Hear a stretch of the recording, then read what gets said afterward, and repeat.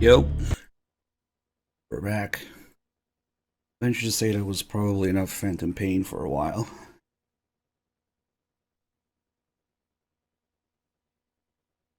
Alright, we're gonna do a big MGS3 extended story run. What's going on with these alerts? Let me see.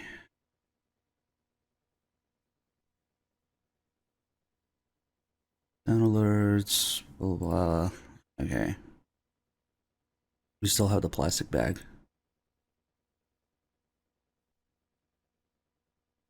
Yeah, it's been fixed, but whatever. Alright, I wanted to do this in PS2, but PS2 needs like 3 million extra adapters and things that I need to find. So we're doing this on PS3 for now. I do have the Nightmare somewhere though. I sound like Three Dog. Get your ears checked. We sound nothing alike, but okay.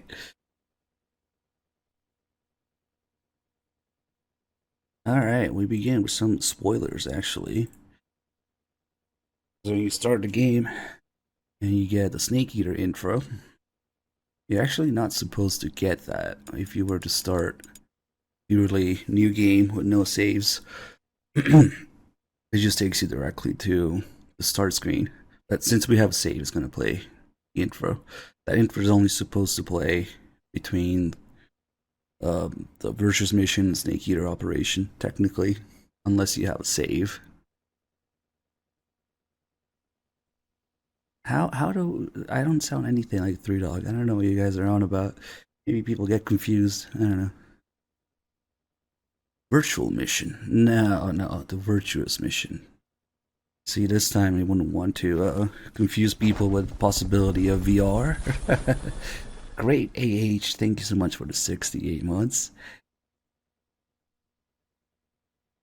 I figured people just get confused when we switch streamers or something. I don't know. And we could mess with the intro. Pressing R1, repeat, whisper, Snake Eater.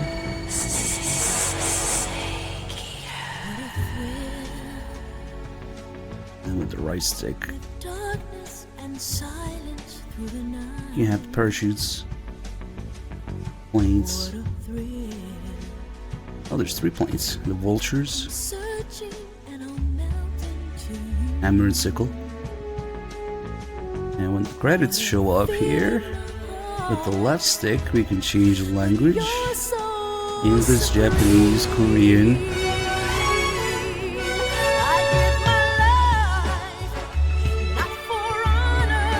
Russian, of course. And then snake bones. That's the language. There's the credits too.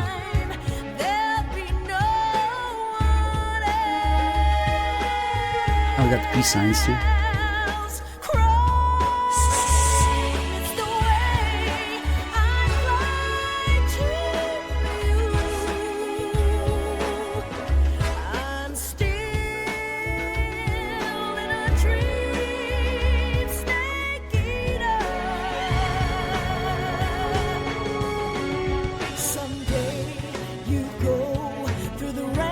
Shots from the trailer that never made it into the game.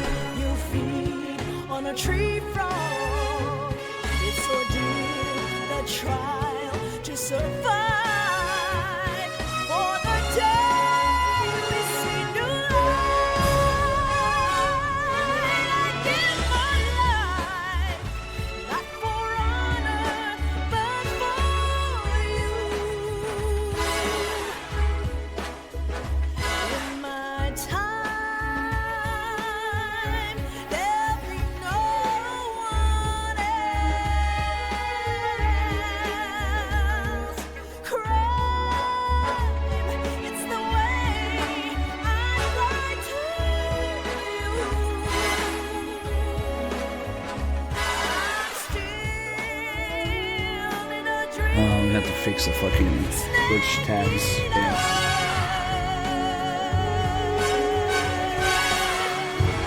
Thanks for reminding me.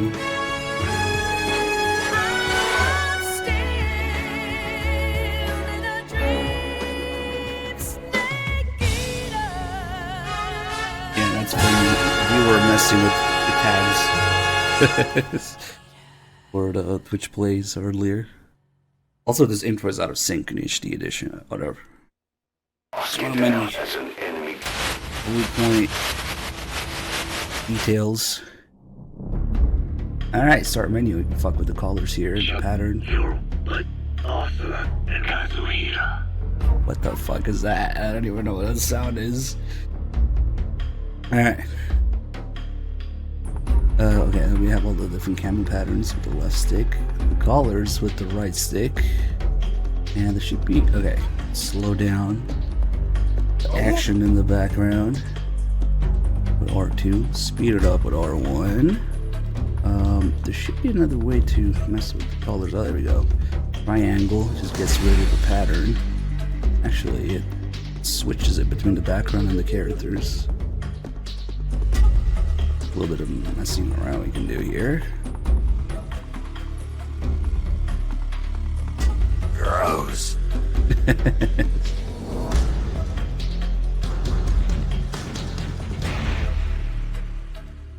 Alright, let's start before the intro plays again.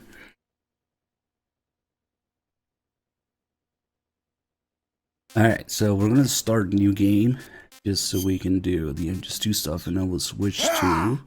Hopefully, I still have the save. No, no healing, please. Okay, I still have the save. The good New Game Plus save. Okay, but in order to get the full intended experience, of course, we gotta start. And you should have played MGS2 by this point. So if you select I like MGS2, you will start with the mask. That would allow us to get a couple extra lines and calls about it.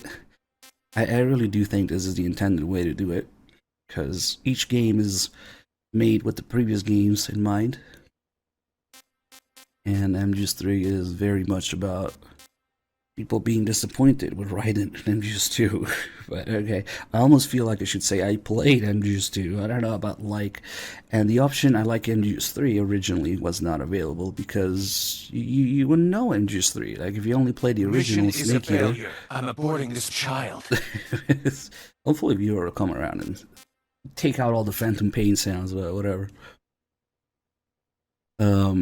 Yeah, if you play the original, you don't have I like MGS3 as an option, which if you select it, it gives you European Extreme from the get-go without needing a New Game Plus, and also a few extra camos from, well, people say from Substance, but they're not exactly from Substance, or Subsistence, that is. It's fucking plastic bag, man. Yeah, I had to redo the alert thingy. Hold on. That should do it. Okay. We don't need a double plastic bag. Rapid Madness, thank you for the 71 months. Let's go with MGS2. And it doesn't matter here. We'll switch to the save. Q8, thank you for the 18 months. Fuck you, asshole! Always nice to kick Kojima in the balls a little bit. After the end of World War II, the world was split into two, East and West. This marked the beginning of the era called the Cold War.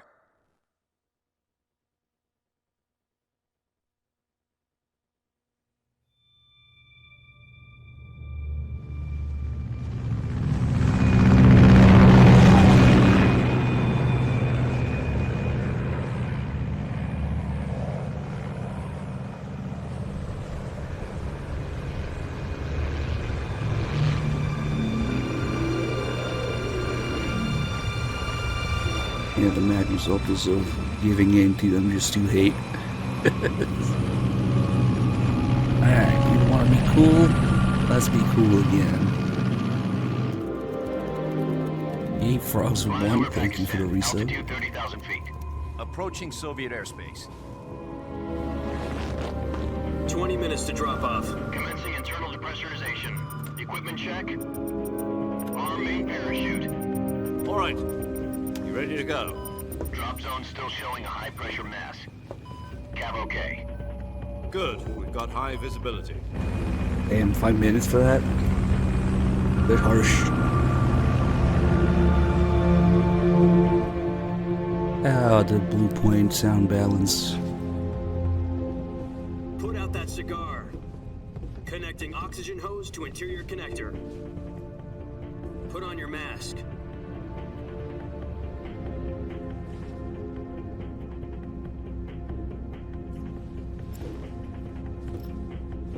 Does this panty waste know what he's doing? Wait a second, why am I the blonde guy? You've been equipped with approaching release point. Be careful. It's noisy. 10 minutes to drop off. Hey, are you deaf? He said put out the cigar and put on your mask. I feel like that's an MGS1 reference. And Solid Snake says, I only accept orders directly from you, Colonel. Like, he doesn't do it until Zero says to. Depressurization complete. Checking oxygen supply. But Naked Snake 6 being minutes to drop off. Opening rear hatch. very much a clone of Solid Snake in playable terms, in real life, playable character terms.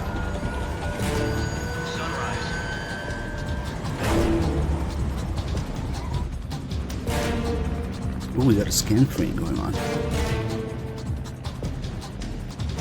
External temperature minus 46 degrees Celsius. Well, if they're gonna give badass Snake back to the people, you know, there's plenty of MGS1 references. You'll be falling at 130 I feel like that's one of them. Try not to get frostbite from the wind chill. 1 minute to drop off. Move to the rear. I wonder what empty waste is in Japanese. One for the history books. The world's first Halo jump. 10 seconds to drop off. Stand by. Status okay. All green. Heitai was tweeting about the cigar label switching back to the PS2 version when it gets squished. 3, 2, 1. See, Dad? Thank you for 7 months. Fly. God be with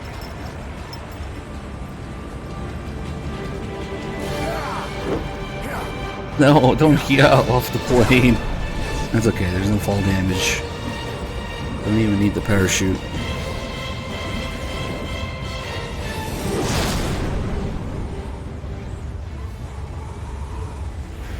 Now we must reassure people that there's nothing to worry about or questioning reality. With it possibly Jack, I've being got some important news. a VR mission. The head of the CIA has finally given us the No, green this light time we're for the keeping it first simple. Virtual mission. Virtual mission? No, No. virtuous mission. Not this So time. our Fox unit depends on it. If it succeeds, we'll be officially organized into a unit. Virtuous mission. Sounds like some kind of initiation ritual. You know, don't get cocky. This isn't a training op. Right. So what exactly is this wonderful mission? Well, about 2 years ago, a certain Soviet scientist requested asylum in the West through one of our moles. His name is Nikolai Stepanovich Sokolov.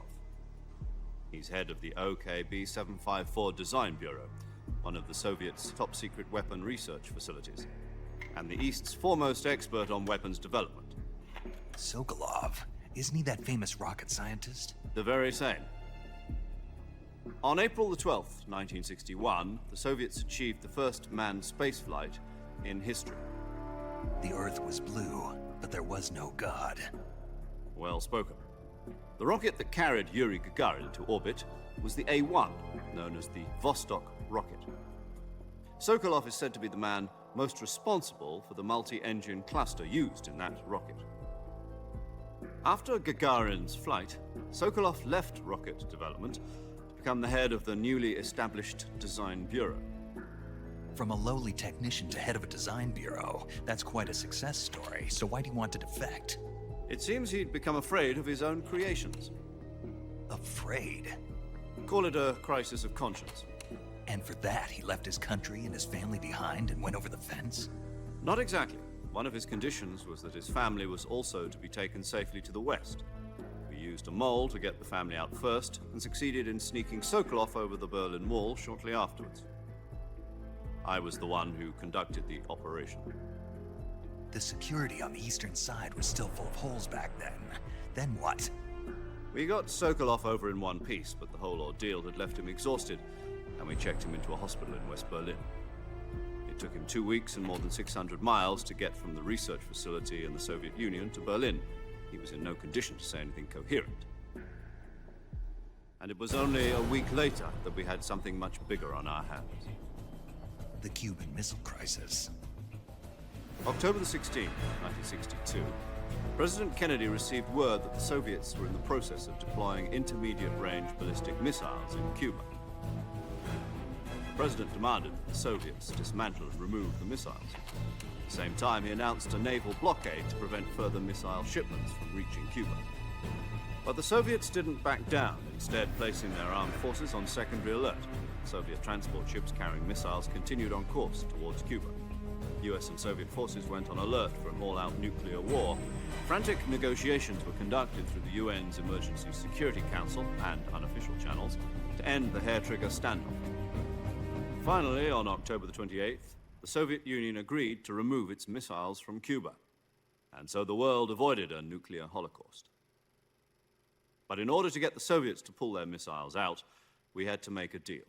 You mean the one where the US agreed to remove its IRBMs from Turkey? No. The Jupiter IRBMs deployed in Turkey were obsolete, and we were going to get rid of them anyway.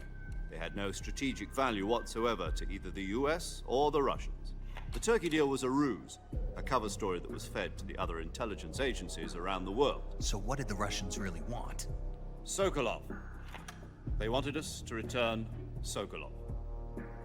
You mean the Soviets pulled out of Cuba just to get their hands on Sokolov? That's right. What the hell was he working on? At the time, we had no idea. We were running out of time. It was either give up Sokolov or risk full-scale nuclear war. In the end, we had no choice. President Kennedy gave in to Khrushchev's demand. The next day, I got Sokolov out of the hospital, handed him over to agents on the eastern side. Sokolov kept on screaming, "Save me," until he disappeared from my sight.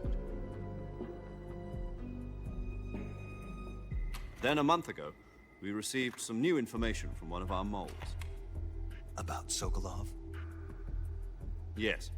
He was taken back to the research facility and forced to continue working on the weapon in question under KGB supervision. What's more, it's on the verge of completion.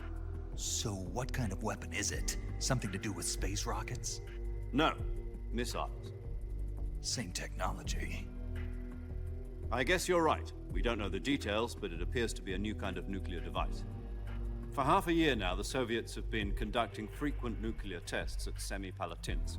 Something to do with the weapon, I assume. We're talking about a secret weapon so big that Khrushchev was ready to pull out of Cuba to get it back. Is Sokolov still in the facility? No, according to our intelligence, he's in Selino-Yarsk, a place in the mountains about 3 miles to the west that's known as the Virgin Cliffs. The Virgin Cliffs. Nice name for a virtuous mission. They moved him there just recently. Why? Apparently, they're conducting a field test of the weapon, but it's our best chance to get him back. This mission would never have been possible if he was still in the research facility. This is our last chance. Sokolov must have known that too when he contacted us.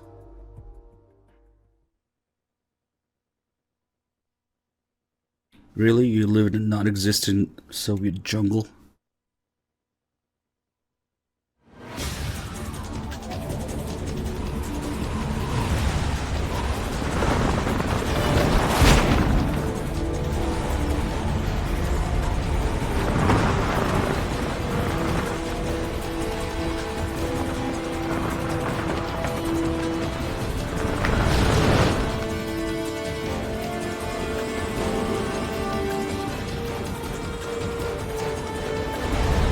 Listen up, Jack. Your mission is to infiltrate Selino-Yarsk in the Soviet mountains, ensure the safety of Sokolov, and bring him back to the West.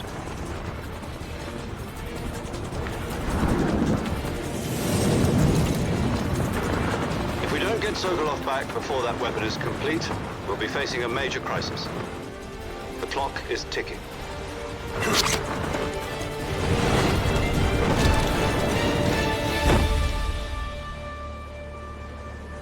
Once we've confirmed the rescue of Sokolov, stand by at the recovery point. A recovery balloon will be dropped at that point. Helium will be pumped into the balloon to inflate it. The process takes about 20 minutes. 20 minutes to Once it's Fulton complete, somebody? the gunship's arm will latch onto the balloon and pull it up. The Fulton surface-to-air recovery system. I'm familiar with the theory. Take it easy. It's been combat-proof. Do you think Sokolov is up to it?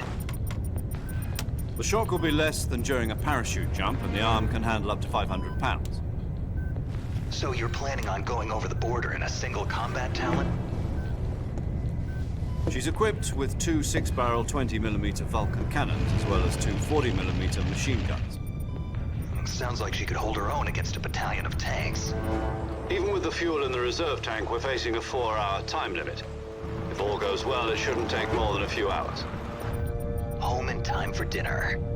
But if anything goes wrong, You'll be eating dinner, breakfast, and all the rest of your meals in the jungle.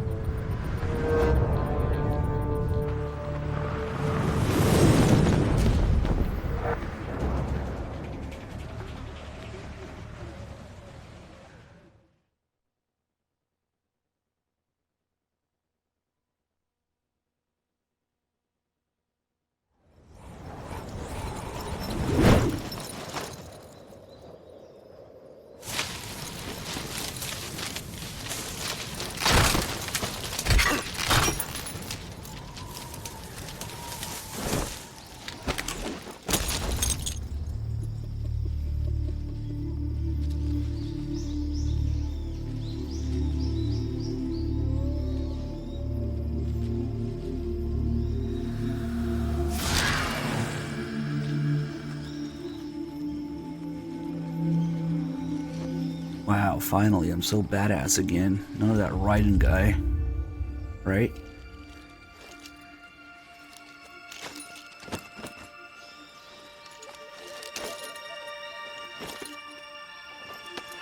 Hey, wait a minute. Wait, I'm the wrong guy? No, not the blonde guy named Jack again. No, Kojima. Not again. I thought I was supposed to be a badass in this game. Something's wrong.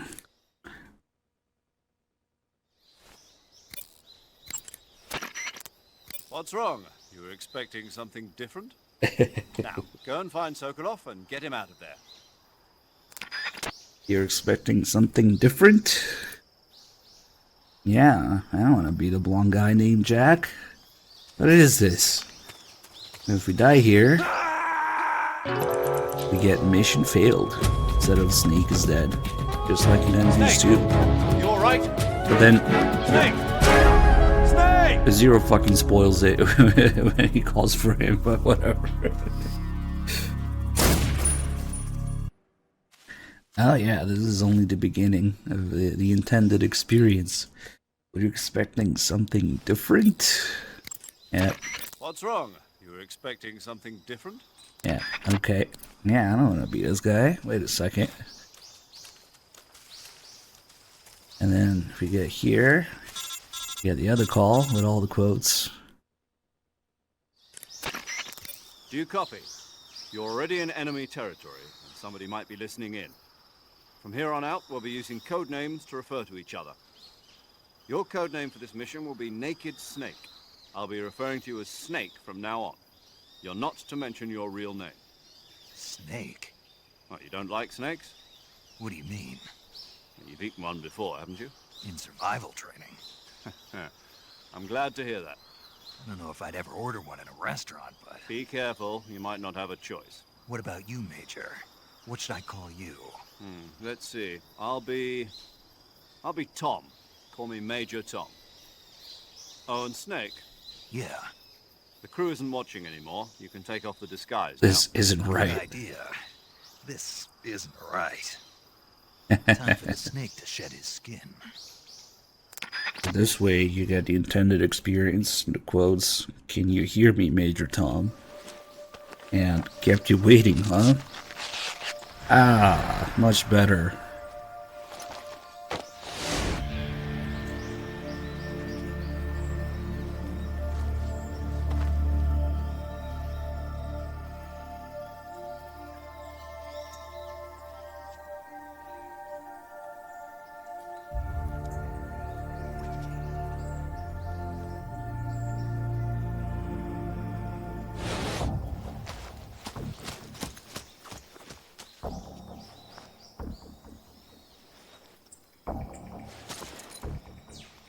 Oh, you mean I can be a badass action hero who says "kept you waiting, huh?" again?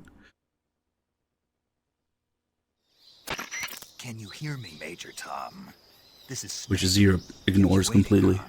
This will be a sneaking mission. You must not be seen by the enemy. You must leave no trace of your presence. Is that clear? This kind of infiltration is the Fox unit's speciality. In other words, weapons and equipment are procured on site. That goes for food as well. You're completely naked, just as your name implies. Great. Now I see why you asked me if I like snakes. I suppose calling me Snake was your idea of a joke, too. No, there's a good reason for that. I'll tell you later when the time is right. Gotcha. Getting back to the subject, how exactly am I supposed to feed myself? You've been issued a knife and a tranquilizer gun. Use them to hunt for food. You'll also find some medical supplies in your backpack. Yeah, about the backpack. I lost it in a tree on the way down. I see. Well, you'd better go back and get it then. You know where it is? No problem. I can see it from here. It's stuck on a branch. To climb a tree, stand in front of a tree that's covered in ivy and press the action button. I'll be monitoring your progress over the radio. We can't risk violating Soviet airspace, but I'll be in the gunship. My frequency is 140.85. I'll give you a call if I need to talk to you. If you need to talk to me, use the send function. Okay, Snake, go get your backpack. There's a lot going on in this game that people don't realize. The switch from the Rykov mask back to pretty much copy of Solid Snake's face, but in slightly better but less frame rate graphics of MGS3 compared to MGS2. Let's see, I guess we'll get... well, there's a couple calls I want to get here, and then I want to switch to save to the New Game Plus save for the extra stuff there. But most of it is about recreating Solid Snake as a playable character. In Kojima's words, Big Boss might be... Solid Snake might be a clone of Big Boss in the game, but in real life, as a playable character, it's the exact opposite. It's Naked Snake who is a clone of Solid Snake as a playable character. Of course, wanting to appeal to people after MGS2. You have all this stuff with the mask. This isn't right. Were you expecting something different? And then we switch back to Snake's face. Kept you waiting, huh? Smoking, the box, the hitting on the ladies, all those little traits that make Solid Snake are back in Naked Snake. And the reason that sometimes you might be confused is very simple. None of these games were made with sequels in mind, so they kind of had to make shit up as they went. The Naked Snake, the playable character, is a clone of Solid Snake, the playable character. Quite the opposite, but that's how Kojima put it. Quite the opposite of the game lore. So now you have all these little MGS1 references, all these traits that make Snake, and when he only obeys Zero's orders. You got other things like the reference to the Galena base, to the sniping in urban environment that they talk about in this game, all MGS1 references. And of course, MGS2, and what MGS2 references there are aimed at basically joining people and making fun of Raiden. yeah, of course. The quotes, I've never been interested in anyone else's life. Yeah, all those things. We got to bring back Solid Snake as a playable character to the people, but it's a sequel. I mean, it's a prequel, so it's in the 60s and it's in the jungle. So yeah, I guess it's Naked Snake. And the reason that we're in a non-existent Russian jungle is because of Harry Gregson Williams, who said to Kojima that he would work with him again if he got to write music for a jungle environment, a jungle setting.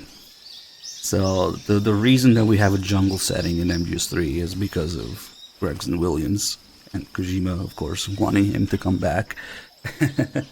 And the reason that it's a prequel is originally to, this is how you know that it was not made with MGS4 in mind, of course. The reason for it being a prequel is that we wanted to stay away from MGS1 and 2's story as much as possible.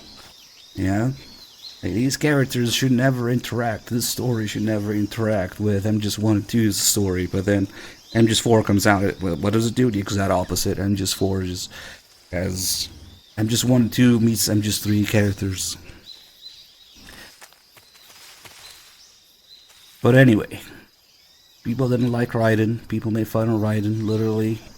Call him gay and whatever. So now, MGS3 brings back Snake, make people happy, and makes fun of Raiden to make people happy. So we have Rykov, whose entire existence is a joke, to make fun of Raiden. Now he's literally gay, and everybody hates his face. Everybody tells you to beat him up, or that his face is irritating them, or that they won't like his face. it's full of little calls like this. I wonder if it's not genius in some way, because MGS3 is a lot of people's favorite, but a lot of people miss the subtext in it.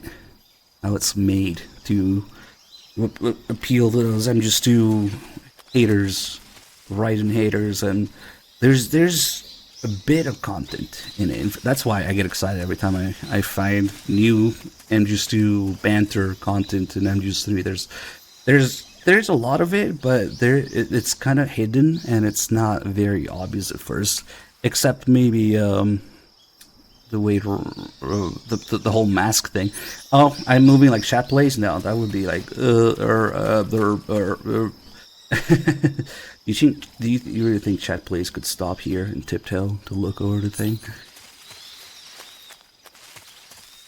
But anyway, we'll be doing all the Raiden hate content, MGS2 hate content in MGS3.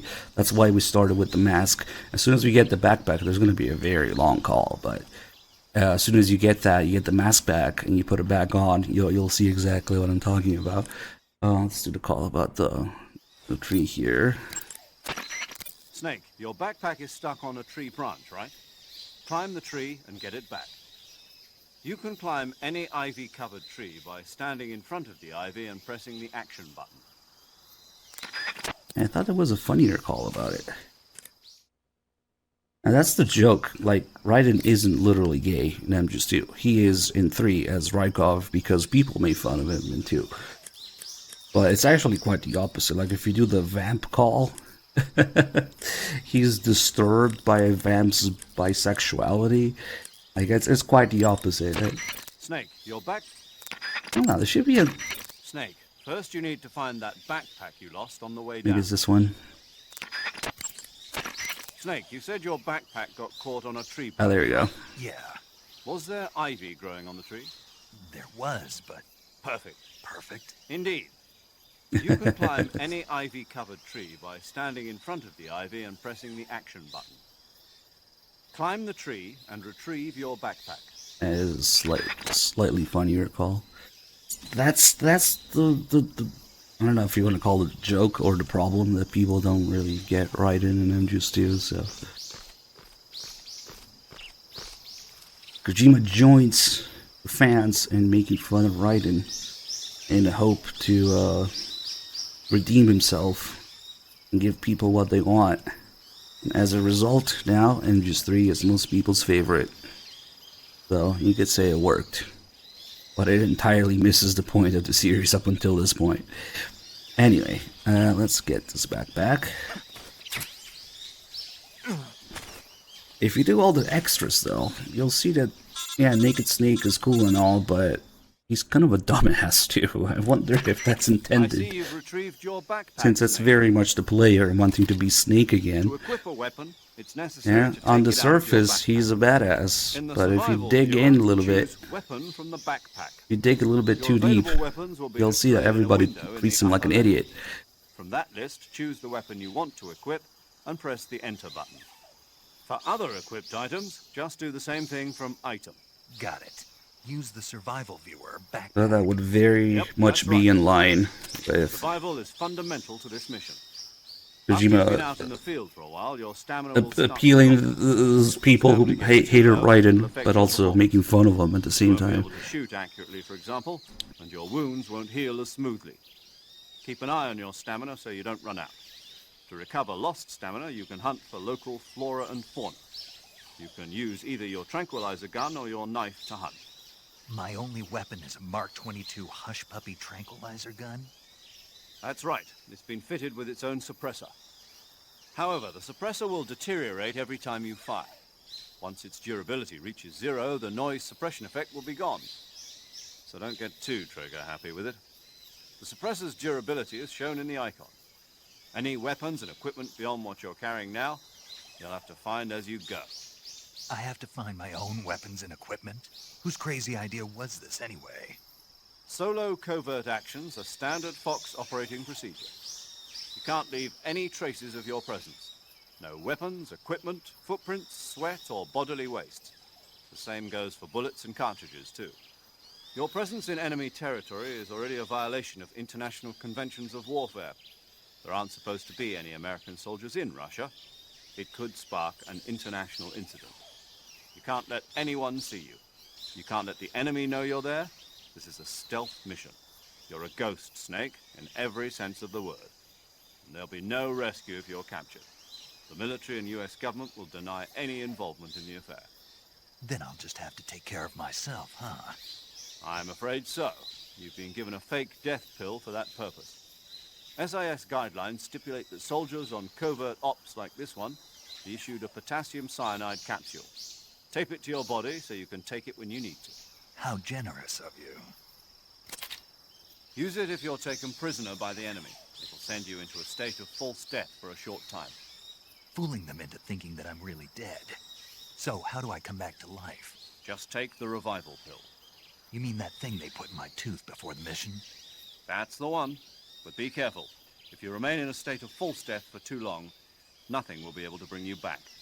Remember that. I'll keep it in mind. You said this was a solo mission, right? Right. I guess that means I can't count on any reinforcements. Correct. The mission rests entirely in your hands. A real one-man army. Relax. There's a support team ready to back you up over the radio. Who? I'll introduce them to you. This time, survival is of utmost importance.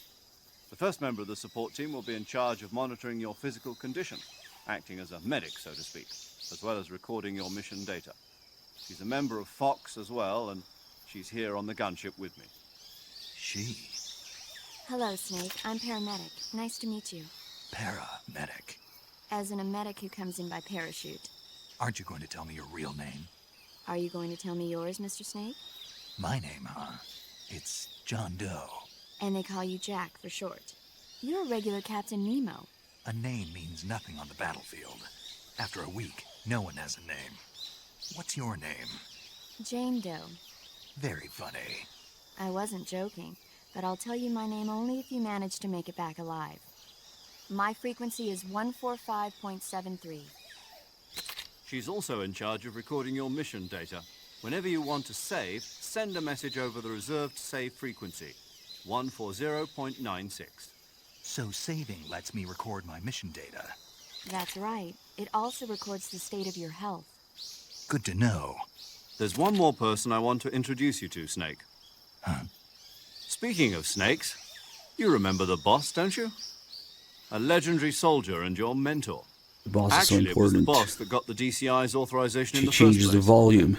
She's going to be serving as Fox's mission advisor. The boss is? She also helped me plan And all this the birds mission. shut up when She the and I were boss at talks. SAS together. Jack, is that you? Birds, How shut many up. years has it been? Boss is talking. Boss? That's right. It's me. Talk to me. Let me hear your voice. It's been 5 years, 72 days, and 18 hours. You've lost weight. You can tell just by the sound of my voice. Of course I can. I know all about you. Really? Well, I don't know anything about you. What's that supposed to mean? Why'd you disappear on me all of a sudden? I was on a top-secret mission. You didn't need me anymore. But there were still so many things I wanted you to teach me. No, I taught you everything you needed to know about fighting techniques. I taught you all I could. The rest you needed to learn on your own. Techniques, sure. But what about how to think like a soldier? How to think like a soldier? I can't teach you that. A soldier needs to be strong in spirit, body, and technique. And the only thing you can learn from someone else is technique. In fact, technique doesn't even matter. What's most important is spirit. Spirit and body are like two sides of a single coin. They're the same thing. I can't teach you how to think. You'll just have to figure it out for yourself. Listen to me, Jack. Just because soldiers are on the same side right now doesn't mean they always will be. Having personal feelings about your comrades is one of the worst sins you can commit. Politics determine who you face on the battlefield. And politics are a living thing. They change along with the times. Yesterday's good might be tomorrow's evil. Is that why you abandoned me? No, it had nothing to do with you. I already told you, Jack.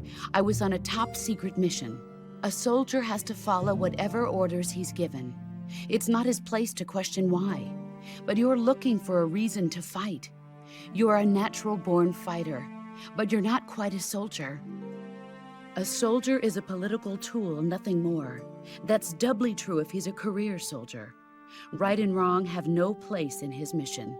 He has no enemies and no friends. Only the mission. You follow the orders you're given. That's what being a soldier is. I do whatever I have to get the job done. I don't think about politics. That's not the same thing. Sooner or later, your conscience is going to bother you. In the end, you have to choose whether you're going to live as a soldier or just another man with a gun. There's a saying in the Orient, loyalty to the end. Do you know what it means? Being patriotic. It means devoting yourself to your country. I follow the president and the top brass. I'm ready to die for them if necessary. The president and the top brass won't be there forever. Once their terms are up, others will take their place. I follow the will of the leader, no matter who's in charge. People aren't the ones who dictate the missions. Then who does? The times. People's values change over time, and so do the leaders of a country. So there's no such thing as an enemy in absolute terms. The enemies we fight are only enemies in relative terms, constantly changing with the times. As long as we have loyalty to the end, there's no point in believing in anything, even in those we love. And that's the way a soldier's supposed to think? The only thing we can believe in with absolute certainty is the mission, Jack. All right, but do me a favor. What is it? Call me Snake. Snake? Oh, right. Your codename is Snake. It suits you well. That's right. The legendary unit that the boss put together during World War II was a snake. The Cobra unit, a group of heroes that brought the war to an end and saved the world. As long as you've got a legendary hero backing you up, you'll be fine. Isn't that right, Snake? Yeah. I can't think of anyone else I'd rather have with me. Oh, and one more thing, boss. Yes? It's good to hear your voice again. Same here. After all, who knows if either of us will make it out alive? Snake, you are always best at urban warfare and infiltrating buildings. But this is the jungle. Survival is going to be key. Those CQC techniques I taught you are sure to come in handy. CQC? Close quarters combat, huh? I've been in the Green Berets for the past few years. I'm probably pretty rusty. Not to worry. I'll be here to help you remember. After all, this is your first actual survival mission. I'll be supporting you over the radio. Where are you, boss? Next to the Major? The boss is communicating with us by radio from aboard a Permit-class submarine in the Arctic Ocean. My frequency is 141.80. Call me if you need my advice on battle techniques. Gotcha. Your mission is to retrieve Dr. Sokolov. Dr. Sokolov is being held in an abandoned factory located to the north of your current position. Rip volume. Avoid heavy combat and don't let anyone see And if the boss is gone, the volume goes down. Don't forget, this is a stealth mission. Linda, thank you for the resub. Snake, try to remember some of the basics of CQC. Yeah, it's bullet point shenanigans. In PS3 specifically. Commencing virtuous mission now. Alright, so if we start with I like MGS2, after we do the skull, then we have the backpack. If we put the mask back on right away, very easy to miss. There might be another couple calls to skip, but there is a call here that will illustrate what's going on. Snake? Snake? Snake, are you wearing that mask again? Yeah. For some reason it feels kind of nostalgic. Yeah, well, for some reason I don't like it. Why not? Something about that face just rubs me the wrong way. It looks fine to me. But if you hate it that much, why'd you give it to me in the first place? Well, that mask was originally created for use in another mission. An agent was supposed to disguise himself as a Soviet officer and sneak into an enemy installation. We had it all set to go, but certain circumstances forced us to abort the mission. With the mission cancelled, the mask was going to be thrown away. But the guy at the CIA's tech division who created it pitched a fit. Why'd he do that? He said it was too good to throw away. Yeah.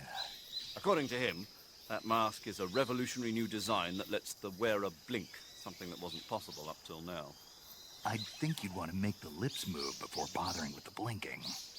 Yes, I thought so too, but for some reason he's obsessed with making it blink. Whoever he is, he sounds like a crackpot. Well, he does good work, but I spend 3 days a month just dealing with the complaints we get about him. Oh well, never mind. Anyway, I decided to put this mask we had in storage to good use by hiding your identity from the gunship crew. I get it. So this mask is based on a model somewhere.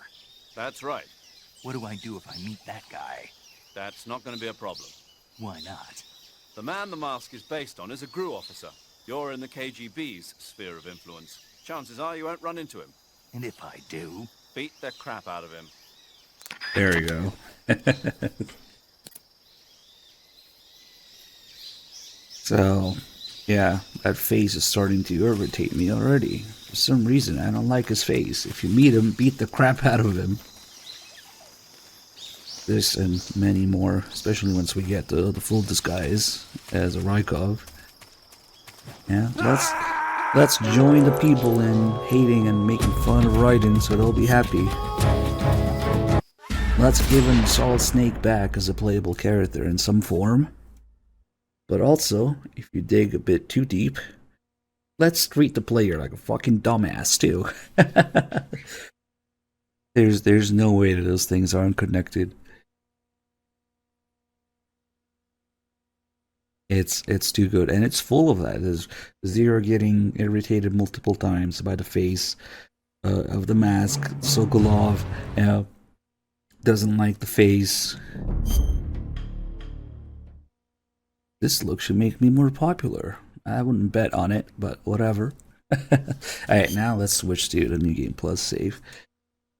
And you got other little jabs that Raiden and MGS3 such as the ration call, or the food call, or the laser side call. Where is it? There it is. What are you, noob? Laser sights? Alright, so we'll just skip there. After the end of World War II, the world was split into two, East and West. This marked the beginning of the era called the Cold War. You find a new problem? What, with my playthroughs with the game? Not a detail, a problem? Hey, by switching to New Game Plus save here, we can get a couple extra items that will help us with a couple calls and Easter eggs that you can do otherwise. But I really like showing that mask intro and the two or three extra calls you get regarding it, because it's pretty much the subtext and the existence of MGS3 being very much, in some ways, an apology for MGS2, but also making fun of both Rykov, Raiden on the surface, and maybe even the players who didn't quite get it. Now, it's not just for nostalgia.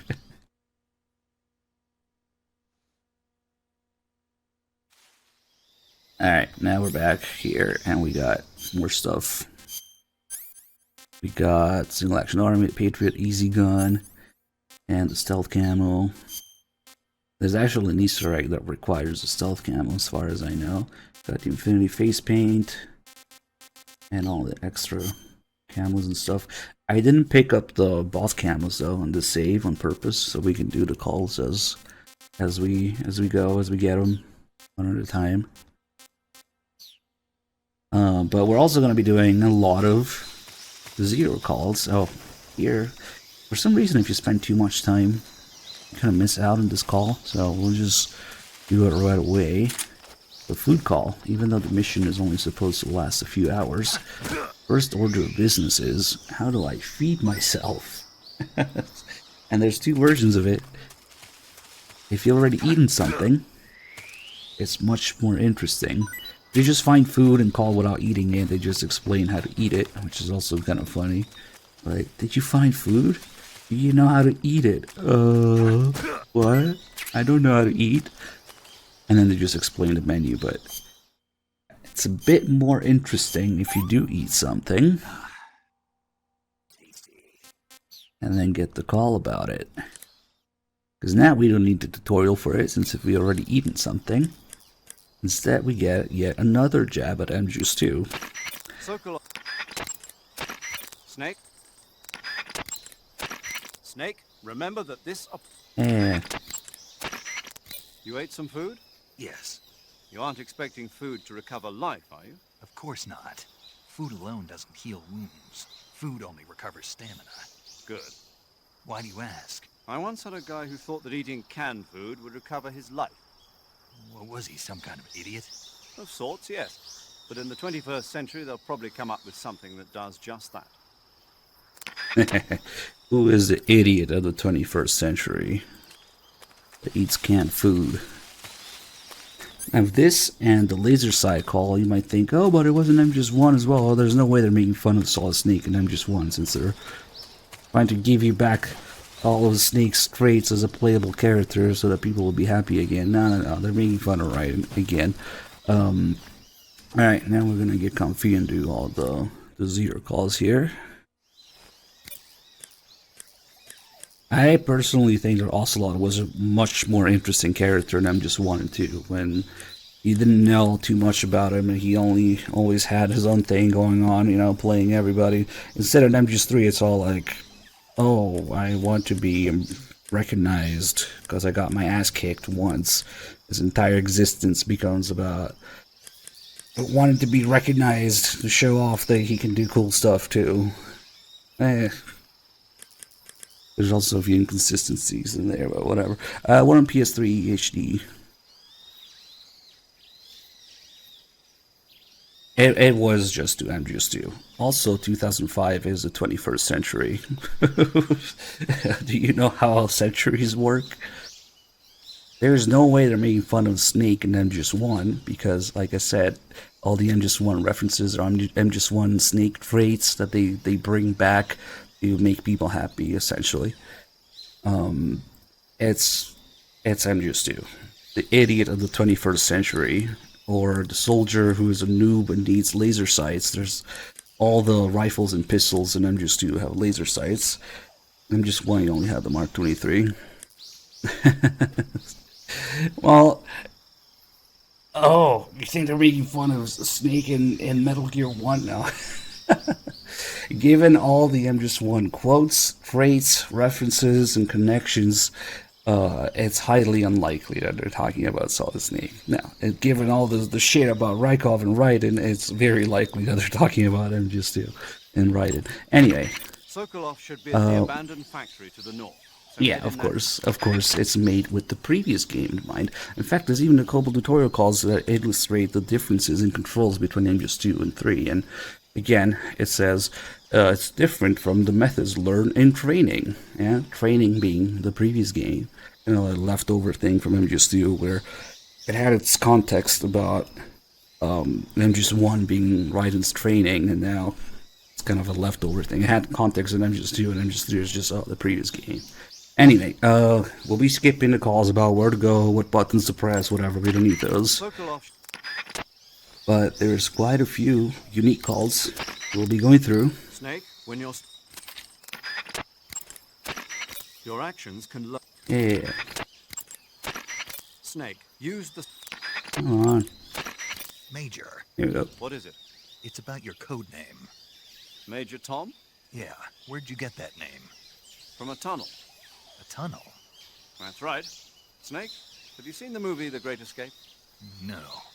It's a movie about a determined group of Allied POWs trapped in a German POW camp who plan an escape. The POWs dig 3 tunnels for their escape. They named them Dick, Harry, and Tom. I see. So Tom was an escape tunnel. Did they make it? Out of the camp? Of course. One of the tunnels was even discovered before it was finished. But eventually they do make it out.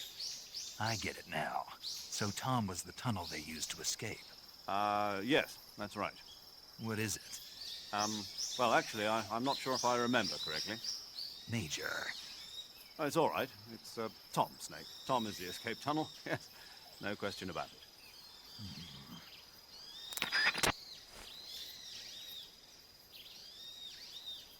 You can see that he's not quite sure there. And later we'll be asking Paramedic about it. Once Snake learns the Paramedic knows a lot about movies, he'll be asking her about The Great Escape. She's like, what? I don't know. Paramedic is the medical correspondent of this mission. Anthropic J. Holy shit, man. I'm afraid it's been 9 years. For real. Goddamn, thank you so much. If you have any... Snake, in order to carry out the...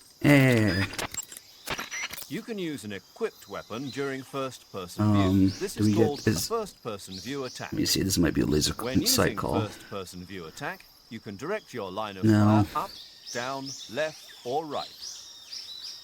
The first-person view attack is a fundamental part of gunfighting. It allows you to aim in directions. No, I don't think it is. It's tricky because some of these calls are. They start out as tutorial calls, but they have a little something in them. When you need to take an enemy out in one shot. Yeah, she's not talking about the sites. Yeah, of course. Yeah, we do play Poops from time to time. It gets people's panties in a bunch because it's the only game that's both canon and not Kojima directed. So people are like confused. Panic. How is that possible? Sokolov. Snake, making it harder for... Okay.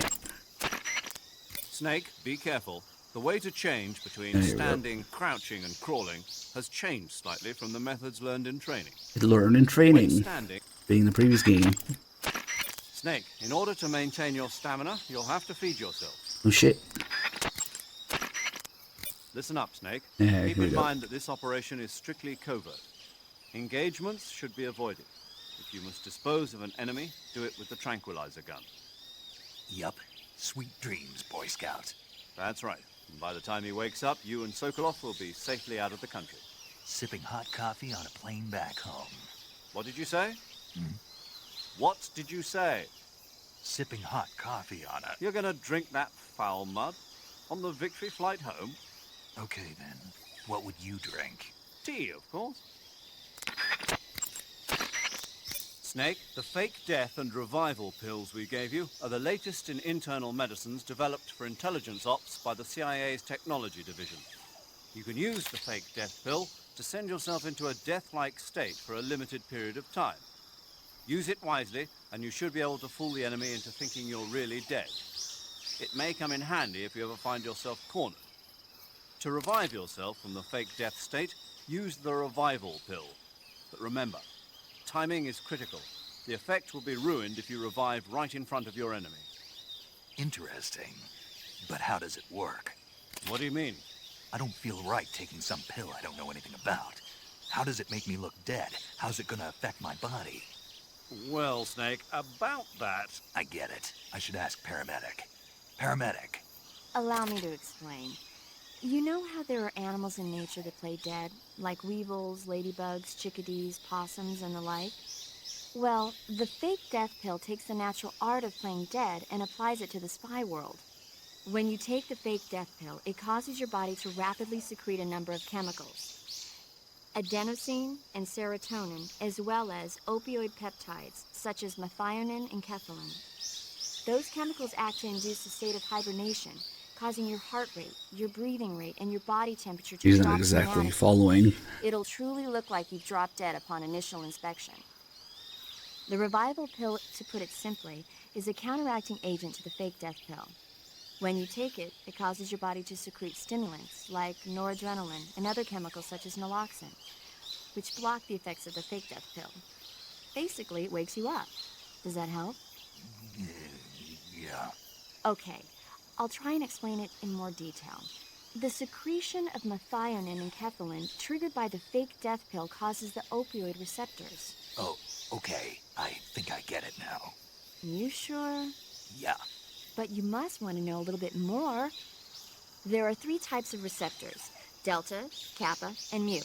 Methionine and kephalin acts on the... Paramedic, I think Snake understands now. Isn't that right, Snake?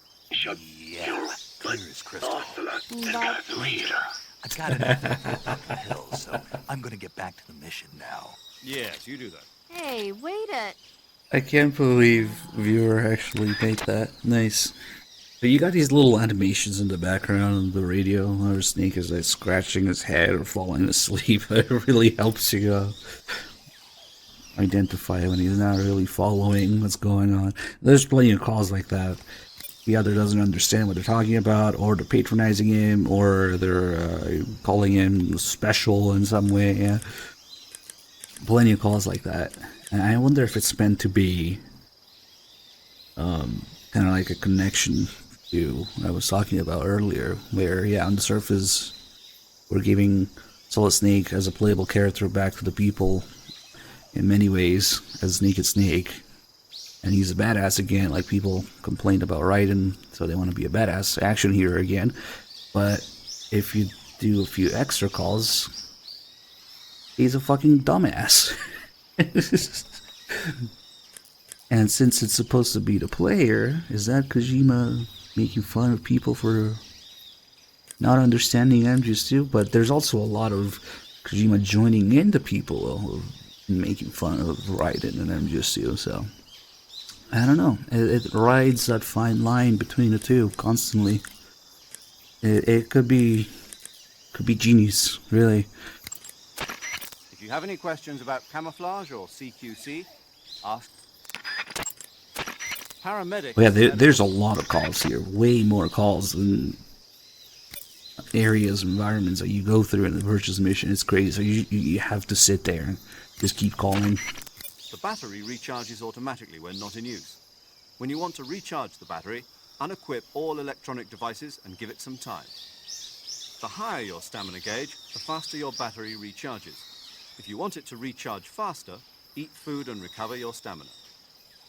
Also, if you run, roll, or do other dramatic actions, the battery will recharge faster. Wait a second. What is it? The higher my stamina, the faster my battery recharges? That's what I said. But what does my stamina have Of to course do you with battery? stupid. Oh, yes, I see what you're getting at. Let's have Paramedic explain that. Paramedic? Yes, sir. It's because Snake's battery uses Well, bioelectricity. and then just one, that wasn't a problem. Bioelectricity is electricity emitted from cells. When the cells of living things are stimulated, sodium and potassium ions move rapidly through the cell membrane's ion channel, creating a difference in electric potential. The battery uses that energy to recharge. So unless your cells have plenty of nutrients, the recharge won't work well. Amazing the kind of machines that are available now. But this machine has not been made public. It was designed by a scientist at the CIA's Directorate of Science and Technology. What kind of person was he? The person who designed it? Yeah. I heard he was pretty strange. Stranger than the Major? There's nothing strange about the Major. My tea's gone. Who drank it? How am I supposed to have tea time without tea? Well, not too strange, at least. Hey, my scone's gone too. This is what happens when people don't know the optional calls in this game. You can't really get a good feeling of how they are in different level than MGS1. Snake repeating the last thing that people said as a question in MGS1, and really throughout the series, is not there to make him sound stupid. It's there as a kind of a leftover thing of Japanese translation writing, and as dumb as it is, it's not made to make Snake look dumb, but it's made to keep the flow conversation going, which is for the player, really, and a leftover of things, the way things are written in Japanese. That's not what I'm talking about. What I'm talking about is things in this game, like, has anybody ever told you that you're a bit slow? Huh? Or, I always thought the Snake was a little, special. Huh? What? Or, you don't get it at all. Or, like, there's so many calls like that where he just has no fucking idea what's going on. He's not just simply repeating what people are asking or saying in question form. But like I said, you have to have a complete view of all the optional calls in this game. How do I eat? Has anybody told you that you're a bit slow? Like, there's plenty of calls like that, but they're spread out throughout the game. Are you special? What? I don't know what you're talking about. There's like 2 or 3 calls with Evo alone. Anyway, we'll be doing all those. It's just gonna take time. Snake, what do you do when you get a new weapon or item? We don't need that one. Sokolov should... Major, what kind of place is this secret design bureau that Sokolov is heading? The Soviets have a number of secret design bureaus like this one, each engaged in cutting-edge research. OKB-1, the bureau where the Voskhod spacecraft was developed and which plays a leading role in the Soviet space program, is one of those installations. Most of them are located in secret cities built in isolated areas, and we don't even know their exact locations, much less the nature of their research. And Sokolov's OKB-754 is the most secret bureau of them all. The intelligence communities of the West have tried time and again to find out what they're working on, but they've failed consistently. So you have absolutely no idea what Sokolov is developing? We've got nothing. Then how did you get the information for this mission? It can't have been from Sokolov. From the boss. The boss? That's right. She has her own intelligence channels that she cultivated during the last war. She shared what she learned with us. That we were able to get the green light for this mission at all is thanks to her pull with the powers that be at the CIA. In other words, this mission would never have come together without the boss's help in a number of respects. I think the only dumbass bigger than Naked Snake in this game is Volgin, very much so, on purpose. And him not choosing Rex over the Shagohod is part of that. It would have been completely absurd to have Rex in MGS3, but you do see the blueprints of it, and Volgin technically had the choice to go with that instead of Shagohod, but he picked the Shagohod, which is inferior in every way. Also, he's completely surrounded by spies and does the reverse interrogation and has no redeeming qualities whatsoever. And of course, he is with Rykov, which kind of complements the whole thing I was talking about. So yeah, I think the only bigger dumbass Naked Snake in this game is Volgin. Anyway, let's keep going. Snake, aiming your gun during first-person view is a bit different from what Laser you're sight? used to in training. When you aim your handgun in first-person view, align the front sight and the rear sight of the gun with the target, then fire. No laser sight? What? A laser sight. I heard the military was developing them, but... You want a laser sight? A well-trained soldier has no use for a laser sight. No training wheels on this mission, Snake. But The assault... okay, shut up. But I just played MGS2, and all my pistols and rifles have laser sights. Where's my laser sight? What are you, a noob? You want a laser sight? Are you a real soldier or what? Just another tiny jab from playing the previous game. However, we do have laser sight on the easy gun. But that's because it's an easy gun. It's made to be easy. It's for noobs. Get it? We're not really supposed to have this on extreme, but you can unlock it on difficulties other than very easy by getting all the plants and animals. The other gun with the laser sight in this game is a Scorpion. That's much later in the game. So I think this kind of complements that call, because yeah, she calls you a noob if you want a laser sight, and then the gun that does have the laser sight is a noob gun, easy gun, that is laser sight, infinite suppressor, infinite ammo, tranquilizer that zooms in and fixes your camo index at 80% and prevents your stamina from dropping. It's the noob gun to make things easy, as the name implies. Also, we found out recently that if you look at the description of the easy gun, It says also eliminates footstep noise, which is a lie. It's just straight up a lie. It doesn't do that. We tested it. We can fuck around with it later, but anyway, it's based on the Liberator.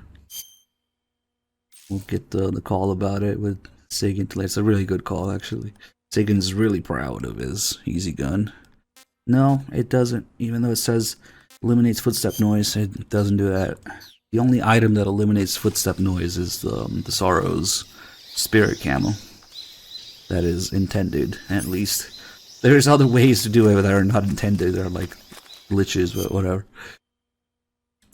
Let's keep going. More calls with Zero. We'll keep going until we get the space race call. I think that's his last call. If you have it. Still have the Halo call, the space race call, probably some more I'm not thinking of right now. And it's weird, I wonder if they just forgot to do it. In the 2 years since Sokolov's asylum operation, I've spent all my time making preparations. And now is the time to show some results. Fox is a next-generation espionage organization designed to update us for 21st century operations that I propose to the CIA. Fox sends individuals who excel in espionage and special tactics on solo sneaking missions like this one. A next-generation unit that combines the skills of Special Forces units like the SAS and Green Berets with the know-how of an infiltration and espionage unit. Military politics never was my strong suit. What I'm trying to say is stealth. This is a stealth mission, crucial to the coming Cold War. The CIA director has always frowned upon Fox, but if this mission succeeds, Fox will be added to the CIA as an official unit. I intend to make Fox the leader in special operations. And to that end, this mission must succeed. Right. I'm counting on you, Snake. Funny how you can see that Zero was struggling to get Fox recognized as a unit. And you're telling me that he had another unit? Just complete retcon with the XOF bullshit comes later. We have to learn about how the boss invented stealth and special forces. Sokolov should be at the abandoned... Snake, intelligence indicates that Yeah, okay. Snake, I don't recommend... Snake, there are other ways... In most areas outdoors, you're... And you don't need... Major, oh, there we go. Tell me about Sokolov's past work.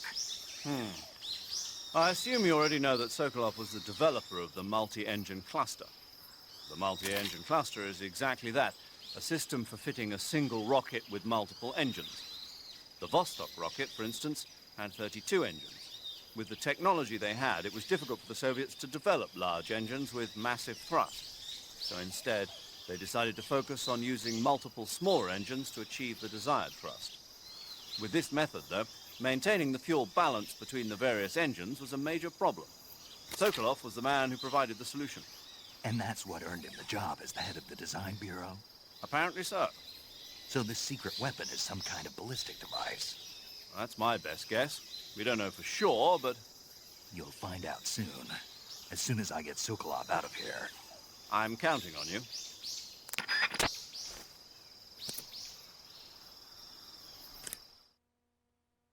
Damn it, Young Snow, when are you gonna get the quotes right?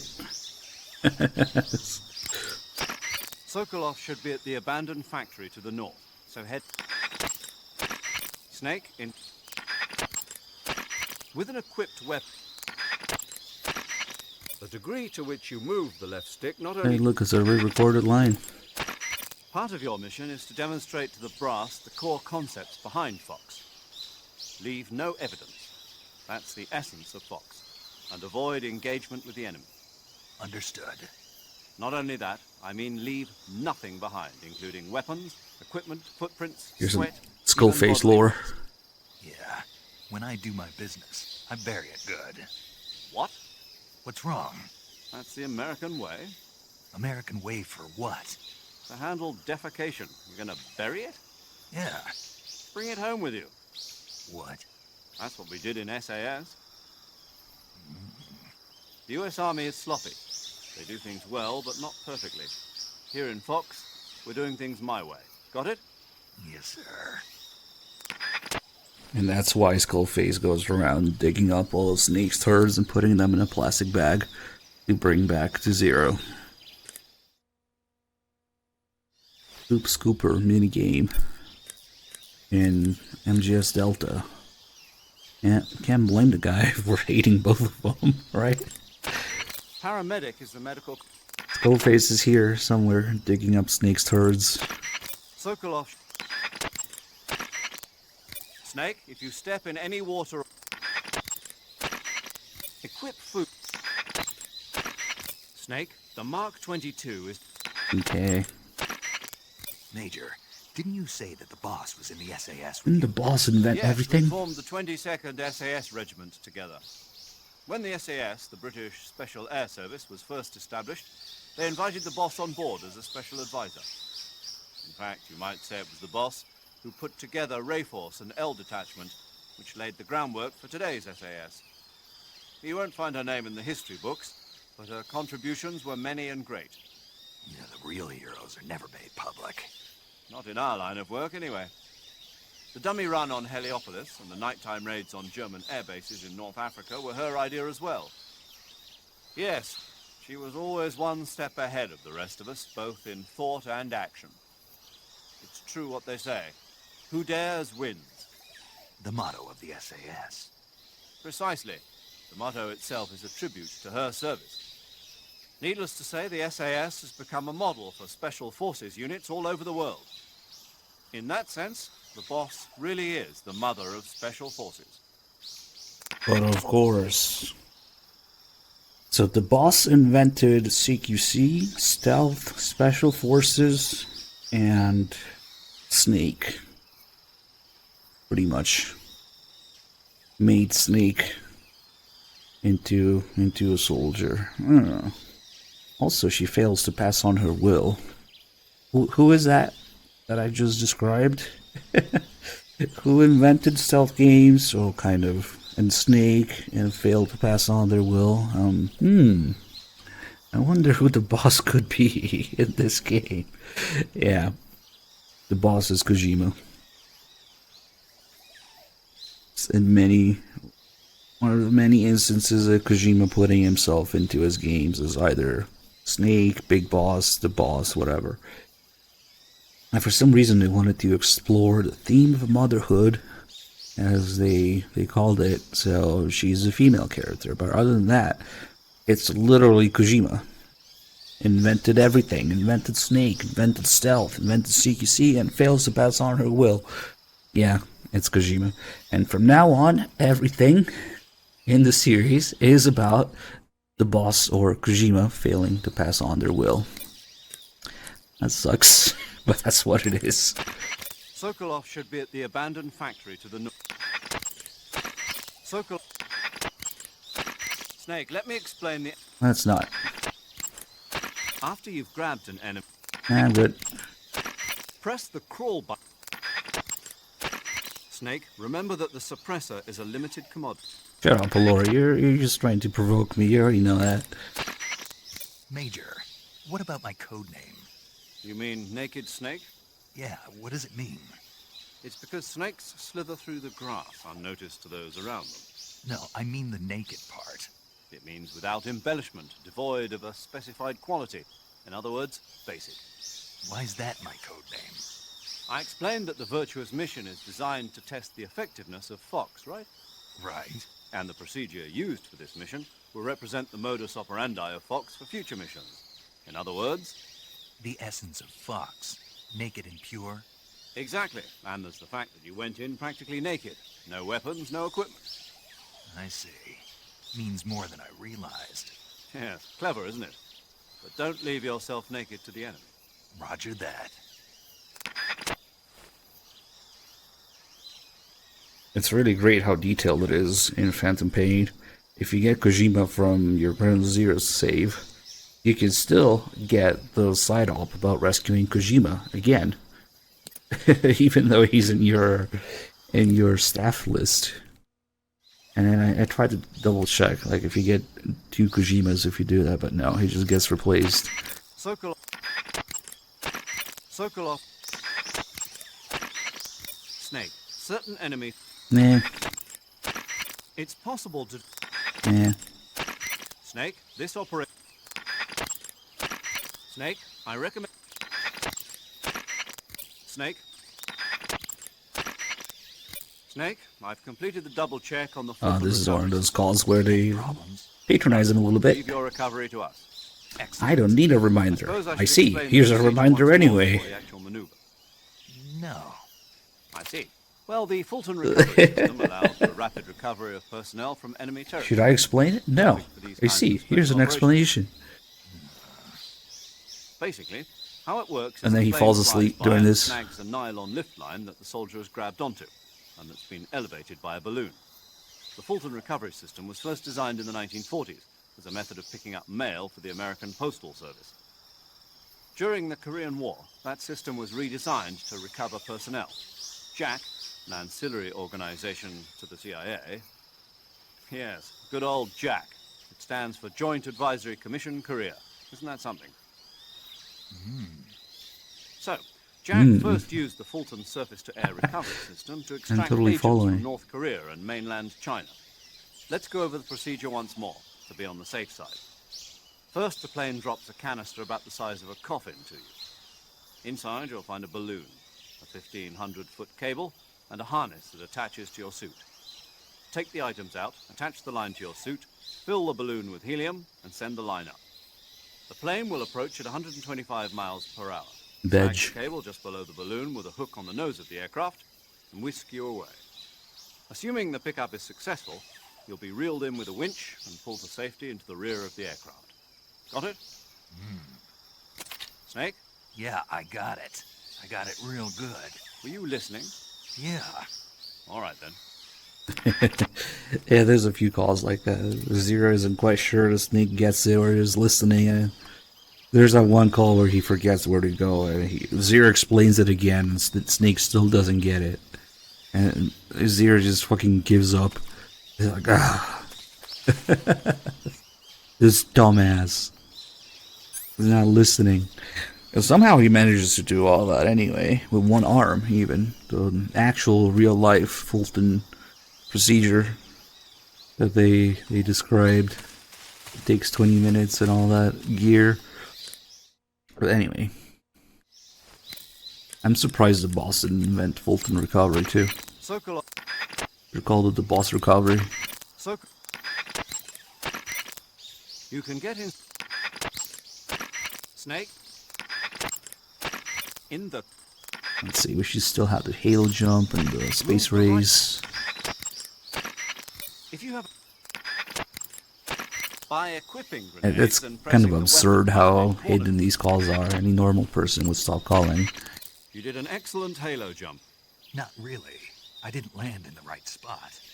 A jumper who lost his pack on the first real Halo jump. That'll make a good story for you.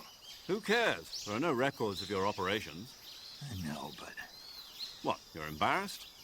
No, I'm not embarrassed. It's the boss, isn't it? What about the boss? Nothing, paramedic. Doesn't sound like nothing. Nothing to do with the boss, I mean. It has something to do with the boss, but you don't want to say so. Yeah, kinda. I understand, Snake. The boss has done a lot of work on the military study of halo jumps. And Snake here wanted to give a perfect performance on the first real jump. You know, to show respect to the mother of the technique. Major! Snake, I thought you were over and out. Wow, is that right? You got something to say. No, I bet you do. not really. I just think it's kind of sweet of you to think like that. I don't know whether to take that as a compliment or an insult. It's a compliment, Snake. So tell me, is it true?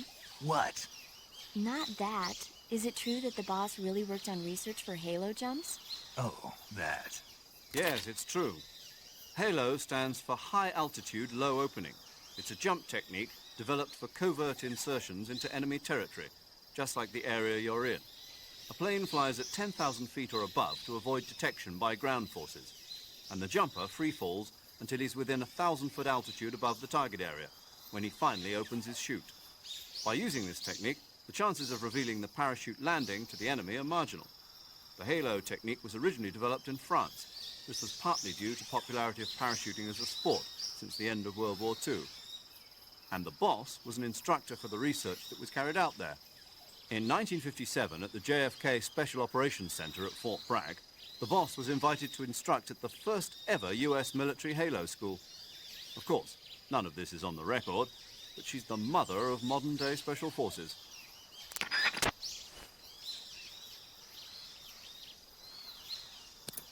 But of course.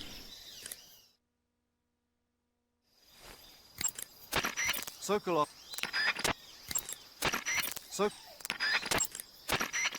Press the... While hanging,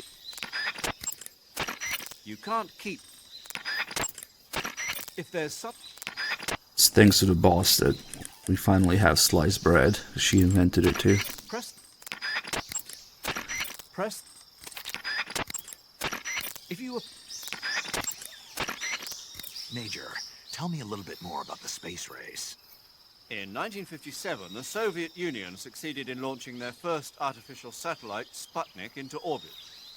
Having been beaten to the chase by the Soviets, the US government accelerated its own space program in an effort to catch up. The following year, the space development programs of the various service branches were united to form the National Aeronautics and Space Administration, or NASA. That same year, the Mercury program was launched with the goal of putting a man into space. 7 candidates were chosen from the military as the first astronauts. These were the men with the right stuff. But as you know, it was a Soviet cosmonaut, Yuri Gagarin, who made the first successful manned spaceflight 3 years ago. NASA's first successful ballistic flight came 1 month after Gagarin's mission, with the Freedom 7 carrying Alan Shepard into space. After that, with America still lagging behind the Soviets in orbital flight, President Kennedy made a momentous decision. That America would put a man on the moon before the end of the decade. Yeah, I heard that speech, but a lot of guys I knew weren't real happy about it. They said no one was going to make them go on a mission to blow up some damn moon base. But rocket research and missile research are closely related. Imagine, if you will, a Soviet Union able to send wave after wave of nuclear missiles raining down on Washington from a base on the surface of the moon. Even if that's still a long way from reality, if we lose the initiative, we may never get it back. We're left with no choice but to keep moving forward one step at a time. The Gemini program, launched 2 years ago, represents the initial step towards establishing a moon base. And yet, I don't want to call President Kennedy a liar, but I simply can't imagine that in 6 years man will have reached the moon. I don't know. I never even thought we'd make it up into space. I guess it all depends on whether you have the will to make it happen. Perhaps you're right.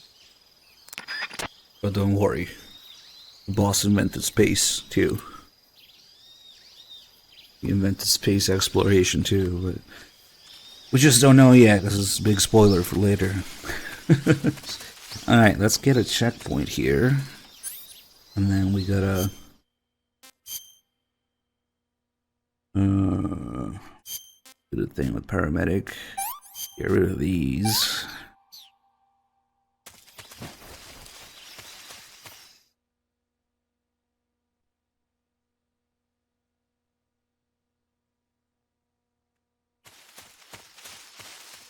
As we're gonna get a couple specific calls of paramedic, but in the process of getting those calls, we'll get some other calls that I don't want to get yet because they change depending on the food and other stuff. So after we get those calls that I want to get, we will yeet off the cliff so the game doesn't save those other calls. Alright, let's see. That area. No, not the food stuff yet. We'll do all the food stuff in order as we get them.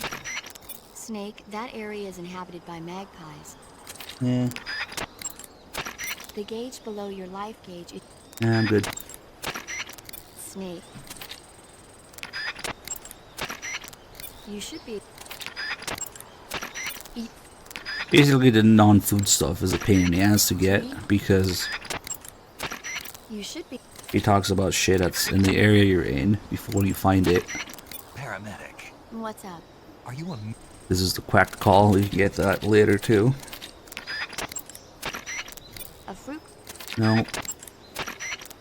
If you have any questions... Snake, that... No. Say, Snake, about There that we go. helmet and oxygen mask you took The off right fly. after you parachuted in? Oh, those? Those are the helmet assembly and oxygen system assembly I used to make the Halo jump. The helmet is fitted with a bayonet fastener that attaches to the oxygen mask. It's also got earphones and a boom mic. I'm not interested in all that stuff. So why did you bring it up? Yo, welcome in Remind me of everybody. something. Reminds you of something. Yeah. Welcome to the next possibly Yeah, 24-hour I stream. can't remember what it is, and I can't stop thinking about it. That's what you've been thinking about? Yeah, every time I'm about to remember it, it slips away from me again. Don't you just hate that? I know I've seen it somewhere before. Any ideas? How would I? That's it! What? The fly! The fly? Yeah, it finally came to me. You look just like him. Oh, I feel better. The fly? From the movie, The Fly? You've never seen it? No. Jeez, where have you been? It's about this scientist who's conducting teleportation experiments when he gets mixed up with the fly and ends up with the fly's head attached to his body. Never heard of it. That's too bad. It's a good movie. So now that we know the paramedic likes movies, Snake will ask her about the Great Escape. Since Zero wasn't so sure about his code name. Hey, welcome in everybody. Good to see you, Martian. Thank you for the resub. Johnny Arms, 23, came with 87. Thank you. Yeah, we're doing a big, comfy MGS3 run. Oh, not really slow walk, more like going through a little bit of everything and calls and stuff. So it's probably going to be pretty chunky. I don't know if it's going to be like 18, 20, 24 hours or something. I have no idea. Might take a while. Also, the next call about the Great Escape with Paramedic has messed up subtitles, courtesy of Bluepoint. The subtitles will disappear and then turn into French, and then disappear again. Snake. When you... Figure... Cynic Bang, thank you for 58 months. Leopard uses with a 65, thank you. Snake. Ah, stop talking about food. You should be... A fruit... That air... Snake. The rage of 1,000 babies, thank you. Snake. You should... For fuck's sake, come on. You can cap... That... Let's try closing and reopening the radio. A snake. That... Snake. Like any normal person would think that there's no more calls at this point, To take a rest. right? But nope, that's just how it is in MGS3. You gotta keep calling. You should... That... To... I'm starting to think if it's one of those weird cases where if you take too long, it just doesn't figure. We got the fly call, so we should get the Great Escape call. That... To... Why are you being such a pain in the ass? Something's weird. Maybe because it's been a long time since we got the call with Zero. No, but that's how I usually do it. It works. Snake. Snake. You can capture... God damn it, Paramedic. Snake. To eat... Eat... And sometimes these calls just... You... don't figure for some reason. Let's try the checkpoint. You... That... To take a... Why are you not talking about the fucking Great Escape call? Hold on. Yeet for a second.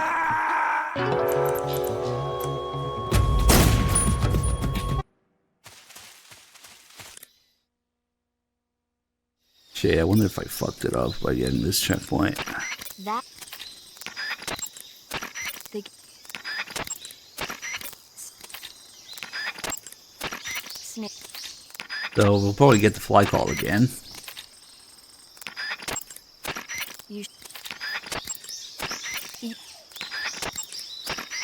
should. To eat a fruit. Paramedic. What's up? Are you? Okay, the quack call. So we are getting those unique calls. Because I don't know why the fuck. If you say snake. Okay. About that helmet and oxygen. So there's the fly call again. Okay. Now, why are you not talking about the Great Escape? You should. Snake.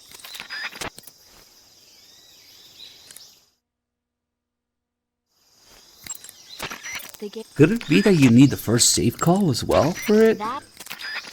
Maybe the fly call alone isn't enough to trigger the Great Escape call. Eat food. Huh. Snake. Because Snake learns a paramedic likes movies from either the save call or the fly call, but maybe you need both. Ah, I never thought about it that way. Maybe that's what it is. Maybe that's why we're not getting it. You should. To take. Okay, let's try saving, I guess. Saving the game, Snake?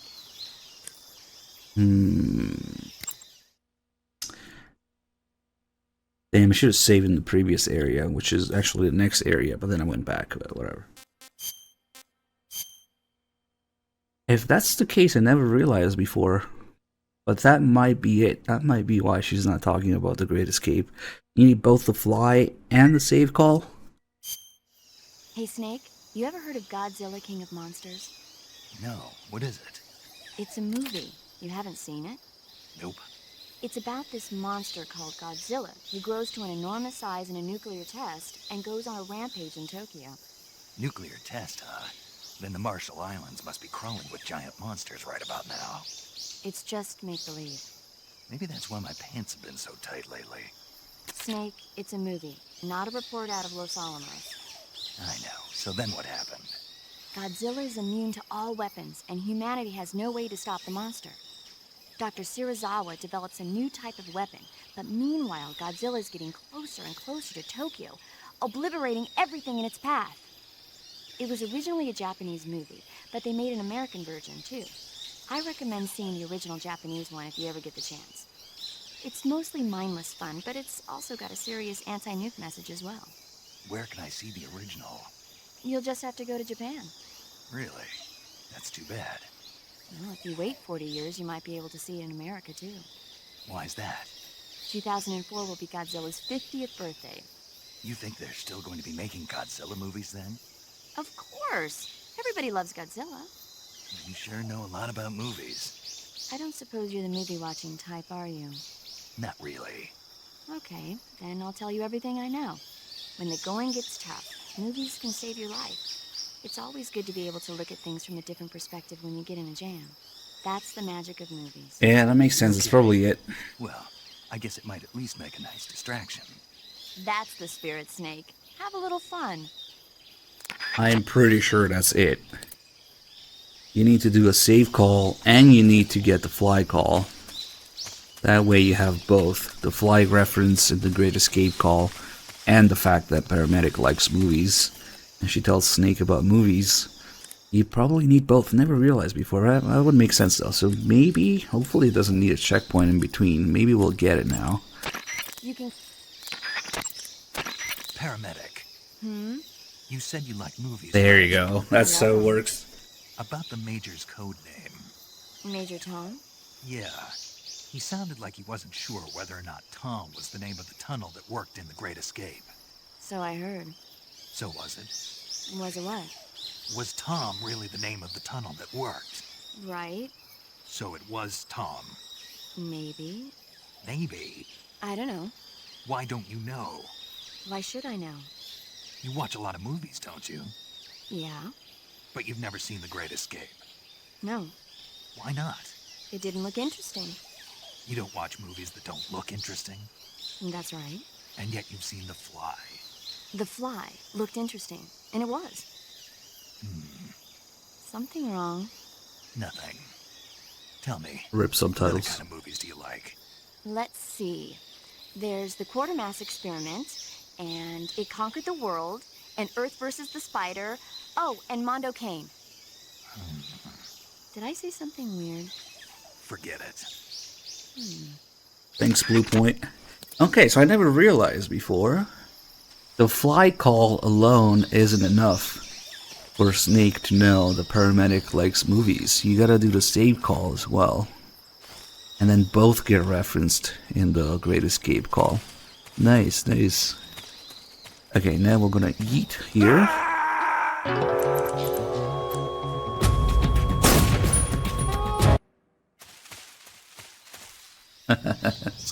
Now, paramedic says you shouldn't only stick to the things you like all the time. You shouldn't. You guys need to get out more, as she says. Find new things. Don't stick to the things you like all the time. Yeah. Okay, so you need both of those calls. It makes sense. It's cool. Okay, now we'll only call her when we get food items, so she doesn't start talking about random shit. Saving the game, Snake?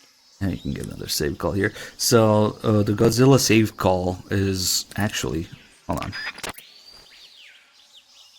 Part of was originally, I think, in the file version, it works like that. It is part of the Crocodile Indian Gabriel call, which otherwise ends a little abruptly. And how she mentions that they're aggressive because of a nuclear research nearby, just like Godzilla changing because of nuclear research and shit, or exposure to radiation in some way. So they kind of cut it in half. But originally it was one call for, I think, for the file version, because you couldn't really save in the file version of this game. There should be some grenades here. 2004 will be Godzilla's 50th anniversary. How they're always talking about the future, even though it's a prequel. Yeah, the game is very much a product of its own time when it came out. Of the Metal Gear games you should have played before this one, even though it's a prequel, and the shit that happens in the 21st century a lot. And the boss talking about, consider whether America and Russia will still be enemies in the 21st century. And 2004 would be Godzilla's 50th anniversary. Or, Snake, you've always been the best at infiltrating buildings. Or, I've done sniping in urban and marine environment. Yeah, I'm just 1 and 2. All little reference. Just because it's a prequel, it does not mean that it's not made with the previous games, which take place in the future, in mind. In fact, very much so. These games are never made with a sequel in mind, but they're always made with the previous games in mind. Anyway. Now that we got the grenades, when these guys open their mouths, we can feed them. It's a good way to kill them. Anything you can throw in their mouth. So, grenades, magazines, and food items, especially. Since they're big boys, we get 3 portions when we kill one. So, come on, open up. We can feed the crocodile some crocodile. He likes it.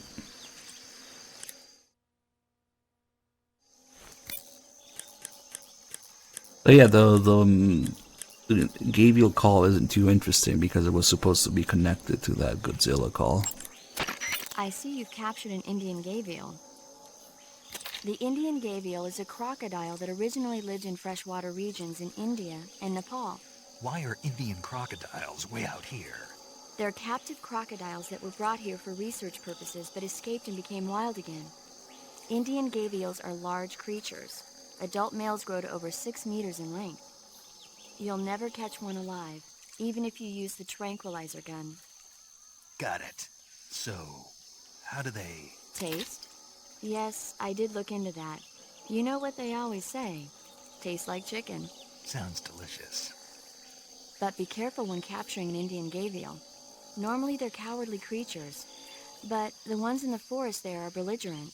Apparently they attack humans. What do you mean? They weren't the direct subject of any serious research, but some think they may have become violent as a side effect of the atomic research that was conducted nearby. That call kind of ends a little abruptly because of that. But anyway, these food calls will... Oh shit. These food calls will change depending whether you've already eaten some or not. Snake will comment on the flavor or ask what they taste like. And some calls are funnier that way, one way or the other. We'll try and get some of the... For some it doesn't really matter. For some are a little bit better if you've already eaten something. But in that case you probably need 2 of them. One to keep in your inventory to trigger the call and one to eat.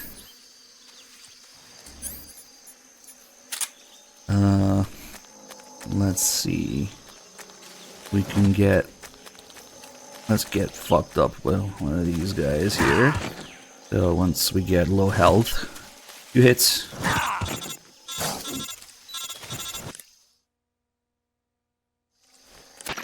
Snake, do you read? Snake! Major. Snake, are you alright? Yeah, I'm okay. You're far from okay. Look at your life gauge. You're on your last leg. No, I can still... See? Snake, this is a solo sneaking mission. Do you know what that means? Yeah. No, you don't. Huh? It means there's no backup, no cavalry. If you're taken out, nobody is there to take your place. Pull out for now and recuperate. Find a hiding place and get some rest. Your life gauge will gradually recover with time. But the speed of your life gauge recovery depends on the level of your stamina gauge. So get plenty to eat, then get some rest. You hear me? Do you hear me? I hear you.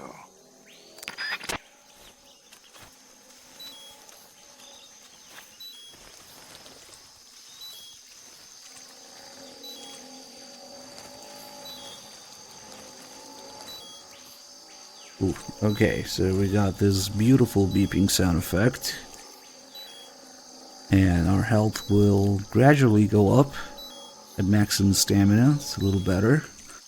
But now is the time to bust out extra camos. Decker 124. Holy shit, man. Thank you so much. So these camos, Desert Tiger, DPM, Flectar, and Oscam, most people will get these either through playing Subsistence for the first time, or I guess most likely these days the HD collection or the Master collection. But they were not included in the original Snake Eater, the very first release.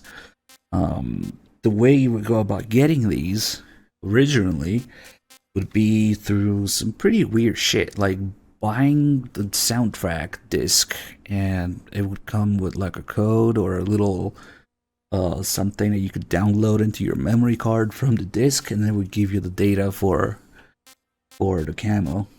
So we usually call these the subsistence camos because that's where they all show up, but technically you could get them on Snake Eater by among other things. I don't remember what else there is. But definitely one of the things you could do was buy the soundtrack and download it from that disc into your memory card.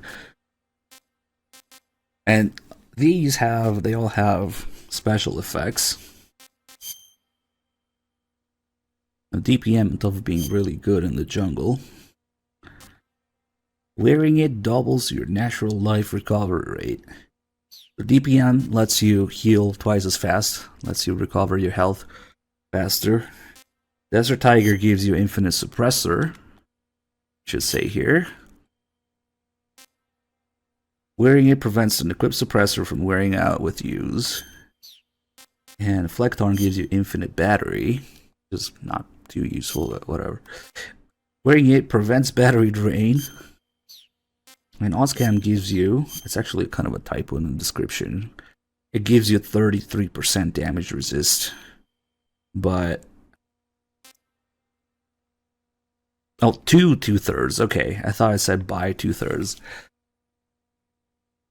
Wearing it drops any damage to 2/3, so you get 1/3 damage resistance. It's not as good as the sneaking suit, but it's there from the beginning. And we'll just DPM. Oh yeah, was there something with acid connecting?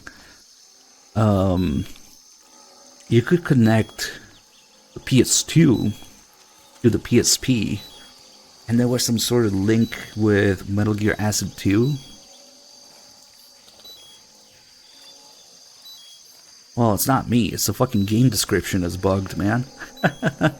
I was correct, because I said it doesn't remove footstep noise. But no, the Ozcan thing works. If you test it, it actually does reduce damage.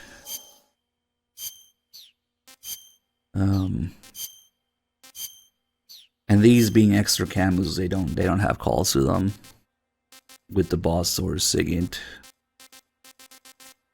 unfortunately.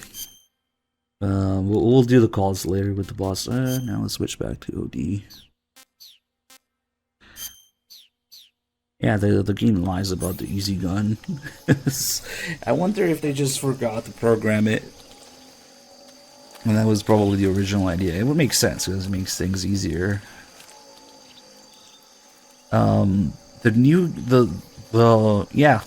There's subsistence camos that you could get from shit, but also you could get camos online. Actually, since we're on New Game Plus, we can look at them right now. In the HD collection, these are simply unlocked on New Game Plus. If you press right, you have all these. But originally, yeah, you would download them on PS2. Like with an actual network adapter and shit. And these also have, at least some of them have special effects, but it doesn't say because it's just called unlocked. I don't know what the Anubis thing does. I think some of these just don't have special effects, but those that do, for example, the Mummy camo prevents injuries because it's all bandages. Get it? You're already bandaged. So if you fall and where you would normally break your leg, you don't get injured. I wonder if it prevents the animation altogether, or just the injury. Probably just the injury in the menu, but you still get the animation for it, where Snake kind of hurts himself falling. The grenade camo is silly. It's just it's olive drab with fucking grenades all over it.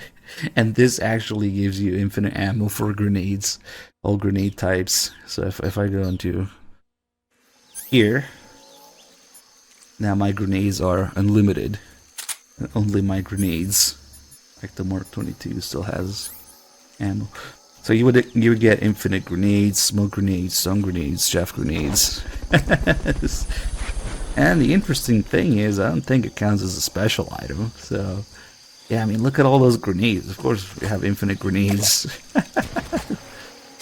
Ooh, the explosion in the mud. Nice. Oh shit, the bird's gonna get fucked up. Jelly over the 57 months, thank you. What else is there? I don't remember if there's... This is for Christmas time. I don't remember if any of these have some other effects. I already did Loaf.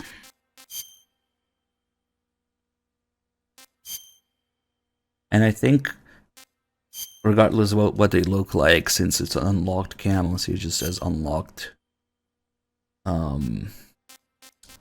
They all have the same camo index, I think. I don't remember if there's any other effects for these, but the mummy and the grenade one for sure. Anyway. And let's switch back here. Watch harder, loaf. Alright, so we'll be calling paramedic as we get food items. 13 of the 85 months, thank you. Let's get the hornet's nest here. Wait for the hornets to leave. And then it's a little hard to do, but I'll have to wait a minute. Get the birds.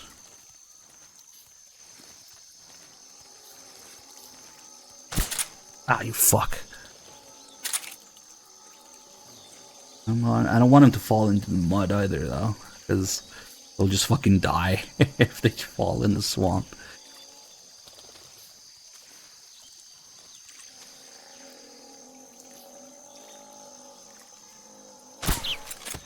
Yeah, like that. Rip. It might be asleep, but it's sinking in there and edge. Ah, well.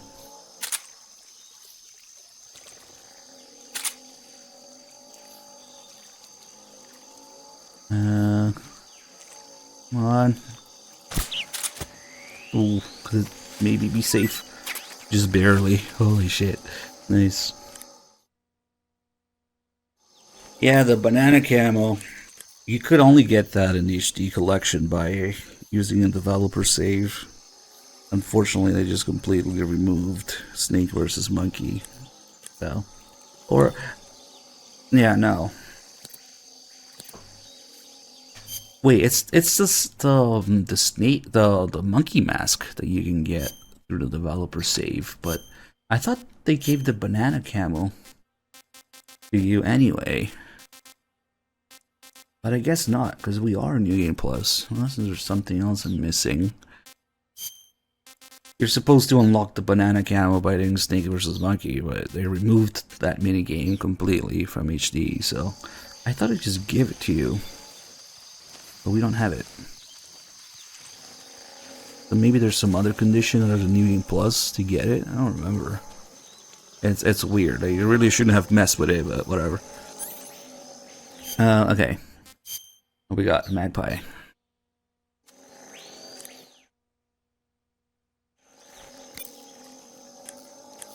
Well, I think it just prevents the health bar from turning red. So maybe. If I can remember, or if you want to remind me when we get there. We'll probably still get poisoned though. It just prevents like injuries, like breaking your leg and getting cut, maybe burn. Does it prevent burns? I don't know. Actually. Sokolov should be at... I see you've captured a magpie. But for sure, like, you can't break your legs and shit. Magpies are members of the crow family. They're distinguishable by their beautiful dark blue and white bodies and their long tails. It might just be broken bones. But they'll also eat small fish, acorns, and fruit. They're omnivores, which means... They'll eat anything. Right. Just like you, huh? Okay. So how do they taste? You always ask me that. Naturally. So... I've never heard of anybody actually eating a magpie, but I suppose there's no reason you couldn't. You don't say. Oh. Yeah, I think it probably just prevents broken bones. And cuts. Or cuts. We can fuck around with it a little bit. Let's get some more animals in here.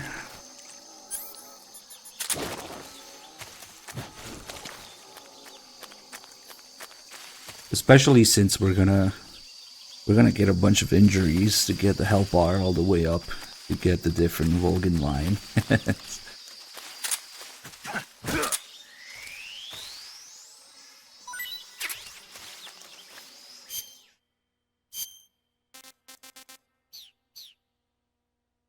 We should have the hornet's nest and the reticulated python calls next. I see you caught yourself a reticulated python. The reticulated python is said to be the longest snake in the world. The biggest ones can grow up to 10 meters in length. Although they're not poisonous, they're still very dangerous, so be careful around them. They have a highly ferocious temperament, and they can swallow whole, even large animals like deer and pigs. Their most distinguishing feature is the mesh pattern of their scales. This pattern acts as a highly effective natural camouflage. If you think there might be a reticulated python about, pay close attention to your surroundings. Otherwise, you could get bitten before you even know it's there. It's a huge snake, but you should be able to capture it alive by using the tranquilizer gun. I'll bet if you capture one and throw it at an enemy, it'll give him a good scare. You've eaten one, haven't you? Yeah, it wasn't half bad. Cannibal. What was that? Nothing. Talk to you later. Now, snakes don't hurt you if they're not venomous. Venomous snakes will bite you when you're nearby. But the non-venomous ones just don't give a fuck. They just chill. Let's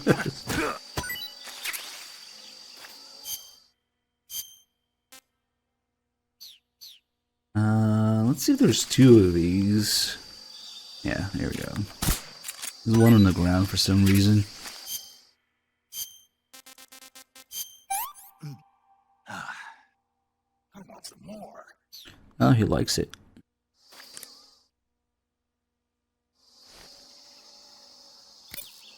The snake fish eating animations. Yeah, it's pretty much random. It tends to happen early game after you do it like a few times. It could even happen on the first time, I think. Maybe it has something to do with the location you're in. Those little video clips are upscaled really badly. They're just stretched, pixelated, and the wrong aspect ratio in HD. And thus Master Collection. They really suck. Usually I just skip them. But yeah, you get the animation for eating the snake, the fish, burning off leeches, putting on burn ointment, all that stuff. I see you've got yourself a Baltic hornet's nest. Baltic hornets are a variety of hornets that inhabit that area. The difference between them and other hornets is that they produce honey in their nests.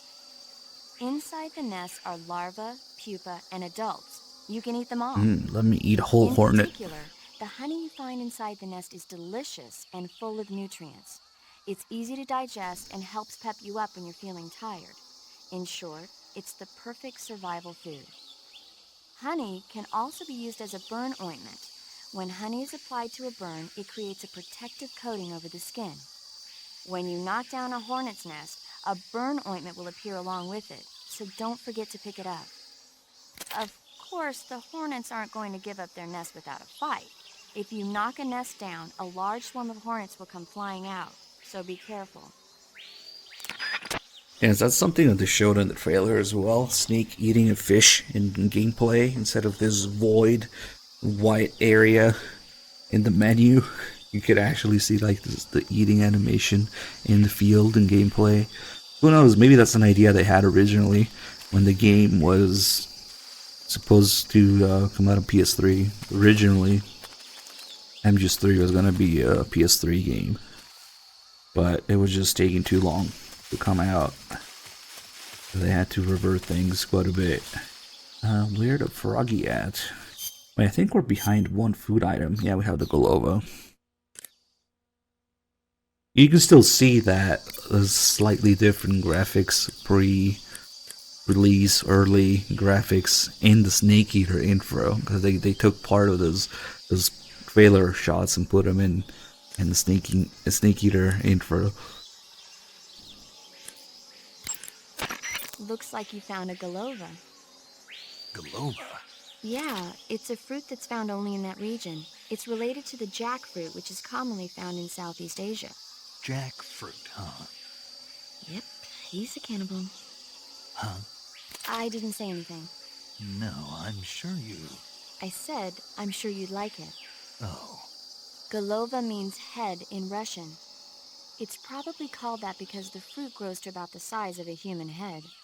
It's supposedly pretty good to eat with a uniquely sweet flavor. The fruit itself is fairly large, so you can make a meal out of it. Yeah, I tried one. It was pretty good. Naturally. Golovas grow directly off the trunk of the tree. If you're running low on stamina, it might be a good idea to keep an eye on the tree trunks. But it was on the ground and on the branch. Okay. I hear. No. Hold on. I'm hunting frogs. Oh, there he is, little fuck.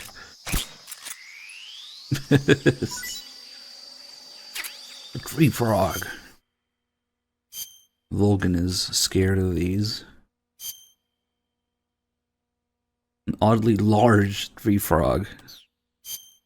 Hold on, I want to try the call about having eaten one. So we're gonna need 2. I don't remember if it's more interesting. There should be another one around here.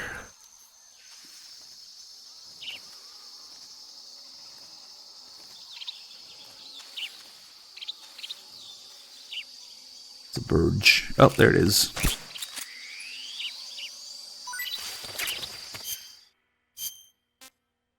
Rip frog. Disgusting. Just eat it alive, bite into it, bite the head off.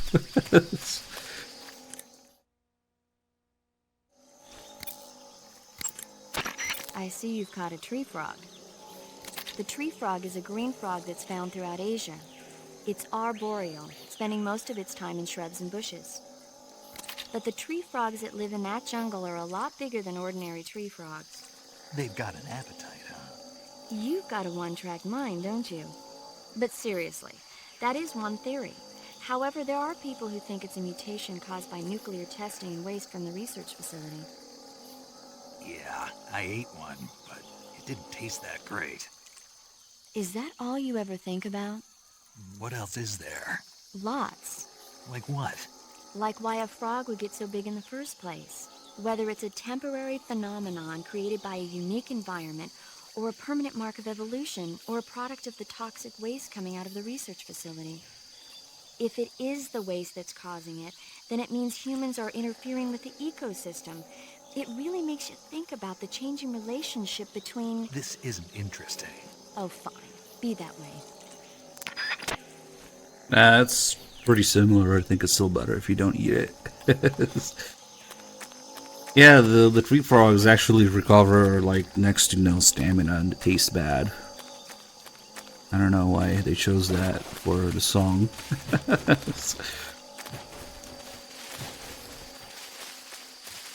Alright, let's do another save call, then we'll move on.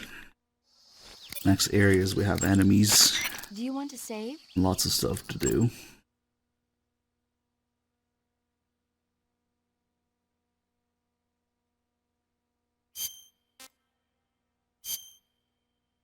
$2026.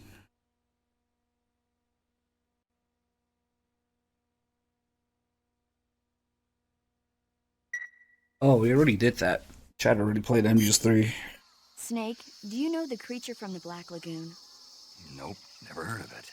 These scientists are investigating a place deep in the Amazon called the Black Lagoon, and they get picked off one after the other by this fishman thing.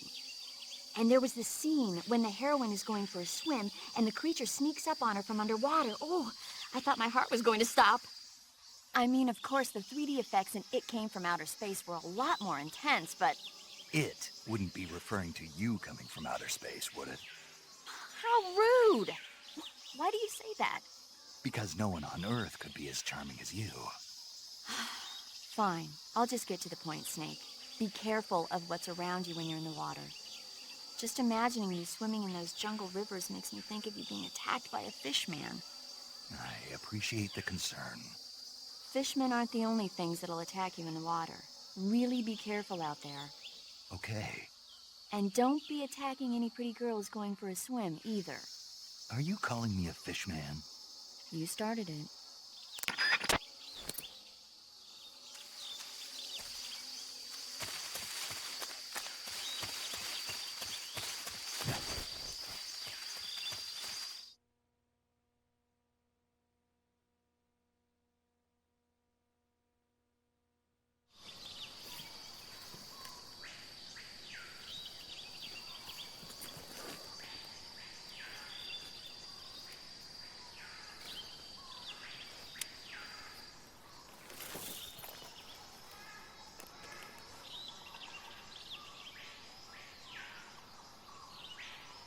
Major, I've spotted 2 enemy soldiers. They're probably KGB troops sent to guard Sokolov. AK-47s and grenades.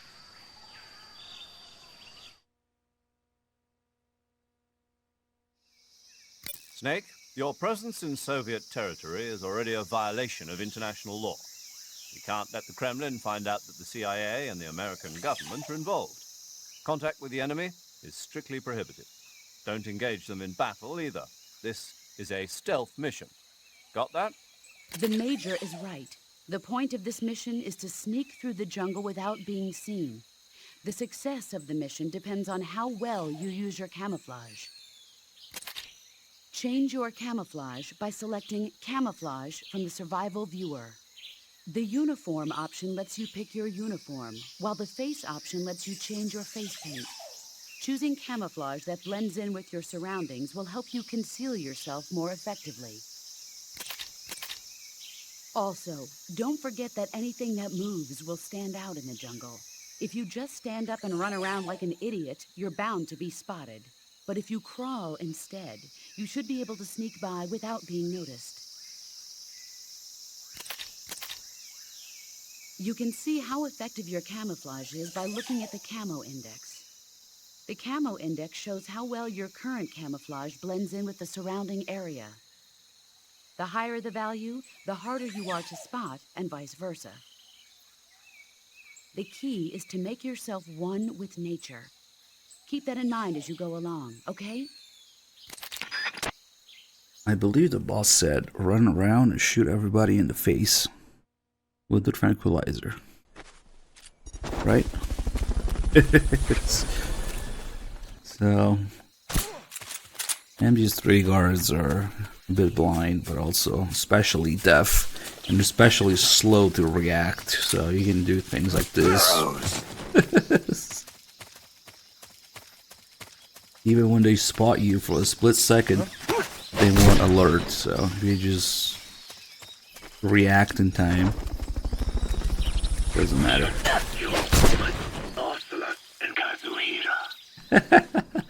Oh, hey, viewer.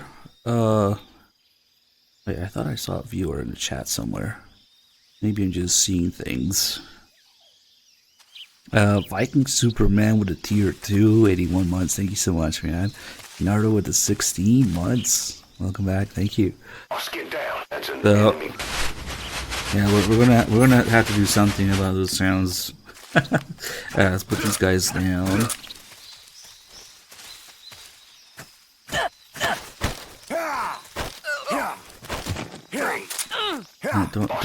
Don't yeah. Fucking plastic bag. Mission is a failure. I'm aborting this child. You guys miss Phantom Pain that much? I can put it back on if you want. Forget this. So when you hold them up on the ground like this, you just leave. Unless somebody finds them, they won't get up. It's a way to take care of them both lethally, I mean non-lethally, and permanently.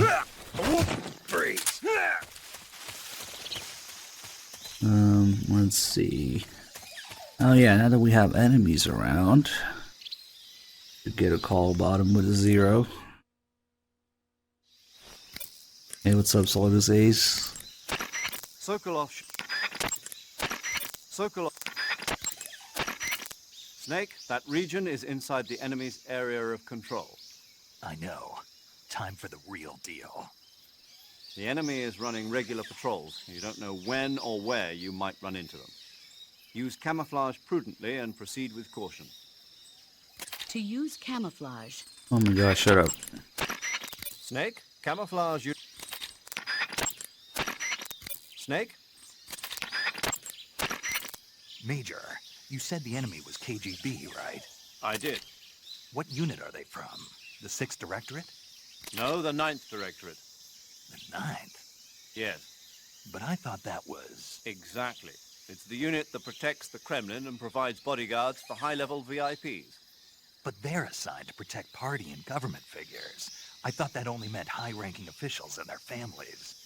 And now they're being sent out to stand watch over a field exercise? That's the idea. What's really going on? I don't know. What I do know is that the director of the 9th Directorate is a well-known protege of Khrushchev. The Premier may have wanted to assign this mission to someone he knew he could trust. So he can't trust any other units? Ever since the withdrawal from Cuba, Khrushchev's position has been getting weaker day by day. This secret test is an act of desperation by a cornered man. If nothing else, the completion of Sokolov's new weapon in this test should help re-establish Khrushchev's authority in Moscow. So what you're saying is, there's also a good chance that whoever doesn't want to see that happen is going to try and interfere. Most likely, Khrushchev must have anticipated this and sent his most loyal unit, his trump card, to make sure that all goes well.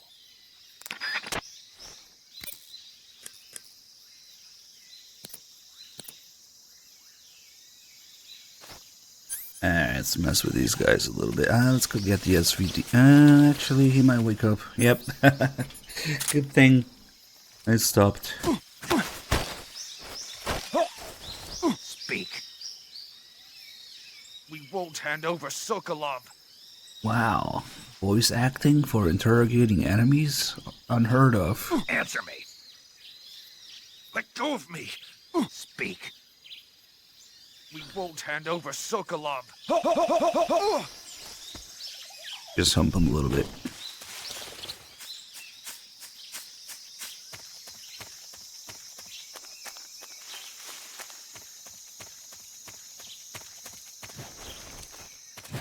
Go here, get the SVD. It's a PS5 game, yeah. Apparently.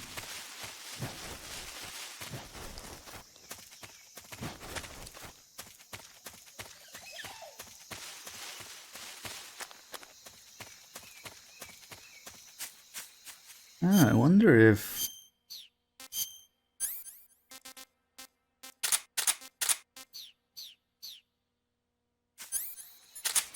Does the Patriot hit them on the ground? Nope. Oh well.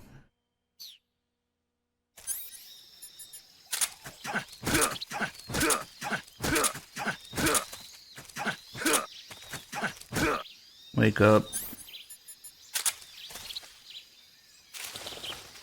Freeze. No, wait.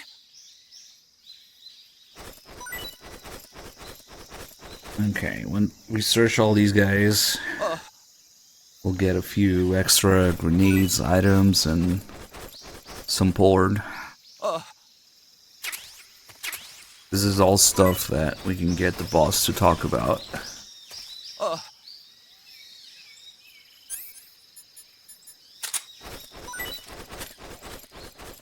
Life medicine.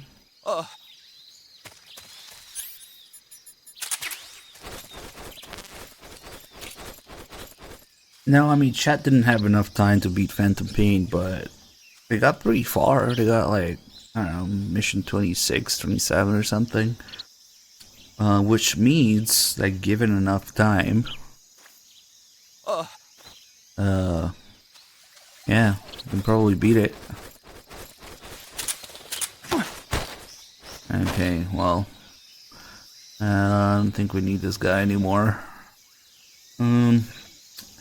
I need to be mindful of killing people though, because if we kill too many people before we reach Rykov, once we get to the Sorrow, there's like a cap of 100 kills of killed enemies that show up there. And last time we had too many kills and Rykov didn't show up. So that's actually something to be mindful about. Freeze. Well, we'll just leave him there, alive. Because I do want Rykov's ghost to show up, you know, holding his nuts. And we can also search this guy by, instead of waking him up and hold him up again, Please don't. we can just shoot next to him. And then he gets scared. They also give you items this way.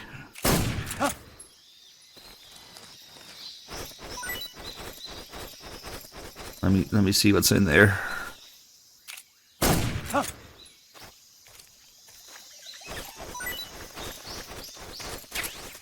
This guy has porn, I think. There it is.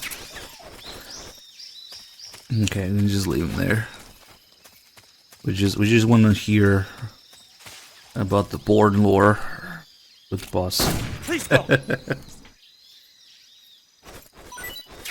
Smoke grenades. There's actually quite a few items you can get in the Virtuous mission that you wouldn't think are there. You can get the boss to talk about them. You can get the thermals, rather, in here as well.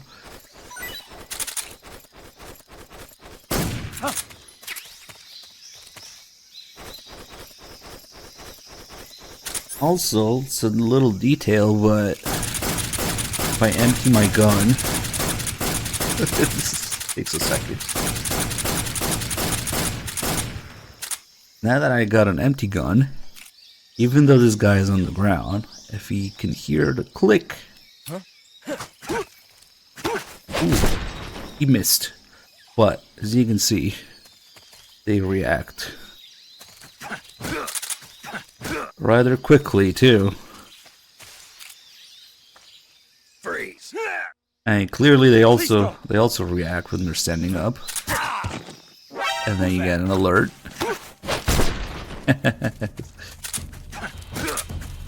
But it's pretty cool how they react even when they're on the ground. Freeze. And they get up pretty quickly. Who's that? Again, another highly advanced PS2 feature that we couldn't possibly have in the Fox engine, yeah. Okay.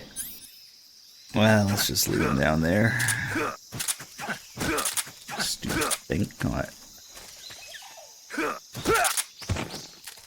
Freeze. Nice. Yeah, this is highly advanced PS2 mechanics. Don't shoot me, please! Gee, I hope this guy has some tranquilizer ammo for the next area. Oh. Alright, we'll just deal with it. Oh, there it is.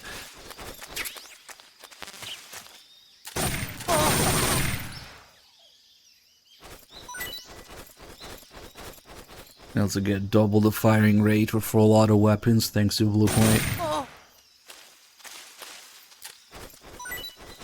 Ah, more porn. Which is important. Because I guess we'll use one, and then we'll have the other one for the boss to talk about.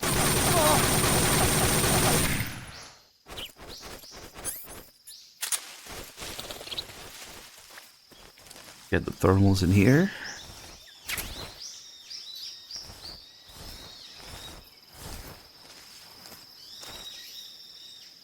Important, yes.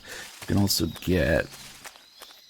This is a Caratown here that I get the call with paramedic. I don't know if you can get it from other ones. I presume, probably, but I just know this one works.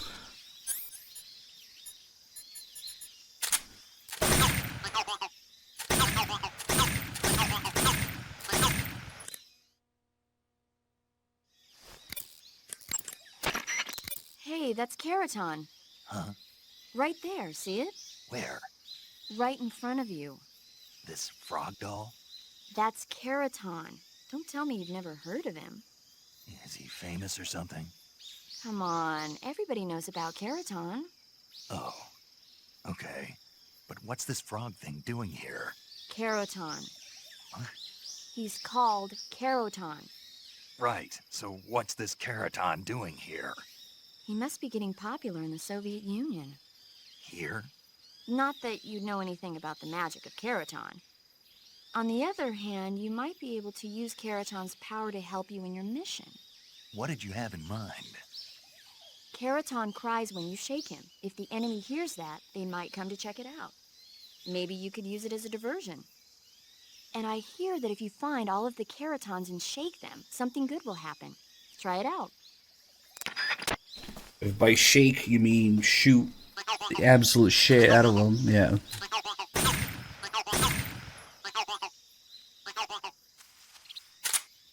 That just makes noise for enemies to come check. But if you keep shooting it, you can kind of kill it. The pitch changes until it dies out.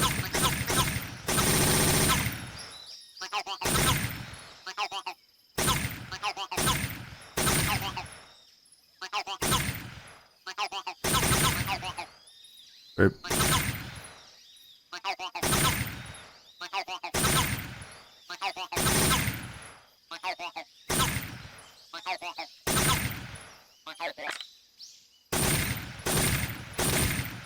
It's dead.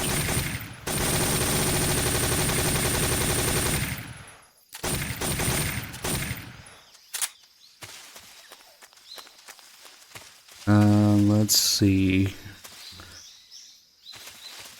Time to go hunting with my new thermal goggles.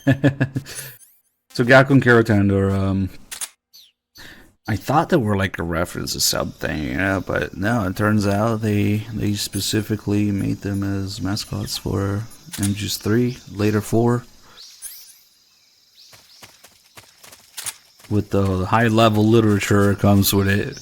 Yeah, for MGS3 target audience.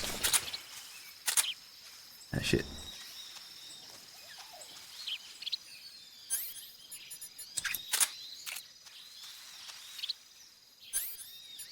And maybe we can just knife it.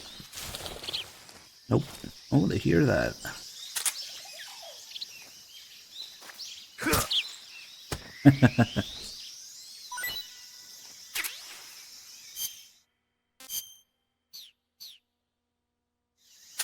Yeah, I wanna eat it and get the call about it.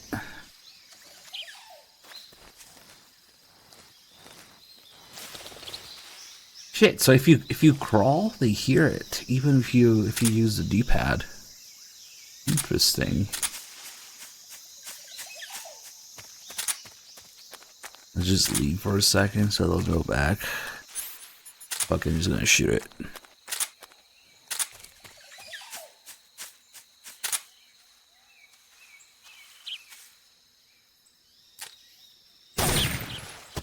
No front sight. Let's go.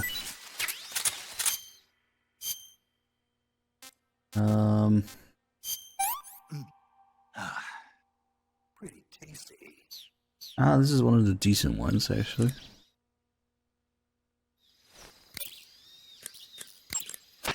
I see you've caught yourself a Sunda whistling thrush. The Sunda whistling thrush is a bird native to Java and Sumatra. It's distinguished by its large blue body and long beak. It really stands out in the forest. If you're aiming to catch one alive, use the tranquilizer gun. It tastes... oh, you've already eaten one. Yeah, I wouldn't call it a delicacy, but it certainly was filling. Yeah, but the weird thing is if you're walking, I don't think the birds hear you, but if you crawl, they do. Kind of different from how guards work. Because you do have 2 speeds of crawling. Like if you crawl at full speed with the left stick or with the D-pad. Oh, but maybe it's like the same when you tilt the stick a little bit. Yeah, that's why.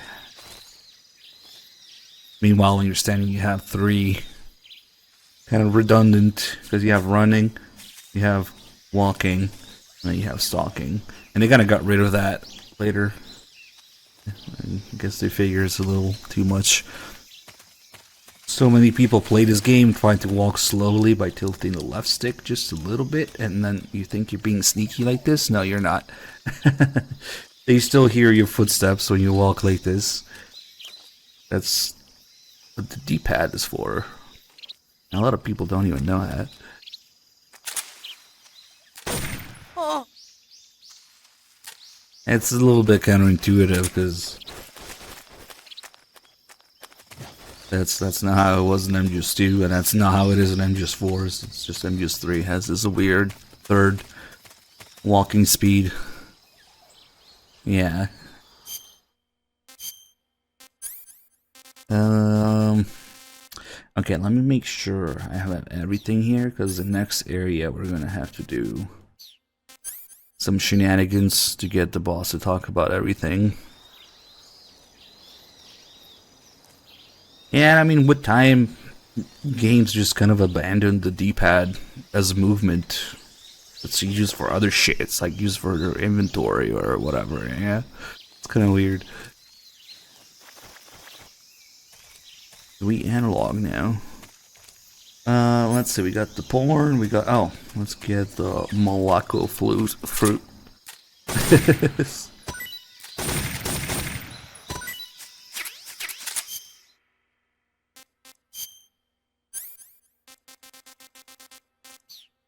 Yo bloco Morocco.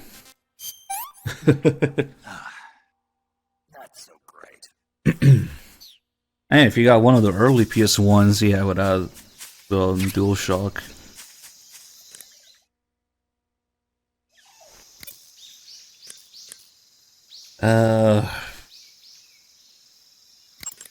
This call might not be so great if you already eat one.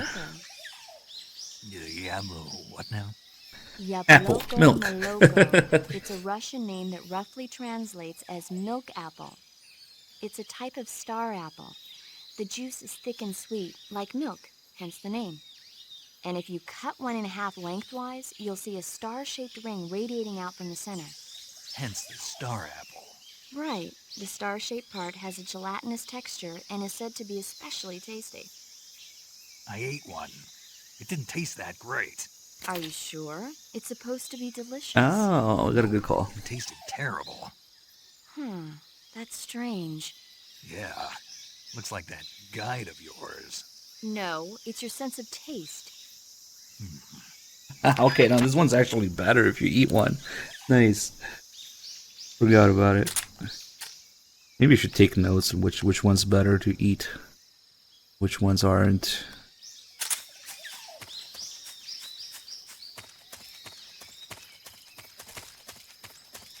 What is a dual analog controller pre-DualShock?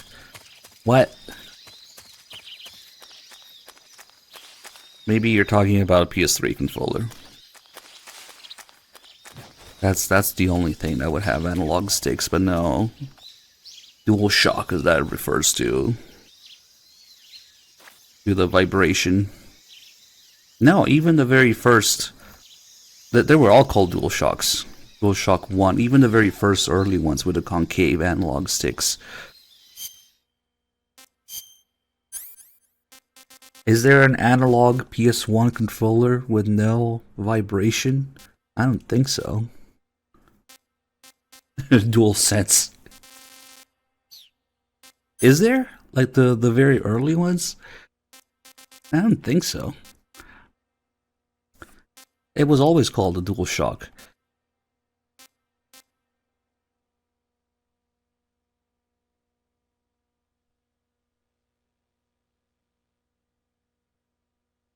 Yeah, without sticks, no shit.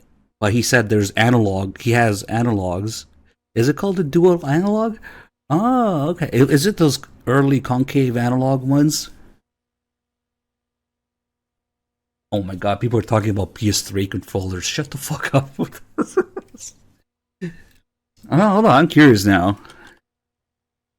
Oh shit, if I just, it's such a generic name that if you Google it, it's gonna find just a bunch of other shit now.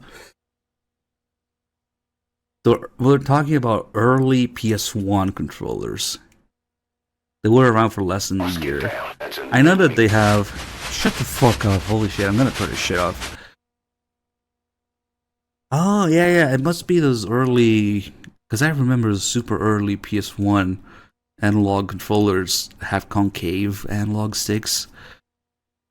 Oh, I thought those were DualShock as well. Okay. Damn, that would be... except the PS1 controllers don't have pressure sensitivity. Those would be pretty good to use in the PS2 otherwise. Because the fucking vibration is annoying. You have to turn it off every time. Yeah, those are kind of weird. I got my PS1 kind of late. It was like in '98, and it was in Europe where everything comes out later. So, my first PS1 was a DualShock PS1 already.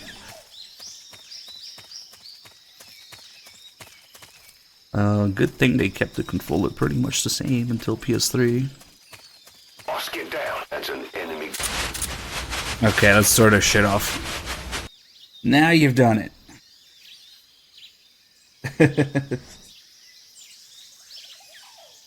That's discounted too. What was the viewer thinking? Mission is a failure. I'm aborting this child. Enough plastic bags. Holy shit. Hey, at least turn down the plastic bag. Fuck you, asshole!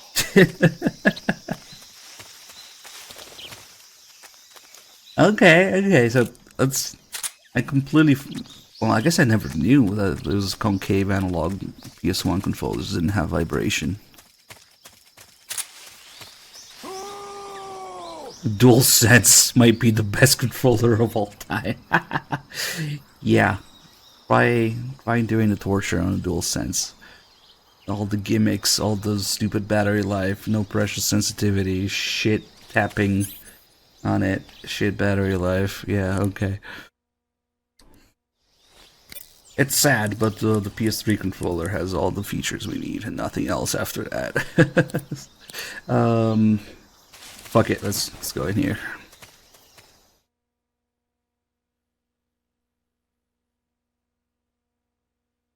Wait, really? Gundam? I don't know if you're trolling because you're kappaing, but I don't know.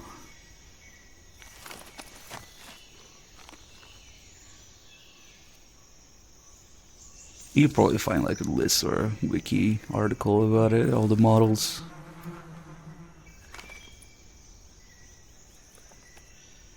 PS3 has the least gimmicks and the most features in terms of controllers.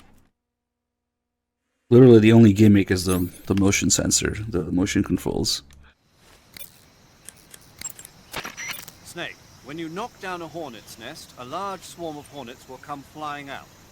If used wisely, this can sow panic among the enemy. But if you're not careful, the hornets may end up attacking you.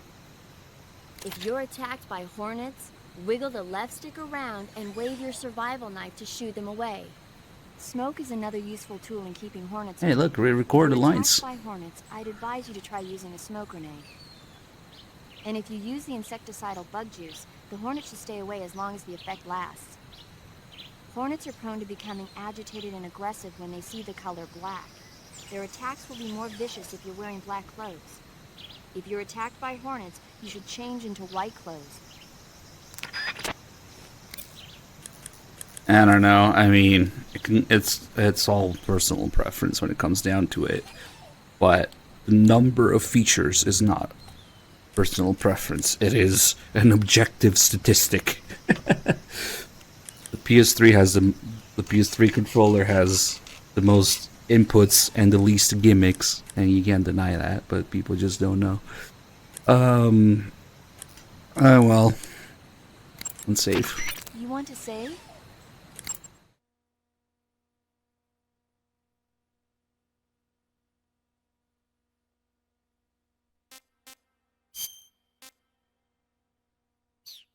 I mean, all it has is being wireless. It has pressure sensitivity. It has battery life. It doesn't have bullshit like touchscreens, light bars, controller speakers.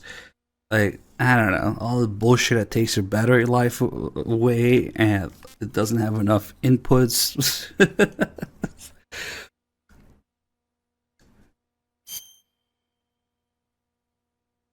Oh my god, the other controller have pressure sensitivity, being the Xbox, the brick. No, it does not make a good tier. It's shit ergonomics and shit button feels. So, have you heard of It Came from Outer Space? Yeah, you told me already. So this astronomer sees a meteor, but it's really an alien spaceship, right? and the aliens start replacing the townspeople with clones and forcing them to help repair the ship.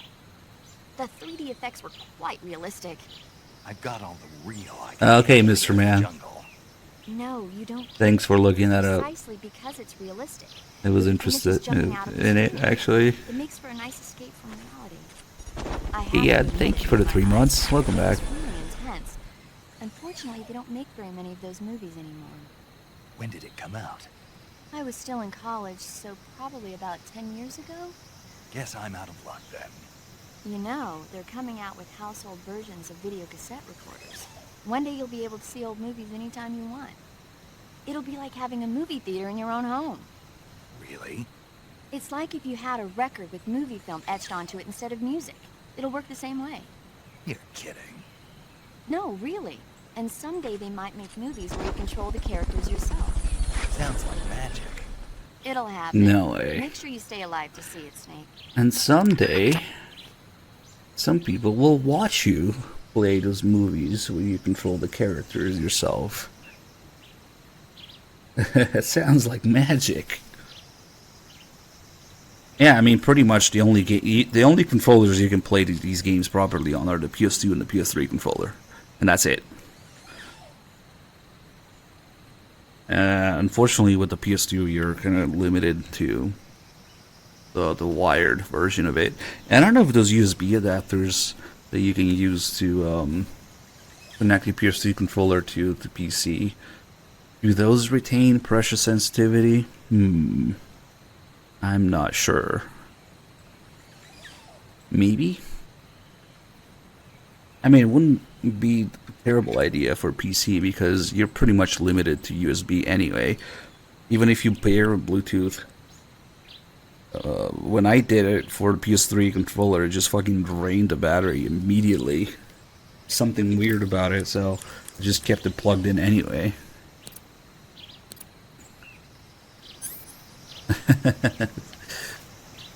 I don't know, it's kind of a tragedy using a PS3 controller on PC. All the different drivers and integration that changed over the years. And then switching from USB to Bluetooth is not as smooth as it is on console. And these guys are all leaving with the Hornets. That guy takes the Hornets to all other 3 guys in here. And when it's even when you pair with Bluetooth, in my case, like, it fucking drained the battery in like 30 minutes. The battery was gone. There's something that just makes it drain at full speed. I don't know. And I was using the same controller on PlayStation. It didn't have that problem. It's probably the same one I'm using right now. Sokolov should be at the abandoned factory to the north. There is something absolutely legendary about the PS3's Bluetooth capabilities, though. You could have an entire building, walls, people, cars, half a city in between your PS3 and the controller, and it still fucking works from like 100 meters away. Like, how the fuck did they do it? I don't know. Meanwhile, PC, like, you gotta be nearby, you gotta be in line of sight, you gotta be like the right angle, the right distance. It's like, what the fuck? But when you pair it to the PS3, it's just fucking invincible. It's legendary. It goes through anything at any distance. It's insane. Sokolov should... You can climb up onto weight. Yeah, come on. Snake, press the left stick down on...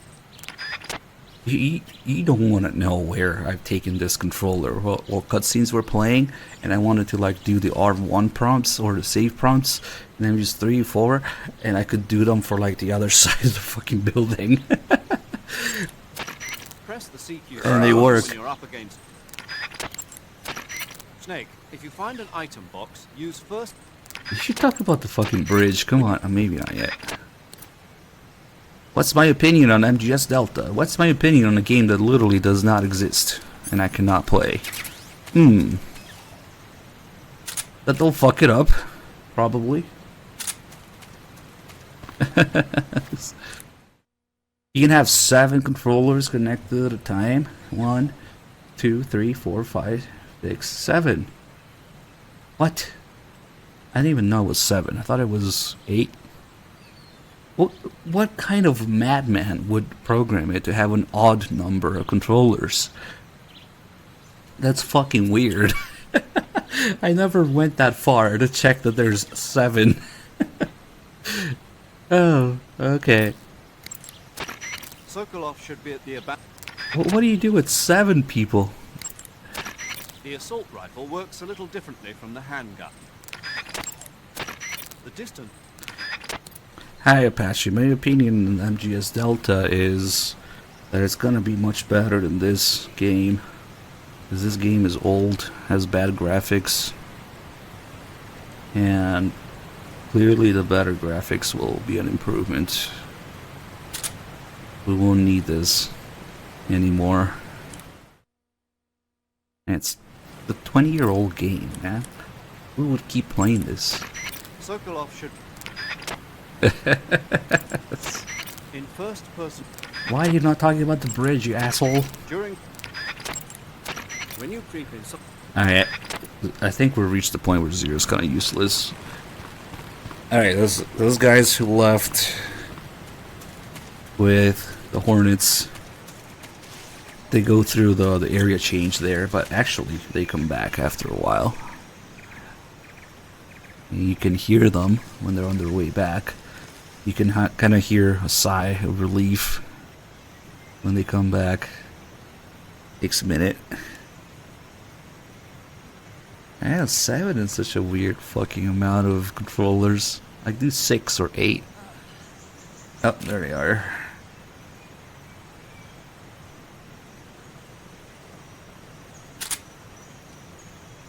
Yeah, I know, I've set it up with pressure sensitivity. I was playing the PS2 emulator with it.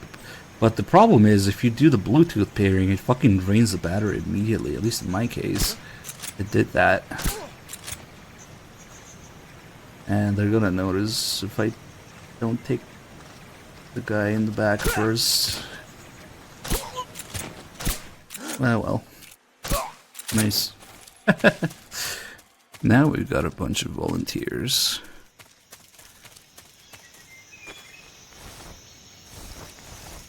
Various ways to connect the PS3 controller to PC have changed and evolved during the years. Now it's pretty good, except for this fucking Bluetooth battery draining thing that I experienced. Lord Mar with 101 months, thank you so much. Oh, I was gonna say, I wish I had a rifle to hit these guys a little faster. And we can get the XM16 here.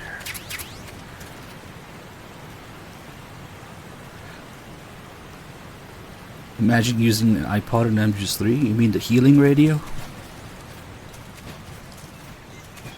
If you scroll down, you'll see the top sub list. Pretty sure it's still Shock Sock. With, what is he at now? 123? Maybe the stupid thing didn't update, because I think I saw somebody with 124 earlier. I don't know. Yeah, MGS4 emulates pretty decently, assuming you have the hardware and the settings for it.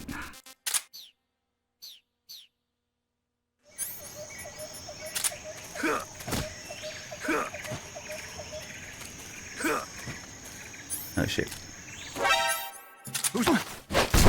I really thought that hitbox would reach there.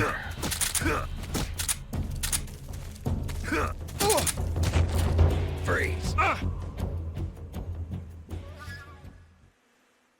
Shoot him in the bulge. No, wait!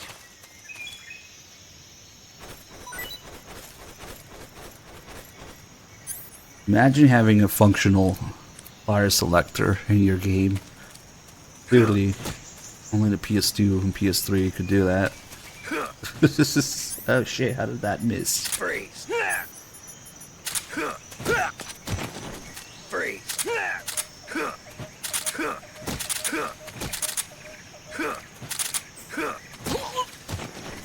Freeze! Alright, let's take this guy here. I thought it was a call about the bridge, but it might be... Maybe we're on the other side of it, or... in the middle of it? I don't know.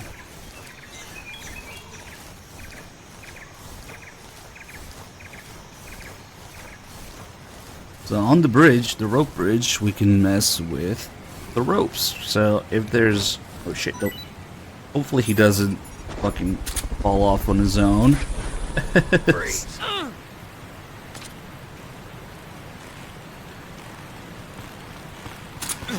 Shit. So if there is an enemy on the bridge, if you shoot or slice the ropes... Whoops. Not a kill, by the way. Oh, whoop. Oh shit, are they actually sending a support unit? Yeah, probably.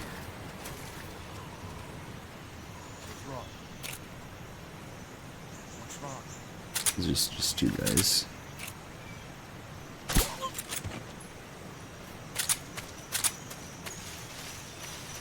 Where's he going?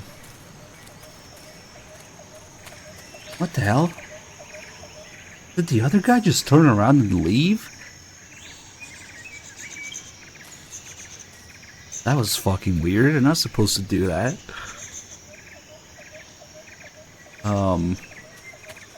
Okay. I think he just left.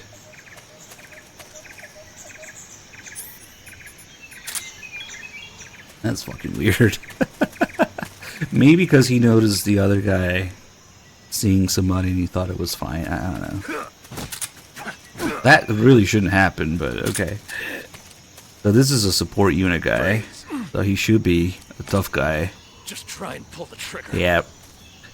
And MGS3, the support unit, is the tough guys.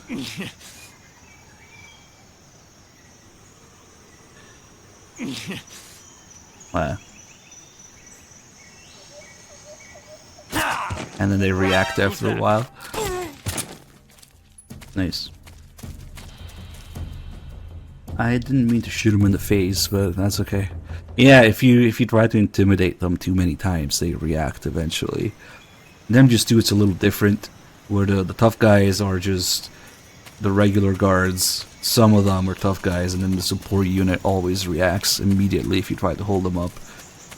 Instead of MGS3, you got no regular guards being tough guys, and the support unit being the tough guys, but they only react after 3 times.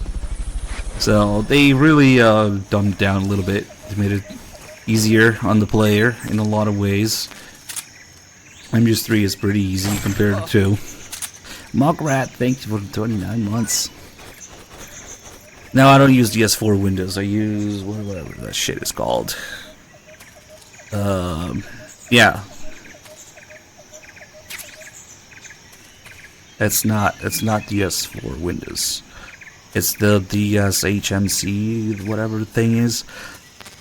I didn't use the S4 Windows because yeah, it's a pain in the ass. The number one pain in the ass thing with the pressure sensitivity is that there's this fucking hidden DLL file that you have to put in your emulator folder, of which there are multiple versions, some of which work and some don't.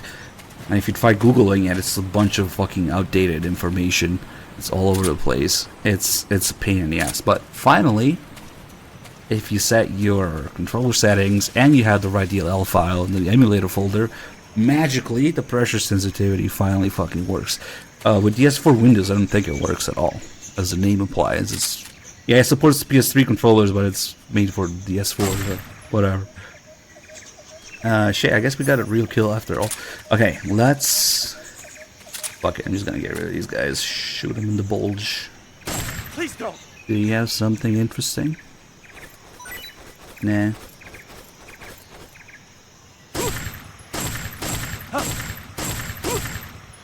Holy shit.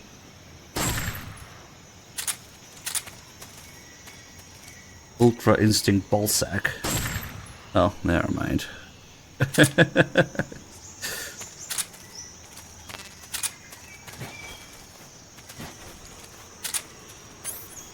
Now we can make this bridge nearly unusable by cutting off all the ropes.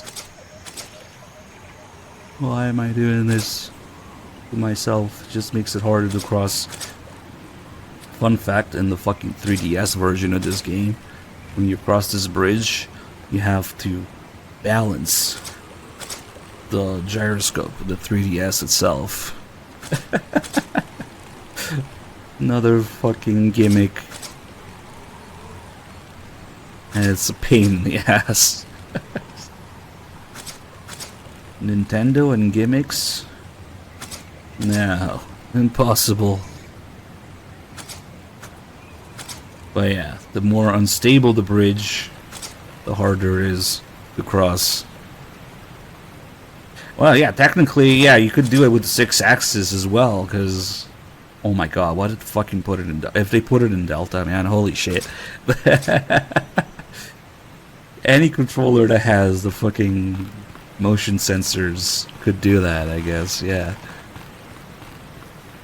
Oh, look, I actually did a clean run through the bridge. If you stick it's exactly to the middle, still kind of works, but yeah, it's slippery.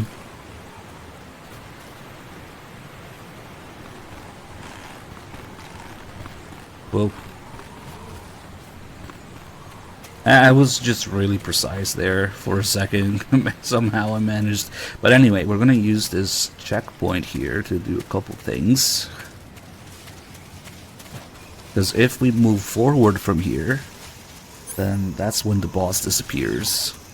She stops answering. She's not available anymore for some reason. So before we do that, we're going to get all the calls with the boss. But we also don't want the game to save that we did the calls with the boss, because every item that she talks about, Sigint won't talk about.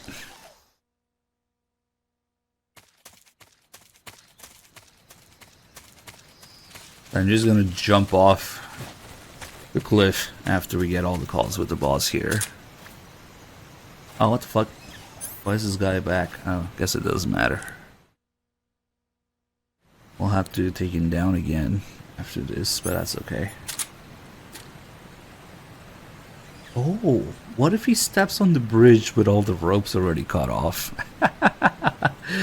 Is he gonna be a Giga Chad and balance the whole time?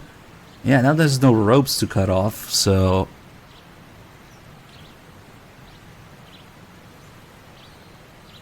It seems a little... I don't think he's gonna slip on his own, though.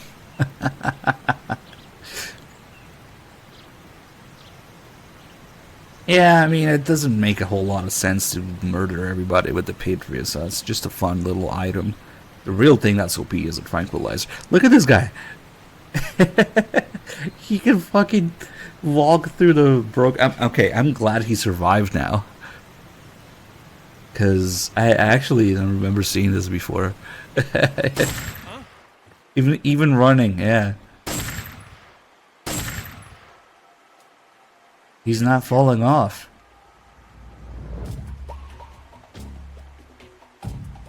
Oh, look at him go. Ah, fuck it. I should leave this guy alive more often. Just to see how they can go through the bridge when all the ropes cut off. But I think if I went next to him and shook the bridge a little bit like this, he would have fallen off. Anyway, okay, let's call the boss. Camouflage is an indispensable tool when you're sneaking through the jungle. To use... Yeah, okay, so we don't need those tutorial calls. Also, if you can step away from the fucking river, it makes a lot of noise. Maybe. A little bit better. Visibility is poor in the jungle, so you'll be finding yourself in a lot of unexpected encounters. Naturally, this means that close quarters combat will be more important than ever. So I'll have plenty of chances. Yeah, I'm just doing 3 guards heal themselves. In proximity encounters, firing a gun isn't necessarily the best response to every situation. It's only one option among many. Rather than taking the time to draw, aim, and fire a gun, engaging your opponent in hand-to-hand combat can sometimes be a faster and more reliable way of subduing him. Besides, in a sneaking mission like this one, it's too dangerous to go around firing your gun. You'll end up revealing yourself to the enemy. Yeah, I know. You created CQC to deal with exactly this type of situation. With your help, of course. In a battle situation, you'll only have a split second to decide how to attack.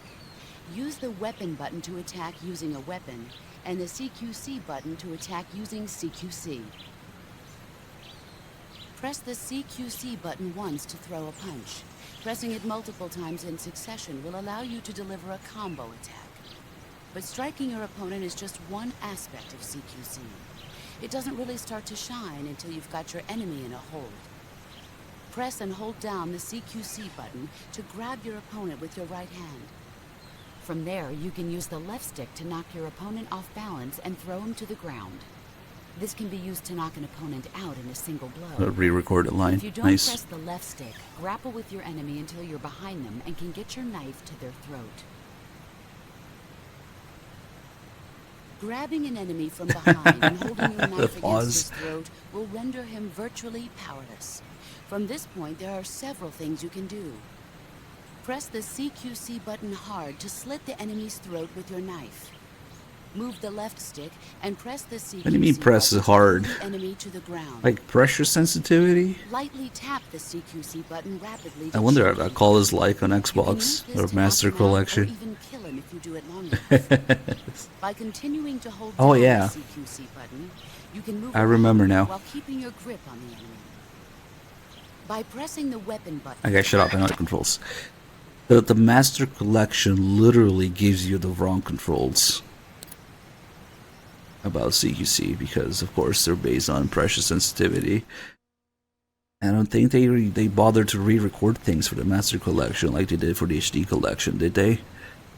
So I remember it just straight up giving you the wrong controls. You can only use Oh, CQC fuck. to grab enemies when your right hand is free to grab and pull them toward you.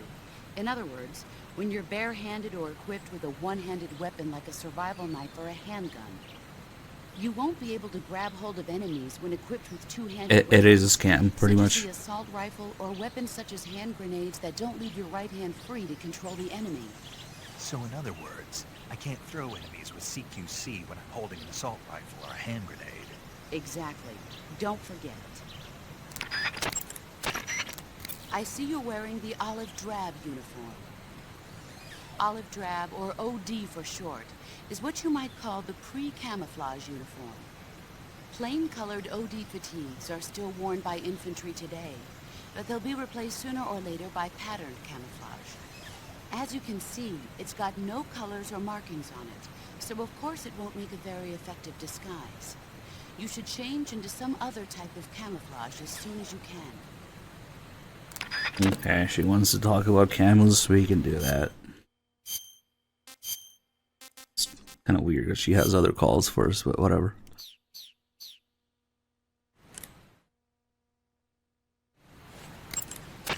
I see you're wearing the tiger stripe camouflage.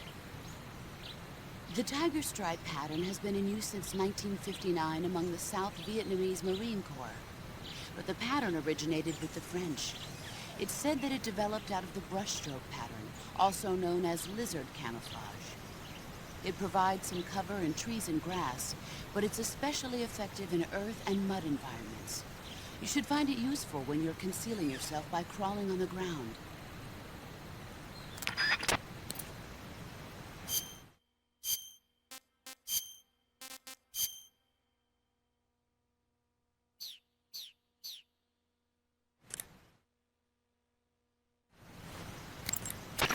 I see you're wearing the leaf pattern camouflage. The leaf pattern was developed to provide cover in forest environments. The U.S. military isn't the only one using it. Countries that anticipate operating in forest environments are developing various types of patterns, each suited to the vegetation of the particular region. The Soviets and the Eastern European countries all use their own unique patterns. Leaf pattern camo will give you an especially low profile in areas of thick vegetation.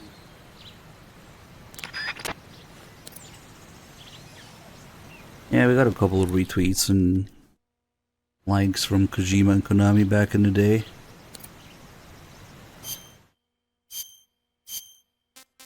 It's been a while though. Might have something to do with a certain I don't know, maybe they just didn't bother. Maybe they probably have no fucking idea what I'm even saying, but goddamn.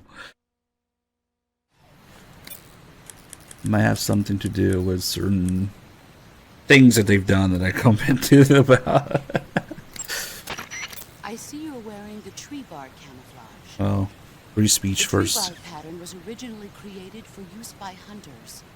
Unlike the somewhat abstract design seen in other patterns, tree bark is characterized by a design that resembles photographs of stumps and branches. I don't think he watches the stream. We got like a retweet once or twice. Up against a tree. We got a retweet for the Death Stranding marathon. And maybe some other marathon before then. Yeah, I'm sure some of these are, some of these are definitely real camos. Tiger Stripe. OD if you want to call it a DPM or scam. This is the we will conveniently make a building exactly in this pattern ahead camo.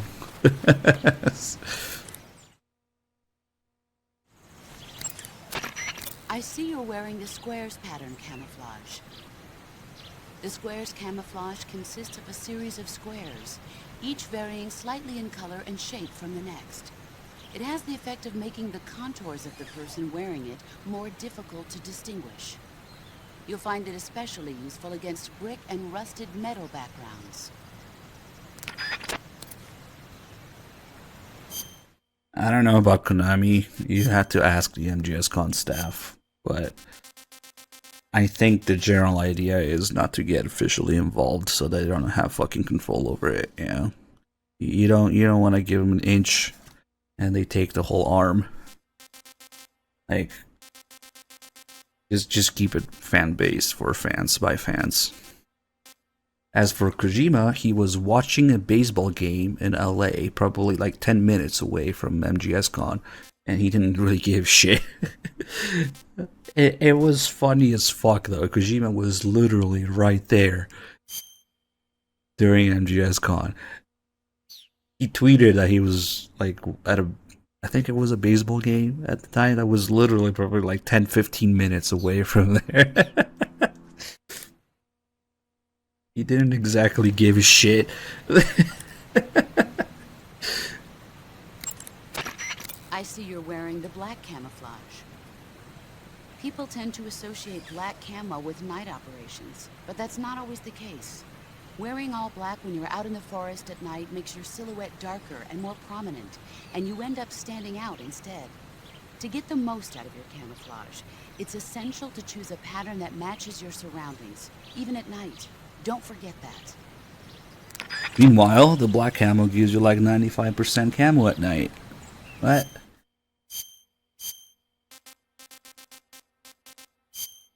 The tuxedo's the best one.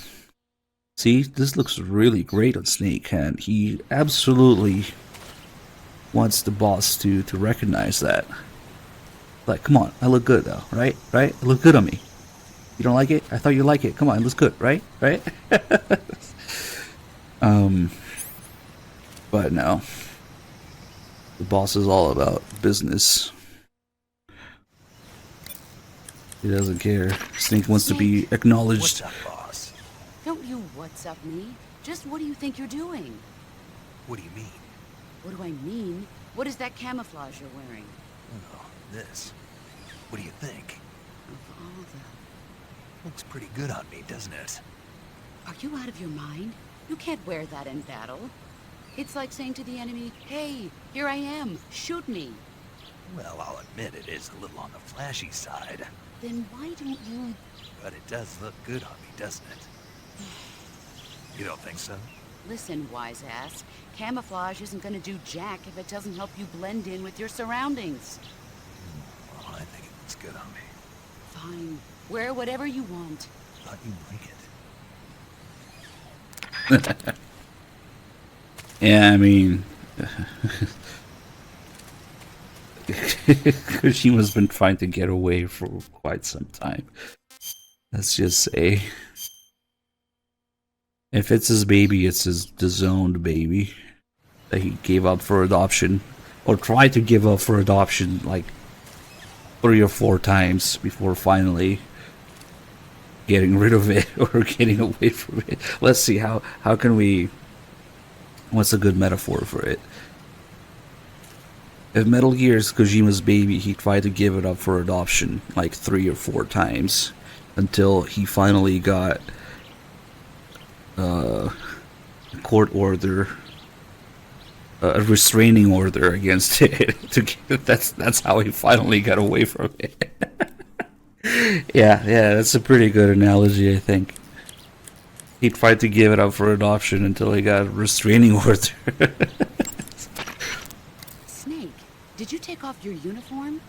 Yeah, What's the matter? just needed to loosen up. I know there's a naked option under uniform in the camouflage window that lets you take off your uniform. But without a uniform on, your camo index will remain low, and you'll burn through your stamina more quickly. So stop acting like a fool and put some camouflage on now. Did you hear me? Yeah.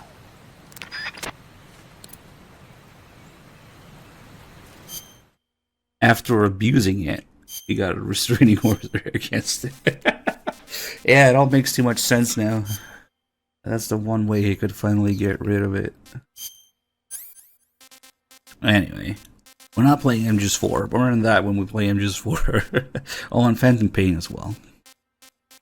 Very much part of that. Let's do...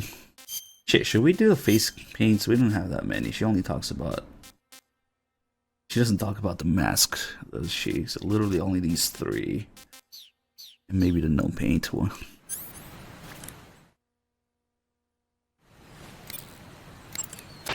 Snake, What's up, boss? don't you what's up me? Oh, I need to do... Okay then, what is it? I'm Damn. talking about Hold your on. camouflage. Why aren't you using it? Oh, When you don't use any camouflage at all, you stick out like a sore thumb. Didn't you listen to a word I said? well, I was listening, but Then start using your camouflage. Is that clear? yeah. Oh, you can't get any camos during the Virtuous mission, and the subsistence or slash extra camos don't have any calls to them. Or the, all this extra stuff here. I forgot that there's a call about getting spotted too many times. I think we can still get it if we set You're here. wearing the woodland face paint, I see. The woodland face paint is designed for use in forests. It'll give you a high level of camouflage in a wooded environment. Try using woodland paint when you're traveling through the forest. Yeah, these are pretty basic calls, but okay.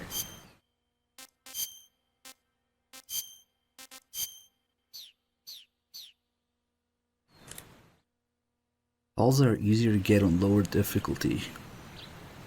Probably not. It would be even harder to get like the low health call on the lower difficulty. You have to sit there and get hit multiple times for it. The call about getting spotted all the time. I don't think so. Oh yeah, the sensors. You can't get sensor calls on Extreme because you don't have the sensors. I might go out of my way to just start normal for a second and get the sensor calls because they're really good. You're wearing black face paint, huh? Painting your face black will raise your camo index in dark areas. If you find yourself in any dark areas, make sure to use the black face paint.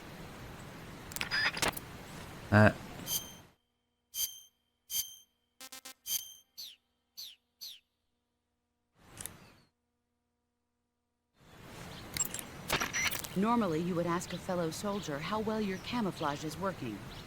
But this is a solo sneaking mission, so nobody out there is on your side. You have to determine how well your camouflage is working by yourself. Yeah, I know. Don't worry, that's what the camo index is for. The camo index tells you how well you've imitated the surroundings. The higher the index, the more well disguised you are. With a high enough camo index, you can even fool enemies inches away. If you are in an area where encounters are a high concern, keep your camo index high. Got it? Young Snow, do you really not see the difference between MGS1 and 2 and 3? How 1 and 2 are their own ecosystem and 3 completely deviates from that? Even if you can say you prefer 3, you can still see certainly how it's different, right? So they're just not the same. 1 and 2 is the end of, well, what did I used to call them, what, like generations, different generations of Metal Gear games. Yeah, 1 and 2, and then 3 and 4, and then Peace Walker. They're just different. This is a solo sneaking mission. Yeah. In my day, I did my share of sneaking into enemy territory. You mean since World War II? Yeah, mostly snatch missions. Snatch mission? That's where you abduct an enemy officer without killing him, right? Right. That's where I got the original idea. You mean for Poop Scooper? CQC. In a snatch mission, taking out the target's escorts by shooting them is not an option. If the enemy hears the gunshot, they'll know there's an intruder and tighten security. And the target will sense danger and try to get away. You needed a way to take out the guards and secure the target without making a sound. That was the idea. The CQC style that you and I developed is based on the techniques I cultivated during those missions. So... First time I've heard this. Huh? You've never told me any of this before. I didn't? No. Why? Hmm. Why didn't you tell me this before? Why now? I have my reasons. I'm totally not about to betray you or anything. Choose battle fatigues that match the surround. Yeah. It takes more than just clothes to make a good disguise. To camouflage... Hunters have known about camouflage since ancient times. But it's only quite recently, since the 18th century, that it's been applied to military operations. The first camouflage introduced to the military was a solid colored uniform designed to blend in with the battlefield. It was really more of a protective coloring than true camouflage. Camouflage in the modern sense of the word wasn't introduced until the First World War. During that war, weapons such as aircraft, cannon, and warships were painted in camouflage colors. But it was almost never used to disguise individual soldiers. The widespread use of camouflage began in World War II. The Germans and the Russians in particular made active use of it in battle.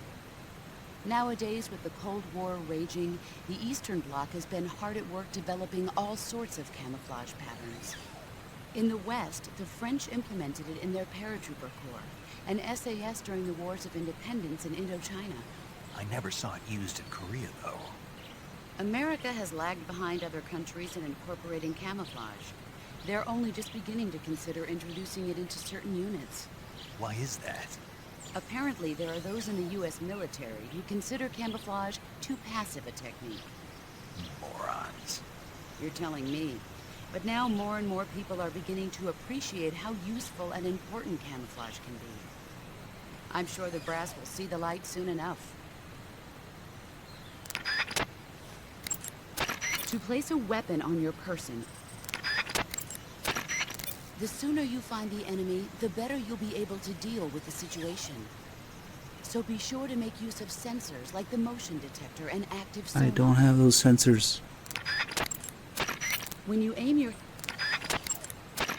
Stalking is a movement technique that eliminates even the sound of your footsteps. But all you need to do is press the directional button in the direct... Oh. We got the short version for some reason. In the jungle, it's absolutely crucial to keep your position secret from the enemy. Sometimes even the smallest sound can be enough to give your position away and get you killed. You'll have to make sure your weapons and equipment don't make noise bumping around. Use tape to secure metal objects and other items that seem likely to produce noise. After you've secured your gear, jump up and down to see whether it makes a sound. Don't worry. I remember the drill. See, the tape is canon. Select map. Map. Keep in mind that your weapons and equipment each have their own weight. There is one weapon greater than any other in battle. Do you know what that is? Yeah. What? Do we have to go through this again? Yes. Will. An unflinching will to survive, no matter what. Exactly. The will to carry out your mission and return home alive will see you through even the most desperate of situations. It's the most potent weapon in your arsenal. Don't forget that, no matter what. Hey, you're clear. Thank you for 54 months. My go-to butthole inflammatory butthole ache is that MGS3 is a game made for people who did not understand Metal Gear at the time. So, and now it's people's favorite. So that really tells you a lot. But let's just leave it at that. Treetops. Nope. If you want to survive... Oh, damn it. I was literally just talking about that call. It was like, come on, give me that call. That's okay though, because I was gonna restart anyway. To get fuck it. You get the call about getting spotted all the time. That's a pretty good call there. Using all your senses.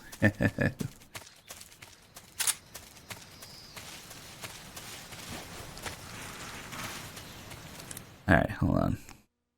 We don't need to do... Camouflage. We don't need to do the camel calls for now. We just need to get the senses.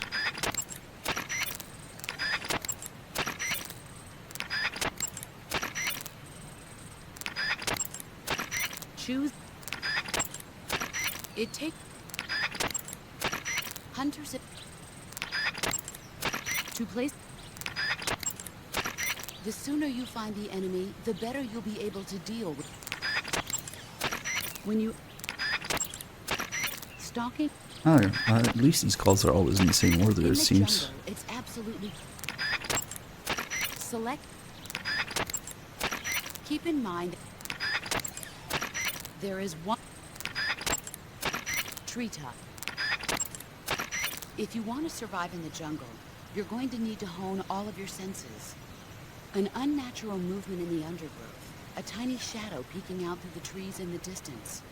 Always keep an eye out for any signs of the enemy's presence. Your sense of hearing is equally important. Visibility is poor in the jungle, so you've got to learn to pick up the enemy's presence from the sounds you hear around you. Always be listening for that one snap of a twig among the chirping of the birds and the babbling of the brooks. Your sense of smell is also important. Body odor, sweat, gunpowder, food. These faint smells wafting in the wind will tell you where the enemy... No. No? I can't smell. You? What now? I can't smell. Not at all. Nope. Not even a little bit. Not a thing. Oh. Well then, you'll just have to trust in your instincts as a gamer. There we go. We can see the game, we can hear the game, but we can't smell the game. So Snake can't smell. So you trust your instinct as a gamer. Just like Master says in MGS1. Trust your instincts as a soldier, as a gamer. Okay, I want to get that call about getting spotted all the time. So, okay, I don't know how many alerts I need, but Okay, so we didn't get her to talk about any equipment yet, so that's fine. We can get another checkpoint. Hopefully we can still get it. Alright, time to herpa derpa. Huh? Hello. Alright.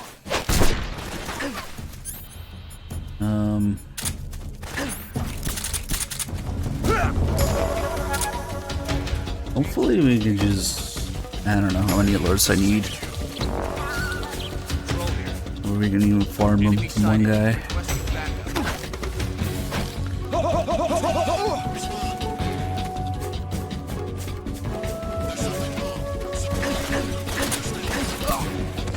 Oh, nice.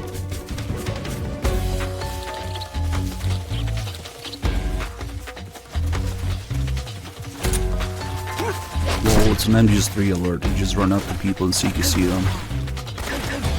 Tanking bullets, it doesn't matter.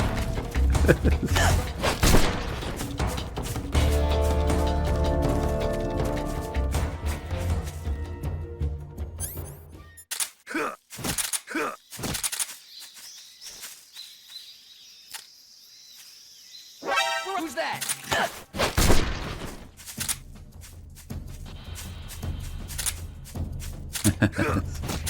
Yeah, I can't help but feel that the game being so much easier than I'm used to is done on purpose, because everything is dumbed down.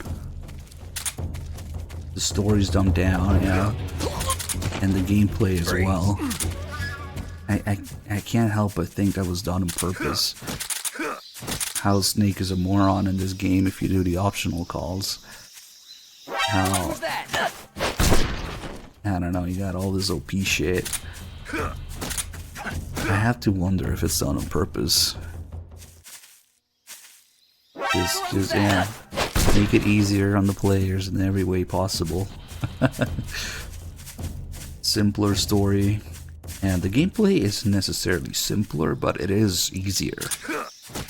You got many more things you can do and interact with, but overall it's so much easier than MGS2. Going from MGS2 to MGS3, you're going from the hardest game to the easiest game. Who's that? And it just kind of works. It's like in line with everything else that they wanted to simplify the experience of.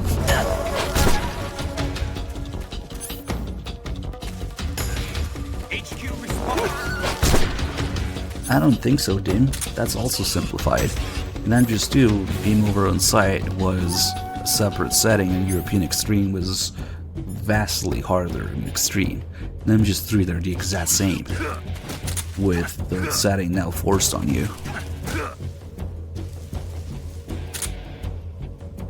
European Extreme is also much more simplified. I wouldn't call that harder.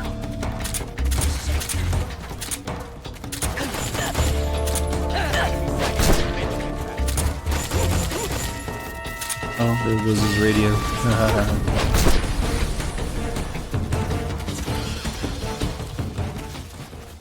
Okay, I wonder if that's enough alerts. Let's see if the boss talks shit now. Fane, thank you so much for the 121 months. God. Thank you.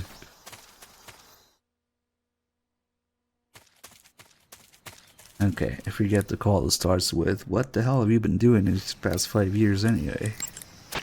Snake. There you go. What's up, boss? Or maybe Don't you what's up it's the me? camel one. Okay then, what is it? I'm talking about your camouflage.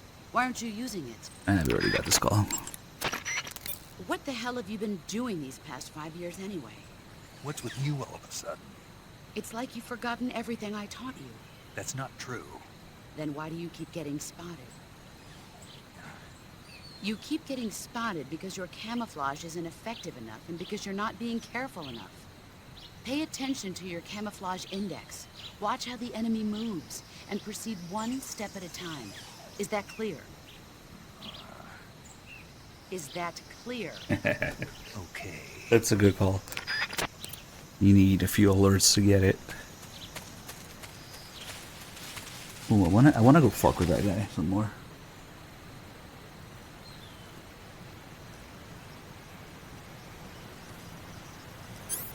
seeing how he's able to just completely... Shit, I had the Sorrow camo. You have to walk slowly. He's able to just completely cross the bridge, even though it's really unstable. I want to see if I go tilt it. Does he fall off?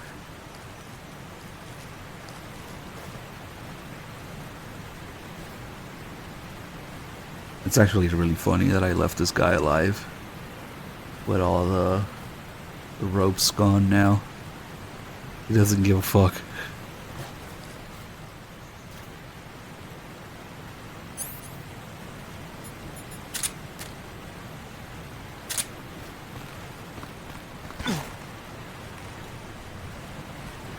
Even if I do this, he doesn't fall off.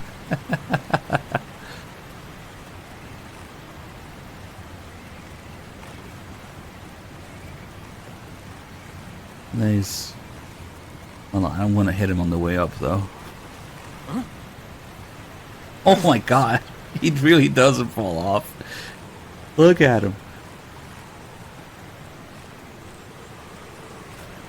Huh? By the way, the easy gun does not prevent your footsteps from being heard, despite the lies in the description. Ah, come on. Also eliminates footstep noise.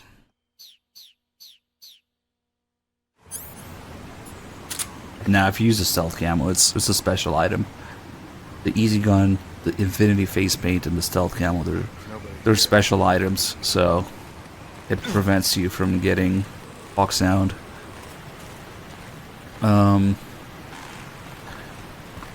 Okay, so he really doesn't fall off even if I shake the bridge nearby. Nice. Hold on. Yeah. What a guy. Footsteps. Easy gun equipped. Definitely still hears footsteps. Yeah, I guess it's a lie. It's an oversight.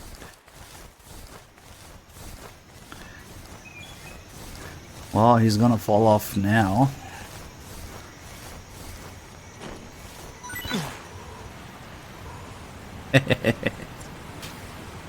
He's good. We'll get a more complete call about the easy gun with Sigint, but there's also a call about it with the boss. So normally you only get the easy gun on very easy difficulty, but if you collect all the plants and animals and get a Markor codename, you can unlock it in other difficulties as well. So that's how I have it on Extreme. And it just makes everything easy. 80% camo index, stamina.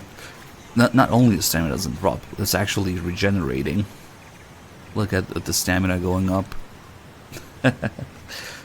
Infinite ammo, infinite suppressor, laser sight, zoom function, restore stamina, and 80% camo index. So, yeah, just to make things easy, as the name implies. The call with Sigint is really interesting about it because he talks about the Liberator and how I think this is his most, it's the proudest invention.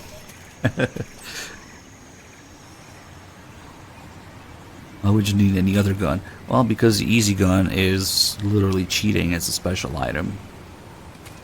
It's like the stealth camo or infinity face paint. But it just kind of ruins the game. You know, just running around with 80% everywhere. Infinite stamina, infinite everything. Yeah. But the call about it is interesting.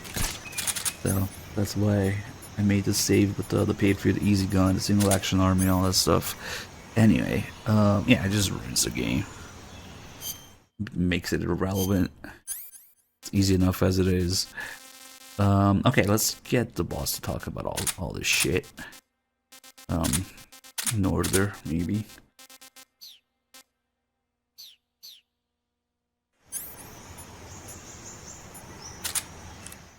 Oh, that's right. Clearly, the boss is not going to talk about the Patriot, which is kind of a missed opportunity. Would have been fun if she did. Sigint does, though.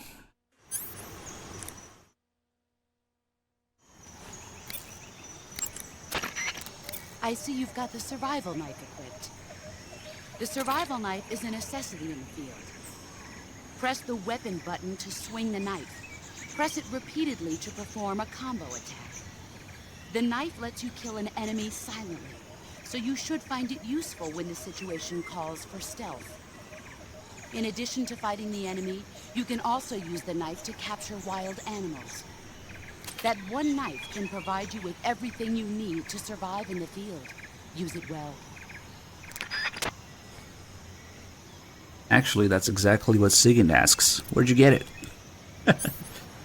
The snake's like, don't worry about the details. But unfortunately, the boss doesn't have any calls about it.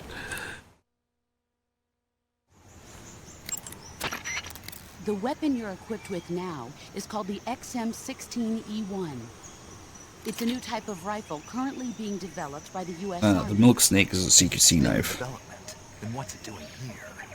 My guess is they captured it when it was being battle tested in Southeast Asia. But the one you've got there is quite a bit different from the ones I've been hearing about. For one thing, it's camo painted, and it's fitted with a 3-shot burst mechanism. It even looks like you could attach a suppressor. All of these modifications are geared towards jungle combat. This doesn't look like the work of the Soviets. My guess is they were added on site by an American gunsmith during Army field trials. Open the weapon window and press the enter button to attach or remove the suppressor. Press the action button to switch between semi-auto, full auto, and 3-shot burst modes. Make use of each of these functions as the situation warrants. And the calls with the boss kind of suck. They're not nearly as detailed. I see you're using the Easy Gun. The Easy Gun is a silent tranquilizer gun for special ops use, developed for Fox by the CIA's technology division. A silence tranquilizer gun? I don't see a suppressor on here. Apparently, the tranquilizer rounds themselves are designed to suppress the sound. Interesting. In other words, I won't have to worry about the suppressor wearing out on me, right? That's right. It's also equipped with a laser sight, so that you can make accurate shots even at a distance. In addition, merely equipping the Easy Gun should have a positive effect on your camo index. I've even heard it helps you recover your stamina. Put it to good use. Okay, so she doesn't mention the footsteps thing, at least. But it's interesting how they integrated the concept of the Liberator kind of with the PSS rounds, the self-suppressed rounds. Those are real. Maybe not the single action army. If you rapid fire. Yeah.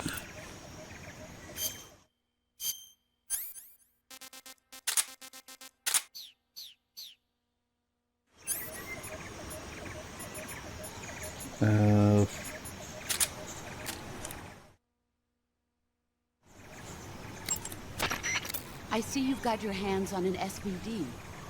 The SVD is the Soviet Union's most advanced automatic sniper rifle. It's said to be better designed and more durable than anything the West has. It looks kind of like an AK-47.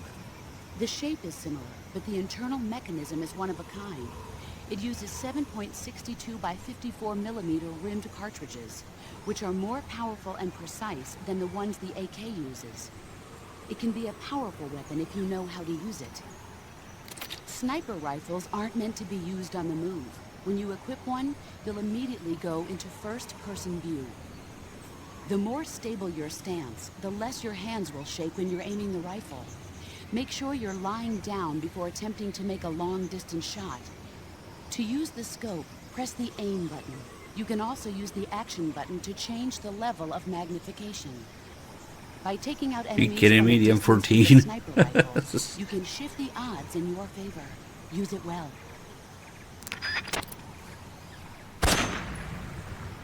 M14 is a DMR. Didn't really happen until the BBR, but the M14 in general is just kind of tragic as a rifle.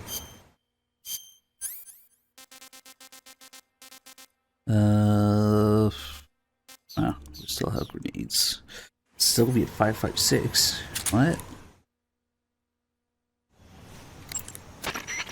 I see you found yourself an RGD-5. RGD stands for Rochnaya Granata Degtyaryeva in Russian. It basically means hand grenade of the Degtyarev design. It's the standard issue blast fragmentation grenade of the Soviet Army. It's lighter than the M26. And it carries fewer explosives as well. But I'd say it's more or less equal to an M26 in terms of performance. Be careful though, the safety pin ring is on the opposite side. You'll be fine as long as you keep the safety lever pressed down with your finger. I'll keep that in mind. Blast fragmentation grenades use a combination of blast and shrapnel to kill their targets. This makes them effective against standing targets, but significantly less effective against targets lying on the ground. Remember that.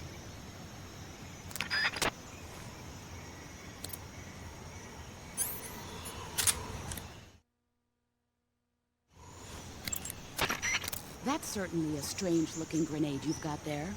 Yeah, I've never seen one like this. What is it? It must be a new type of grenade developed by the Russians. From what I can tell, it's a non-lethal weapon that uses a flash of light and intense sound to overpower the senses of human targets. You can probably use that grenade to knock out the enemy without killing them. It might prove useful.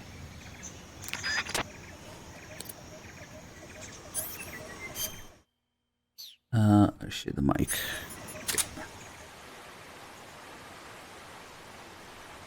Which we had an MGS2, so it's back in MGS3, but completely different role and context to it. It also has a robot face that you cannot unsee once you see the robot on the back of the mic. And there's some pretty neat things you can do with the directional microphone. Like you can find the end with it, you can hear enemies in the background, and yeah, the directional audio. Oh yeah, you can use it for.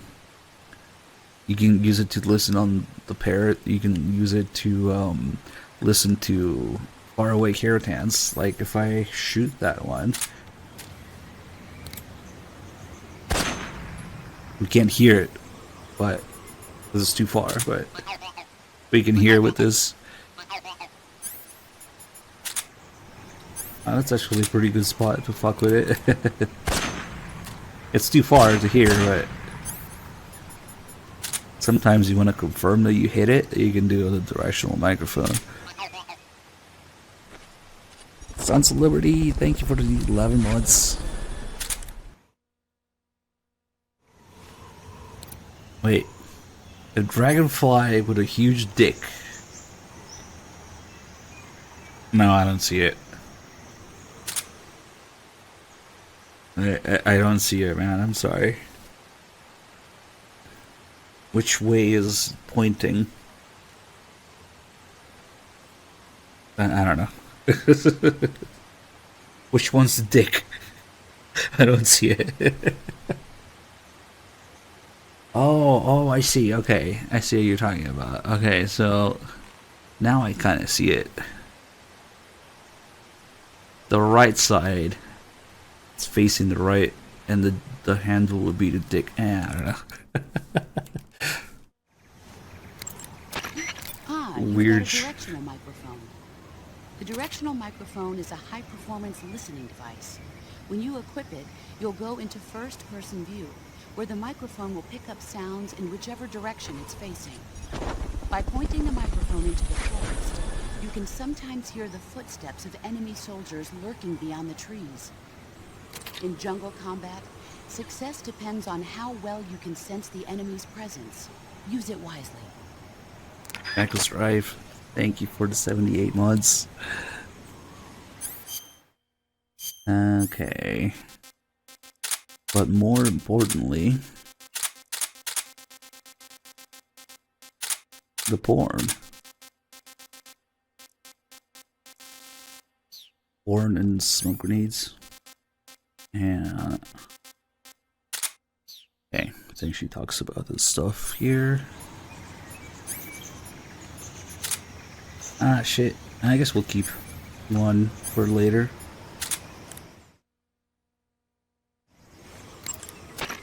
I see you've got a smoke grenade.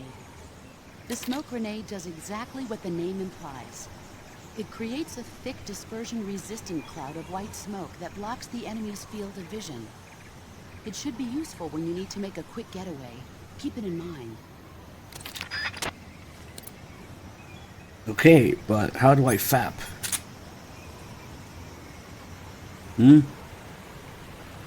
But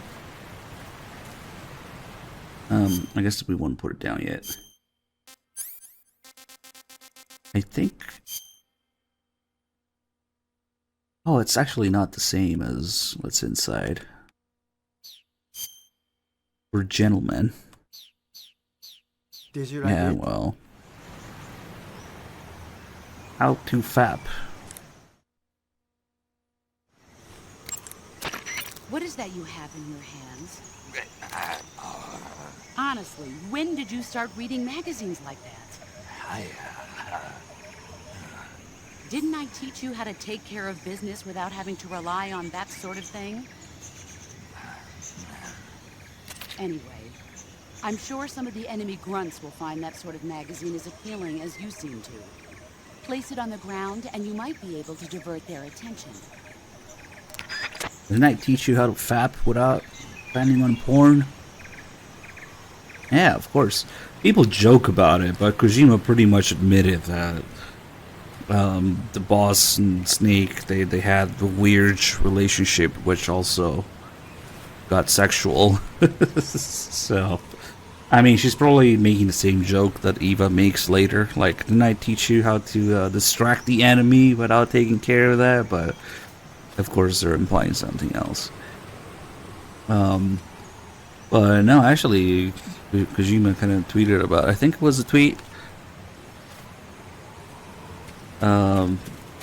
Yeah, no, they apparently they fucked or something. But she's also his mommy, so yeah.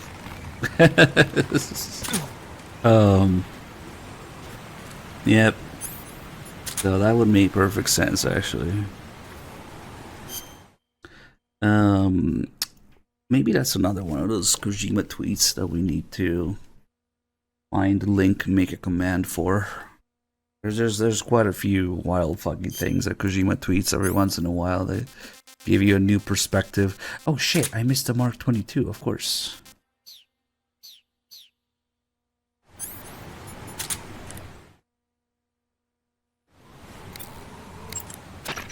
The gun you're using is a test model of a suppressor-equipped pistol currently in development by the Navy that's been modified by the CIA into a tranquilizer gun.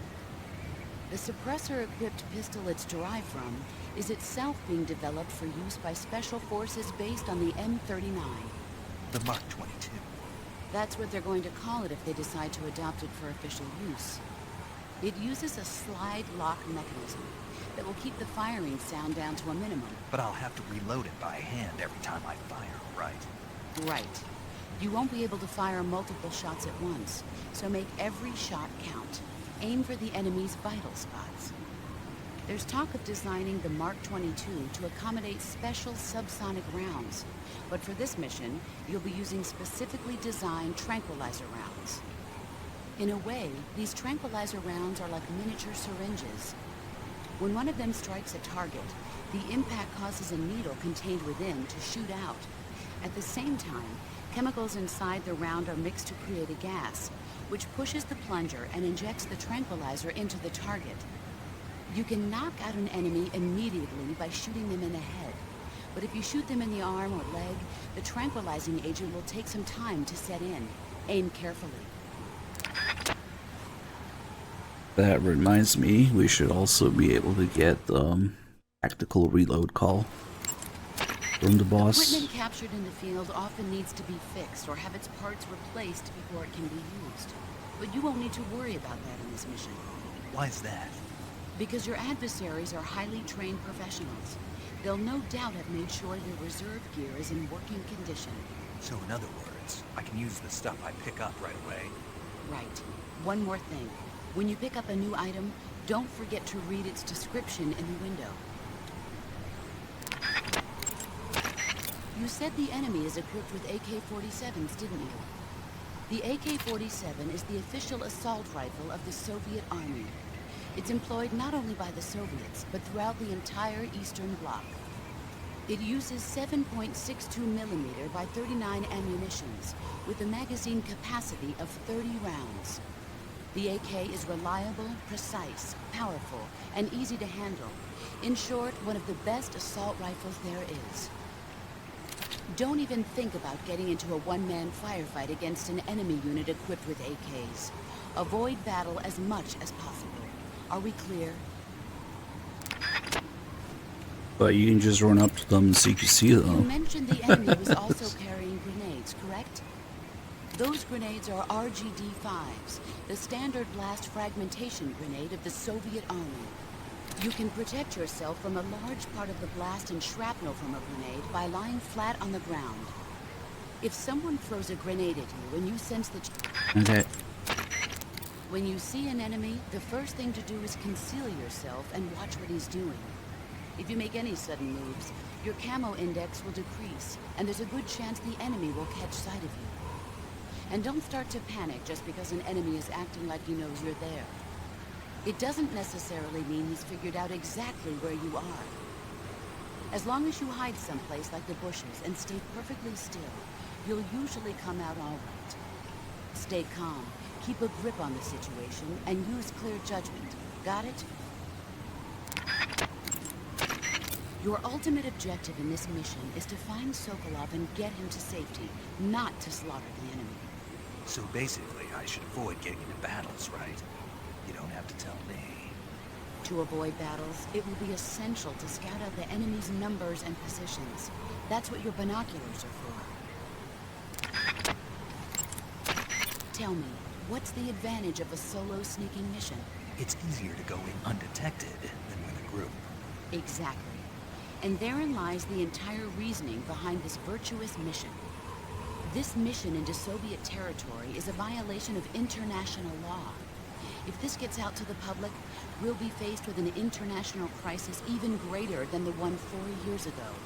4 years ago, the U-2 crash. Failure is not an option. Not a problem. I'll get Sokolov out without them ever knowing I was here. Damn, it's actually kind of insane how many calls there are. It's not like we got stuck somewhere dealing with enemies. No, we've just been doing 90% calls. And there's like 4 hours worth of shit in the Virtuous mission alone. And more. That's kind of insane. I wonder, like, the pacing is just kind of weird. I mean, they're good calls for the most part. It's just, what the fuck? No, Twitch did not complete Phantom Pain, but it was going on long enough that I decided to step in, do something else. We're almost, 98 hours or something. And chat got pretty far, like mission 25, 26, something like that. Proving that it is doable. You can probably do the whole game. Maybe after this we'll put it on again. Your objective in this mission isn't to get into fights. But if you're faced with a situation where you have no choice but to get rid of an enemy, attack him from behind. If you use I'm also stalking skipping a few behind you calls. and take him out in one strike, the other enemies probably won't even notice. If it doesn't look like you'll be able to sneak up from behind, wait for him to come toward you. Either figure out the enemy's patrol route and get there before he does, or make a sound or throw something to get his attention. And if he does spot you, don't hesitate. Take him out before he has a chance to alert his comrades to your presence. Got it? We're even skipping all the tutorial calls and calls that tell you where to go. Like, it's crazy. Enemies pose a greater threat when they patrol in squads. The members of Hey, the squad Glenn, are I took a little bit of a constantly watching out break. for each other, making it difficult to take them out without being noticed. If you absolutely have to attack a squad, use CQC or a gun equipped with a suppressor and start with the last one in line, then work your way up. A tactical reload is a change of magazines carried out before the bullets in the magazine are completely used up. It keeps you from running out of bullets near your enemies, so that you can keep up your level of firepower, and you will always have a bullet in your chamber. The trick is, don't lower your gun or your line of sight when reloading. Keep your line of sight up and concentrate on your surroundings while changing magazines. And don't forget to retrieve magazines that still have bullets remaining in them. The actual procedure involves unequipping your gun, and then equipping it once again. That will load the gun with a new magazine. I recommend pressing your weapon window button quickly to carry out a quick reload. But the game tells you to do this. It's not a glitch, it's not an exploit. It's an intended mechanic. Sometimes people are like, oh, you're glitching it. It's not intended to be that way. Like, oh, the fuck it is. Yeah. It's especially useful to shoot the tranquilizer faster, because otherwise you have to do this every time. It's much faster to do this.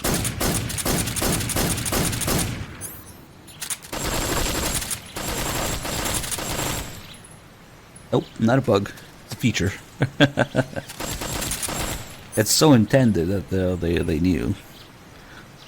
They removed it from MGS4 in a way, but oh, I don't remember about, because I only tried MGO1 for like, I don't know, a few minutes on emulator years ago.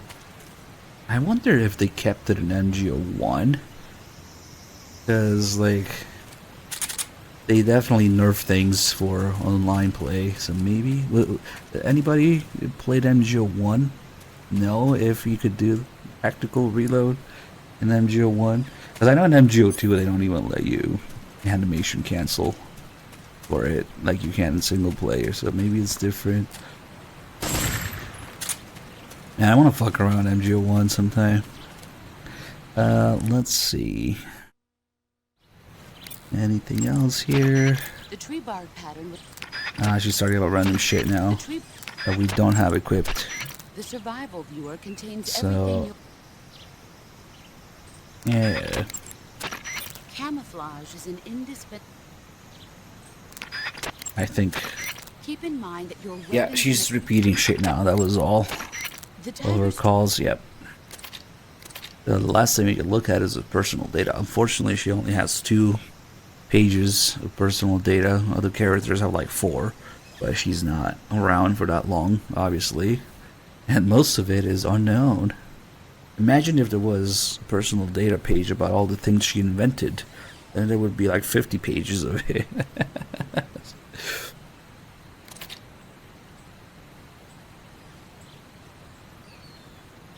Mostly unknown, everything.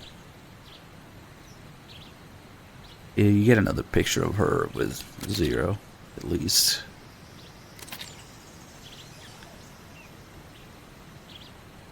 I wonder if they have 3D models for all these different pictures of characters wearing different things. Maybe not. I don't know.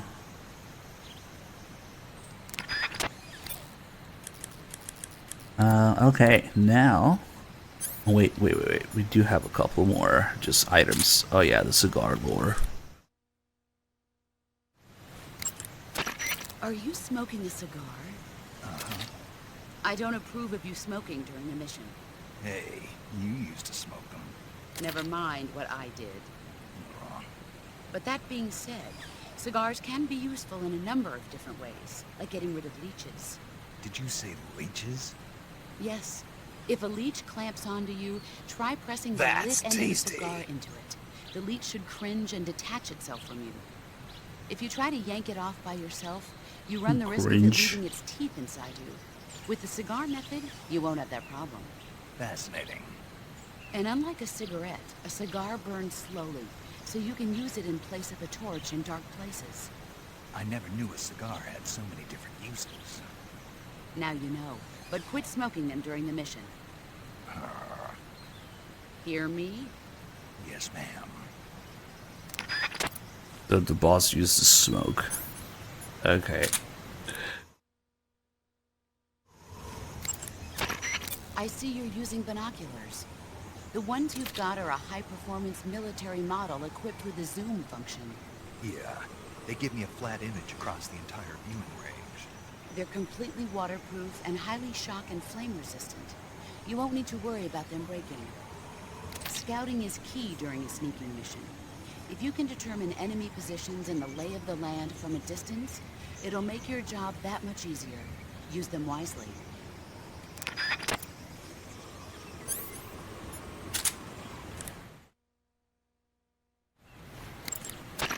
Those things you're wearing, those are... Thermal goggles. What, you Some didn't kind of invent those? electronic gadget that shows the distribution of heat sources in image form. I know they're based on the same principle behind the FLIR system on gunships. But to think they actually made it small enough to carry with you. They're not just making good rockets, huh? Never underestimate the power of Soviet science. Tell me about it. In any case, those thermal goggles should allow you to easily see through enemy camouflage and spot traps. Just don't leave them on for too long, or you'll drain the batteries. Impossible. I don't believe that the boss didn't invent thermal goggles too. Yeah, she probably forgot. There's no stealth camo call, unfortunately. You have some life medicine on you. Life medicine is a recent pharmaceutical product developed by the Soviet Union. It works with your metabolism to quickly treat wounds. If you use it, you can recover life on the spot. Try it when your life is starting to run low in battle. These are kind of lame. And there's another weapon call with the boss, technically, about the 1911. But you can't get a 1911 versus mission when the boss is around. I think, but the call is still in the game files though, and I think it's probably for the they probably made it for the demo, like the file version. I think you get a 1911 file version, so that's why she has a call about it. Alright, that's Dedge.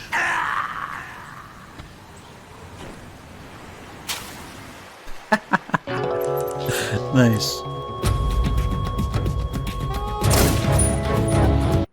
Now by doing this, none of the calls, the item related calls that we did with the boss actually saved. So we can do all of them with SIGINT. Because otherwise it's one or the other. Maybe we'll throw in a save call. You want to save? Hold on a sec.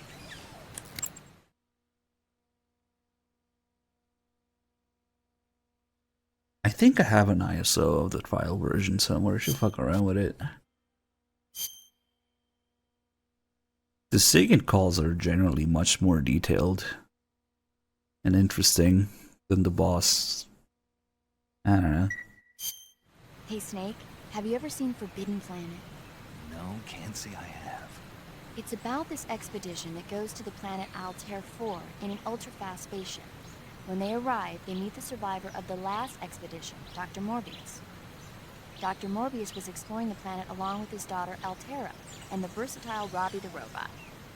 Ignoring the doctor's warnings, the expedition team is suddenly attacked by an invisible creature called the Monster from the Id. The special effects they used for the science stuff were really neat. I wish I had a robot like Robbie that could make anything I wanted it to.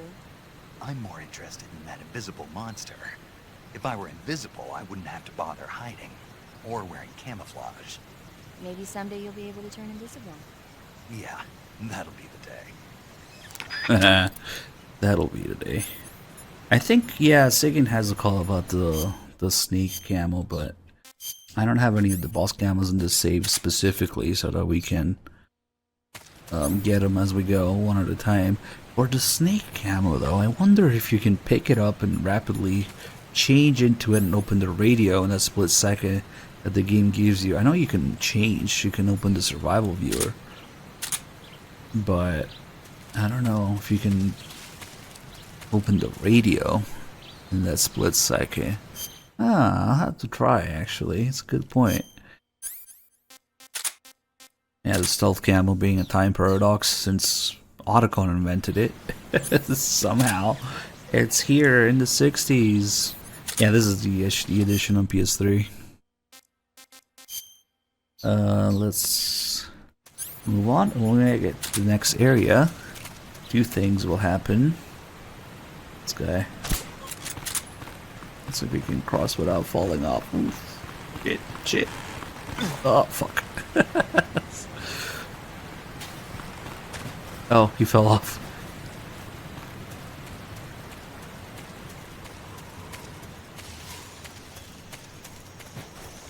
He's fine.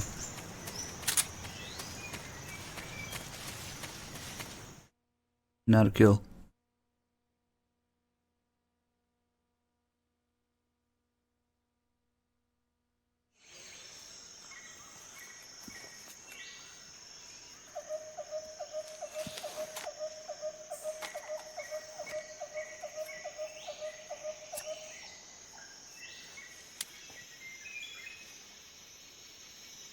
Major, I've reached the abandoned factory where Sokolov is supposedly being held. This place is a dump.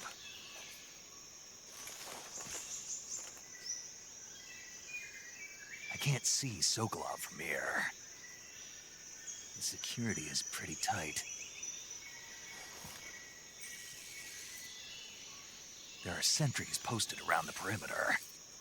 I wonder how many are inside.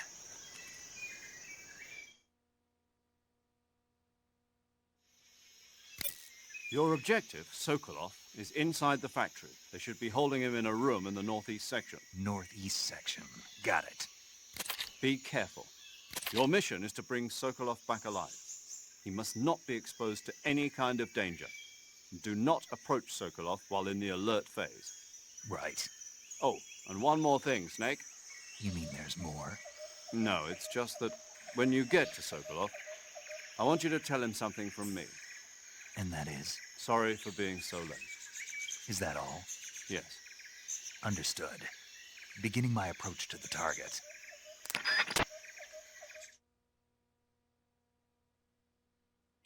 So as soon as we load this area, if we try calling the boss now, she's not available. Now she's gone. If you want to get your calls with her, you better do it in the previous area.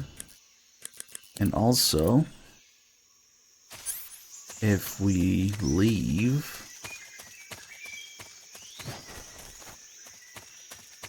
and we had to go past the fucking bridge again. I'm gonna fall off again.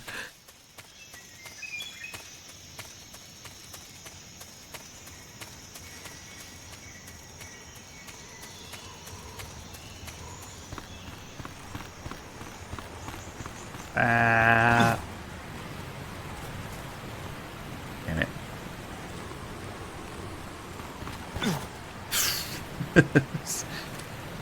How did I do it earlier? Ah, okay, we're good.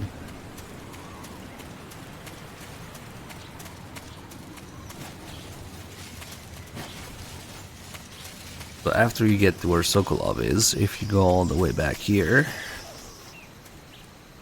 there's a little weird call with 0.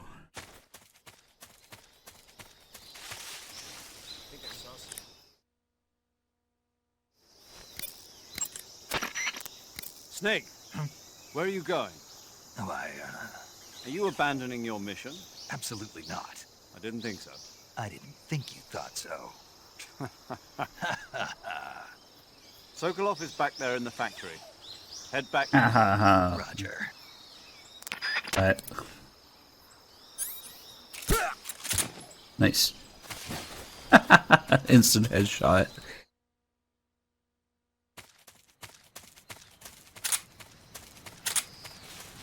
Alright, now we're gonna fuck around the area a little bit. This damn bridge again for the last time. In the cutscene it will be repaired, at least.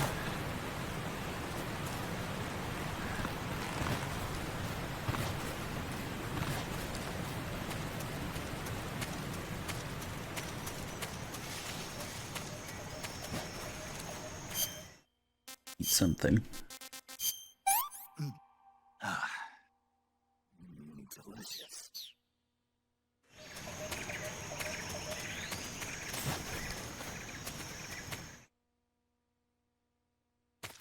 Yeah, I see. We'll do that later.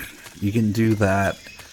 I think you can do it all the way until Snake gets injured, and you have to open the cure menu. You can do it like at the bottom of the river. You can do it right before Sokolov. You can probably do it here, or you can do it after Ocelot shows up. And let's clear this area.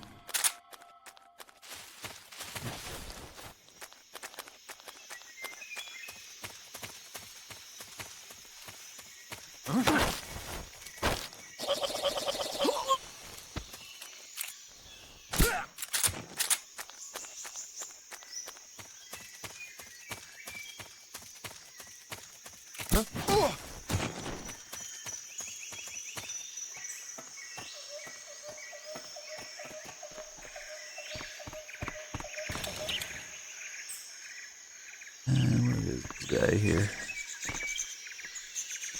There he is.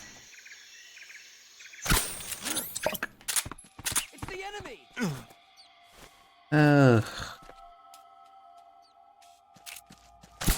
Who's that? Oh well.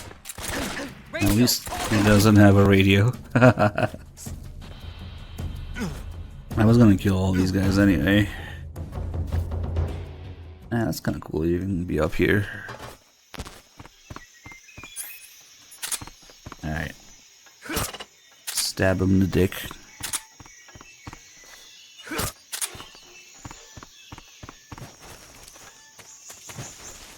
I should have just fucking stabbed them in the first place.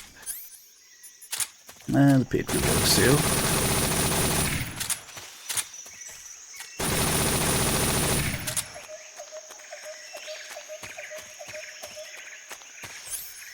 Ah shit, oh, good thing we had the easy gun. I need this thing alive.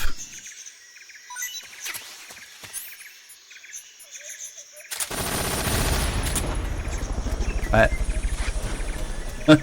Nice. Hey Biz, thanks for the 28 mods. Wait, Big Boss is a bad guy? No.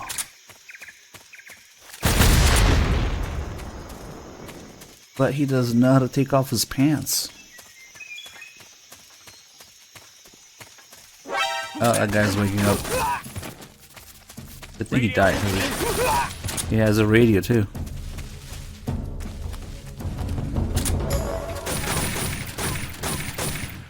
Okay, now that this area is clear, we can fuck around with Sokolov a little bit. Let's see. We also have a shotgun here, which unfortunately we can't get the boss to talk about the shotgun since she's gone from this area as soon as you load this area.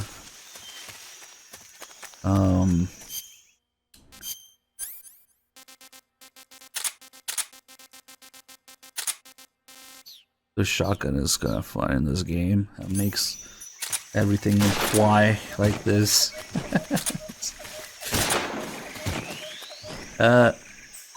Shit. What was that? Oh, rip.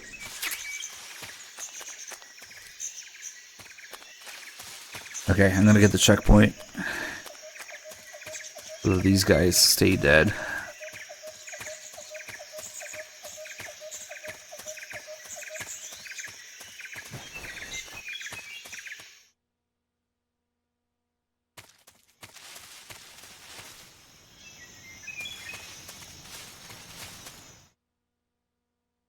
I cannot believe it's like 5 hours of virtuous mission.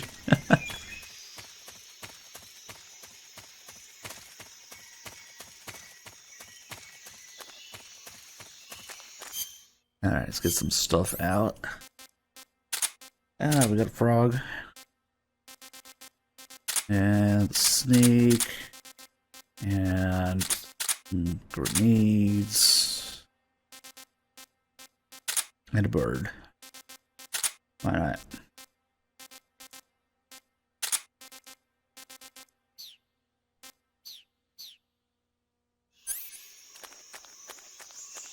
you can't get all the weapons, even the virtuous mission.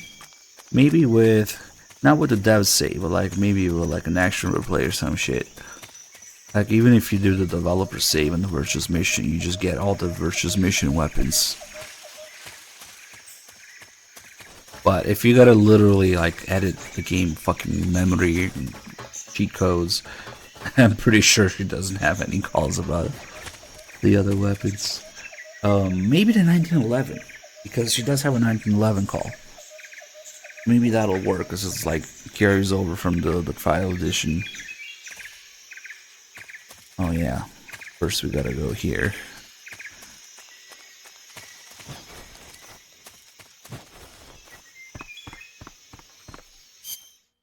But we gotta equip the mask. Because if you do that, hello? Snake, when you meet Sokolov, don't go in wearing that mask. Why? He won't like it. Won't like it? No. Why not? Just trust me, he won't. He won't like that face. You'll need Sokolov's full cooperation to complete this mission successfully. Don't do anything to make him lose confidence in you. When you go in to meet Sokolov, make sure you remove your disguise. Got it? Nobody likes his face. Go away. I won't let you in here.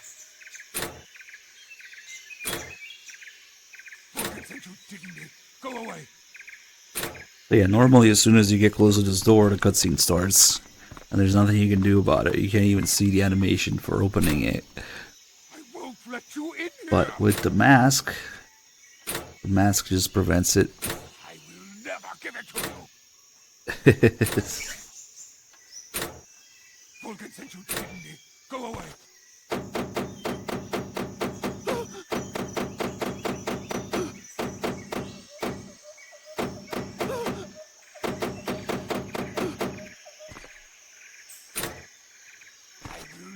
Give it to you.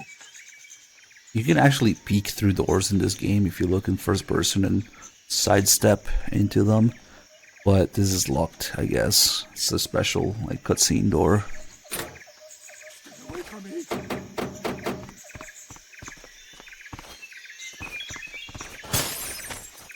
Alright, then we'll do it from this side. Where you can see that there's actually nobody in there. But that's just with the new and improved 3D camera that wasn't there originally. The original camera is this. So that's all you'll be able to see. You can't really see in there.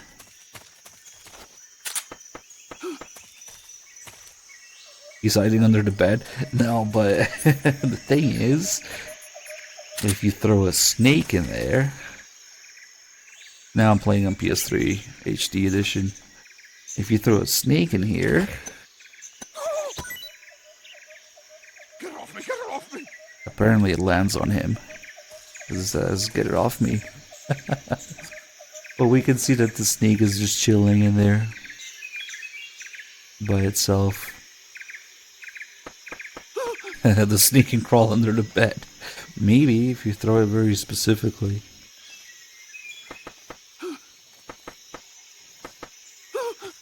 And we can throw other shit in there that he reacts to. Actually, I don't know. Probably might just be. Yeah, just generic noise. We can trap the bird in there. The poor bird. Most shit that you throw in there, he just makes generic noise. I guess he has a unique line for the snake. If you throw like random shit in there that's like food. I wonder if he has any other unique reactions to things. Probably not. What's going on? Yeah. That poor bird. Oh shit. And I don't think the dead snake has the same reaction because it's dead. What's going on? Yeah, there's just a bunch of shit in there. Shit. Okay, we got more than one mag.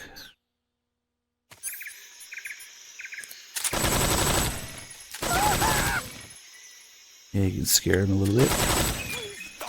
Wanted to get an empty mag.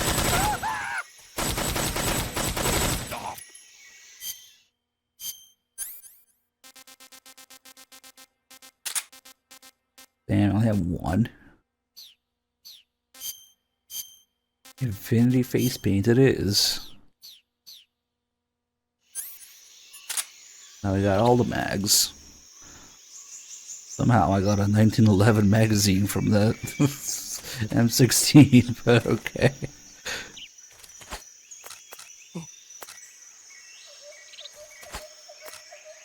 What's going on?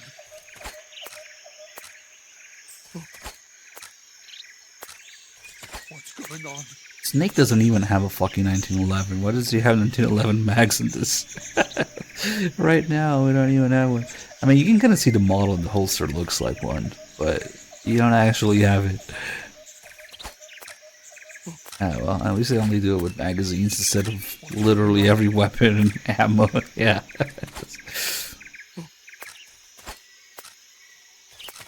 What's going on? Kind of weird. I guess they just don't let you have one.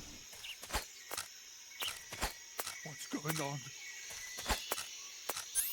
Alright, let's throw smoke grenade.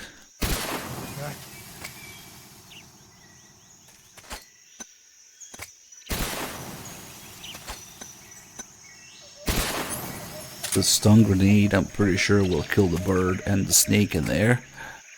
Rip bird.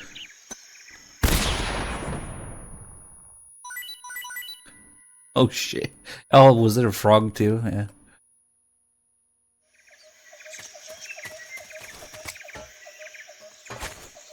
Whoa. Nice.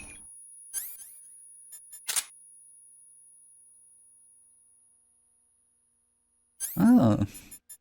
I want to try a rat. I wonder... It's probably not gonna do anything. But he has that unique line for the snake. I'm really curious if he has any other unique lines for... Oh, he got scared here too. Or any other kind of animal.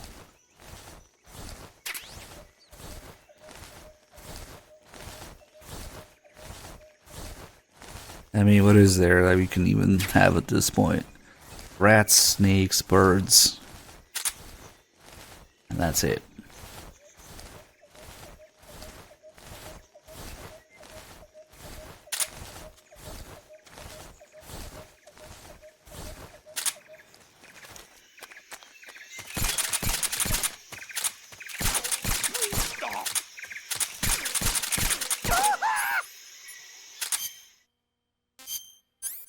I suppose there's a scorpion somewhere that we can throw at him. Nah. This doesn't appear until like the mountain.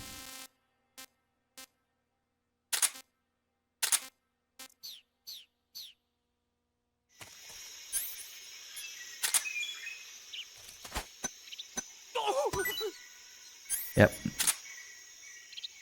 I guess it's just something unique to snakes. Oh, it doesn't even say it a second. Oh no, it does. Okay.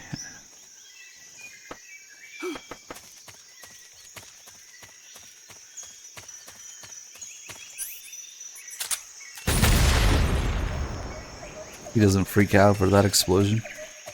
Speaking of explosions, actually, the last thing we can throw in there is an actual frag grenade.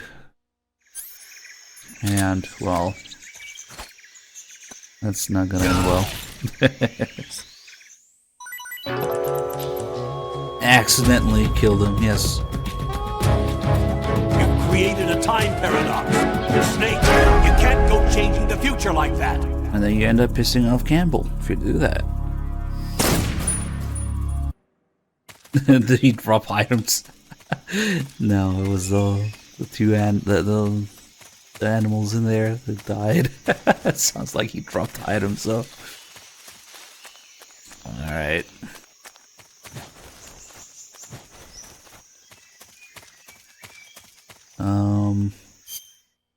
Think what do I want for later?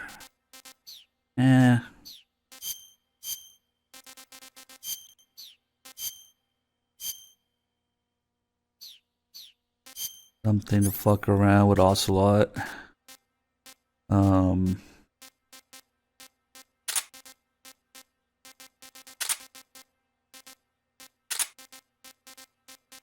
That's not gonna matter.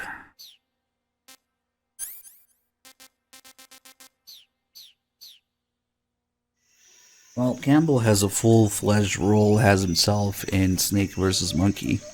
Little known fact that people might not realize, in Snake vs. Monkey, you're not playing as a naked snake. You're playing as Solid Snake. Who just happens to look identical because, conveniently, yeah. It's an MGS3 engine with MGS3 camos. But Campbell's main role in MGS3 is in Snake vs. Monkey. He has a whole call with Snake at the beginning of it. And that's Solid Snake in Snake vs. Monkey. And then he also comes back for the time paradox thing, but I feel like that's more of it's a Back to the Future reference because Campbell's voice in Japanese is the same as Emmett Brown, Doc Brown in Back to the Future, telling you about not to mess with the future. That's what it's a reference to. That's why you have Campbell for the time paradoxes. Instead of some people thinking, oh, it's all VR because Campbell is watching. No, you're a dumbass. Okay. Oh, I forgot to do the thing with the sorrow, but we can do it after. It's fine.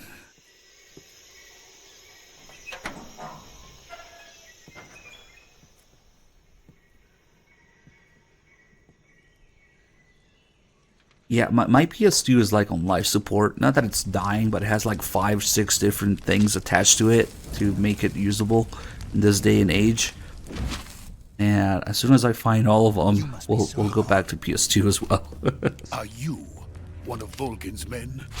You gotta fuck with everything for the PS2. Audio adapter, video adapter, memory card, controller, HDMI splitter, like... it's fucked. Yeah. I was sent by Major Zero, the man who got you out 2 years ago. Zero? Oh, and the hard drive network adapter. What is it? It's a lot of work. He said to tell you sorry for being so late. Did he now? What does it mean? It means he's a man of his word. But we've got no time for this. You have to get me out of here before they arrive. Who's they? Colonel Volgin of Gru. You in the West know him as Thunderbolt. Thunderbolt? Never heard of him. He's a member of the Army's extremist faction, a man who seeks to seize control of the motherland. Ever since the Cuban Missile Crisis 2 years ago, Khrushchev has been pursuing a policy of peaceful coexistence with the West. Despite resistance and criticism from hawks in the army and the provincial authorities, Khrushchev has managed to suppress the opposition so far. But the failure of his agricultural policies has put him in a precarious position.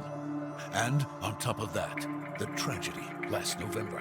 President Kennedy's assassination. Precisely. In a sense, Khrushchev has lost his biggest partner, and his power base is rapidly crumbling away. A certain group is plotting to use this opportunity to seize power by rallying the anti-government forces, overthrowing Khrushchev, and installing Brezhnev and Kosygin in his place.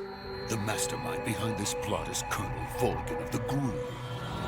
He has control over another secret weapons research facility much like this one, OKB-812, known as the Granin Design Bureau, and is using it to further his plans. But that is not enough to satisfy him. Now he's plotting to seize the secret weapon I have been developing here and use it as leverage in his bid for power.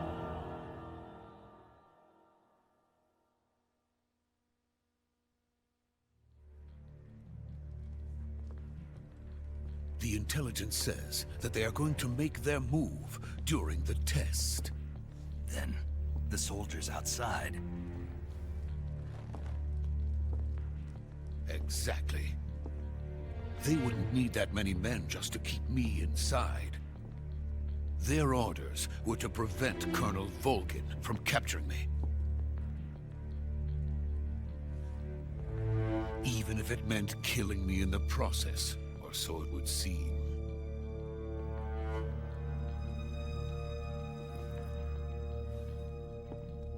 Volgin will come.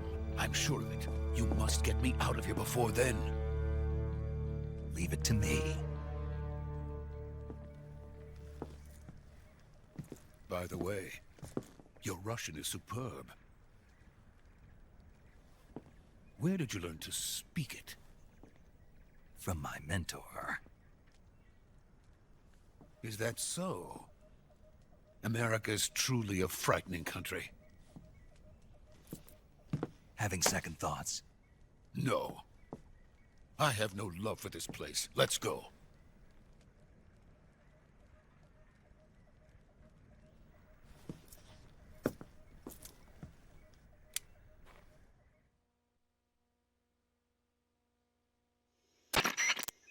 Major, this is Snake.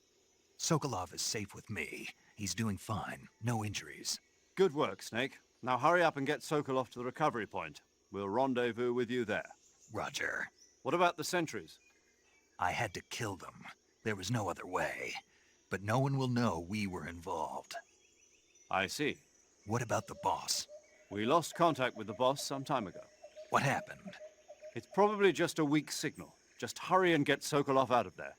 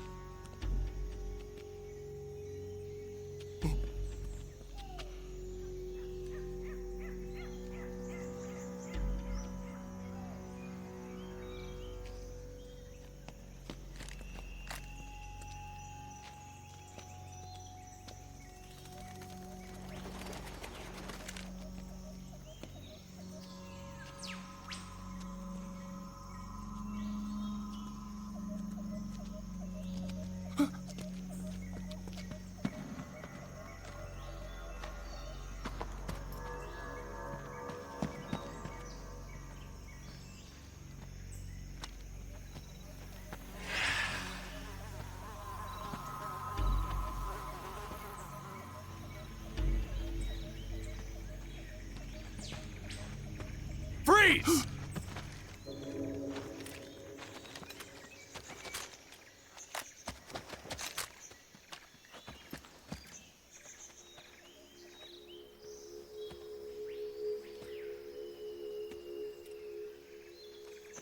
So this is the legendary boss.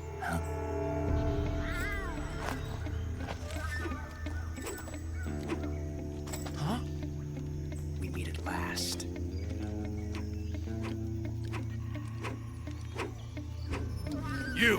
You're from the Ocelot unit of Spetsnaz. Huh. What's a GRU soldier doing here? Soldier?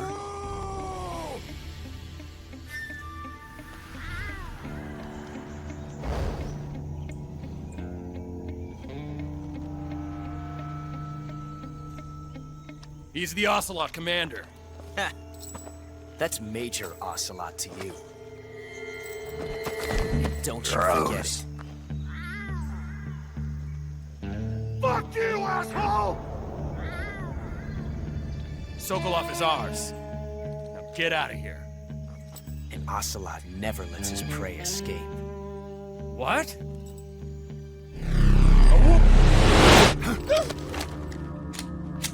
A whoop! Ah!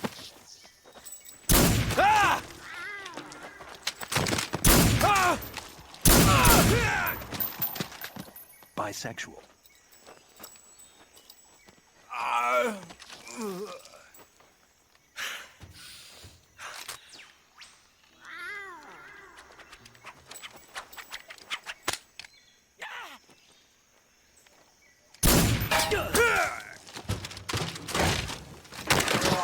Not funny.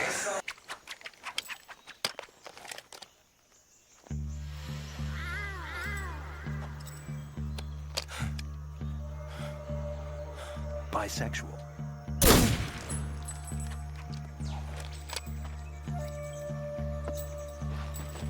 Did you like it?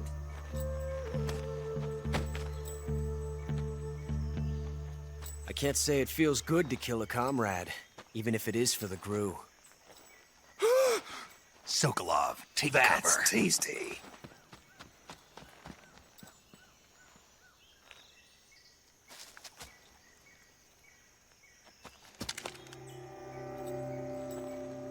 Huh.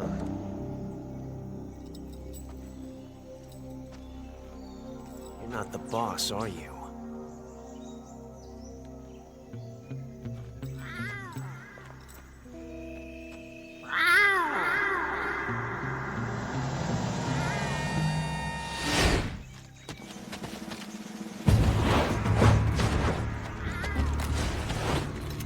Crew operatives!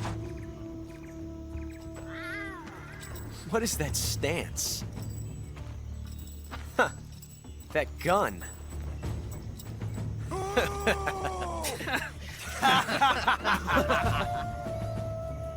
If you're not the boss, then die.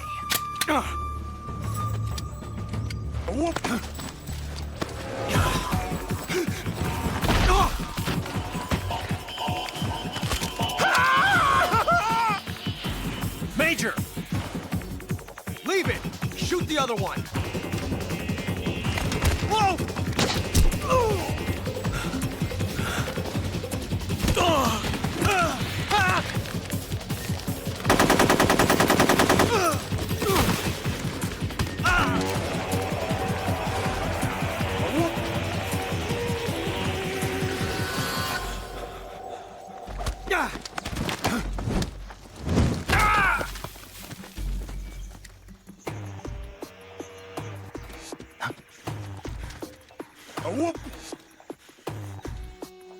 Oh, viewers here.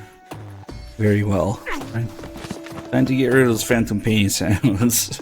By the way, I didn't do it, any of it. It was all viewer adding sounds.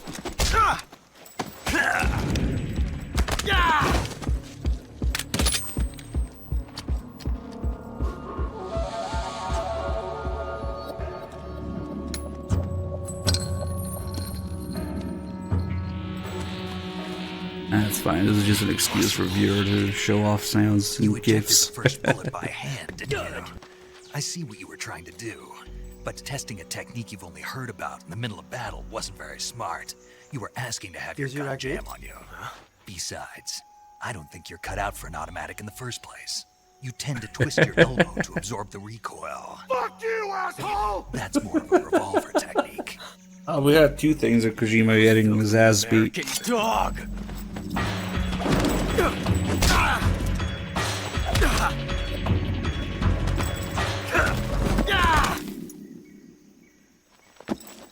Bisexual. But that was some fancy shooting. You're pretty good. That's tasty. Pretty good.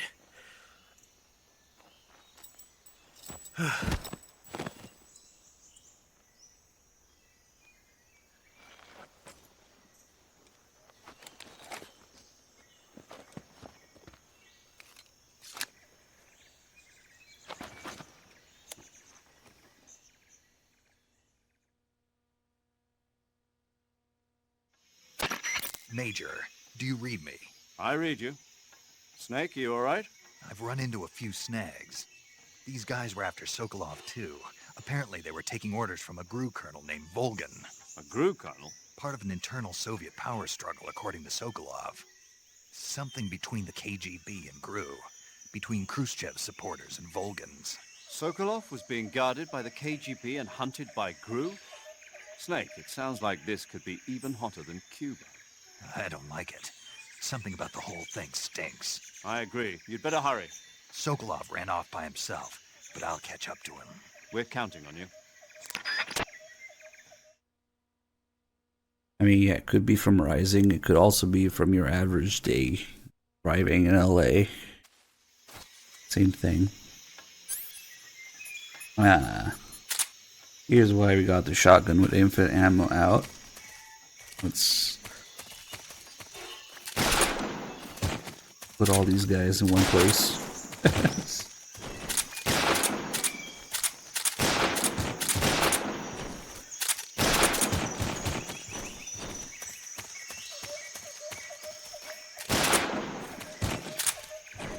And let's not hit Ocelot.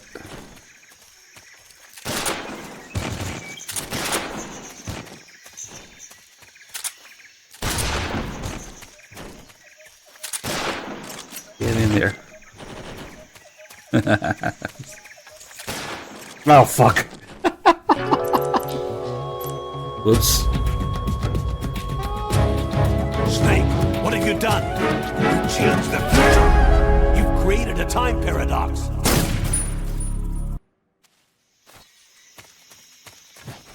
Well, then...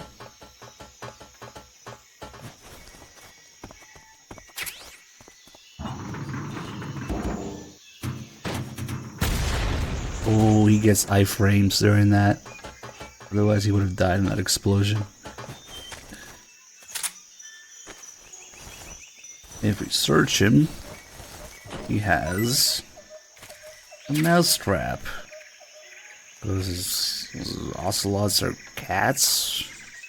Or maybe it's supposed to be something about him, his sneaky nature, I don't know. Double crossing, triple crossing things, but I don't know. There's also something that is very much a retcon and inconsistent, but who cares? It's cool, right? If we look at Ocelot, he's already wearing spurs on his boots. Huh. And he was twirling the Makarov, which makes very little sense. So originally in MGS1's Paul's Ocelot's background is that, you know, he likes cowboy and spaghetti westerns movies, and that's why he dresses like a cowboy, and that's why he uses a single action army. So that's good and all, but then suddenly in MGS3 it's weird, because now the reason he uses a single action army is suddenly changed because Big Boss tells him to switch to a revolver. But if he's already wearing spurs, if he's already twirling the Makarov, then he's probably already a fan of Western movies, right? So that's the origin of him using a single action army, but MGS3 has to retcon a bunch of things, mostly about Big Boss, but tiny bit about Ocelot as well. And now, especially, the entirety of Ocelot's existence is about impressing Big Boss. He gets his ass handed to him once, and suddenly he must prove to him that he too can do cool shit. So throughout the game, they're not really trying to kill each other. It's like Ocelot is trying to impress Big Boss, and Big Boss knows that he can take it, and Ocelot knows that he can take anything he can throw at him. So it might look like they're trying to kill each other, but no, they're just fucking playing with each other. Magically knowing which chamber is loaded. That's tasty. Every time Ocelot pulls his Russian roulette bullshit and things like that.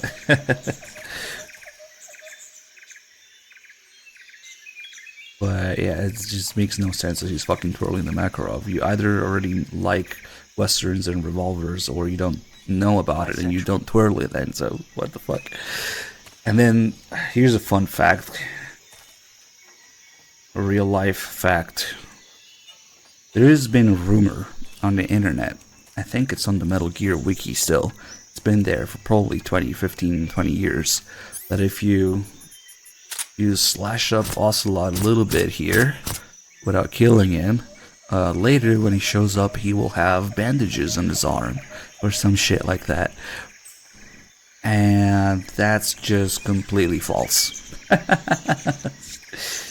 This and the MGS3 Pentazemin thing come to mind as complete bullshit that people have been spewing for years and years, and it's on the fucking wiki still to this day. That is just completely false. And it's been there for literally at least 10, 15, if not 20 years, the whole fucking time that the game existed. So, yeah. That's worth mentioning here. No one will remove it. It's still there, isn't it? Yep.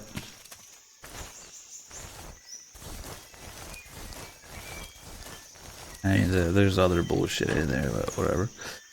Maybe this isn't the greatest spot to put him.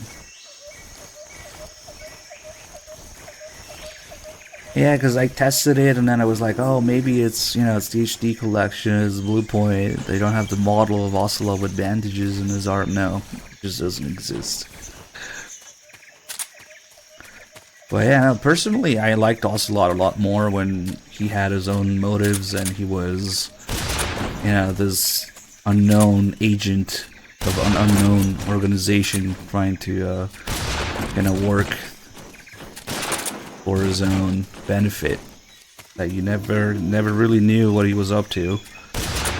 Once they introduced the whole thing with, oh, actually, Big Boss and Ocelot were in the Patriots, yeah, and Big Boss or Ocelot wants to be recognized by Big Boss because he got his ass handed to him once. I don't know. The entirety of Ocelot's existence in MGS4 especially is described as fighting for Big Boss.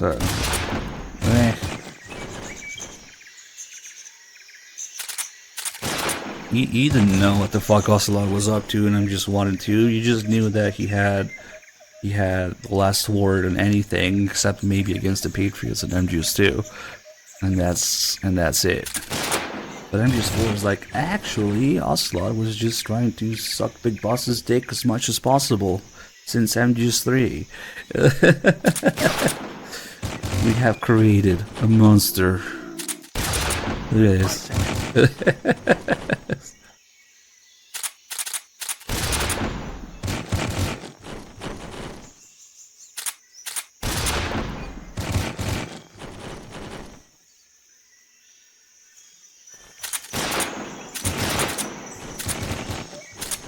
I think Kaz might be the only exception to that rule, bad humans. Man, Peace Walker Kaz really is a fucking miracle in these games. The only character to be brought back and reinvented without being fucking ruined, but instead expanded upon and made a million times more interesting.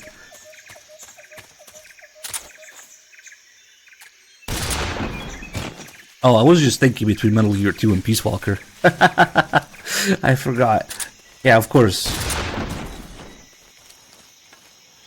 Of course he got fucking ruined after that. No, to be clear, I'm talking about Peace Walker Kaz.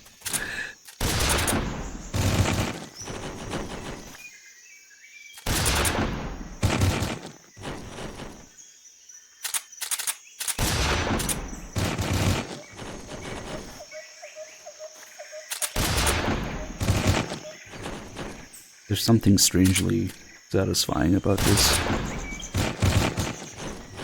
Maybe all the legs coming down, all the blood on the screen.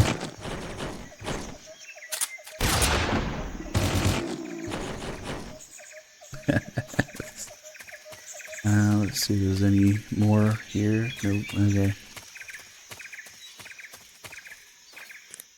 Oh, actually, technically, there is no Miller in MGS1.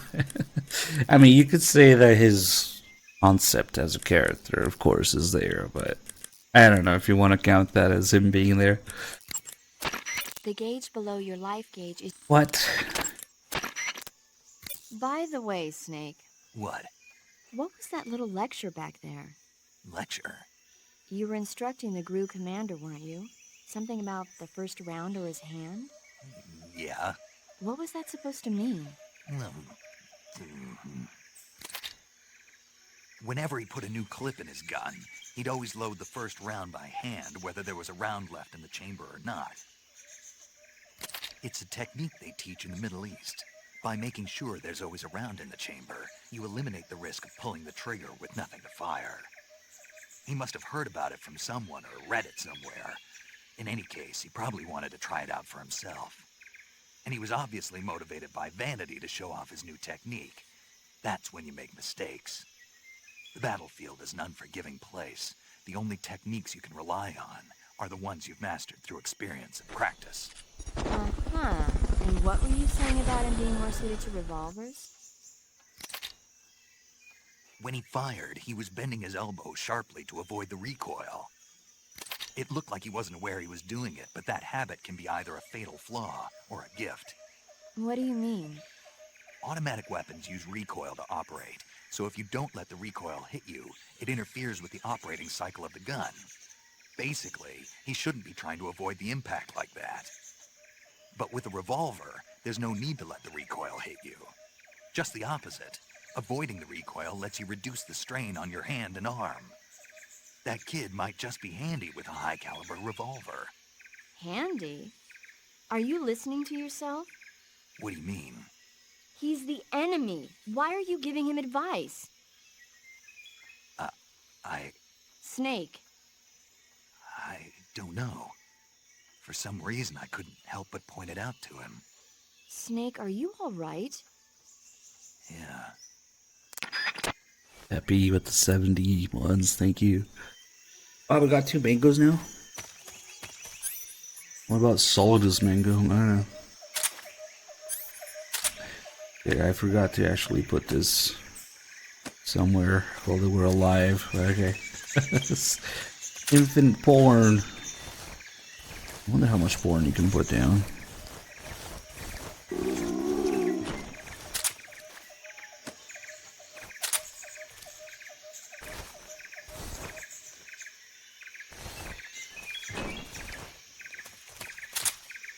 Let's see, it's 4, 5, 6, 7, 8, 9, 10, 11, 12, 13.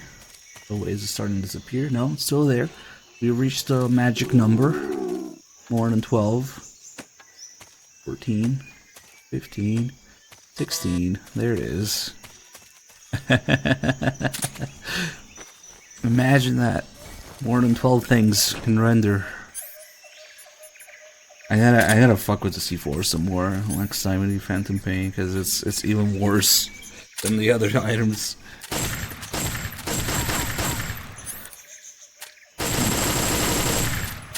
I don't suppose we can flip the pages. I think they're all the same page.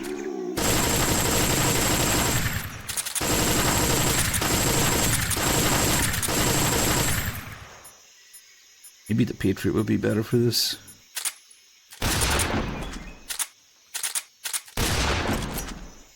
Oh, nice. Oh, shit.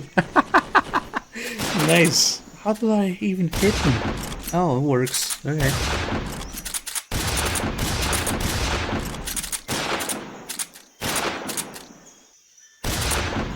But they're not going...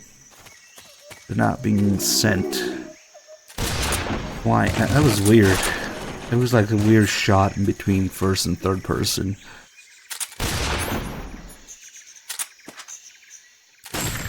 Yeah, the shotgun makes it go much higher. Oh, nice. Oh, shit. God damn it. Oh, well. You've created a time paradox. Okay. Keep accidentally the whole thing with Ocelot. We'll just get this call again real quick. But that area is... Snake, stay alert. The KGB and GRU both have their sights set on Sokolov. GRU is a military espionage outfit, the intelligence wing of the Soviet Defense Ministry's General Staff Office. It competes with the KGB, which is under the Ministry of Internal Affairs, and the two are always watching each other. Never let the left hand know what the right hand is doing. Exactly.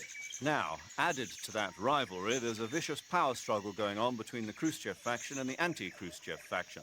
So Khrushchev is using the KGB, and Volgin and the anti-Khrushchev forces are using the GRU? That's the idea. The two factions are fighting over Sokolov. We're in an extremely dangerous situation here. Yeah, I'm aware of that. Get Sokolov out of there safely. He must not be turned over to the KGB or to the GRU. Sokolov took off in the direction of the rope bridge. Get after him. Hurry! Okay, but can you tell me a little bit more first? Major, have you been able to contact the boss? No. You really think it's bad reception? We're looking into it. Major. Snake, you've got more important things to worry about than contacting the boss. Right now, Sokolov is out there wandering around the jungle alone. What are you going to do if he gets caught by the enemy? We're still looking into why we lost contact with the boss. I'll let you know as soon as we find anything out. In the meantime, it's your job to find Sokolov and get him to safety. Got it? Major, do you know anything about this GRU colonel Sokolov was talking about? Yes. Who is he? A most dangerous man indeed. His name is Yevgeny Borisovich Volgin. His code name in the West is Thunderbolt. He's gained a reputation as the most brutal and cold-blooded of the Soviet spy masters. During the war, Volgin was assigned to the domestic branch of the NKVD. He was stationed in the rear of the Soviet line to catch and punish any troops who tried to retreat or desert. He's also notorious for his accomplishments in anti-guerrilla operations in the Ukraine and the Baltic states. Apparently, he likes to boast that he disposed of over 100,000 anti-communists. We also know that he was instrumental in putting down the 1953 insurrection in East Germany and the 1956 uprising in Hungary. He is truly a fearsome man. There's no telling what he might be plotting. Be careful. He's a fucking dumbass. He is. Major, what's this Grand Design Bureau Sokolov was talking about? OKB 812. It's the same type of top-secret facility as Sokolov's own OKB 754. The director is a man by the name of Alexander Leonovich Granin.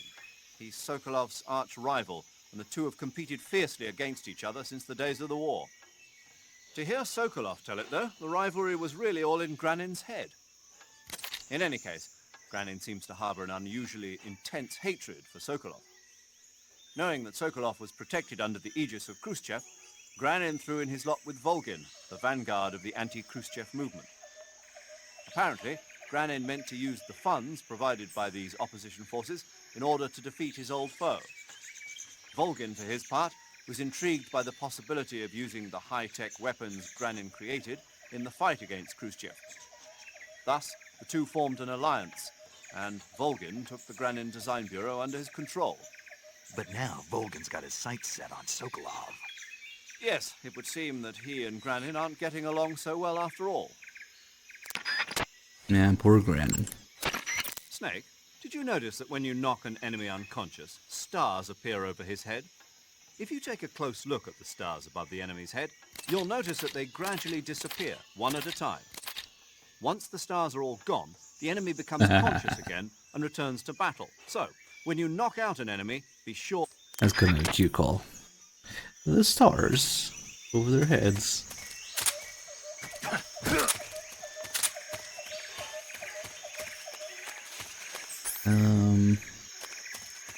Okay, we'll just go. I want to see if I can get the... I think I've done it before. Get the call with the sorrow at the river, which is actually kind of more appropriate because you're right next to him there. I think you can still get it before going to the cure menu there.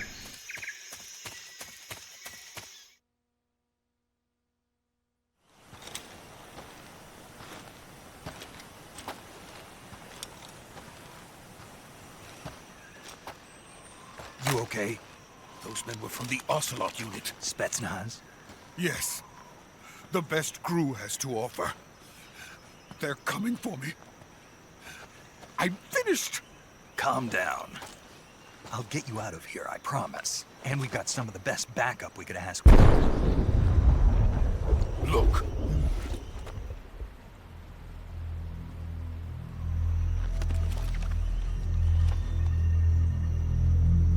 That's what they were making you build?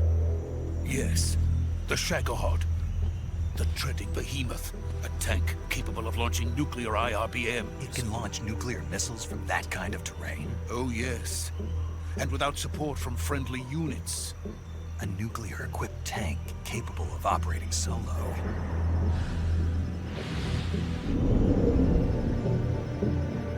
Is that thing finished? No. This is only the end of Phase 1.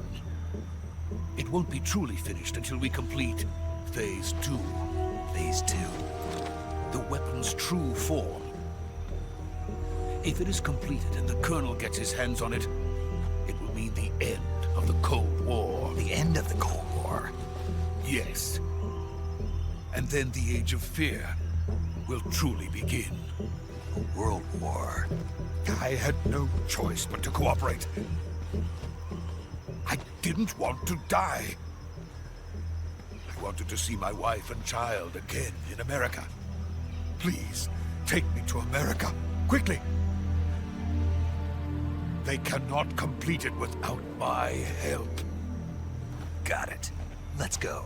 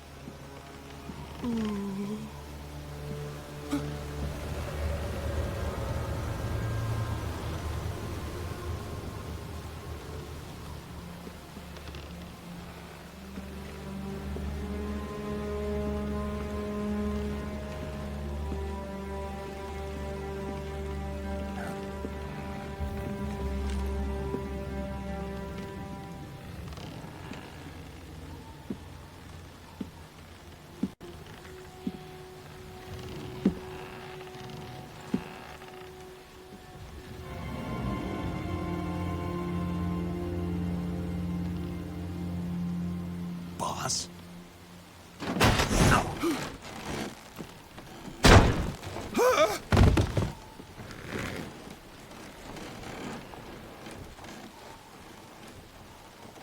Good work, Jack. What are you doing here? Sokolov comes with me.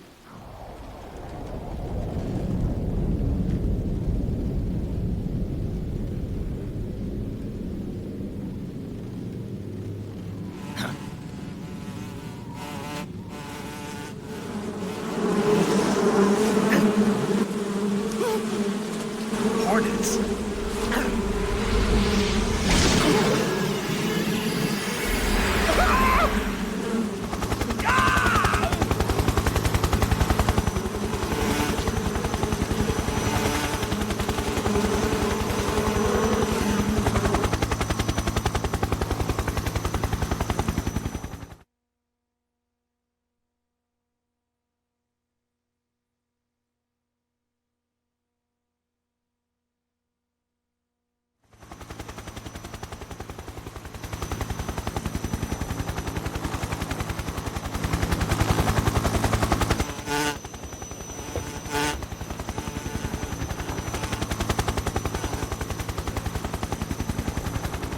My friends, let us fight together again.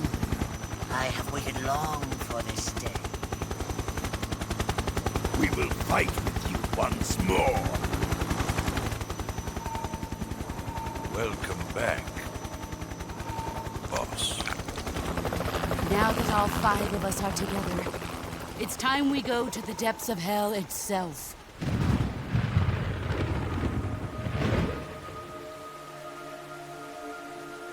bisexual. It's raining blood. Is he crying?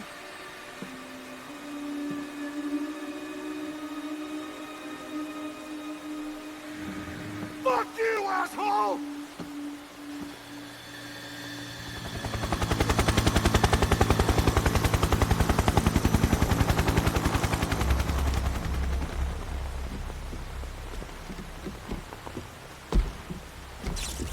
Kuwabara, Kuwabara.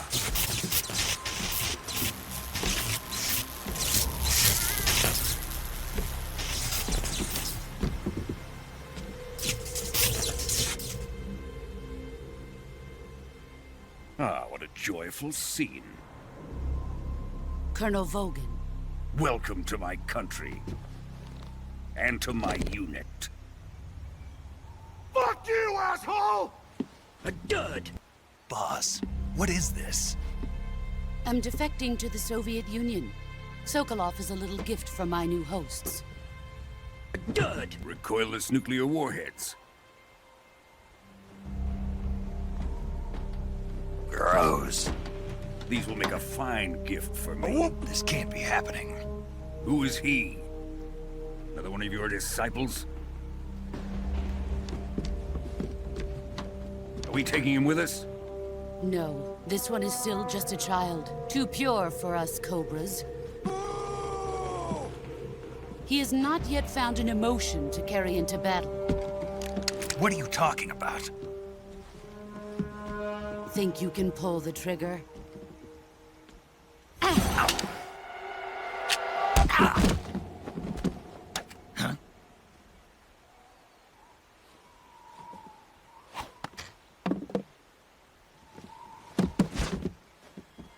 That's tasty.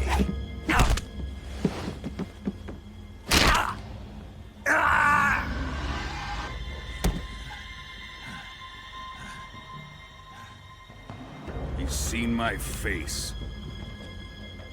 We can't let him live.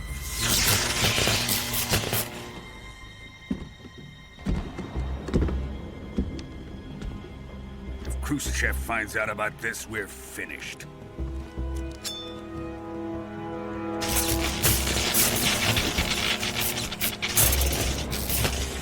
He must die. Wait. He's my apprentice. I'll take care of him.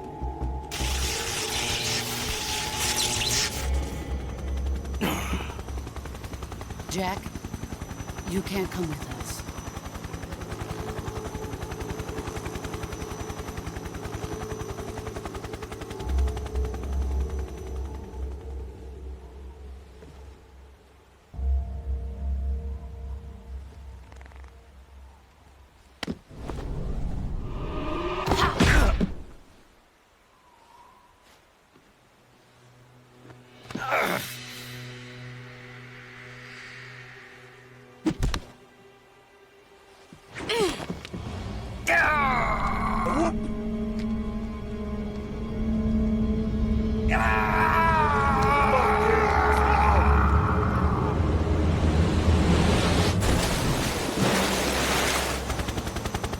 The new blood has been rejected.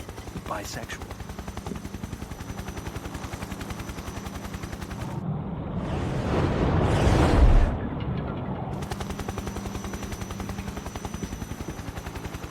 Are we done here? Now, onto Sokolov's research facility. Not funny. Shagohod is ours.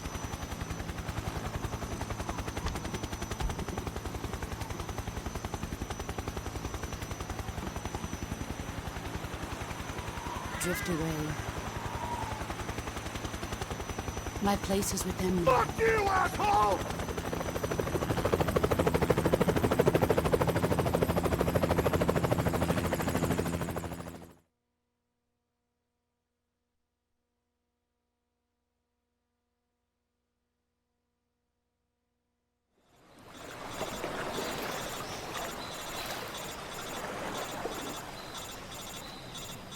Fuck you, asshole!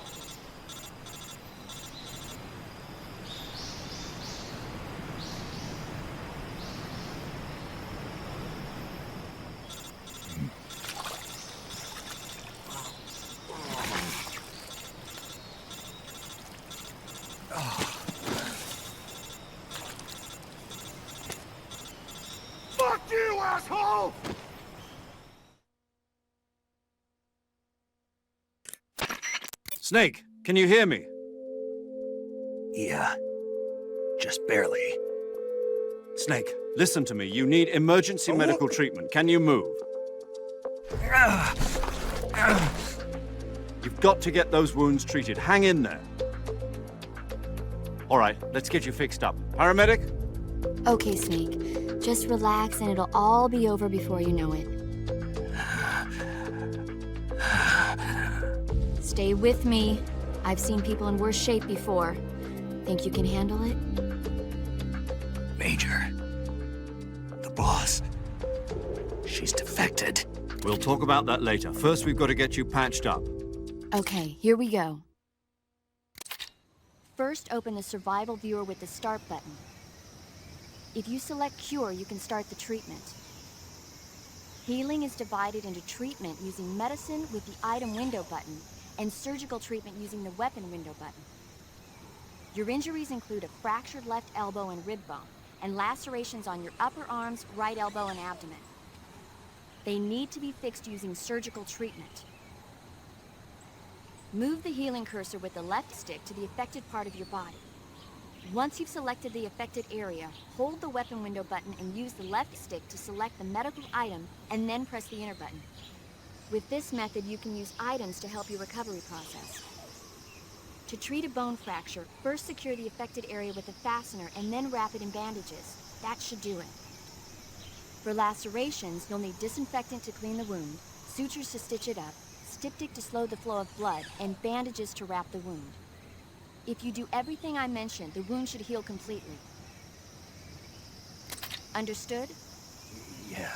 Stay with me. Go into the survival viewer and treat those wounds.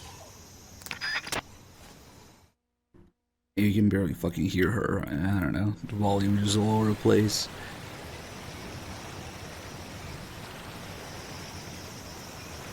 You can take a look at the SAR over there.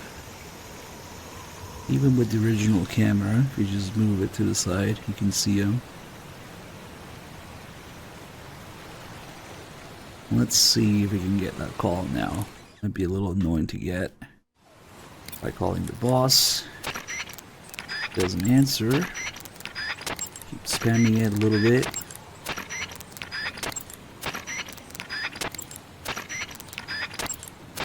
Usually when there's no response like this, like anywhere else in the series, like it's useless to keep calling. So this is very easy to miss and a little annoying to get. Let's see, I believe we can still get it here. Might have to maybe close and reopen a couple times.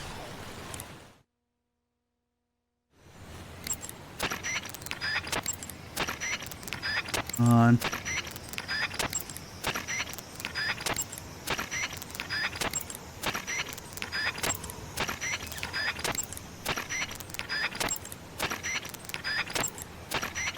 Man, I wonder what it depends on. This is just chance.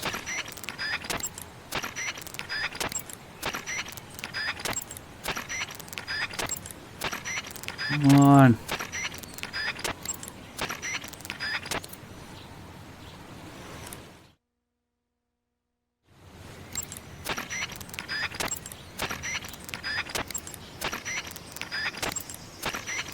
Maybe we just can't get it here. Oh, you could.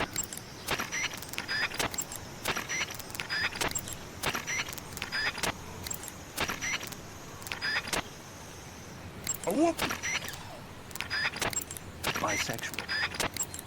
Pick up the phone. This is... Maybe you just can't. Why do I remember?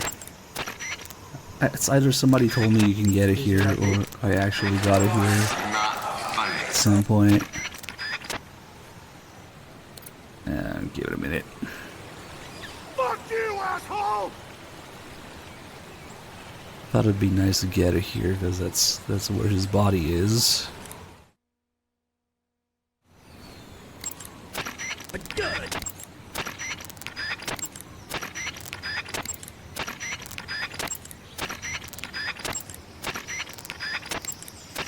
Maybe not.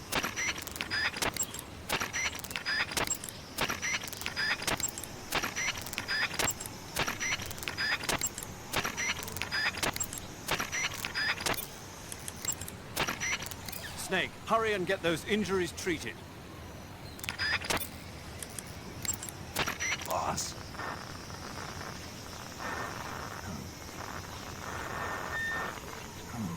There you go. You can't really hear shit, but apparently if you listen to it clearly somewhere and isolate the audio, you're supposed to hear the sorrow and the background of that call. You can't really hear shit in the game. But yeah, that's not the boss picking up. That's him. Okay, so you can still get it here. Just a pain in the ass to get. Snake. I think it's only once, I'm pretty sure. Snake, what are you doing? Hurry up and treat those wounds. First, open the... There's the tutorial again. Snake, what are you doing? Ready to save, Snake? I suppose she has a save call here. Maybe she just treats it as a boss fight. She just says something generic like good luck or something.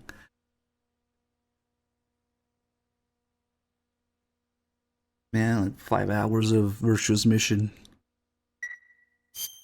Snake, come back in one piece, okay? I'll be waiting. Don't worry.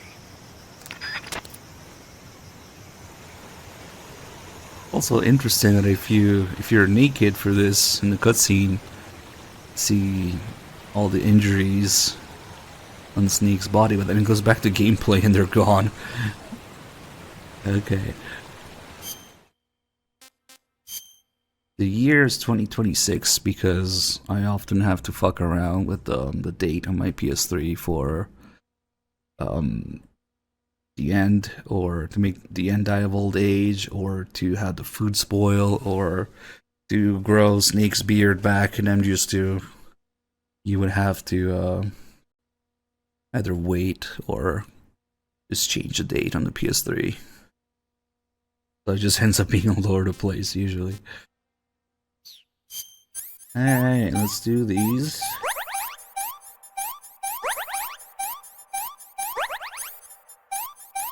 And the funny thing is, you can do them in any order. Oh, I've got a cut. Let me bandage it first.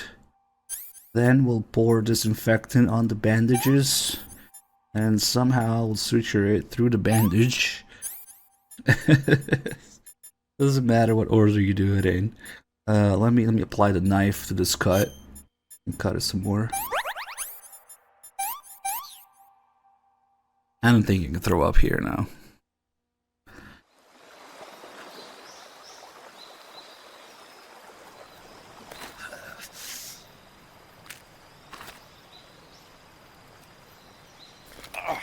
Whoop!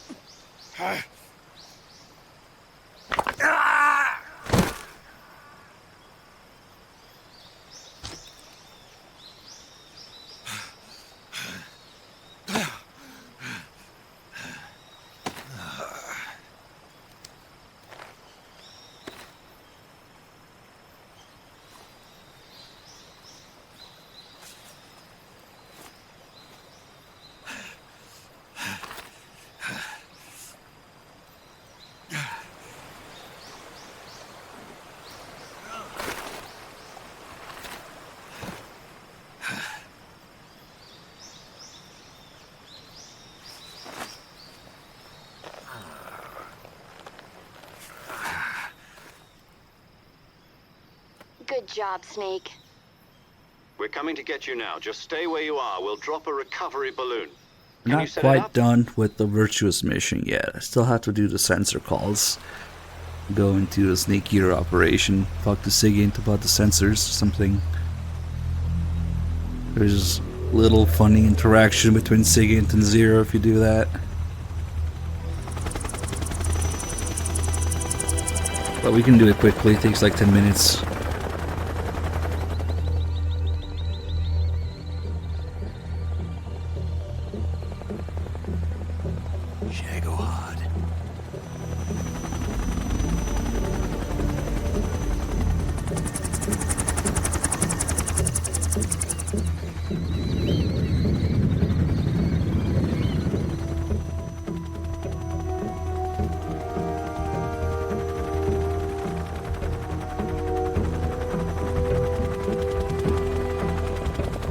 start playing rock, paper, scissors.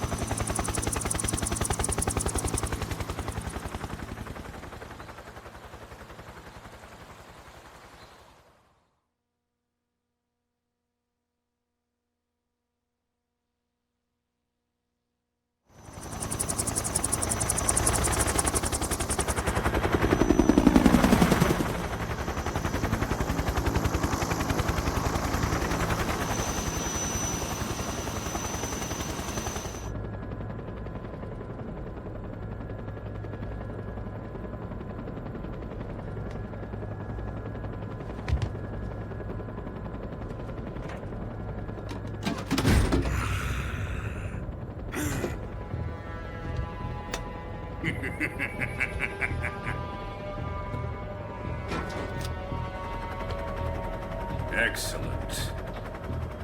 A great success. Thanks to the boss and her cobras, I have both Sokolov and the Shagohod.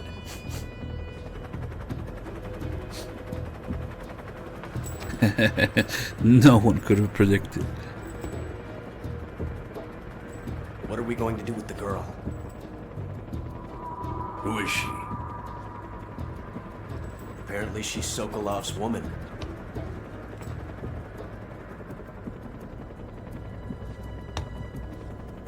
A whoop!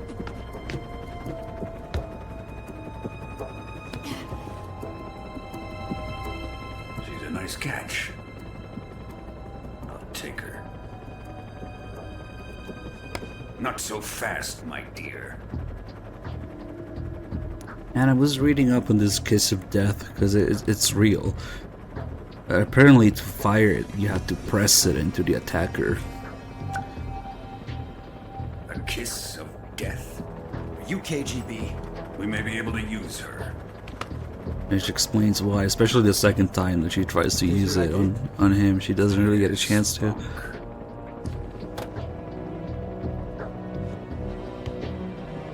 All these little gadgets that we see, the kiss of death, the button camera, the fake death pill, they're all based on real stuff. I think it's time I gave this marvelous new toy a try. Colonel, even if they are our enemies, they're still our countrymen. Oh my god. It won't be me that pulled the trigger. Nobody could have predicted this. We are friend, the American Victor. You're going to nuke your fellow Russians? Remember the Alamo. Colonel!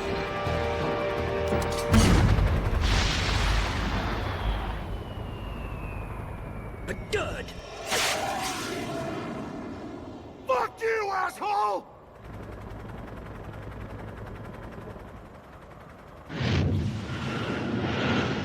Yeah, so it's a bullet.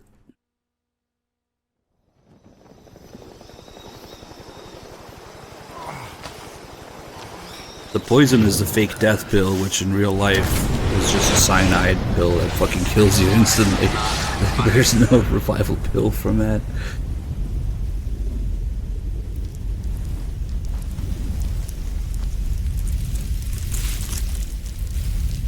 And I don't know how the nuke doesn't scatter to the fucking Fulton thing that they drop all over the place. Because you can see it drop there just as the nuke goes off.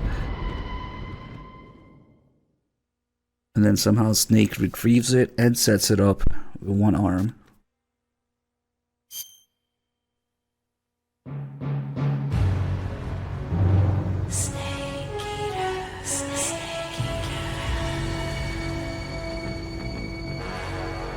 Did you like it? What a thrill, with darkness and silence through the night. Gross. What a thrill. Let's mess with this some more. I'm searching and I'll melt into Bisexual. what a fear in my heart. That's But tasty. you're so supreme. Soviet edition. I give my life, not for honor, Thank you for the 96 months.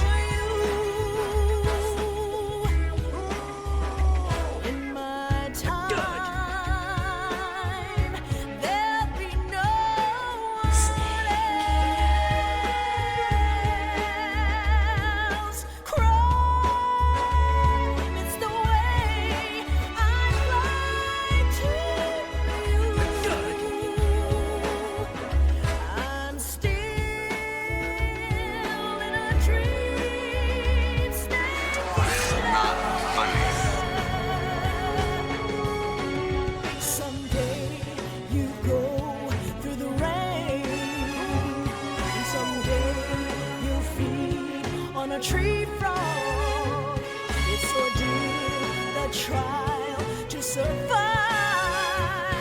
For the day we see new life, I give my life, not for honor, but for you.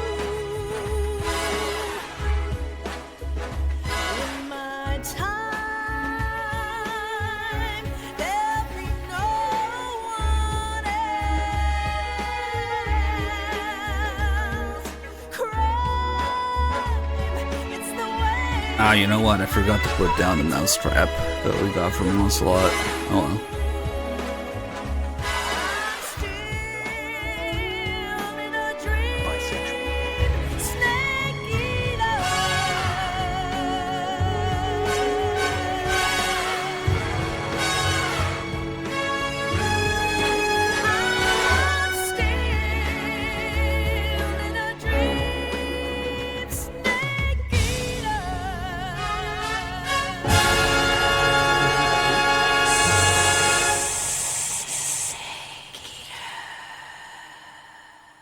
Yes to both. There is a Japanese version of Snake Eater, but they didn't use it in the Japanese game. they still have this theme. The Japanese version of Snake Eater is kind of a silly version. It's like separate, but it's there. It's the famous Kuchiku song. Kuchiku. Look it up. Japanese Snake Eater. Altitude 30,000 feet. Thanks, guys. Approaching Soviet airspace. Arriving at the designated drone launch point. Drone oil pressure and voltage are nominal. Payload oxygen supply is nominal. Power supply to payload antifreeze system shows no problems. No gusts. All systems go for drone detachment. Snake, we can't risk a halo jump this time around. Airspace security has gotten tighter since we were last here. We can't get as close to the ground as we did during the Virtuous mission. So instead, we'll be using one of our newest weapons. Snake, you're being given an honor on par with Alan Shepard. This is our last chance. Show your patriotism. If you fail, you'll be back in a hospital bed again, waiting for the firing squad.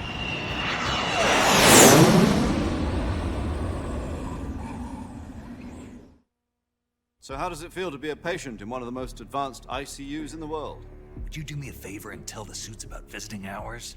I'll never get better with them assaulting me day and night with their questions. Must be part of the top brass's inquiry. More like an interrogation. According to them, I'm a traitor and an accomplice to the boss's defection. They're just looking for a scapegoat. Does that mean they're after you, too? Let's just say neither one of us is going to be made a national hero out of this. Does this mean Fox is going to die? No. This Fox is still one step ahead of the Hounds. The reason I came to see you today, Jack, it's time for Fox to clear its name. What are you talking about? The situation has changed. We still got a chance to come out of this one alive. Yeah, what kind of chance? Don't get too excited. Here, have a cigar. It's Cuban.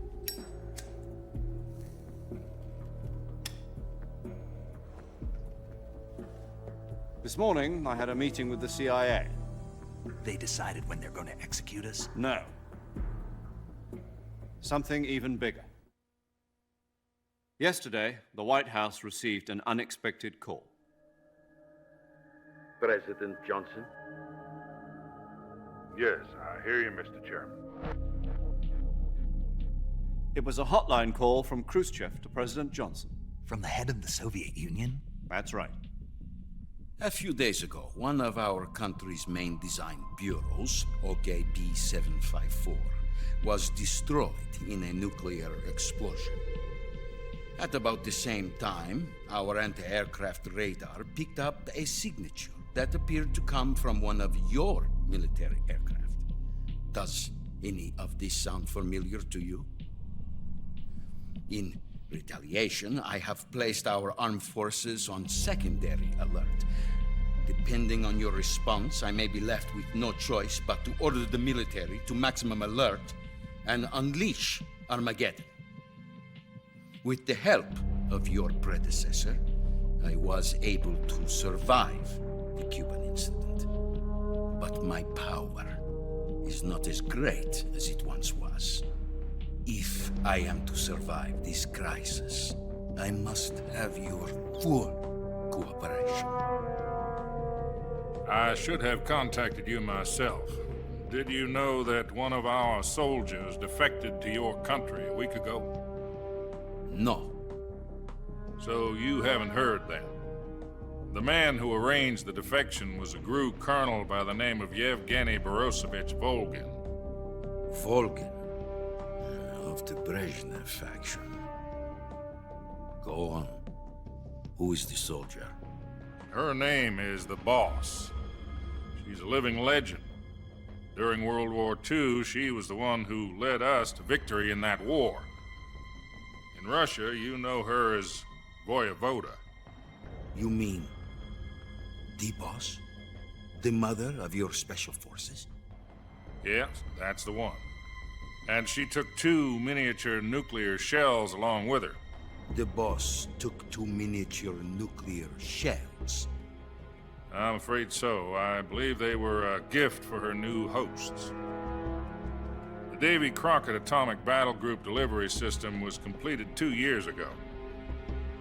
Serious problems were found with the launcher's range and precision. Although they were mass-produced, they've never been deployed in battle. But Sokolov's research facility was completely wiped out. The whole area is polluted. I can only offer you my deepest condolences over this terrible tragedy. So, the Boss, with Colonel Volgin's help, stole 2 experimental nuclear shells and took them with her as gift when she defected. Then, shortly thereafter, Sokolov's design lab, a top-secret military research facility, was destroyed by one of these weapons. Am I right so far? Yes, that's correct.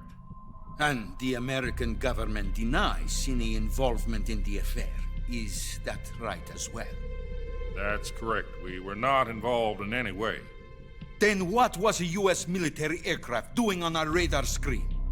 It was clearly in violation of our airspace. And yet you say it was not acting under your orders. That's correct. You expect me to believe that this was all the work of a single soldier? I don't know what else to tell you. The army insists that this is all a ploy on your part. I've said it once and I'll say it again. Our government had nothing to do with it. And I would like dearly to believe you. However, I'm afraid my power over the military has weakened since the Cuban incident. I will need some kind of proof that this was not the action of the American government. You have 1 week. You must catch the Boss yourselves and recover the remaining nuclear device. Then, you must find some way to prove your innocence. Prove our innocence? Yes, preferably something painful. Prove to me that this is not merely another one of your tricks. The Boss should be close to Colonel Volgin. How about a little co-action? I would not expect too much if I were you. The political situation here is unstable. And Colonel Volgin is a member of the Brezhnev faction, which seeks to topple my government. 1 week. You have only 1 week. And if it is not too much to ask, do something about Volgin as well. What is that supposed to mean? Nothing. It means nothing. Call it a modest gentleman's agreement to ensure our continued relationship. What if we can't prove our innocence? be unable to restrain the military. I will be ousted, and they will seek their revenge. A nuclear attack on the United States? I leave the disposal of this situation entirely to your discretion, Mr. President. Disposal? If you fail, it will mean the beginning of a new world war. To put it simply, in order to avoid a full-scale nuclear conflict, we have to prove that America was not involved in that explosion. And eliminating the boss ourselves will prove America's innocence? Right. The higher-ups have decided that you're the only one capable of pulling this off. You were her last apprentice. Screw this one up, and we'll both be 6 feet under. There's no choice. Bobo, thank you so much for the 5 gifts of subs. Oxound Cut with 72 months, thank you. Are the Russians going to be helping us? The KGB has promised to lend us one of their communications satellites so that you and I can talk to each other. That's it? They've also put us in touch with a couple of insiders. Insiders? There was a defection in September 1960. Do you remember it? You mean the 2 NSA codebreakers who went over to the Soviet Union? Precisely. Since then, they've apparently been training with the KGB for exactly this kind of situation. Their code names are Adam and Eva. I've been told that Adam has infiltrated Volgin's ranks. We've also arranged for him to provide you with an escape route. You'll need to rendezvous with him when you get there. Chat got pretty far in Phantom Pain, but it had been going on long enough that we're just taking a break from it. Probably come back later. Also, Dr. Killjoy, didn't you get fucking banned for trolling during that? Unidentified aircraft detected. Altitude 30,000 feet. Nice.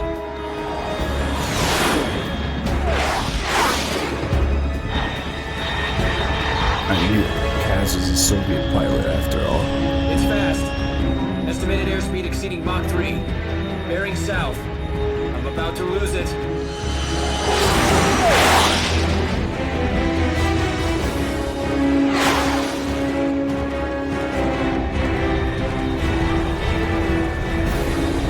So we'll save here and go back to the Virtuous mission for a minute to get a couple calls that we missed.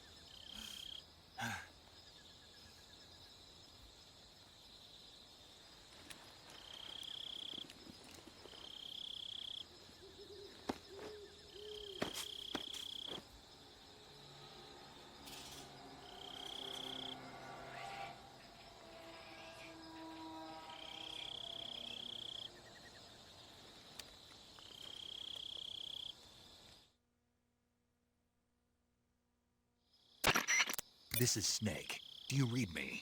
Loud and clear. Glad to see you landed safely. I got blown pretty far off target. Snake, let's go over your mission objectives one more time. Rescue Sokolov.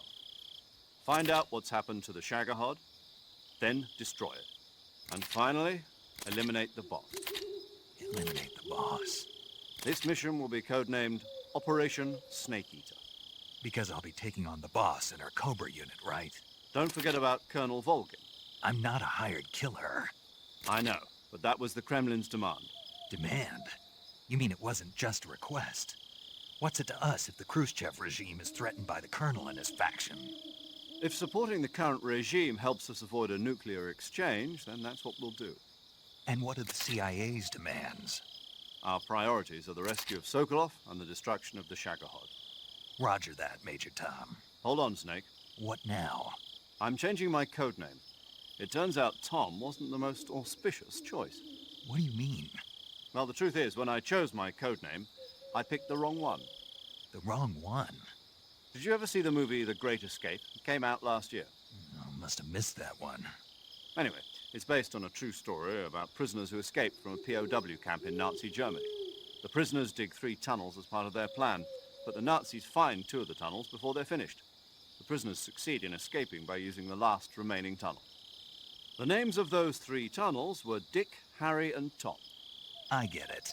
You used the name of the tunnel they escaped in as your code name because you thought it would bring you good luck. Yes, that's exactly right. At least, that was the plan. But? But I got the name wrong. The one they escaped in was Harry. Tom was one of the unlucky tunnels. It was discovered by the Nazis before it was finished. I watched the movie again just to make sure. In fact, I even ordered the actual film from the movie company. Yeah, it doesn't sound like the greatest name to use. So what should I call you? You know, let's just use Zero, like we've been doing all along. All right, then. Major Zero it is. We'll start over from square one. From square 0. My frequency is 140.85. Oh, I almost forgot. Paramedic is with us again on this mission. Is this her last chance? Not funny. If we fail, she'll have her medical license revoked. It's more or less the same kind of fate. Her frequency is the same as during the Virtuous mission, 145.73. She'll be recording your mission data as well, just like the last time. That frequency is also the same, 140.96. And there's one more person on your support team. His name is Mr. Sigint. He's an expert on the latest in weapons and equipment technology. You'll be going up against some of the world's most advanced weaponry when you infiltrate the research facility. If you have any questions, just ask him. His frequency is 148.41. Mr. Sigint. Got it. Adam, your KGB contact, is waiting for you at the abandoned factory up ahead. The same factory Sokolov was being held in last week. Yes, meet up with Adam first. He's cleared the way for you to rescue Sokolov. How will I know this Adam guy when I see him? You'll know once you reach the factory. The whole area's been polluted by the fallout from that nuclear blast. No one else would dare come close. The password is, "Who are the Patriots?" and Lali Lulelo. Lali Lulelo. Gotcha. You've been equipped with a 45 for this mission. Be careful, it's noisy. I thought standard Fox procedure was procure on-site weapons acquisition. The circumstances are different this time. You're now on an official mission for the United States government. It would be necessary to make your presence known to a certain extent.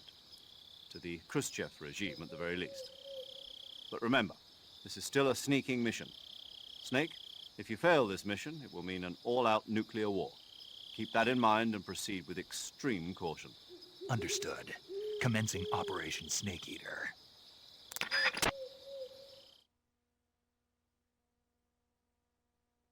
Alright, 6 hours in. We're technically not done with the Virtuous mission calls, so we'll save here real quick. Paramedic. Snake, it's so good to hear from you again. Same here. It's been a week, hasn't it? 4 days, actually. Huh? I visited you in the hospital. You were still unconscious, though. Then you must have seen me naked. Yeah, but you were all wrapped up in bandages and tubes, so I couldn't do anything but look. Better luck next time. Let's hope so. But seriously, don't forget that you were like that until just yesterday. In fact, you really shouldn't even be on this mission. Keep an eye on your stamina gauge. If you start to run low, don't push yourself. Eat something to replenish your stamina. And try not to get yourself hurt. If you're wounded or get bitten by a venomous animal, go into the survival viewer immediately and treat yourself using Cure. Yeah. I can see you still know how to nag. You're welcome. And I can see you still don't know when to keep your mouth shut. Maybe so. By the way, I heard you're going to lose your medical license if this mission fails. Yes, there was talk of that, but the mission won't fail, will it? Of course not. Good. I believe in you. But you know what? I really don't care about my medical license. Didn't they use that to force you to participate in this operation? No, I volunteered. Why? So that I could watch over you. Huh. Snake, you're the best agent I've ever seen. But you push yourself too hard. You're reckless. Someone has to stop you from getting into trouble. to make sure you and the boss don't kill each other. So that's why I volunteered. I mean, you couldn't ask for a better guardian angel than me, right? Thanks. Stop right there. You can thank me when you get back. All right.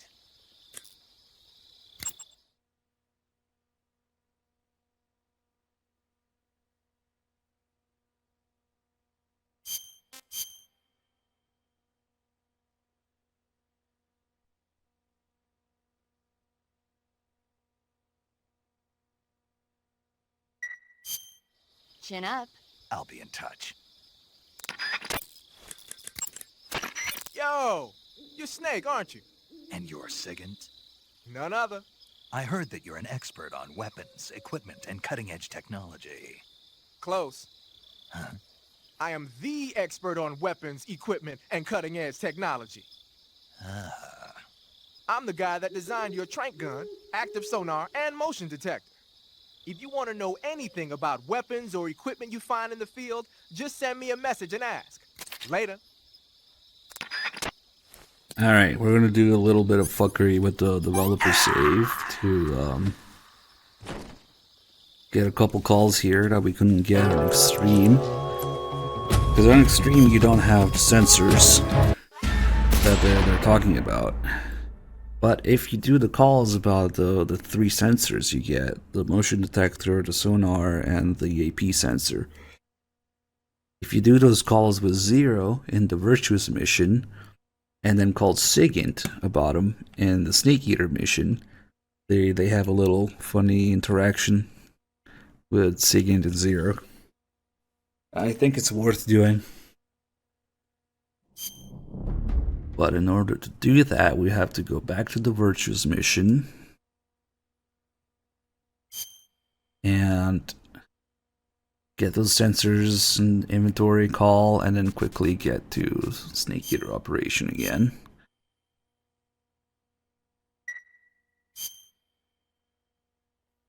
So we'll do I guess the difficulty is already known. Story, Virtues, mission. We can do it here. I don't know if I know everything, but I know something. Okay.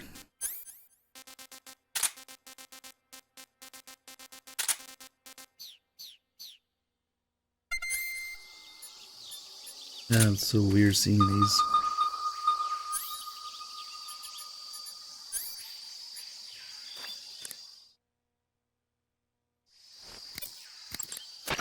So, Snake? Snake? Snake? Your action? Snake, use the... Major. Snake, in order to carry out the mission without being spotted, you must learn to detect I think it's an one call he approaching talks about enemy all well 3. ahead of time. Press the first-person view button and use the first-person view to constantly check your surroundings as you This is not the sensors. Okay. You can use an... Snake, making it harder for... Snake, be careful. Listen up, Snake. Snake? Snake, snake, snake, snake. When you're in the jungle, Here determining we the go. position of your enemies is important. That's why you've been supplied with sensors. Use them well. The motion detector senses activity in your immediate vicinity. However, in the jungle, a lot of things other than your enemies are moving. Animals moving around will show up on the sensor just like anything else. Also, the motion detector is only so sensitive. Don't forget that certain enemies and animals that make only slight movements will not be detected. Press the left stick to initiate the active sonar and emit a special sonic wave. The reflected sound from the sonic wave reveals the positions of targeted objects. In contrast to the motion detector, the active sonar reveals still objects as well. However, there's a risk that the sound of the sonic wave will reveal your position to enemies and animals, so be careful when using the active sonar. The anti-personnel sensor vibrates when it detects human life forms. Unlike other sensors, the anti-personnel sensor has been adjusted to react to humans only, eliminating noise from animal detection. It can detect hidden, unmoving enemies, and the use of it doesn't betray your own position. But on the other hand, its accuracy lacks a bit, as it has trouble revealing the exact position of detected bodies. Keep that in mind.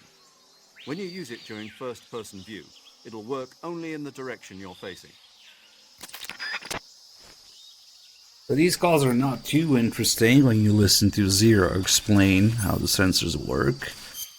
But if we do this and then call Sigint, that's where it gets good. I'm just gonna fucking run there.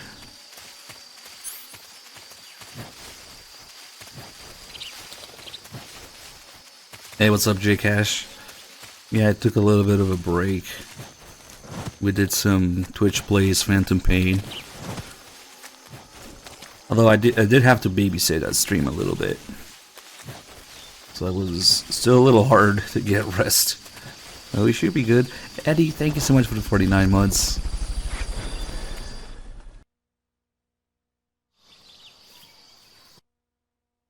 That'll be the day.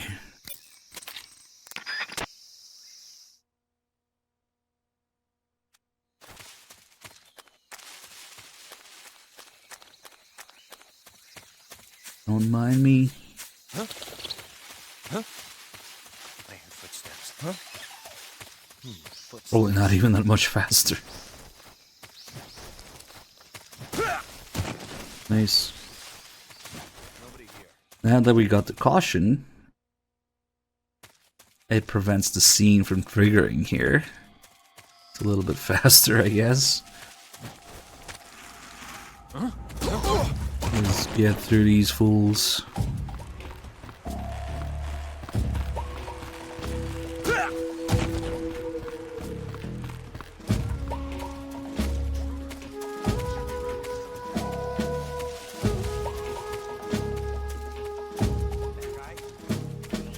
I think it ends here though. This scene has priority over the caution, but the scene with the hornet's nest doesn't.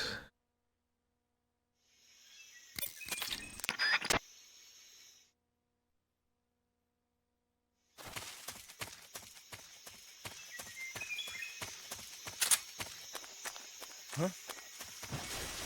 Footsteps. Okay, so we'll just quickly skip through here. We just need to get to the Snake Eater mission after having called Zero about the sensors.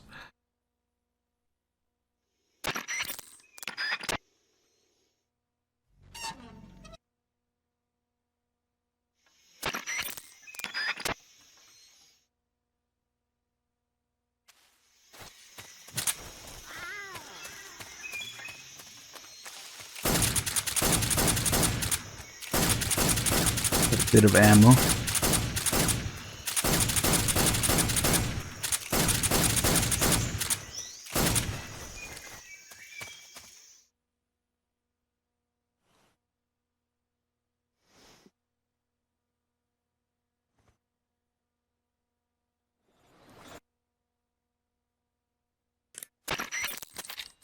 Yeah, we gotta do surgery again.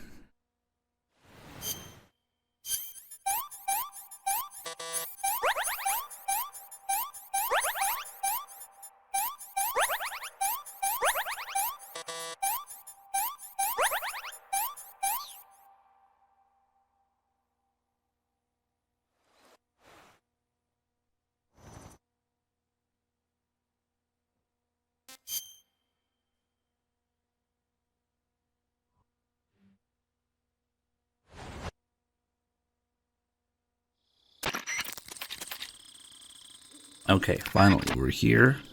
And we called Zero about the sensors. So now we can call Sigint about these. And we got to skip through a few calls first. The day active sonar sends out a special type of sound wave whenever you press the left stick. It uses the echo from those waves to calculate and display the position of nearby objects. Unlike the motion detector, it'll show you objects that aren't moving. But because you're blasting out sound waves, there's a risk that the noise will alert enemies and animals to your presence. Be careful about when and where you use it.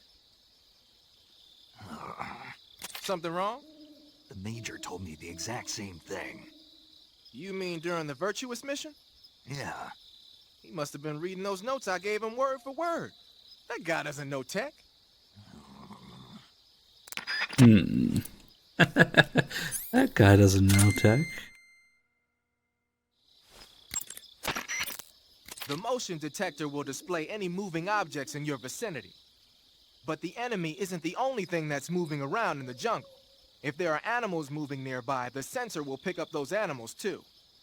And remember that there's a limit to how sensitive it is. Enemies and animals that don't move around very much won't get picked up. Did he tell you that too? Yeah. Did you give him notes for it? Yep. Wait a minute.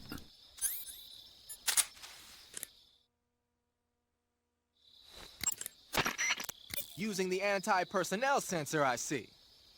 The sensor vibrates when it detects organic reactions from human targets. It's been adjusted to respond only to humans, so unlike other sensors, it'll let you ignore animals and focus only on the enemy. It'll even detect enemies that aren't moving, and you won't have to worry about it giving away your position. But on the flip side, it won't tell you the exact location of the target. Keep that in mind when you're using it. Also, remember that when you use it in first-person view, it'll only scan in the direction you're facing. Yeah, I've heard that one too. Did he use the exact same words? Yeah. Man, that guy still lives in the Stone Age. Just the other day, he bought this brand new washing machine and... Sigurd? Talk to you later, Snake. Zero doesn't know how to operate a washing machine. What is this? Okay, so that's it.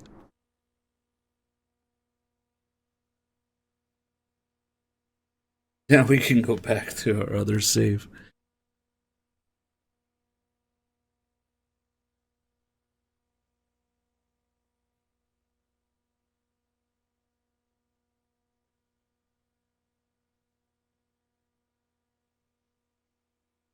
Thanks, viewer. Thanks a lot, viewer.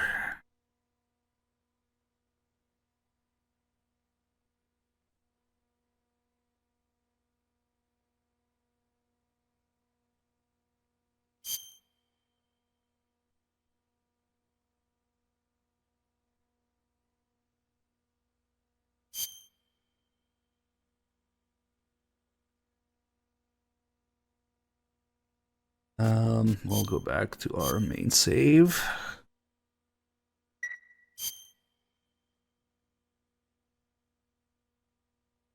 And now we can do the rest of the calls here.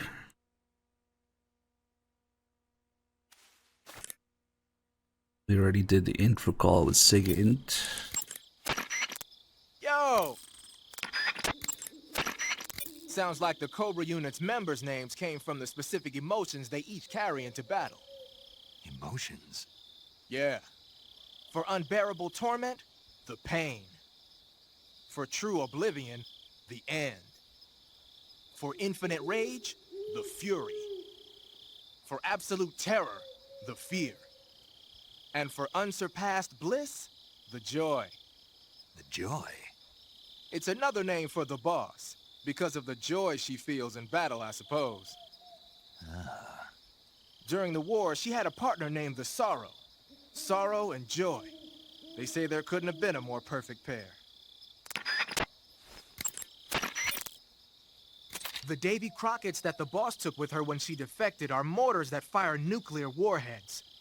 They're named after Davy Crockett, the hero who died defending the Alamo in the Texan War of Independence. Remember the Alamo. That's right. The warheads are equivalent to between 10 and 20 tons of TNT.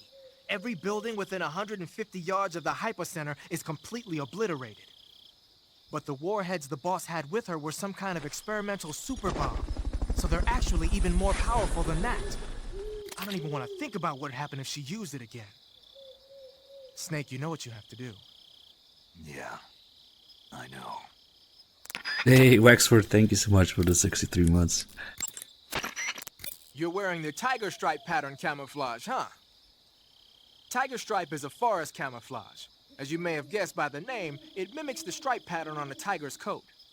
It was originally worn by South Vietnamese Marines. Then it caught the attention of an American military advisor, and now they're thinking of introducing it into all kinds of special forces units.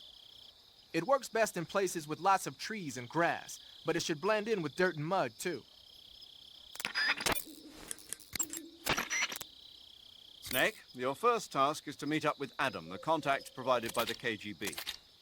The rendezvous point is the abandoned factory to the north of your current position. Head north. The abandoned factory. That's where I met Sokolov during the Virtuous mission. Correct, but we can't afford to have the same thing happen this time. I know. Like the Virtuous mission, Operation Snake Eater is a solo sneaking mission.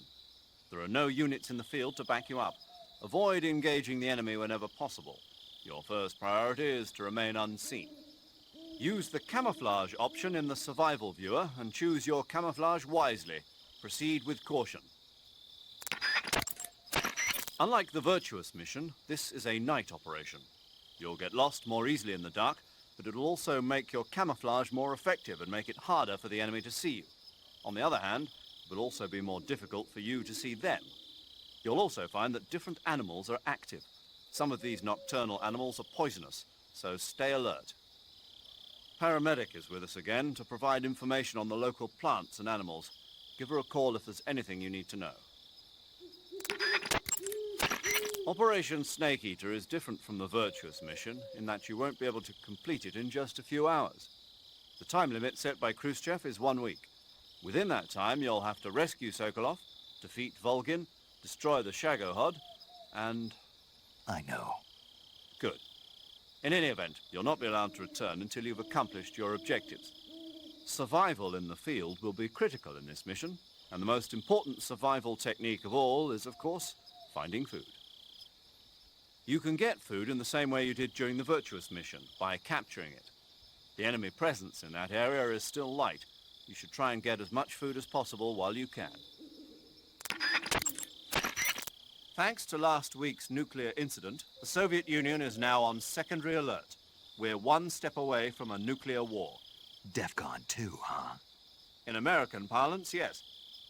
From what Western intelligence has been able to gather, the radical elements in the Soviet command are showing signs of impatience. They say we're on the brink of World War III here. And with Khrushchev's position getting weaker every day, I worry whether he'll be able to hold them back. 1 week. Yes. America must eliminate the boss by its own hand to prove its innocence. There is no other way to resolve the crisis. Everything rests on your shoulders, Snake. Failure is not an option. I know. Major, what should I do with this wreck of a drone? Just leave it there. Are you sure? Yes. But isn't this thing top secret? Yes, it is. After the U-2 spy plane incident 4 years ago, plans were laid out for future spy missions in Soviet airspace to be carried out by an unmanned craft. That craft was the D-21 spy drone, the basis of the one you came in on. The D-21 is launched from a craft called the M-21. The M-21 itself is a derivative of the A-12, a supersonic long-range spy plane currently being developed as the successor to the U-2. However, for this mission, we used a modified YF-12A, a long-range interceptor version of the A-12. After being released from the mothership, the drone can achieve speeds upwards of Mach 3 at high altitude using its ramjet engine. It can't be shot down by ground-to-air missiles, and it's nearly undetectable by radar. With Selinoyarsk in such a high state of alert after our last escapade, this was the only reliable way to get you in. This is all top-secret military technology. Are you telling me I'm supposed to just leave it here? That's right. Why? The purpose of Operation Snake Eater is to send an American agent into the field in order to eliminate a defector and traitor, namely the boss. Part of that mission involves making sure the Soviets find out what we're doing. So we have to leave behind some kind of evidence that the U.S. was involved. Don't worry. The technologically sensitive components of the craft were rigged to self-destruct when it landed. The only thing the Soviets are going to find is a pile of American-made scrap metal. Got it. Just one thing, though. What is it? I think they'd better redesign the landing impact buffer. People are gonna get hurt landing that thing. I'll let them know. Weird how you can't get this call when you're actually next to it. You can only get it before. But maybe it's because the boss destroys it by the time you actually see it in front of you. Let's see. We should have... Where is it?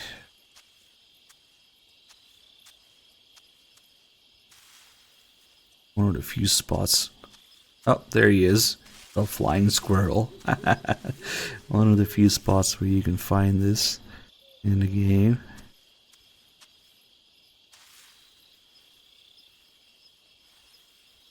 Where is the little fuck? Oh look, he's coming right fucking here. Nice. Oh, he wants to climb this tree. Oh, wow, he's right here. I guess you can't punch him. You got lucky this time.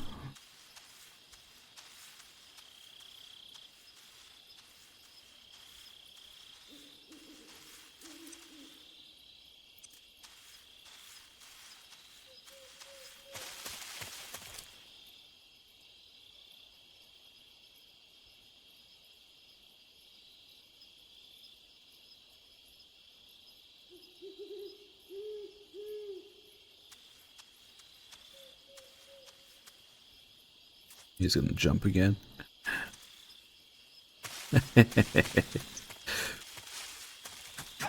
Wow, you really can't just punch it.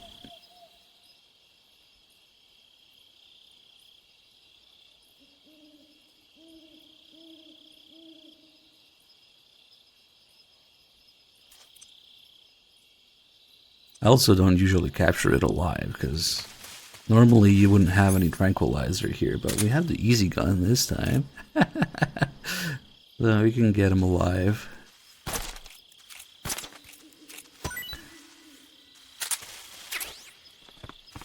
I gotta see if I free this thing somewhere else. Does it start flying around?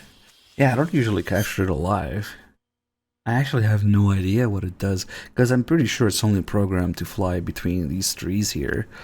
And maybe, I think there's like one other location where you can find them.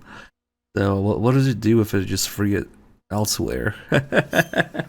Maybe it just starts walking around, I don't know. Also, I have a theory that look at Snake's stance.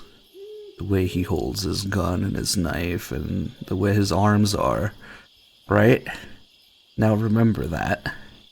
And then look at the squirrel. It's the same. So, yeah. There's a connection there. Squirrel eater, yeah. Something's funny. It's the same stance. That's it. That's the stance. Yeah, I'm gonna try fucking around with it. Free it somewhere else. I don't know. I think there's one other location where you can find these. That's like later. I don't know where.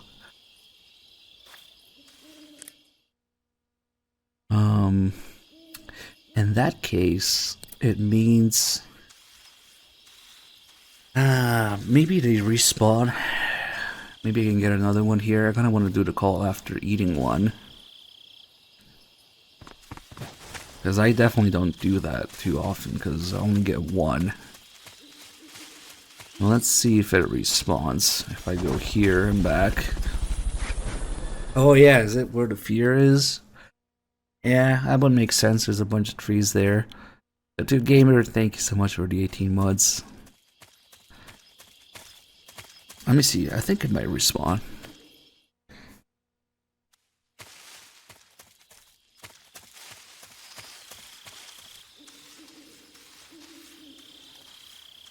Be very quiet. I'm hunting squirrels.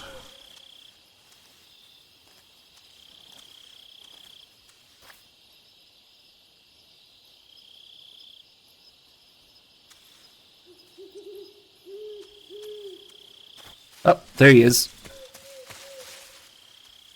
Okay, this one's fucking dying though. Wait. There you go. We'll eat this one. And keep that one. Now it really is Squirrel Eater.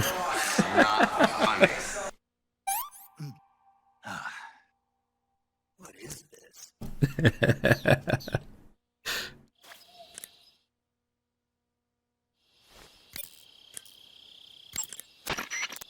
Snake, unlike the virtuous mission, this is a night operation. You'll be encountering nocturnal animals that you didn't encounter your last mission.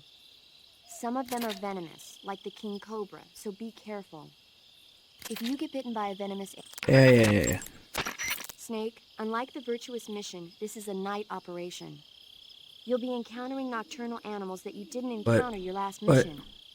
Some of them are venomous. I see you caught yourself a Japanese flying squirrel. Japanese flying squirrels are non-venomous, and they shouldn't attack you. The head, front legs, hind legs, and tail of the Japanese flying squirrel are connected by a membrane of skin, which allows the squirrel to glide from tree to tree. It says here that if it catches a good wind, it can fly more than 100 yards. But for all the trouble it took to catch one, it wasn't that good. If only you were so enthusiastic about the mission. What was that? I didn't say anything. So long, Snake. Oh, that's a good one. That's a good one. Yeah, we should eat it. The way this call changes if you eat it. Nice.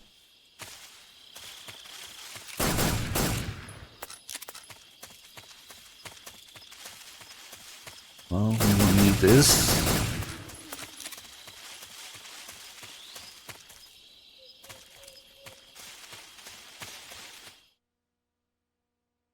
Hold on. Right now, we have the regular 1911. Let's see. Let's do the call with SIGINT about it and then reset so it doesn't save. Hey, you've got an M1911A1. Yeah, a 45. 50 years since the Army adopted the first model, and they're still using them. It's a real gem of an automatic pistol. But aren't you gonna need more than just one little handgun? Oh, okay. It's the same shit. When you're in a tight spot or fighting in close quarters, sometimes a handgun works better than a rifle. And if I equip a knife at the same time, I can instantaneously switch over to hand-to-hand combat. I see. Okay, it's just... He says the same shit, minus all the customization, of course. And there's a picture of the regular 1911 in the call. Not worth it. If we do this call, then we don't get the call about the custom one later, so let's reset. Also, the icon is a spoiler, because the icon already has the custom 1911 in it. You can see that it has the flat grip, the threaded barrel, the front serrations on the slide. I gotta see if it also does this on PS2, because these icons, they were remade for HD edition. So that's a spoiler. I gotta see on PS2. Yeah, it's minor oversight. You only have this regular 1911 for 2 screens, literally two areas with no enemies.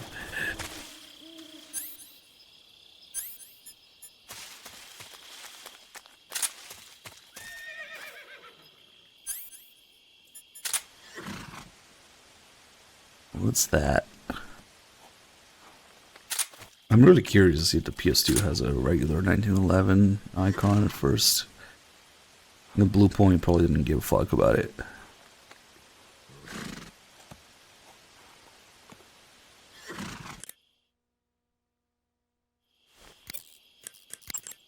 It's a horse. How does it taste?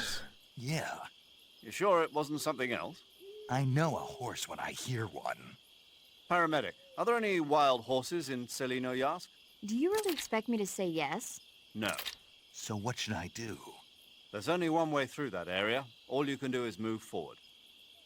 Head towards the sound of that horse. It came from the north. Be careful.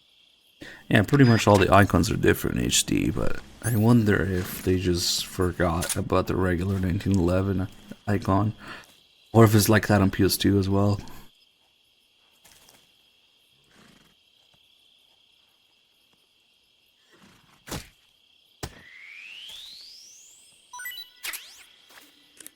But are there any wild horses in Afghanistan? No. Snake, unlike the virtuous... Stop saying that. I see you caught yourself a green tree python. The green tree python isn't venomous, so no need to worry. It's fairly docile too, so I don't think it's likely to attack you. The green tree python originally comes from Australia and New Zealand. It's a really pretty green color, and it lives... Oh my god. What's wrong? Snake, what did I just say? They come from Australia and New Zealand. No, after that. They're a really pretty green color. I thought so. What was I thinking? Seeing a snake and calling it pretty? What's wrong with that? Everything. When a normal woman sees a snake, she's supposed to scream or get sick or something like that. And you think you're normal? What was that? Nothing. Oh, it's all your fault. Jeez, I'm sorry. But enough of that. What do you mean, enough of that? This is serious. No, I just wanted you to tell me how it tastes. How should I know? Ugh. It was awfully pretty, though.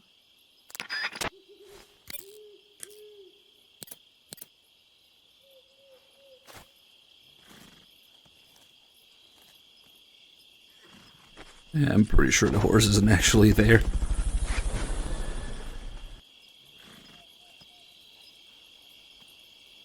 Yeah, even with the regular camera, you can kind of see there. Hackers Haven't, thank you for the 7 months.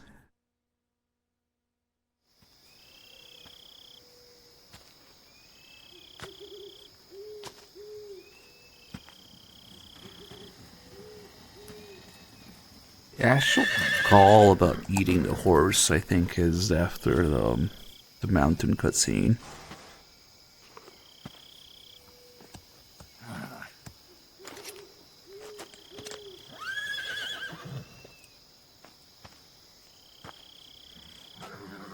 I'm to here.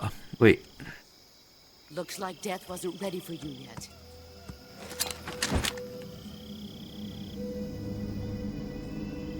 Boss. That arm still hurt?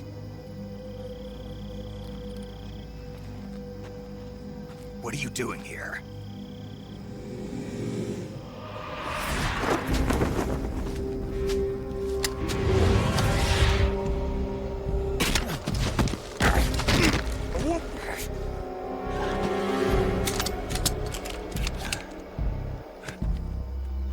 Go home.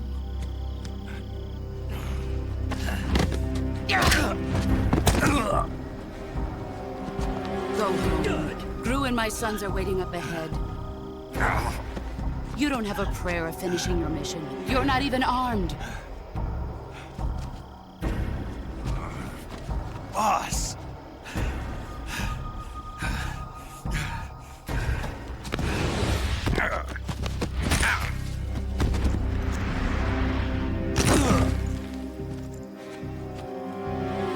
I'm not your boss anymore. Fuck you, asshole! There's nothing for you here. Go home. Go back to your boss. There's no need to prove that you are virtuous here. This isn't America.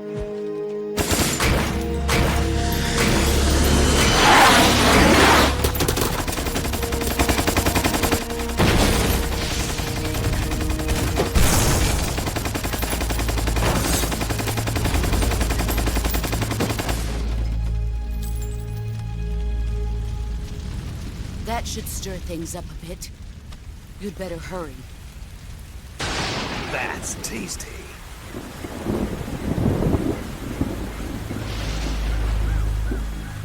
The border is 60 miles south of here. You ought to be able to run that far. Fuck you, asshole! Why'd you Come on. didn't. It's the I'm perfect loyal response to you, everything. To my purpose. What about you, Jack? What's it going to be? Loyalty to your country or loyalty to me? Your country or your old mentor? The mission or your beliefs? Your duty to your unit or your personal feelings?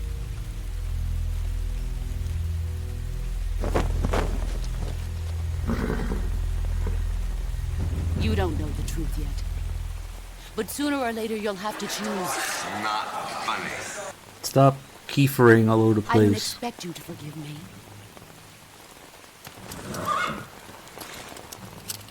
But you can't defeat me either. Then You the know boss me too leaves. well. Yeah.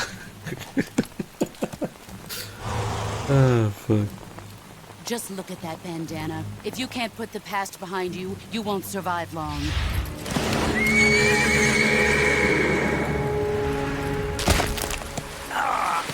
If we meet again, I'll kill you.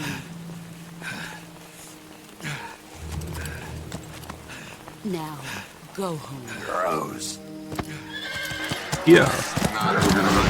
I really thought we'd get like at least a fracture or something to cure after this. No, nothing.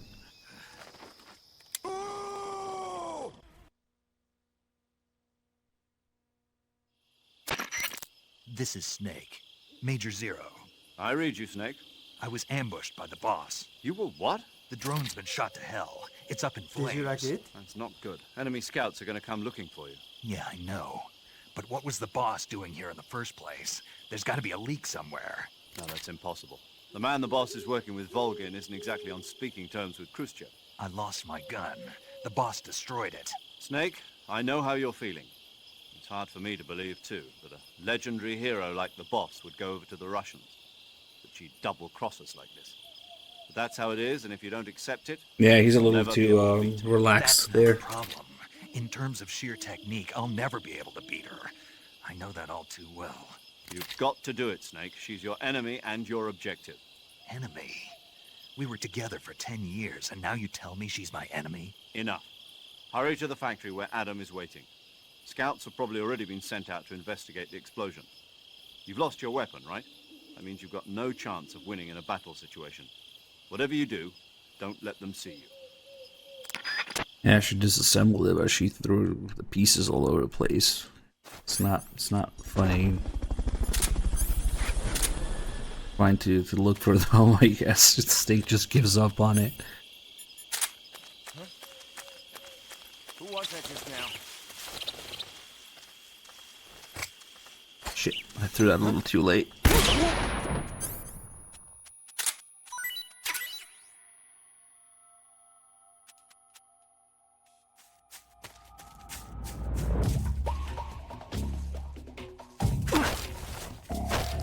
Speak.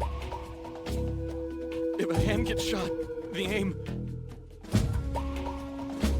I know. Just got stomped by a horse. I'm fine. Score hard with 122. Thank you. Let me go! Speak. Good. If a hand gets shot... You're getting your neck snapped, I don't care. Whoop. I don't usually interrogate these guys. Speak. Listening to the radio can be relaxing. Oh yeah? Speak. Do you have a frequency for that? Let go of Speak. Listening to the radio Ah, he can does be it. relaxing. Speak. Let go of me. Good.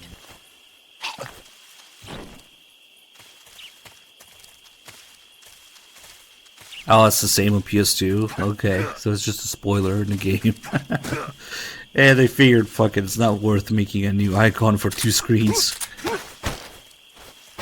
Speak. Bastard. Speak.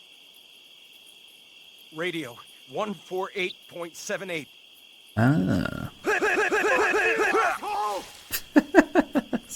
Is this something good? 878. Whoop.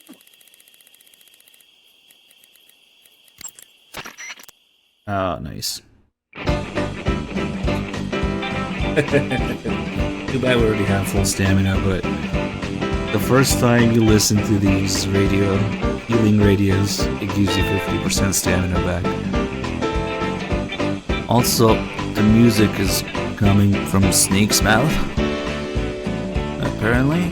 Yeah, it's only the first time.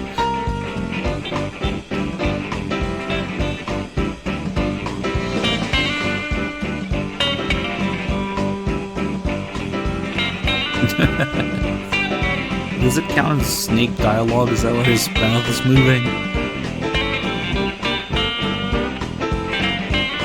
It's coming from his mouth.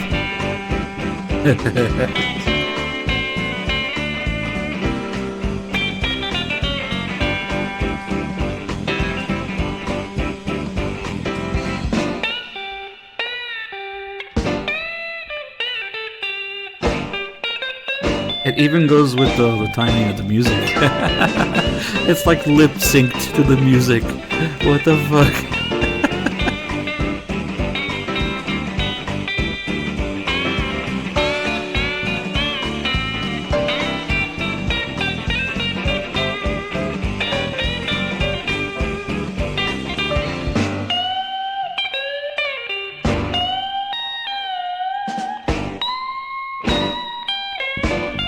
It really is lip synced to it.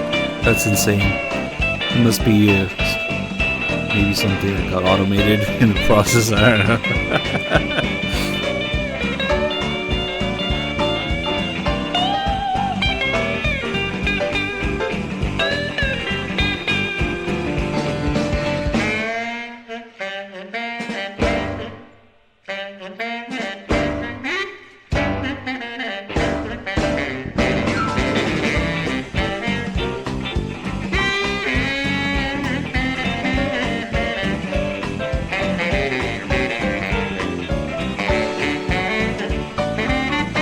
Yeah, one guy telling you that listening to music can be relaxing, and the other guy gives you the frequency for it. Nice.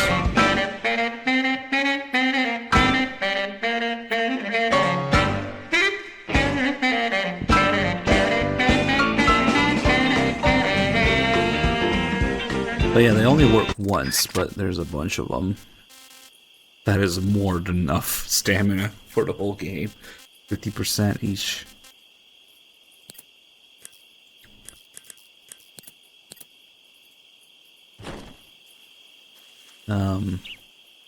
Okay, I guess he gets to live. Oh yeah, let's try the fucking squirrel. See what happens.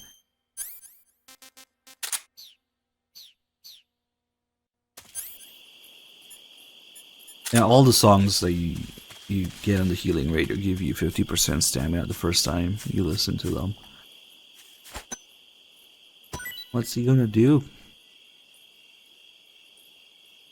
He starts flying around other random trees. That's actually kind of cool, but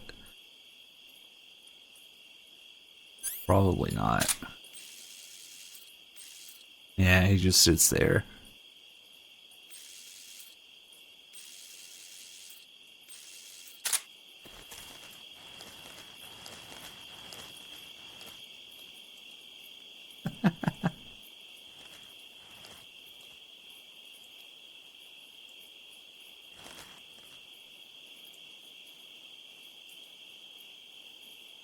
Yeah, that's it. It just walks around a little bit. He's just not programmed to fly around here. So I guess the next thing to try would be to capture and release it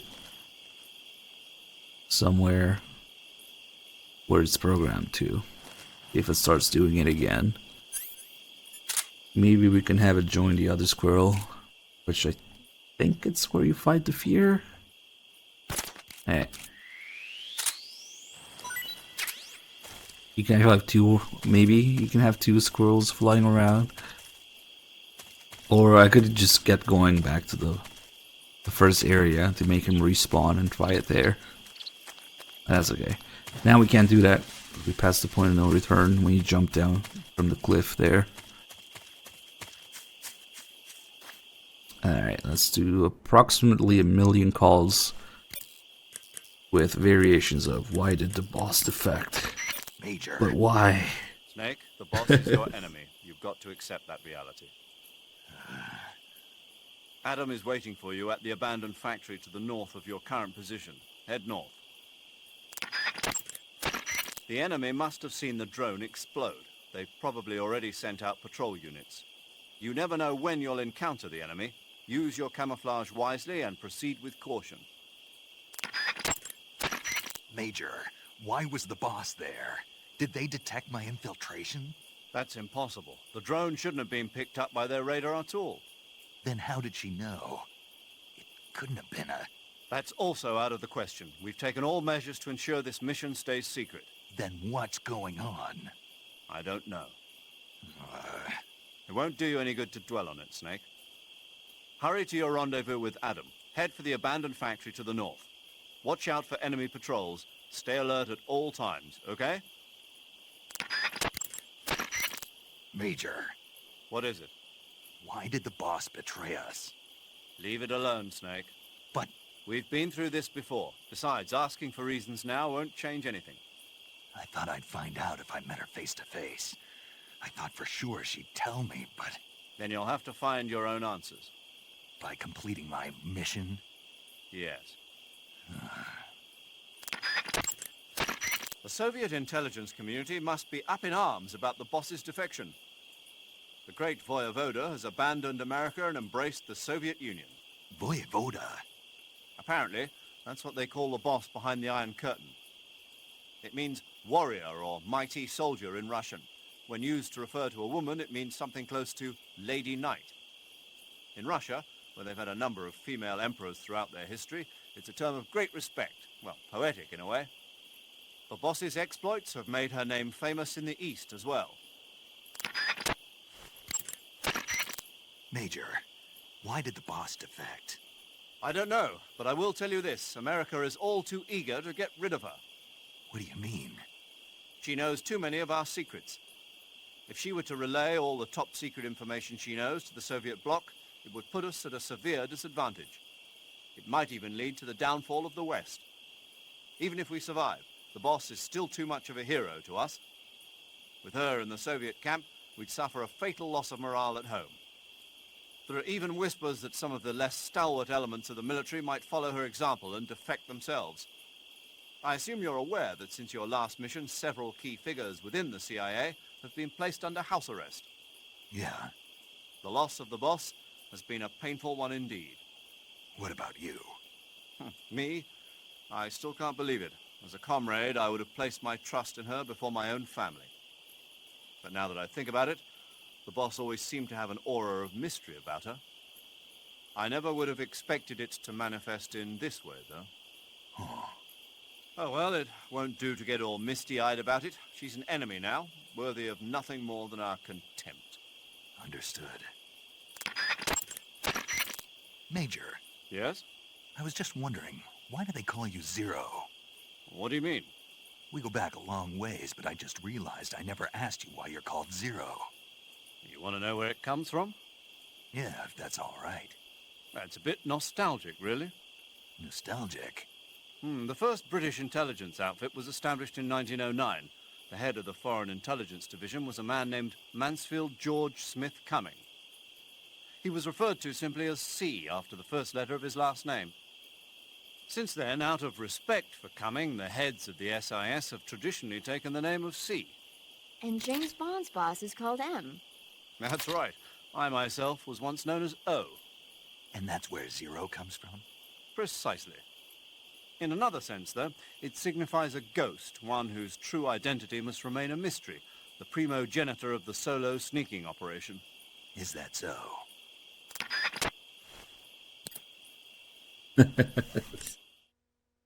Chat always loses it. This guy's name. Snake, let's go over the control. No, it's not. The enemy must have seen... Snake, this is a solo sneaking operation. There are no medics there to assist you. You'll have to treat... No medics? Are we clear?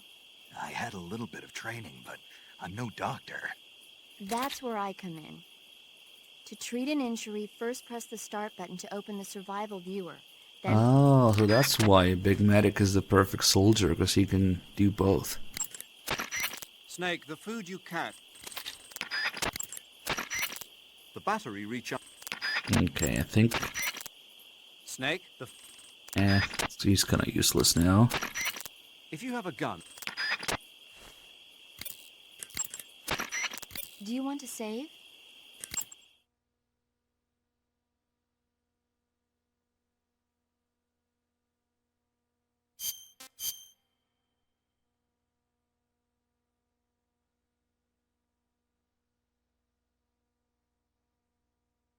I don't know, because Big Medic kind of forgets all of his medical knowledge. It's just deodorant at one point. Chin up. I'll be in touch. Ah, she has nothing for now. Okay.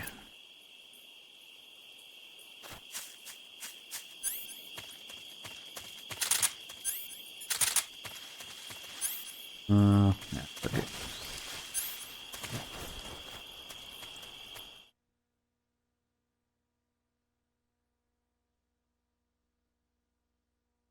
Kojima never knows what the fuck he's doing with the next game. There's one thing you can be sure of. It's none of the games are made with the next game in mind.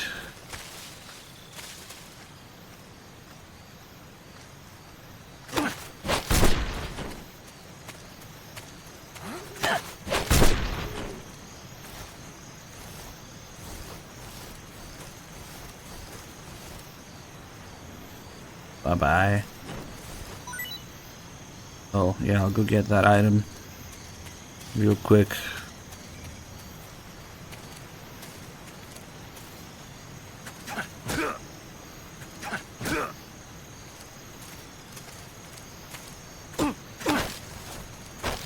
Speak. While falling, press the action button above branches. Speak. Okay, let's try it.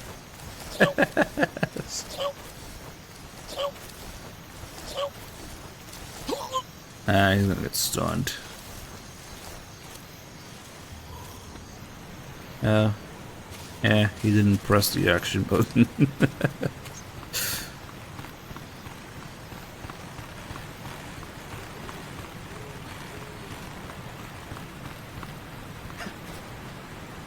They're talking about right here.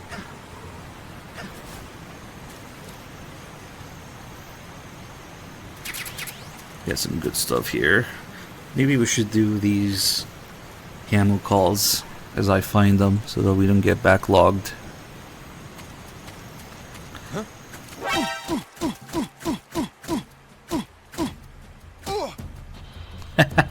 The dick. Damn, so the punch doesn't reach when you're going up a slope, but so you can see what I usually do. So you can see him there. But it plays a little weird when you're going up a slope like that.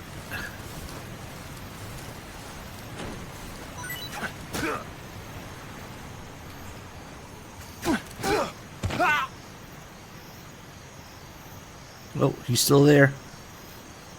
Look at him go. Still going. Up.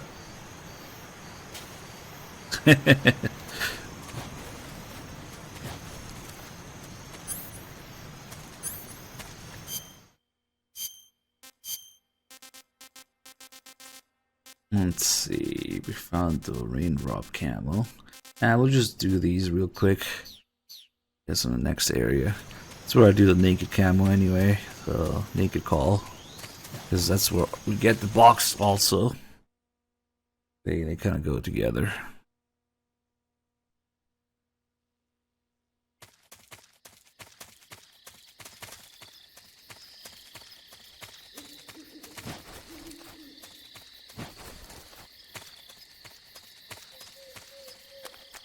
Also, there is an AK here, but the game doesn't seem to really acknowledge that we have a rifle in the next cutscene.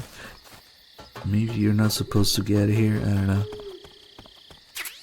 It's certainly better than a knife.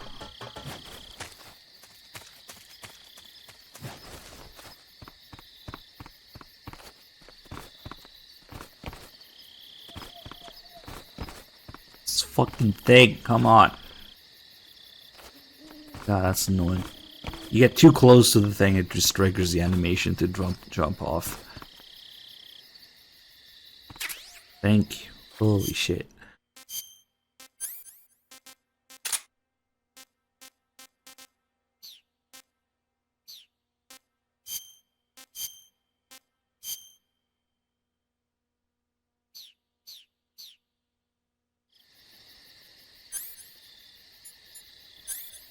Let's just do these first. You mean you're not wearing any face paint?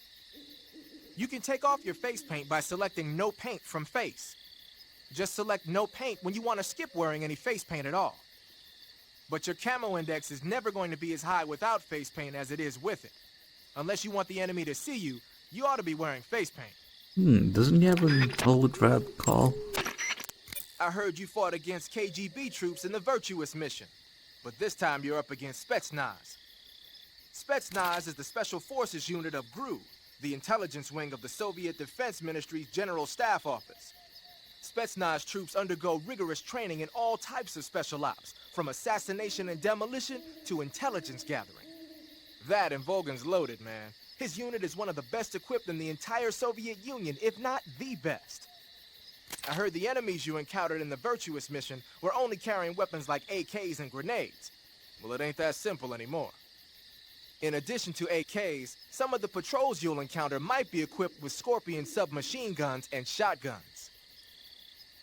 The Scorpion is even lighter than the AK, making it much easier to handle. Basically, a guy with a Scorpion is not gonna miss you as often as with an AK. The shotgun is a powerful weapon. One blast is enough to floor you and you're likely to be seriously wounded. Watch for that, man.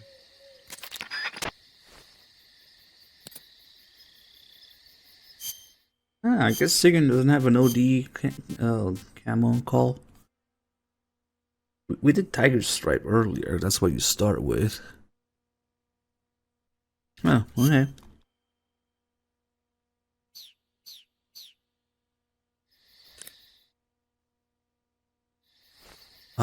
I just got a... Okay, this is interesting. I just got an email from Twitch. Ah, they fucked something up. Maybe that's why Shock's resub streak didn't update. It's a 123. It says, Outer Heaven, we found some long-standing recurring subscribers of your channels did not renew correctly in March and April. We work with a payment processor to resolve this problem. To make it right, we're issuing one-time payment to reflect the value of 1 month of subscriber subscriptions canceled. This will be included in this payout.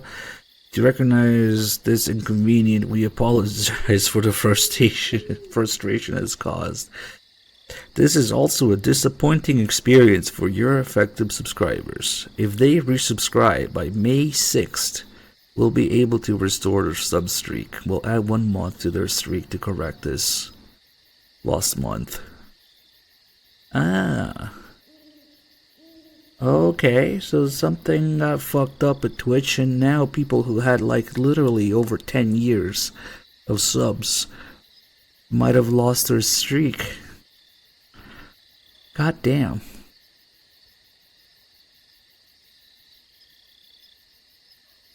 Well, that's something. But it says here, resub by May 6th. We might be able to restore their sub streak. Didn't I see, there was like 124 from somebody earlier. And it used to be the Shock was the first. But now it only shows them at 123. So, maybe his sub. Yeah, Decker resubbed for 124 months earlier. And now Shock Sock is at 123. Decker, you might have just passed Shock Sock for the longest sub. Because his fucking thing didn't renew. RIP. Yeah, just a mere 10 years of sub streak. Maybe. I hope he notices before it's too late. Well, thanks, Twitch.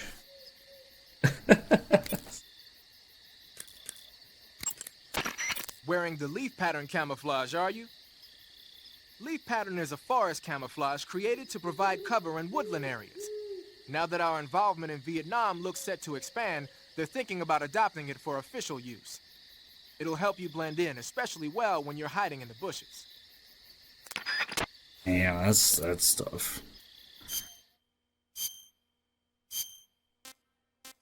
But why would they email the streamer about it? What am I supposed to do? Tell people to sub more? Yeah, they should email the people affected by it, but the chances are they don't know who it is. Maybe that's why.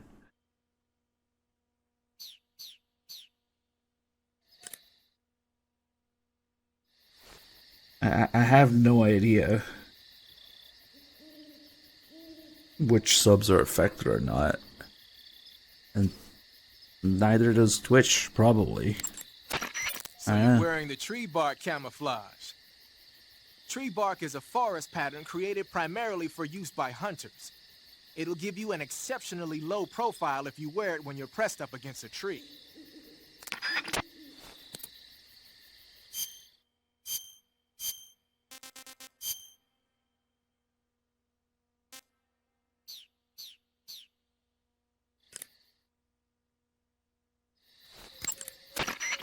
Wearing raindrop pattern camo, huh? Raindrop was used by Germany during World War II. Even now, it's still used a lot in Eastern Europe. It's designed to be especially inconspicuous in the rain, so you'll get the most out of it if you put it on during a downpour. Yeah, I guess we should let people know in Discord at least. Thanks, viewer Sephi.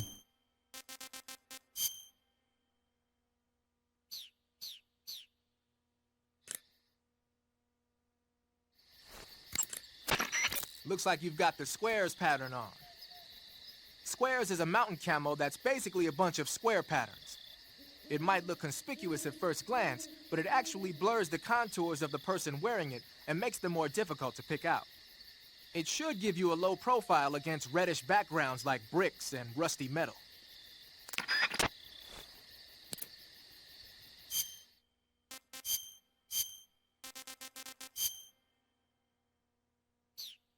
I think he says the exact opposite of what the boss says.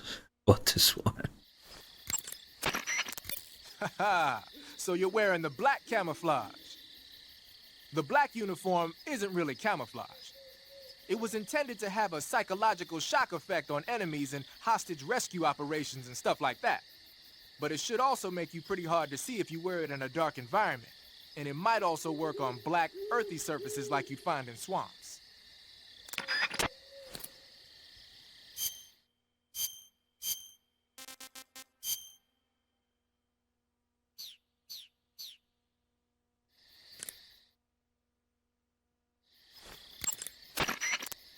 Snake, what are you wearing now?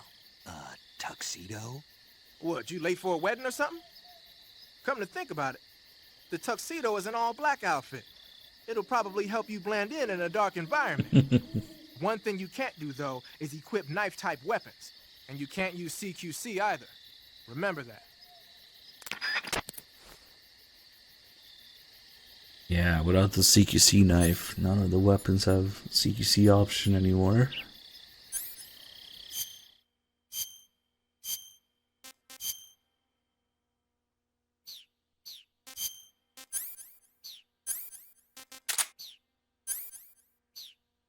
Ah, fuck it, we'll have to redo this inventory later anyway.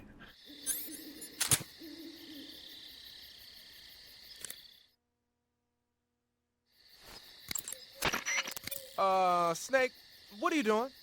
I'm in a box. A cardboard box? Why are you... I don't know, I was just looking at it, and suddenly I got this irresistible urge to get inside. Okay. No, not just an urge. More than that. It was my destiny to be here, in the box. Destiny? Yeah, and then when I put it on, I suddenly got this feeling of inner peace. I can't put it into words. I feel safe. Like this is where I was meant to be. Like I'd found the key to true happiness. Uh-huh. Does any of that make sense? Not even a little. You should come inside the box. Then you'll know what I mean. Man, I don't want to know what you mean. Between you and Paramedic, is everyone but me that is hooked up with a Major Strange? Yeah, well, anyway, I suppose even that dumbass box might make a decent disguise if you wear it inside a building. You should come inside the box. Well, yeah. Okay, cool. Box, thank you so much for the 9 months.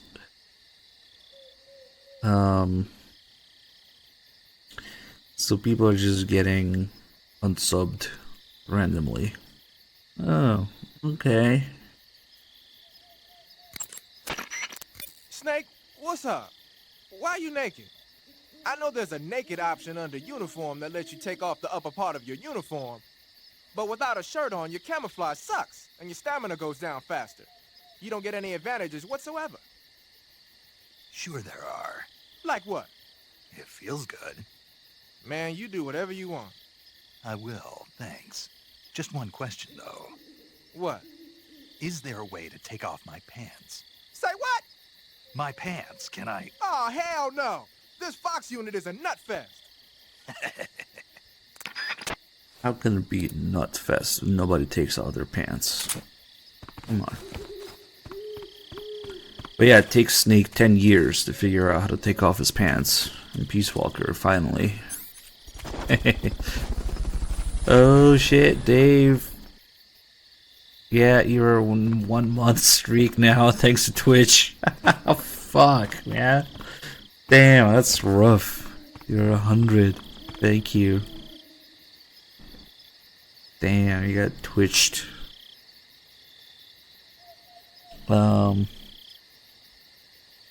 Yeah, I don't know. You just lost 100 months streak because Twitch.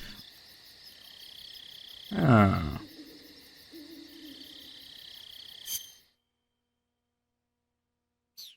I mean, at least it still says the total is 100. Maybe that's why you're, I don't know.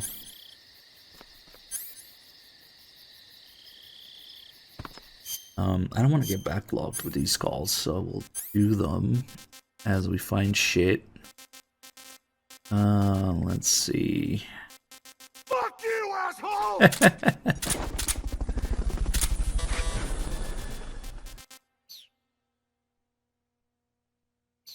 The blue 90 months. Your streak survived. Nice, thank you.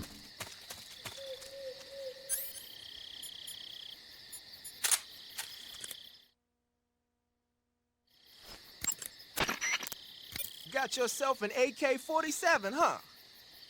The AK-47 is the official assault rifle of the Soviet Army. The first model was completed in 1946, and in 49, it beat out all its competitors to become the standard assault rifle of the Soviet military. It uses 7.62 millimeter by 39 rounds developed in 1943, and a 30-round box magazine originally designed for a different assault rifle. You can aim it from the shoulder by equipping it in first-person view and holding down the aim button. It's sturdy and extremely reliable with high power and precision. There's no better assault rifle in the world.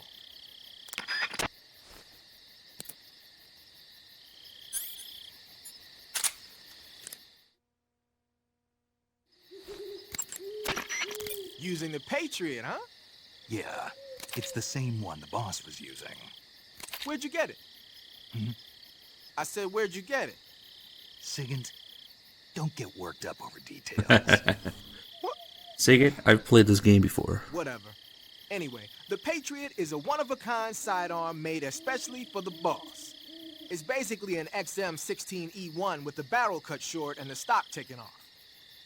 The idea was to create a large pistol that combined the feel and quick handling of a handgun with the force of a rifle. But with a barrel that short, the recoil is unbelievable.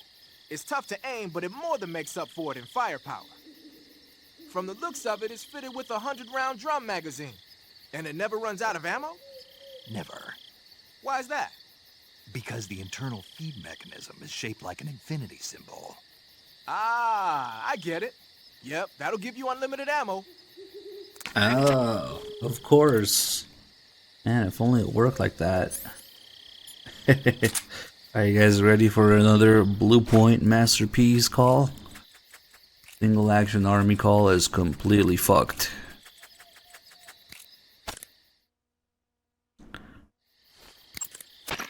You say you're using a single action army.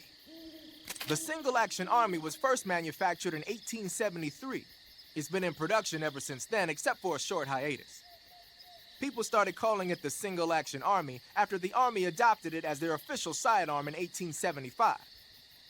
It's also sometimes called the Peacemaker, owing to the fact that a lot of sheriffs used it to keep law and order in the Old West. There are a lot of different models. The one you've got is probably the black powder model. The single-action army uses 45 long Colt rounds. It's powerful enough to fire a 255-grain bullet at an initial velocity of 800 feet per second. The muzzle energy is almost 10% higher than the 45 ACP bullets the M1911A1 uses. You want stopping power? You got it. The only thing is, it takes a while to reload. This is a gun with history. You can do all sorts of tricks with it. Why don't you practice with it for a while? Go into first-person view and use the right stick. Yeah, there you go. Just fucking missing subtitles. It's weird. I don't know what the fuck they did with it.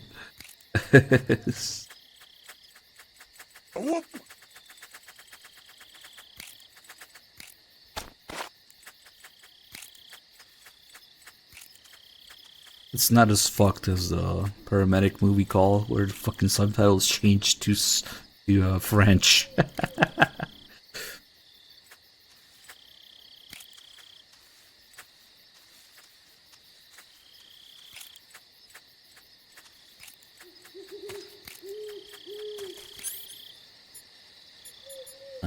Okay, let's do all these.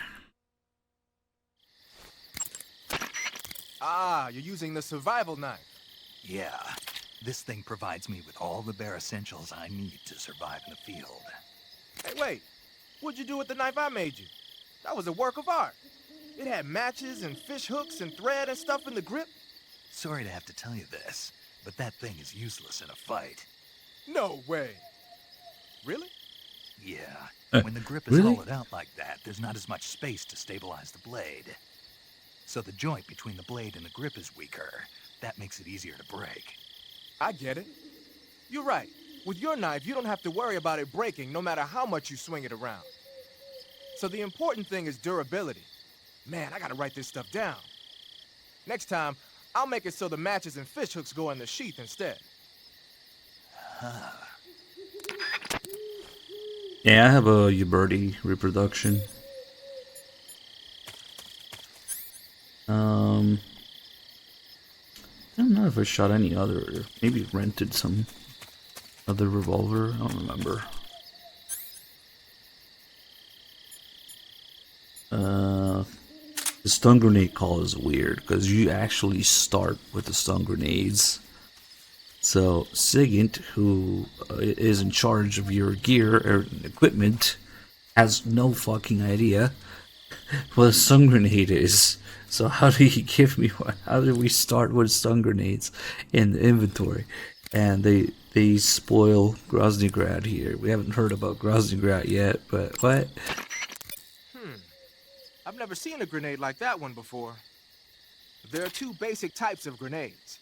Fragmentation grenades, which use shrapnel to kill or maim the target, and explosive grenades, which use the blast from the explosion as the offensive means.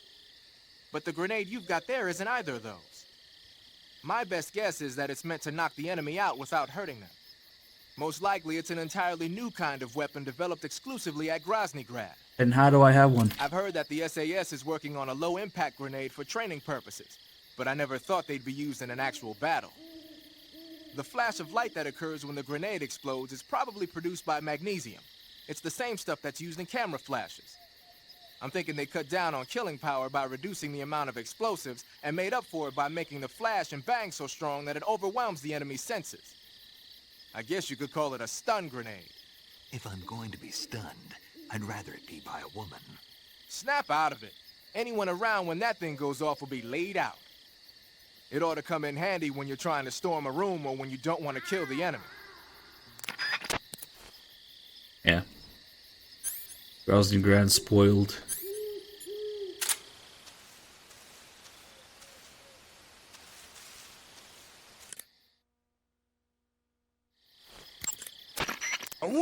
I see you've picked up a directional microphone. The directional microphone is exactly what it looks like, a listening device. When you equip it, you go into first-person view and the mic will pick up sounds in whatever direction you point it in. The directional microphone will let you hear a lot of things you couldn't hear otherwise, like really soft noises and the footsteps of faraway enemy soldiers. You ought to find it useful when you want to know whether there's an enemy on the other side of the woods or something. Try it out. Not a pacemaker. Oh, the easy gun call is really good.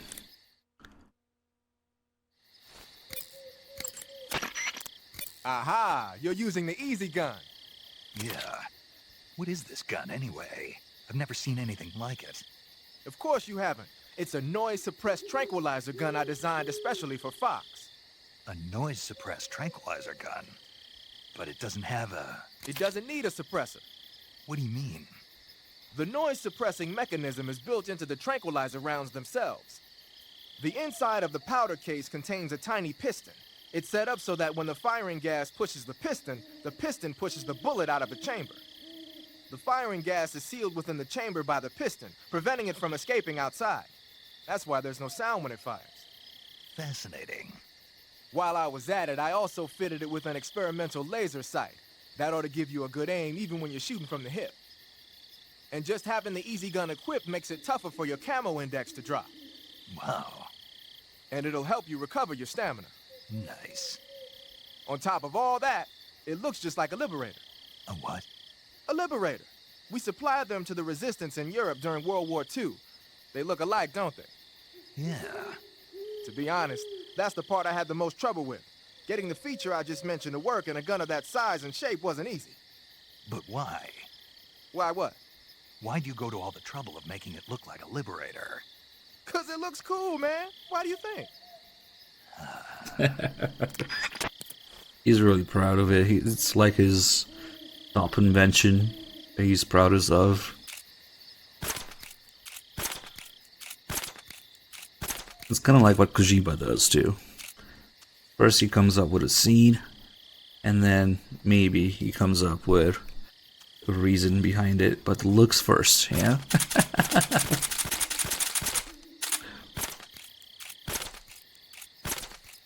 Yeah, those piston rounds are real.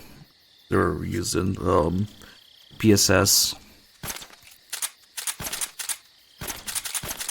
which is actually the gun Olga has on the tanker that she tosses off the tanker before she switches the USB. And you can also find it in MGS4.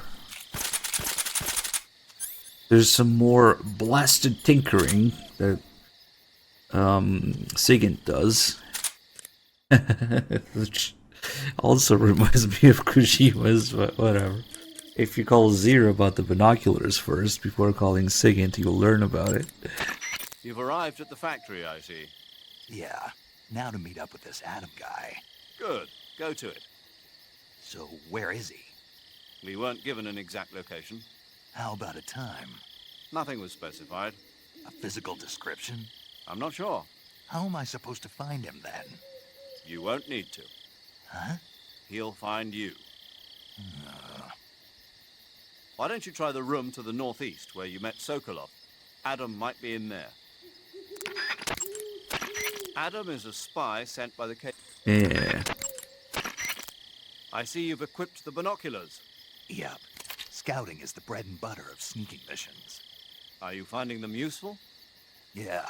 The performance is top-notch, and they're easy to use. These are some good binoculars. Really? Sigint will be pleased to hear that.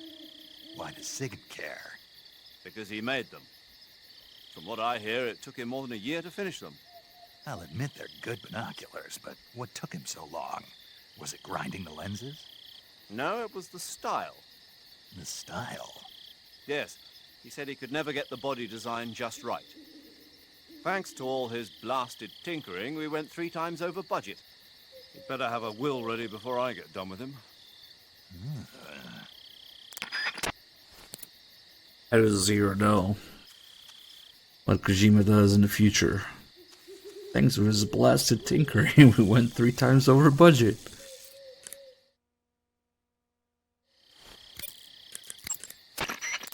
I see you're using the binoculars.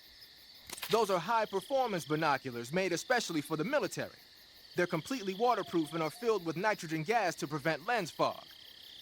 The eyepiece, objective lenses, and the prism have been coated to reduce glare. They ought to work plenty well, even in dark places. And they're even equipped with autofocus and zoom functions. Won't find a better pair of binoculars than that. I know. You know what? You made these binoculars, right? Yeah! But they're good, aren't they? Yeah. But yeah, the call changes if you call Zero first. Let's see.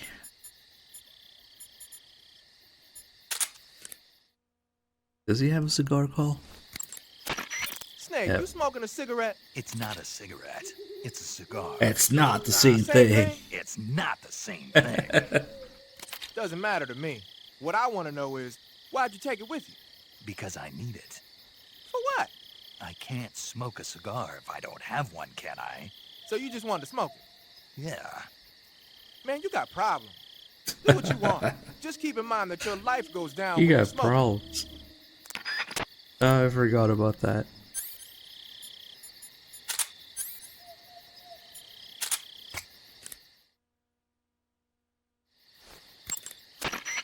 Gonna use a grenade, huh? That's an RGD-5, the standard blast fragmentation grenade of the Soviet Army. The grenade itself is composed of 2 steel-plated casings. Each of those casings has an inner fragment liner that causes it to burst into over 300 shards when the grenade explodes. The grenade will deliver heavy damage to any enemies within its blast area.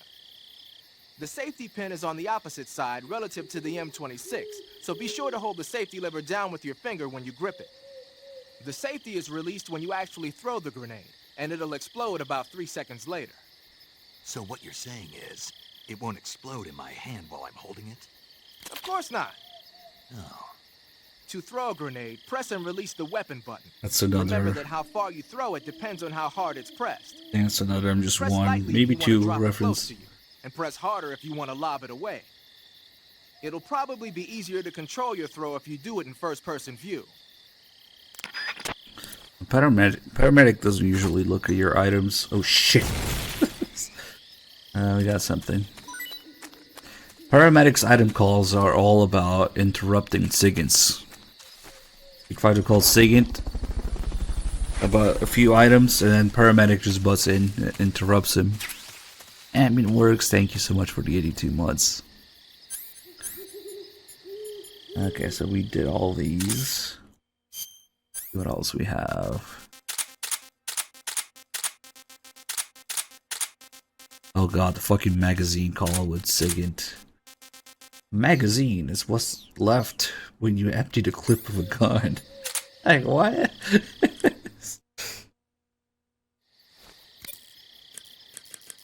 She probably has a call about getting rid of leeches with the cigar. Yeah, she does have a call, but it's about the leech. You say you're using a magazine? A magazine is what's left when you empty the clip of a gun. But what do you plan to do with it? I'm going to throw it. Throw it? Yeah. The sound it makes when it hits the ground will distract the enemy's attention. Ah, a diversion. Guess state-of-the-art weapons aren't the only things that determine victory or defeat. Okay.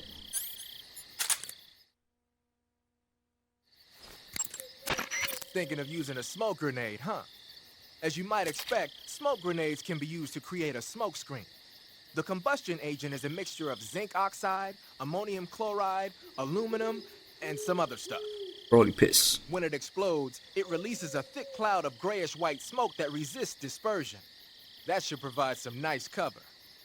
The smoke will confuse the enemy by blocking their field of vision. That'll help you out when you're trying to make a quick getaway. It also works the other way around. You can use it as cover to sneak up on an enemy position. The smoke screen should work just as well when you're being chased by dogs, too.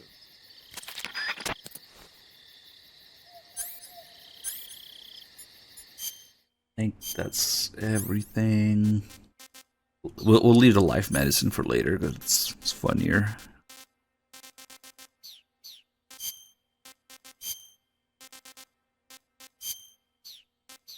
But wait.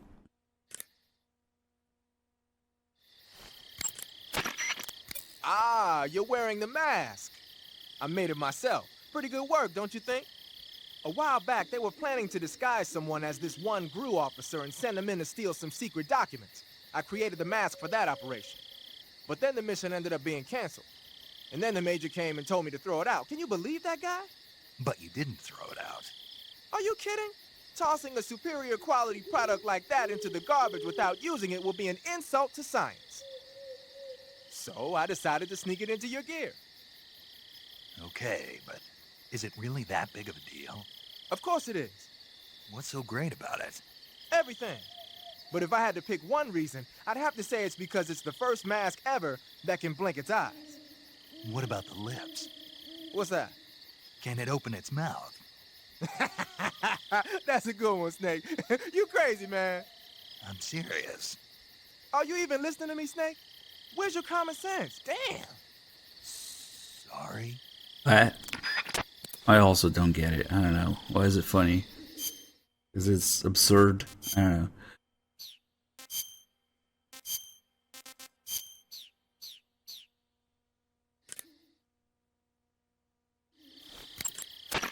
Looks like you're using splitter face paint. Splitter is an indoor face paint. Painting your face with splitter should help you blend in better when you're infiltrating a building. Okay.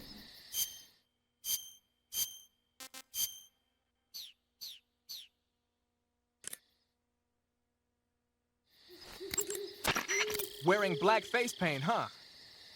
Painting your face with black paint should give you a high rate of camouflage in dark areas.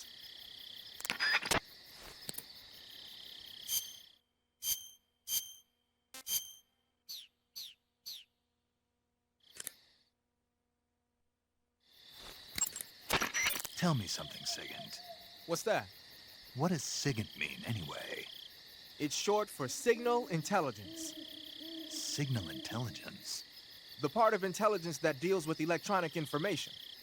Things like intercepting and analyzing electronic communications, determining enemy force strength and positioning from radar emissions and radio chatter. You get the idea. Code breaking is considered part of SIGINT as well. 40 years from now, we'll be in the age of electronic warfare. It won't be long before information replaces firepower as the most valuable commodity on the battlefield. So you're saying they won't need guys like me anymore? Sorry to break it to you, but that's not gonna happen. No matter how advanced our technology gets, there's still no substitute for human beings. Anyway, the Major is a man of foresight. He knew the electronic age was coming, and so he called out to me. And you responded? Well, I didn't have any place else to go. You couldn't find a job? Nope. None of the places where they do this kind of high-tech research would even let me in the door. Why not? I know you've got social problems, but... Come again? Nothing. I mean, someone with your talent ought to be able to... Yeah, well, maybe it has something to do with the fact that I'm black. The Major, though, he doesn't care about what color you are. I've never met anyone like him before. He's different, you know? Oh, yeah, I know. I don't think racism's gonna go away even in the 21st century. But I want to work with computers and use them to bring people closer together. In the digital world, it doesn't matter whether you're black or white, American or Russian or whatever. Everybody's gonna be the same. That's what I think. Used to be like that for a while. This is just one of his generic calls when he has nothing else to talk about. He doesn't have any story calls or item calls. You can get that call. Oh yeah, we already did a wooden face paint, that's why. Yeah, we're all caught up now.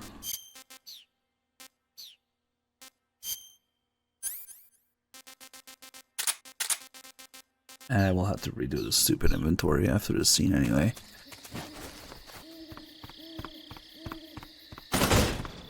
Thermals.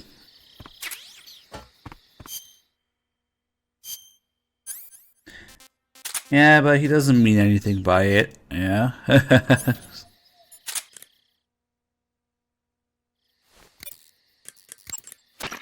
Hey, what's that you've got there? Thermal goggles. From what I can tell, they detect and display sources of heat. You're kidding me. They actually made a passive infrared night vision device small enough to carry around with you? What, is that special or something? Is it special?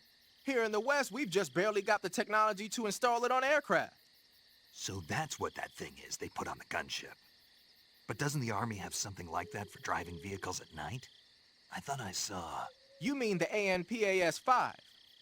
That's an active infrared night vision device. It fires infrared beams from an infrared projector and uses the reflections to build an image.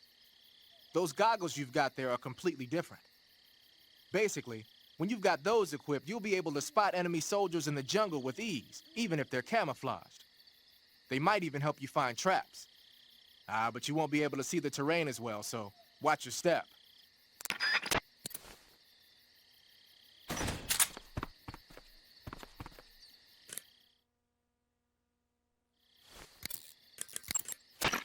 Adam won't show up if you're being pursued by the enemy. Okay. Thermal goggles. Snake, when you... He's just saying useless shit right now. We leave through here, though. You can actually exit the room without triggering a cutscene. Snake, let me explain... Oh, I think... Why don't you give the room to the northeast where you met Sokolov another try? Adam might be there this time. Oh, okay. So he knows that I went in there? Snake? Okay.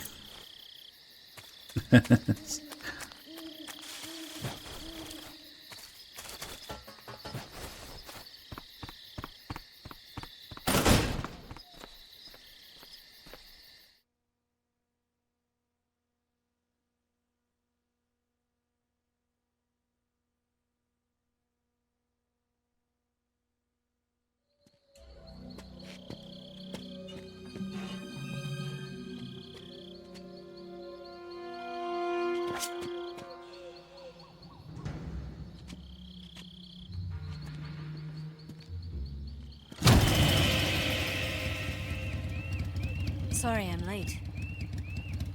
Cut the engine. They'll hear us. Are you the agent they sent? Are you Adam? I thought you were supposed to be a man. Adam couldn't make it. All right, say the password. Who are the Patriots? Who are the Patriots? Answer me!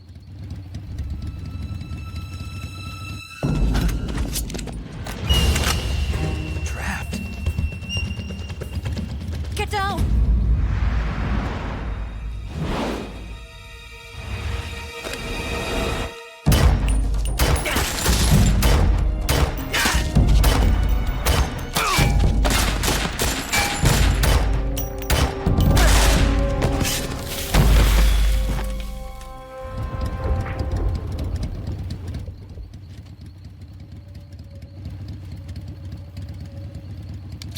There is your answer.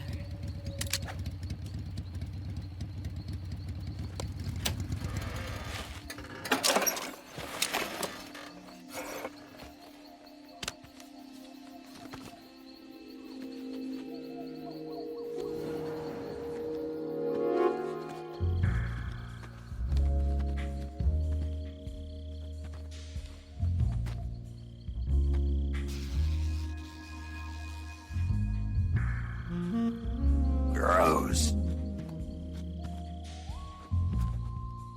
The name's Eva. Did you like it?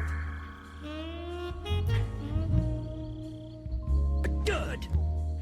Fuck you, asshole! That's tasty.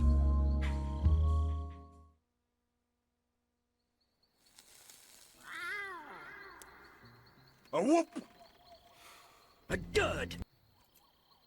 This wasn't part of the plan. What happened to Adam? What's your code name? It's Snake. Snake, huh? Well, I'm Bisexual. Eva. Are you here to tempt me?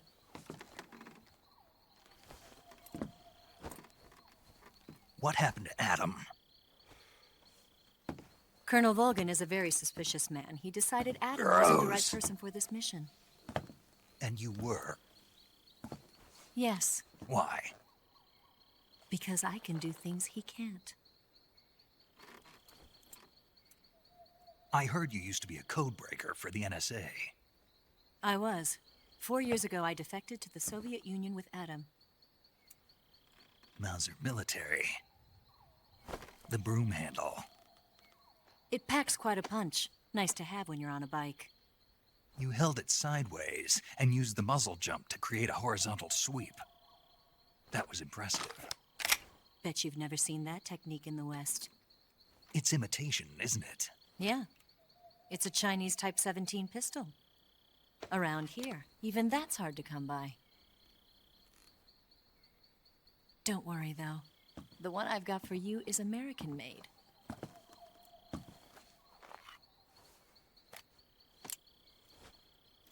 .45, huh?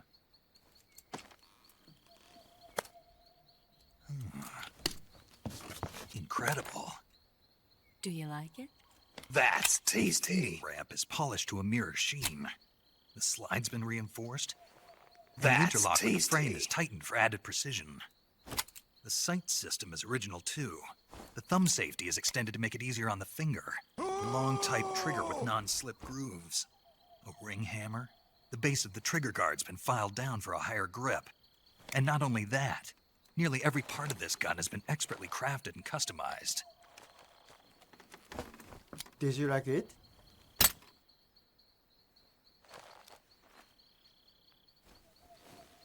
Where'd you get something like this? I grabbed it from a Western munitions armory. It probably used to belong to one of your officers, and there are more where that came from.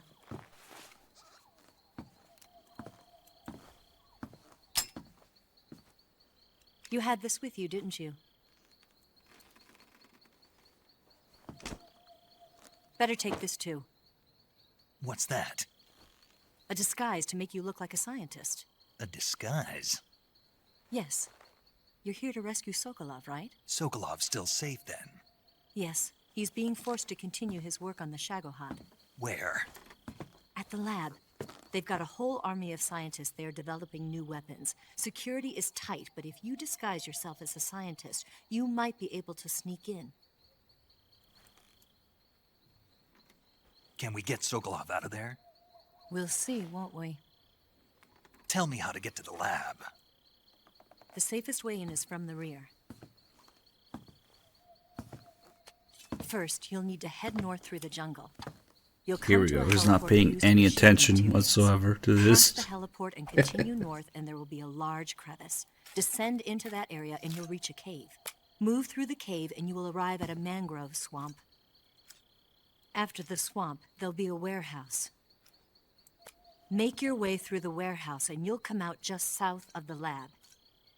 Got it. And just what are you doing there? In close-range combat, a knife can sometimes be more useful than a gun. By doing this, I'll be able to hold a knife at the same time and still keep the gun steady. That way, I can instantly switch between a gun battle and a knife fight.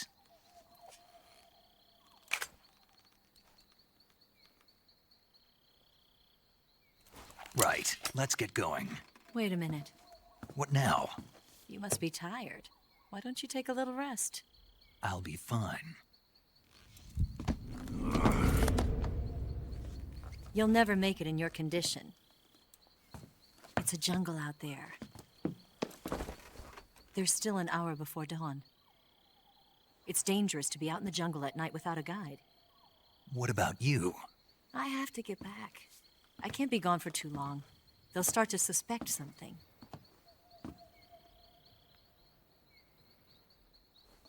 Don't worry. I'll keep you updated over the radio. That's it? My orders are to provide you with information. Nothing more. You look disappointed. All right, then. I'll do something special for you.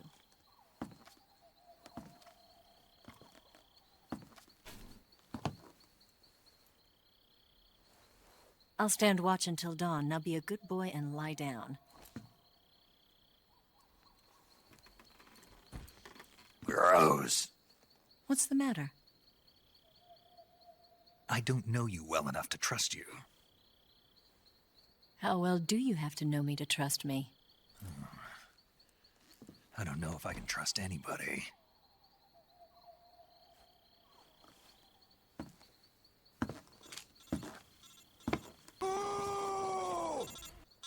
Gonna get that?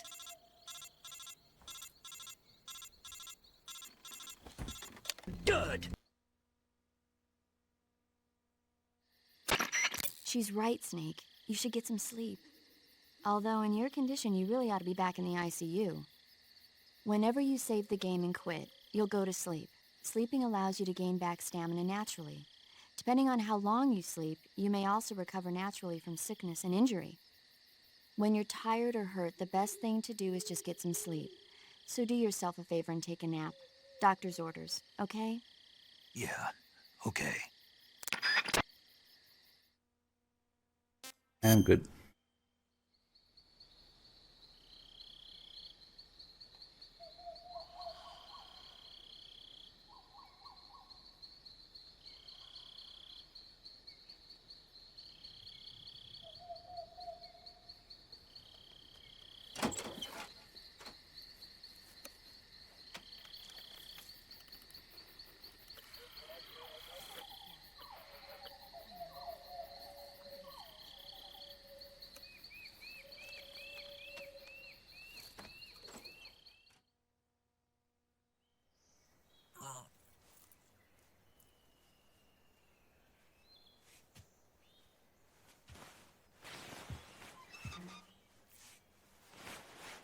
Did you like it?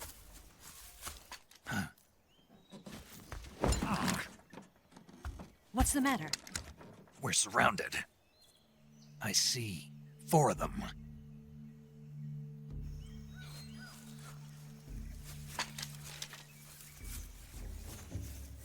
We've got company. It's the Ocelot unit. Let's get out of here. Hurry. Don't forget your gear. Here, give me a hand.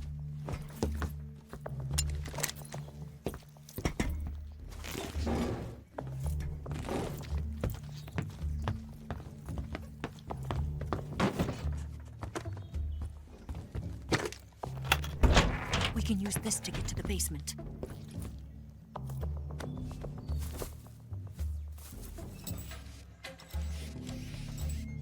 Damn it! Ocelot. I'll get past them on my bike. I'll call you later. Okay, I'll keep them busy.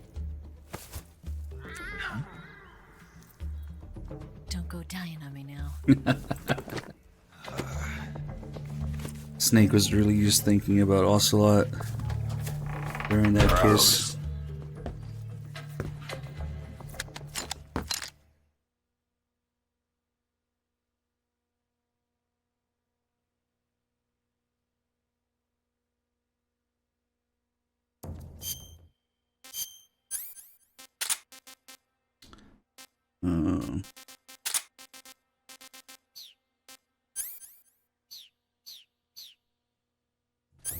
Okay.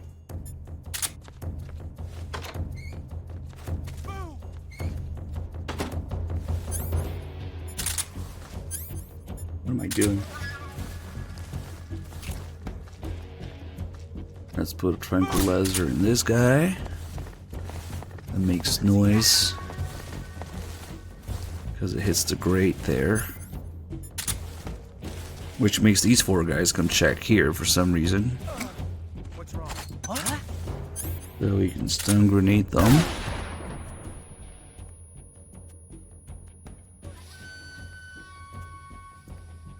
What are we gambling about?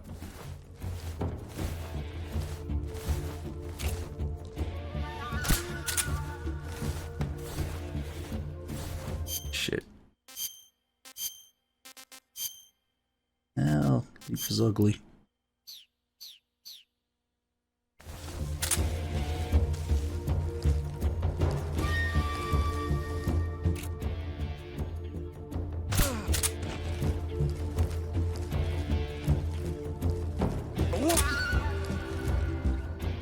There's sniper guy.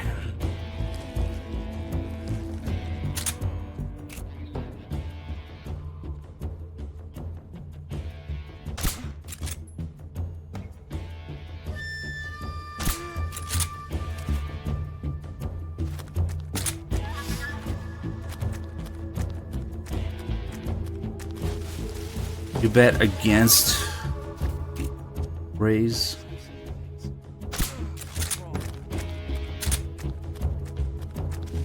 Damn.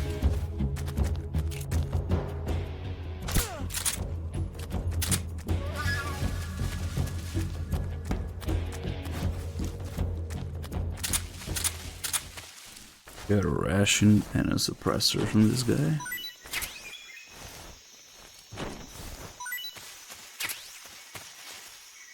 Also, the ration call is a little funnier if you eat one first.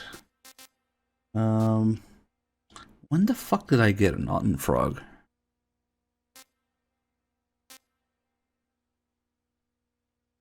What?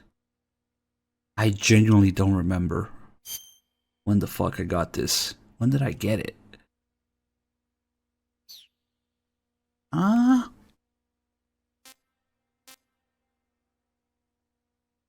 Wait, what the fuck? Was it from a grenade? Oh, was it the stun grenade that I threw in the grass? Okay, okay. It was hiding there somewhere. I wasn't paying attention to what I picked up.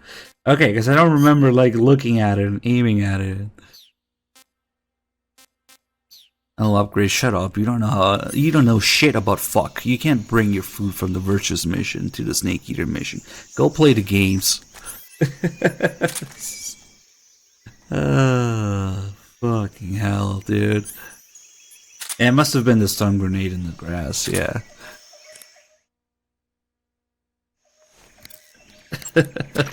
First, enter the cave through the crevice. Eva said it was to the north, so head that way. But where? First, We might not be able to get the call until after enter the cave. After the scene with Ocelot. Yeah. Alright, fuck it. What about the food?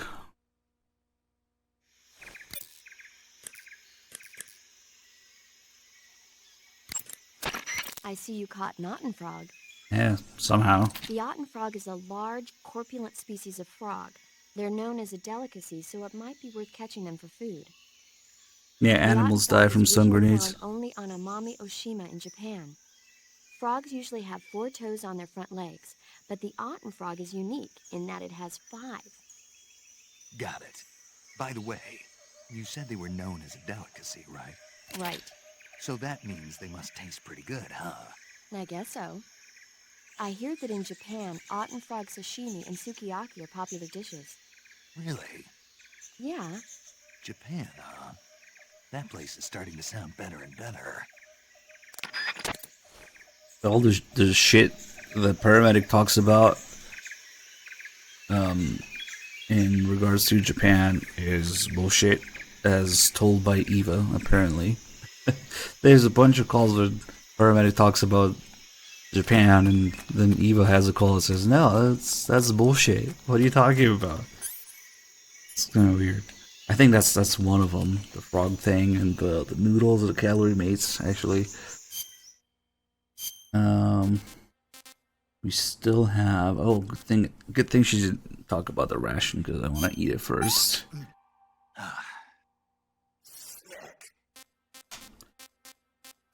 Yeah, I wonder if it's supposed to be that's tasty, like mocking as people who talk about Japan or weebs.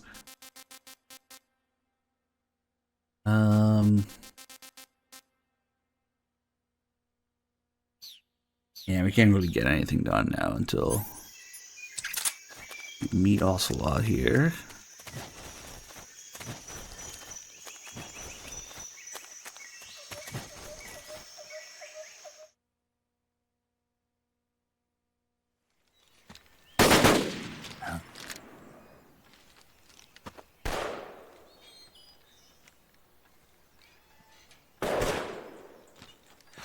waiting for this moment.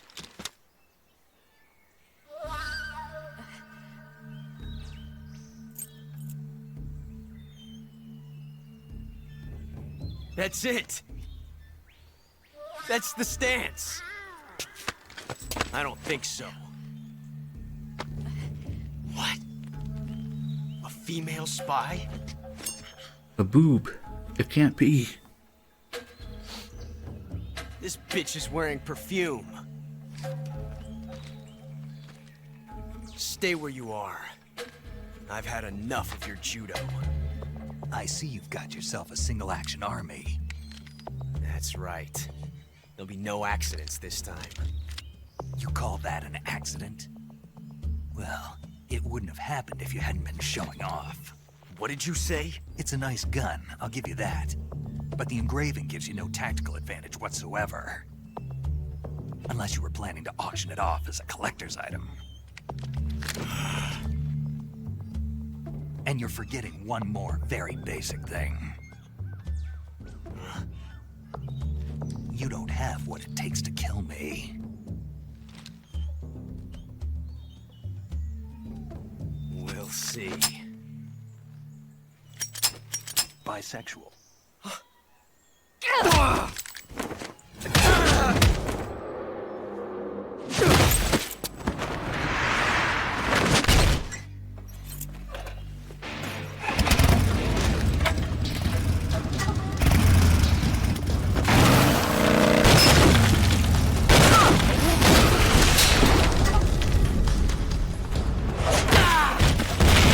Nah, he's just a noob.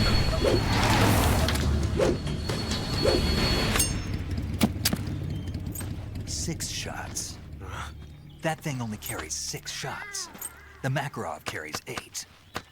You have to get a feel for how many you have left.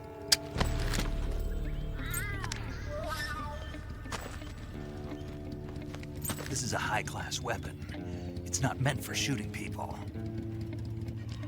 Damn!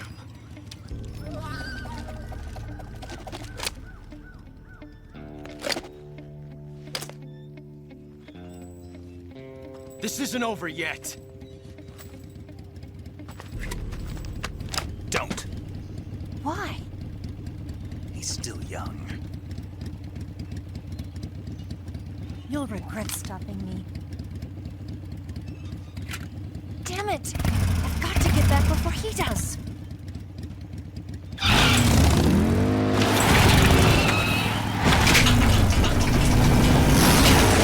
Well, maybe he really did shit his pants. Who knows?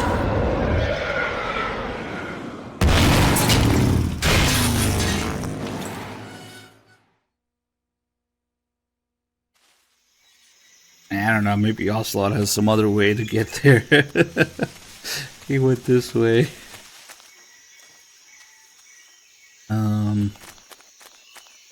Yeah, Skullface is picking up all the shit. Don't worry. Let's see.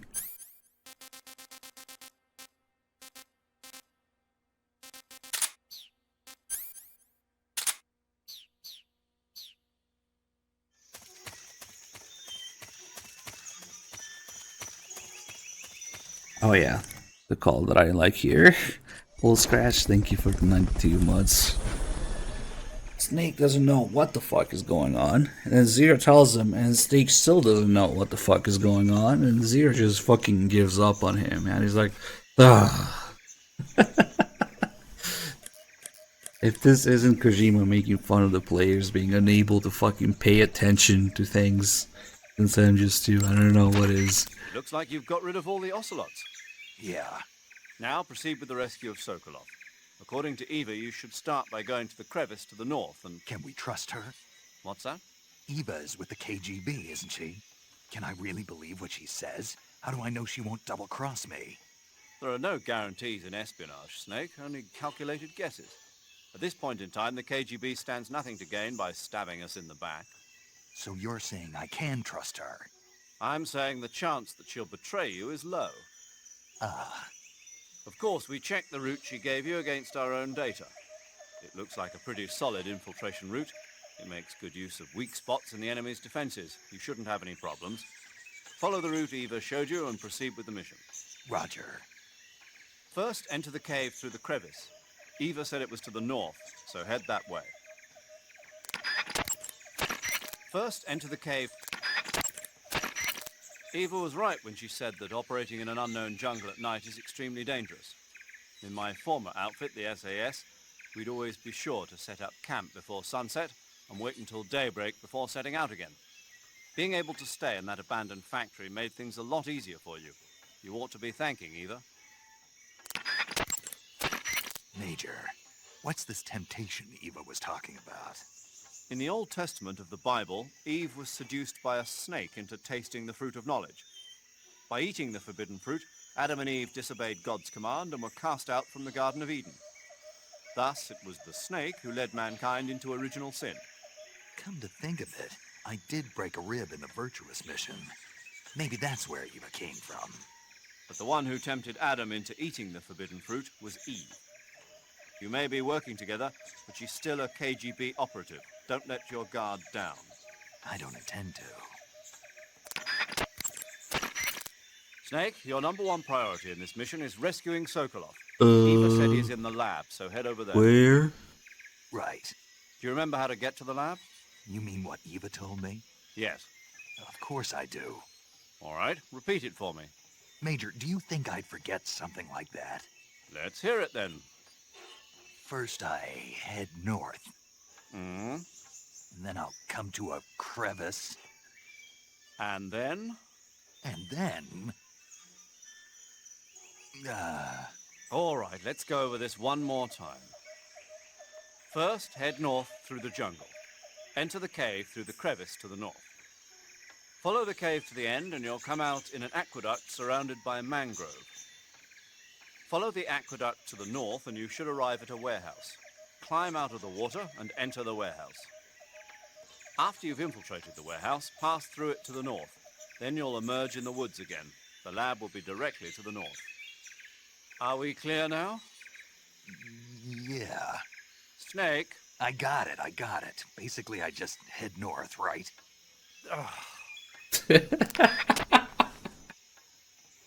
This call is too fucking good. It still doesn't fucking get it. Zero just fucking gives up, man. I gotta fuck this dumbass.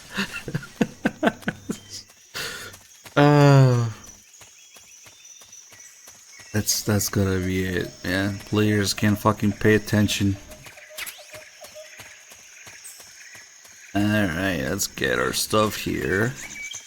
And get Eva to call, and then we can go back.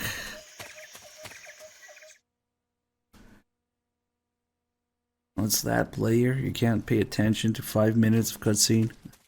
No wonder you didn't understand MGS2. You dumbass.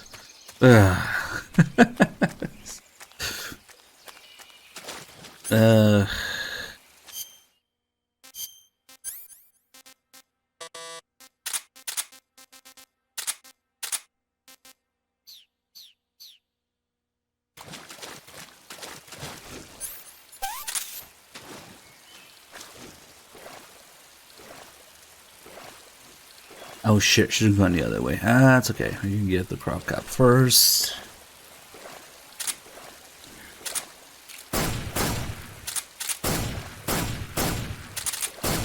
Fucking die already.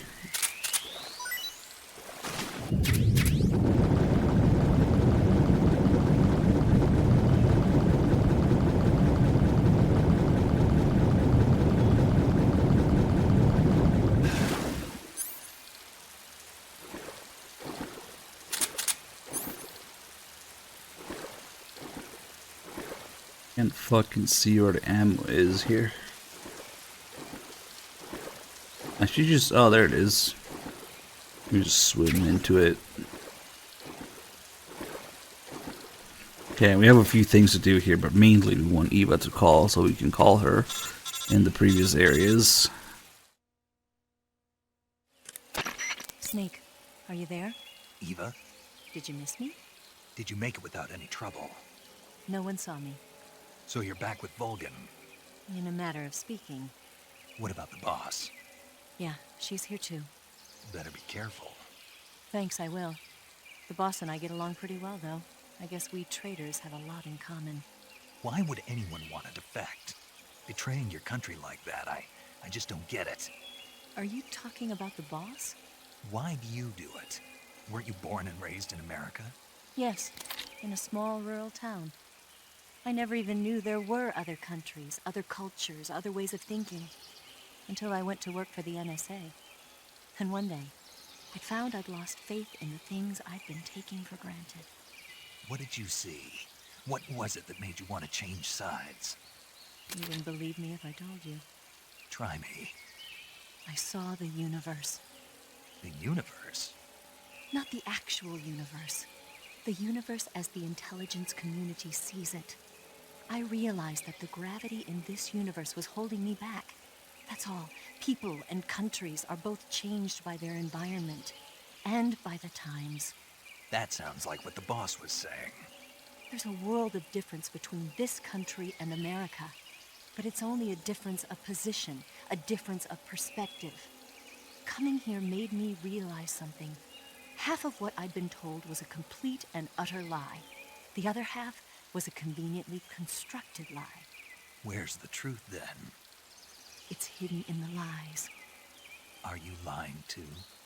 Who knows? I've been trained to make even the most severe falsehood sound like the honest truth. Weren't you? No. I believe because I have to, even if it is a lie.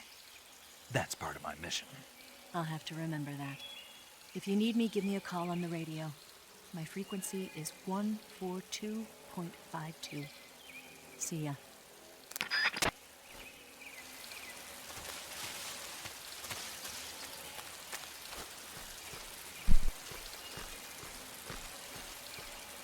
Alright, very important to get the croc cap here. Move a little faster, we can. Oh shit, it's raining too. Oh yeah. Look up to increase the frame rate, but there's less shit to render.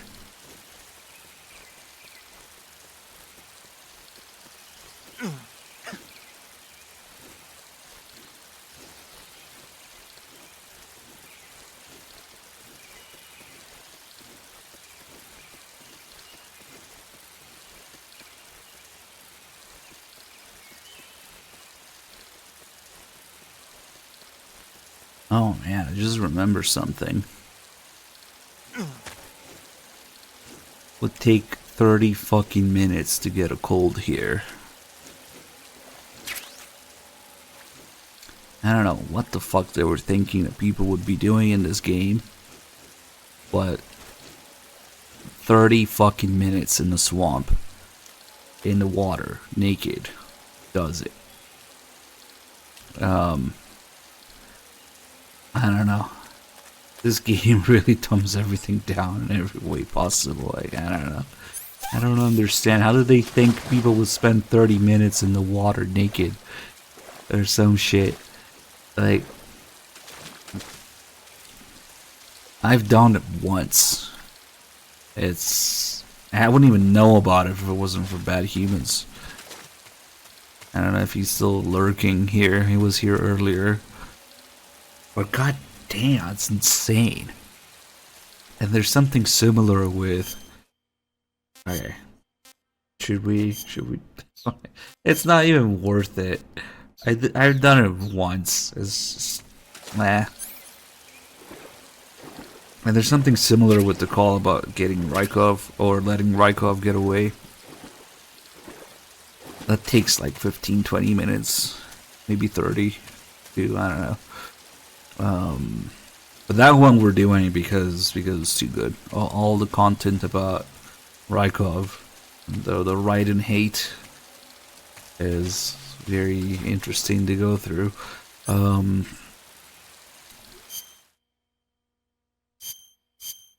Now we've got the Gecko Camel. We've got the zombie face paint. And we've got life medicine. With the Gecko Camel we can hear where the Keratin is.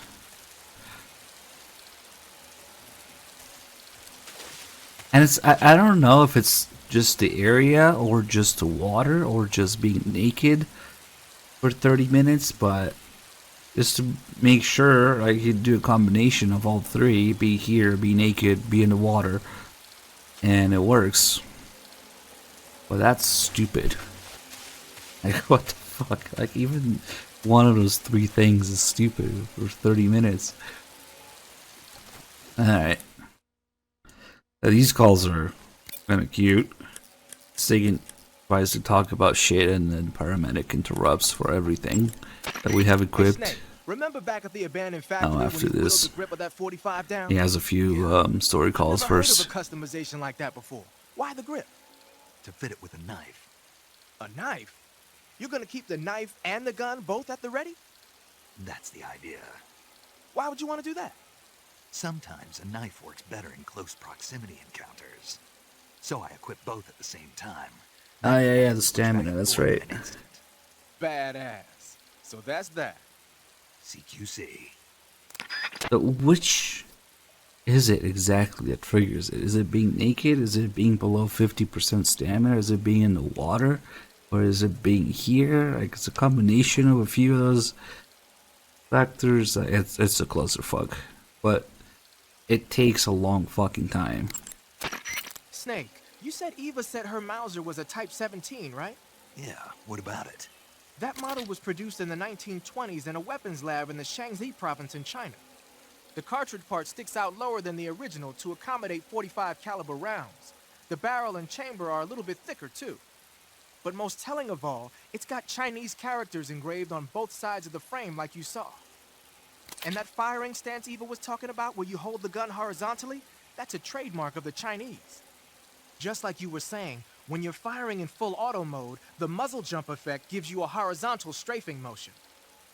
They say it's especially deadly in indoor and close-range mop-up actions. The Japanese called it bandit shooting and used to dread it. Makes you wonder where she learned to shoot like that. You know that army motorcycle that Eva was riding? That's a replica of a German model. A replica? Yeah. After World War II, the Soviets confiscated an entire assembly line from a German motorcycle factory, machines and all. And then they took it back with them and started producing replicas? Exactly. Originally, that motorcycle was designed to be used with a sidecar attached. That means it's got enough power to drag a 200-plus pound sidecar around. So that's how she could pull off all those crazy stunts. Uh-huh. Of course, it takes a lot of skill to be able to control that much power. That Eva chick is something else. Yeah, I mean, they hint at the Chinese pistol, but then immediately after that, they tell you that she's riding a German motorcycle, yeah, to kind of, I don't know, throw things off a bit, I feel. It's not too obvious. Got some life medicine, huh? Life medicine is a drug recently developed by the Soviet Union for use in battle. The components are still a mystery, but it seems to activate the body's regenerative processes and makes injuries heal faster. Well, open the window and press the enter button to instantly replenish your life. Useful, huh? Huh? What's wrong, Sigan? Never mind. Snake, what is that stuff you're wearing? I don't know. It's called Gakko camo, whatever that means. What? Paramedic? You've never heard of Gakko? Nope. Never. You must live in a cave or something. Well, excuse me. By the way, Snake, that outfit is really killing your camo index. Unless you want the enemy to see you, I suggest you change your clothes as... Why? Why? Because his camo index is... Camo index, schmamo index. Hold on now. He's wearing the Gakko suit. Why? Because it looks cute. Snake, talk some sense into her. What's wrong with being cute? Am I the only normal person around here? Snake, your face paint, it's... I know. It's called zombie. Zombie? What does that mean? Beats me. Are you serious? Hello, paramedic. You mean you've never heard of zombies? Nope. Never. You guys don't know anything. A zombie is a dead body that's been cursed and brought back to life by a master of black magic. Supposedly, they revive the dead and use them as slaves. It's also seen as a kind of punishment. People who commit terrible crimes can be forced to labor even after they're dead. Interesting. How do you know all this stuff? I saw it in movies. Like White Zombie. Never seen it? Nope. Can't say I have. How about Plan 9 from Outer Space? No.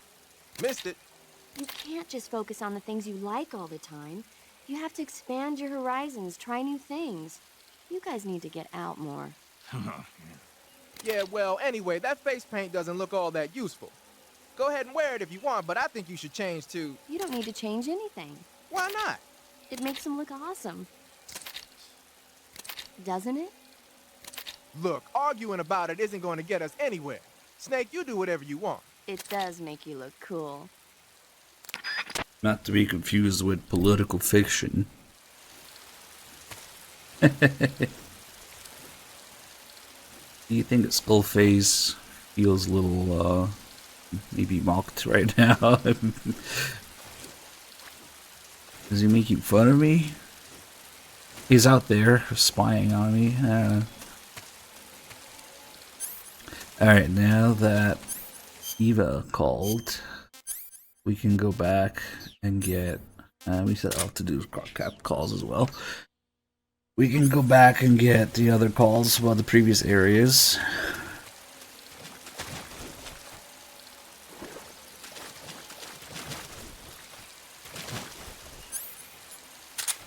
I don't know. Oh, I guess we don't really have to use the bug juice.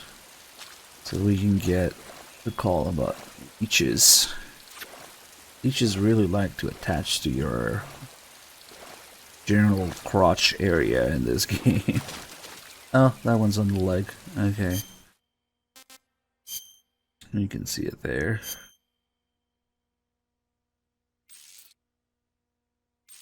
And how fucking deep does it go?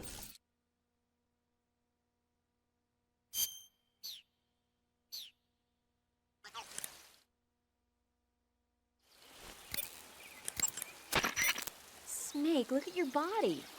Yep. Looking good. Not there. Then where? See the leeches? Leeches? Yeah, you've got leeches all over you. Leeches will sometimes attach themselves to you if you spend a long time in the water or the swamp. When you've got leeches on you, they'll suck your blood, causing you to lose stamina. You should get rid of them as soon as possible. To get rid of leeches, go into Cure in the survival viewer and press your cigar into them. Or, if you use the insecticidal bug juice ahead of time, the leeches won't bother you as long as the bug juice is in effect.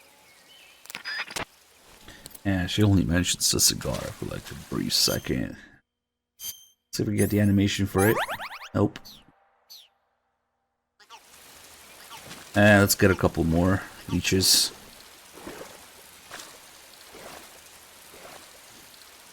Maybe we'll get a cold. Nah, still nothing. You can hear the sound when leeches attach.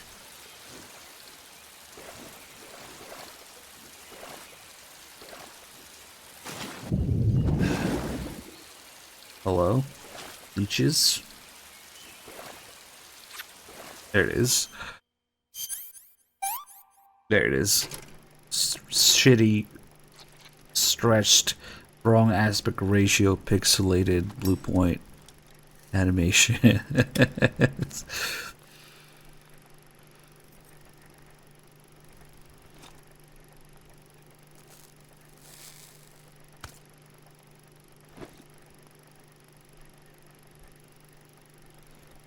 Oh my god, it's really bad. Okay.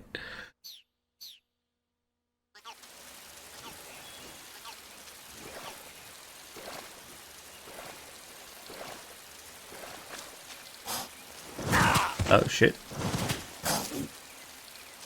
Okay, okay. Fucking die here. Yeah, I didn't see him.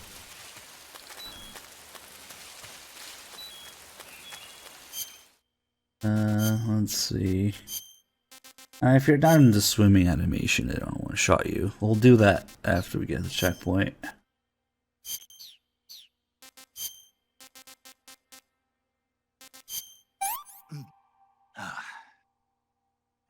This works.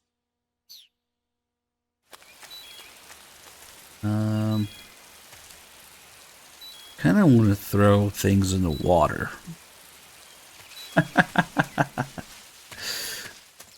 Let's go back and get the calls before I forget.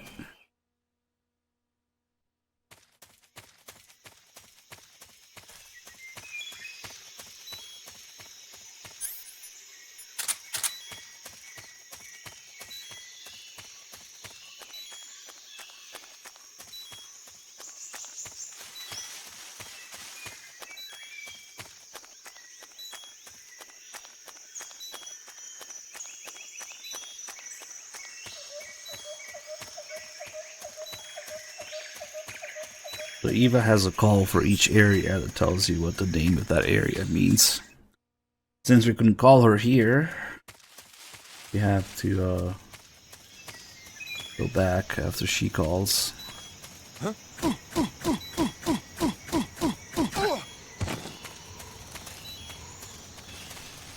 There's a guy with a weird fucking neck thing that he does. Get rid of him.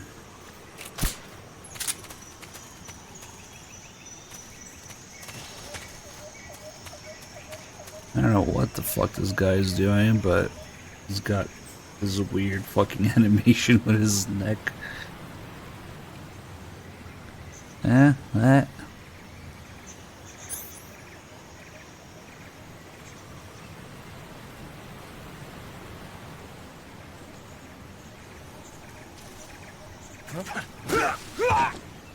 Get out of here.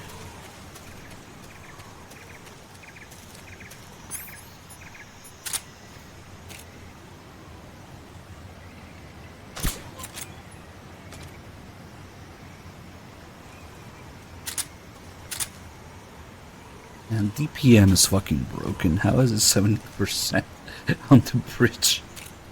Hey. Whoops. Not a kill.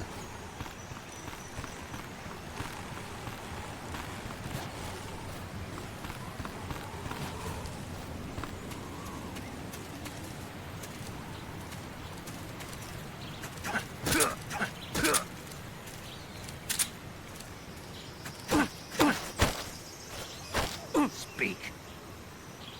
While falling, press the action button. Oh, it's this guy branches. again. That's right. Freeze. Don't shoot.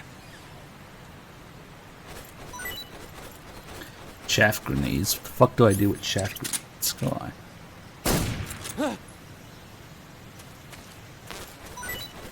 Oh, I already had some. I should get the call about it.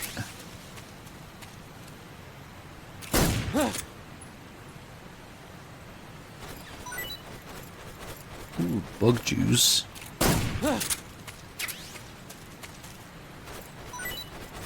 And life medicine. That's not bad, I guess. I should get the AK out.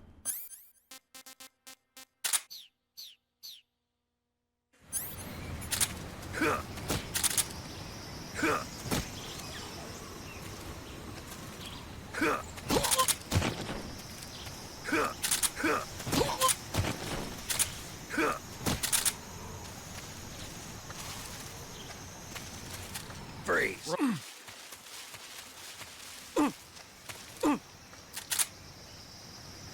Damn it.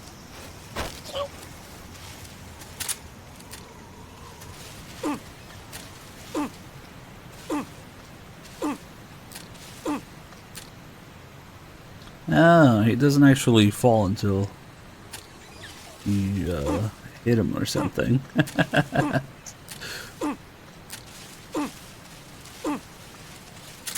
Okay, well.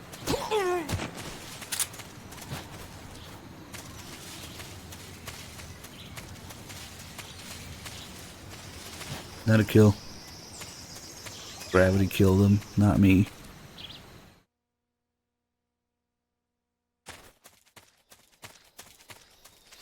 Okay.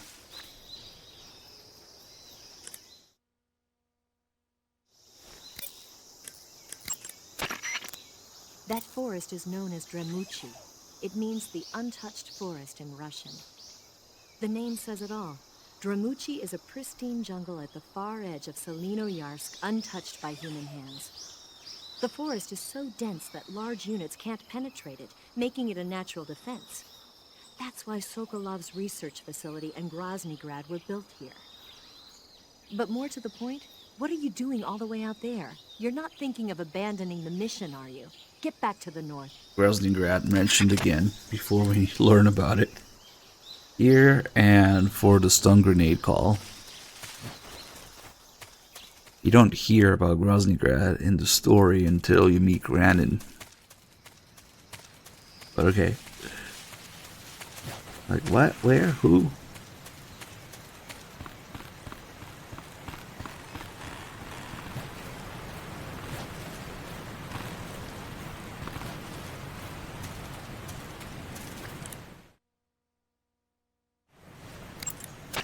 That area is called Dolino Vodno. Fuck The you, name means asshole! Forest of the Canyon.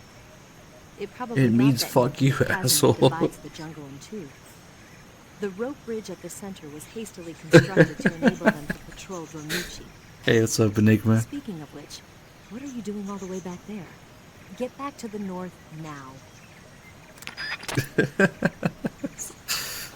That's a pretty rude name.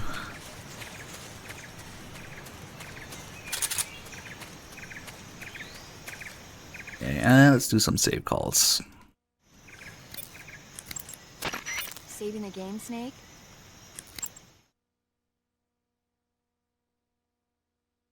Stream here again. People will call you an asshole every 5 minutes. Yeah. Do it.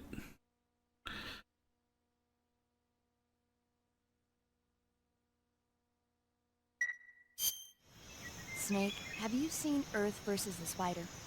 Nope. Fuck you, It's about asshole! this spider that suddenly mutates into a giant monster. They bring it into the city in a state of hibernation. Goes with anything. And starts wrecking the place. So why did the spider turn huge?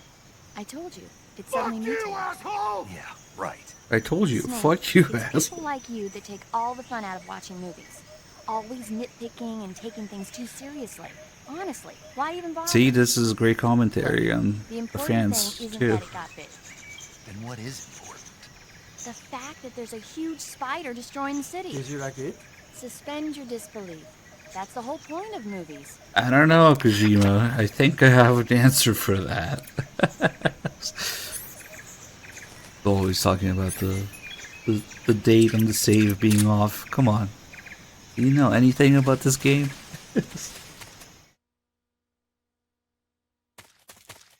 It's in the past, but it's also in the future.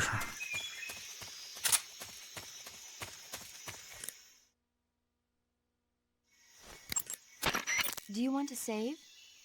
Wait, no. Take care, Snake. Wait, maybe.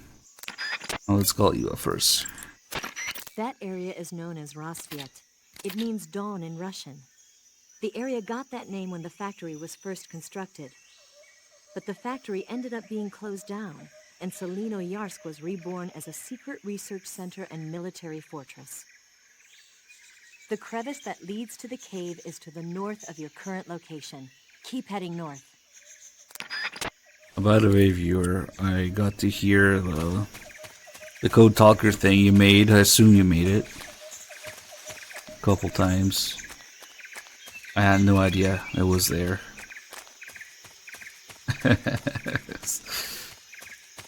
I can't believe you took the time to do that.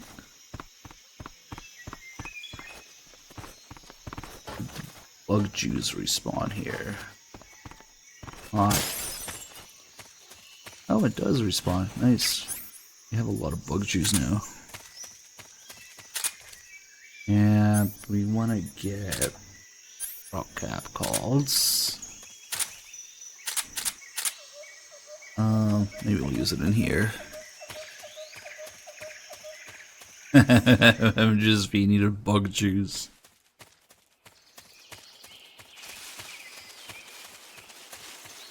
You finally listened to Kotaku without falling asleep. Let's do a death roll here. So if you piss off a crocodile in the water, that is while you're in the swimming animation, like that. If you piss them off, and they have to notice first. Hello?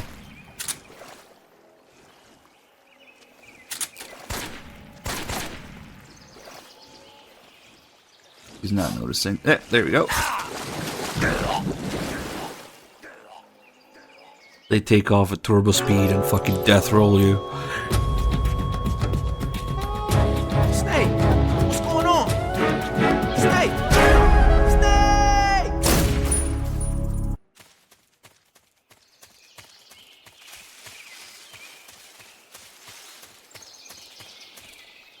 Oh yeah, let's do the crop cap stuff now. It'd be a little annoying to get all these galls.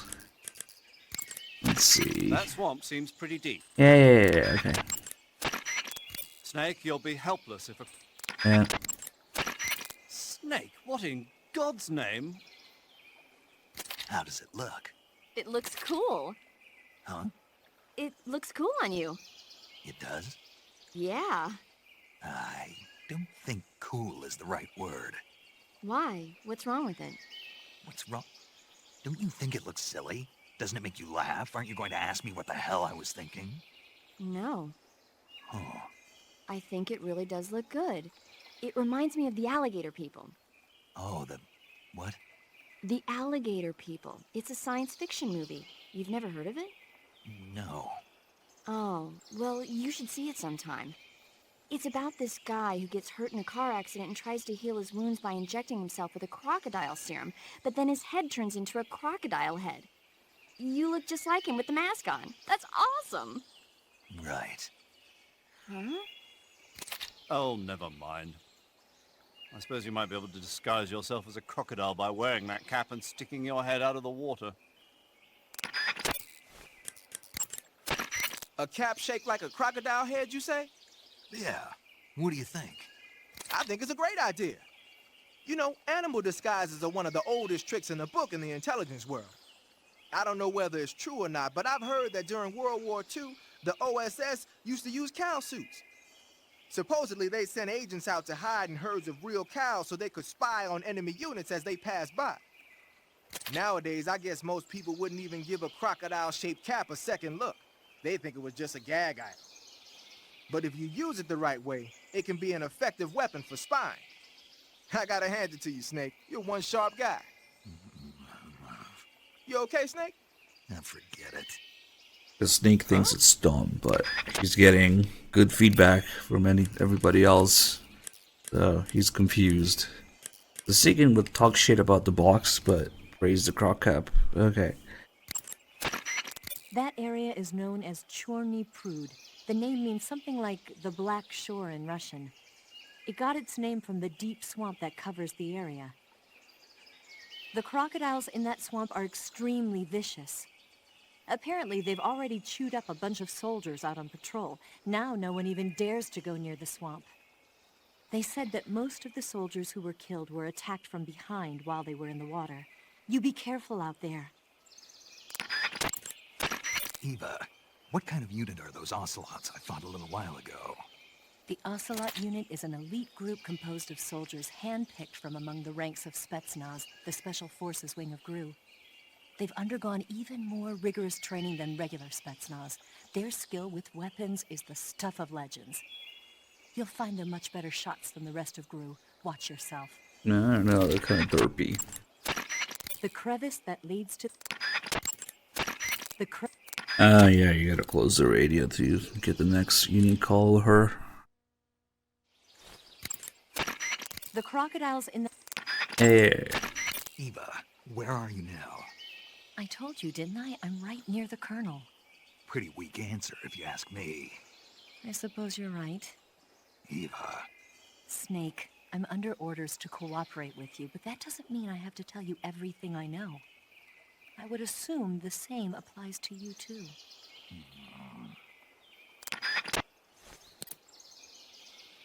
And she takes a while to talk about the croc cap. The crep... Come on. Tell me something, Snake. Why did you let Ocelot get away? I thought I told you already. There's time Is he paradox. still a kid? Yeah, Pretty lame excuse, if you ask me. you think so? Yeah, I do. Maybe you're right.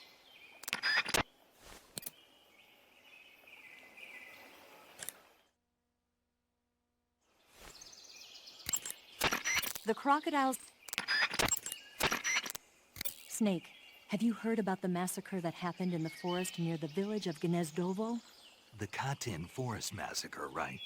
During World War II, the German army came upon the bodies of 4,000 dead Polish in the forest of Katyn. Yeah, Germany blamed the Soviet Union, but the Soviet Union denied it, blaming Germany in return. The truth is that Stalin ordered the NKVD to carry out the killings. And it's not just Katyn. In places like Western Ukraine and Belarus, there must have been at least 20,000 Poles in the prison camps. Why are you telling me this? Volgin was one of the people responsible.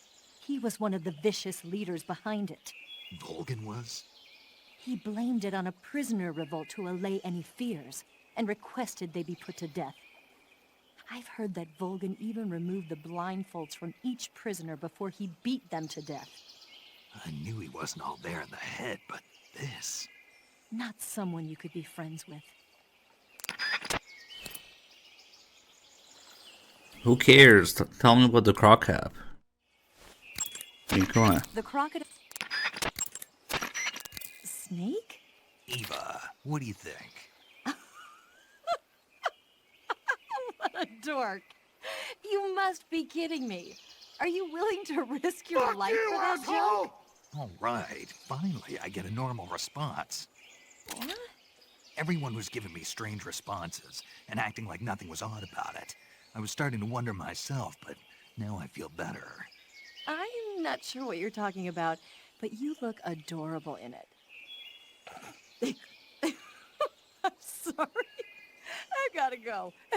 This is too much. All right.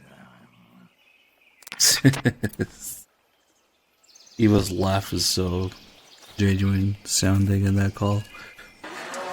Not funny. Go thief somewhere else. Probably the most natural voice acting in this game is Eva, I think. He looks adorable in it. Too bad the bandana fucking clips through it. It's like it's got a little tail or something. And unfortunately it doesn't show up in the radio screen or cutscenes. If we had the monkey mask, that one doesn't show up in cutscenes. It's kind of weird. Alright, let's take a look at these snakes. Now we can fucking kick it.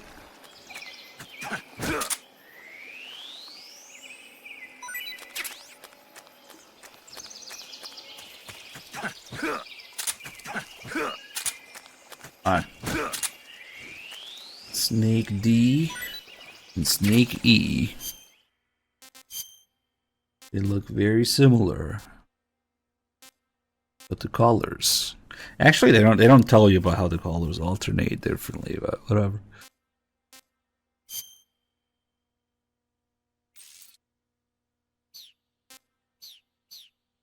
But it's time for another blue point moment.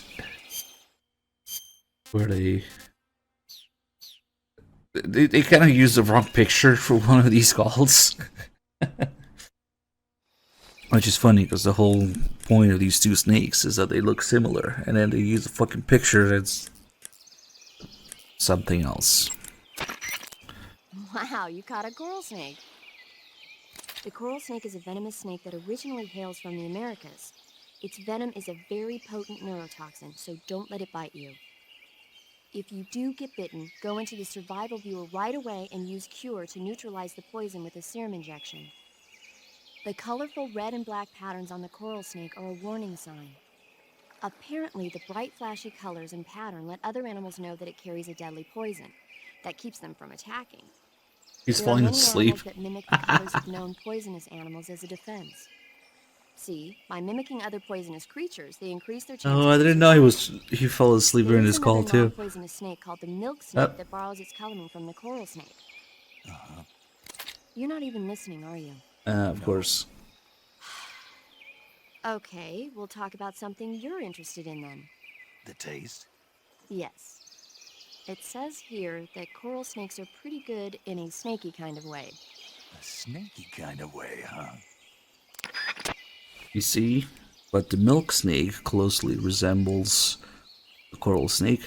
No, I see you've caught a coral snake. the milk snake closely resembles a fucking knife. The milk snake closely resembles the coral snake, but it's actually not venomous. Even so, you'll still take damage if it bites you. Okay, so Blue don't Point. take blows. Okay. So, is there a way to tell the difference between a milk snake and a coral snake? They're very similar. They really do look almost exactly alike. I guess if I had to pick something, I'd say it's that the milk snake is much less aggressive. Okay. Ah, I just thought of a better way. You're going to love this. What? Eat it. Eat it? Yeah. The guide says milk snakes don't taste very good. Is that right? It's a fucking knife. Eat If it. I've already caught and eaten it, what does it matter which kind of snake it was? It doesn't, does it? Shoot, I thought I had a good idea. And on all the fucking calls to do this, they do it in the thing where they talk about its appearance. I don't know. I don't know if the knife tastes very good. Knife eater. Yeah. That's a CQC knife. The call where that knife is supposed to show up is after you escape from the cell.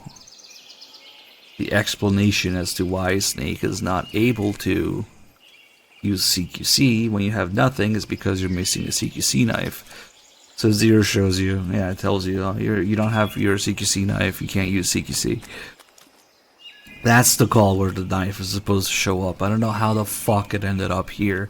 Don't we're close to that part of the game. I think it still shows up there. It would have been funny if they fucking showed you the snake in that call instead. But yeah, it just the crockett. Is there a way to make it open its mouth? Yeah, kind of.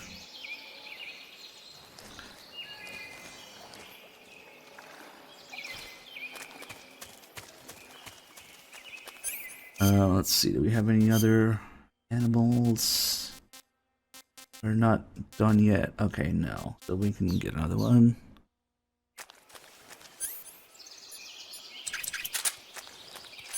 I don't know, maybe if it was the whole call that's off, but it's the picture. I don't know. Just Blue Point things. Wait, wrong frog.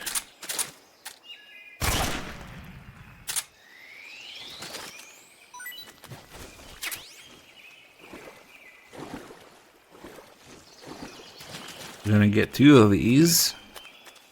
Just because it's called a poison dart frog. That's tasty. That's not gonna stop Snake from eating it. Where's the other one? There it is.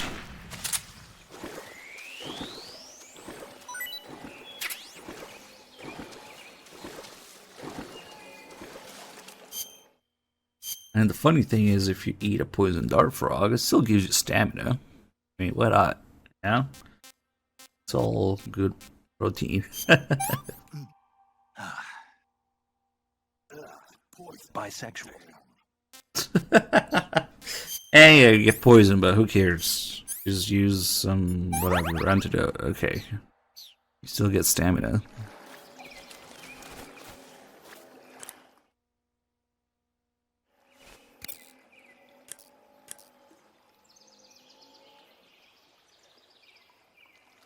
Yeah, that's probably what it is. They just made one big compressed file that contains all the fucking calls. I see you've captured a poison dart frog. The poison dart frog is native to the tropical rainforests of Central and South America. They normally grow between 2 and 5 centimeters in length. That's tasty. But for some reason, the ones in that area seem to be much bigger than that. Poison dart frogs are known to carry a potent neurotoxin called pamiliotoxin. Long ago, people used the poison to coat their arrows for hunting.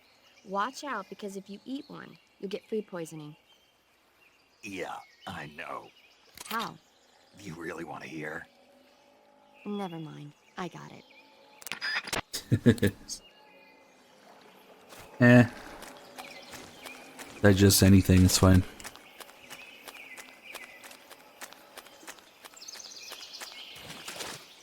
What is this crocodile doing?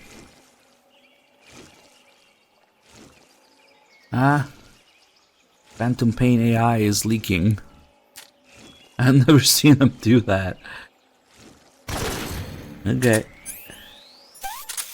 Look at all this bug juice.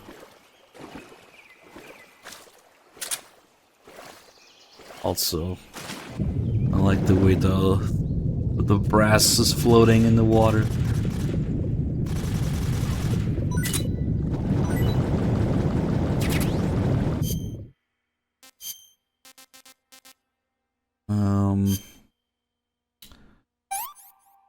Oh, nice, we got the animation. The Phantom Pain, you can't have the floating brass because there is no fucking water in that game.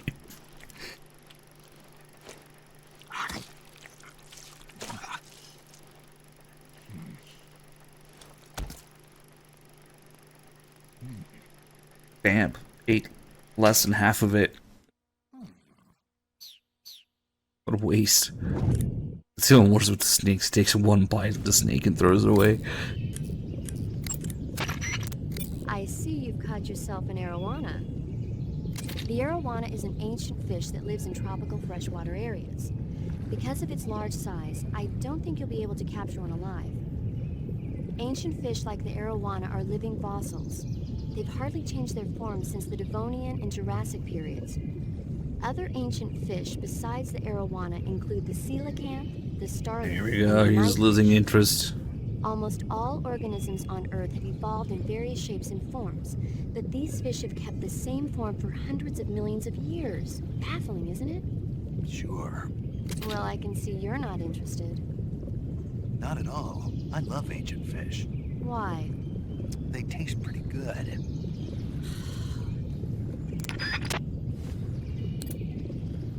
I don't know how it works with... Oh shit. I chose the worst fucking time to drop the controller. I don't know how it works with the paint hornets. Sometimes it seems to help. Maybe it's not consistent. Or maybe you need a lot of it. Something like that. But if you simply use one bug juice and... At least for his first hornet attack or so, like it doesn't seem to be too helpful. I haven't really experimented with it much. Oh wait, why did I go this way? Nah, fuck it, we'll just go there.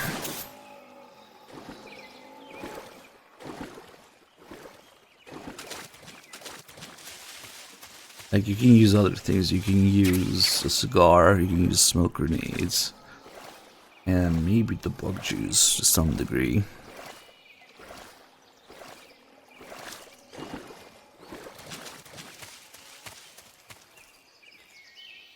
If you stalk here next to the trap, you get a little warning thing said.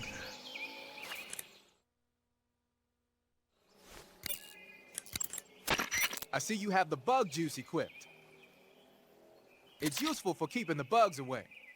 If you open the item window and press the enter button, you'll be able to keep the nasty critters like hornets and leeches at bay for a brief period of time. Use it well.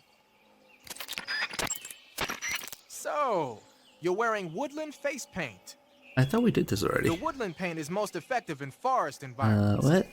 It'll work best if you use it. Okay. Maybe there's no call about it yet. And there probably isn't. Keep in mind that... Yeah, fuck it. You want to save? Hold on a sec.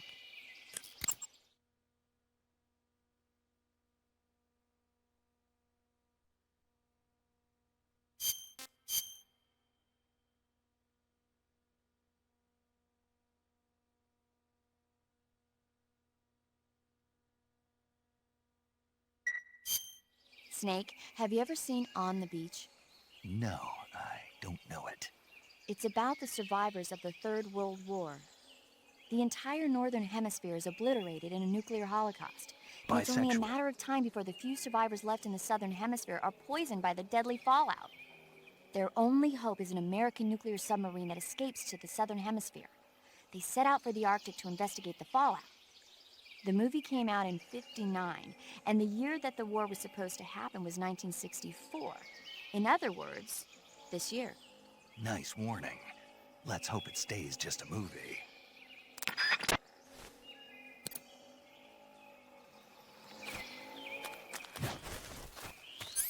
You can just roll over it.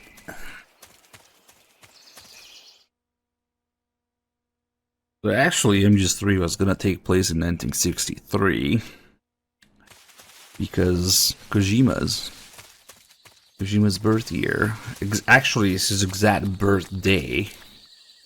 The Virtuous mission takes place on August 24th. But they moved it from 1963 to 1964 because Kojima wanted to include the Kennedy assassination in the plot. So that wasn't until November.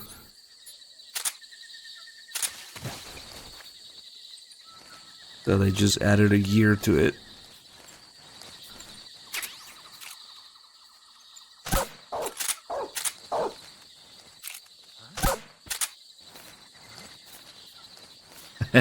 Can he move his birthday?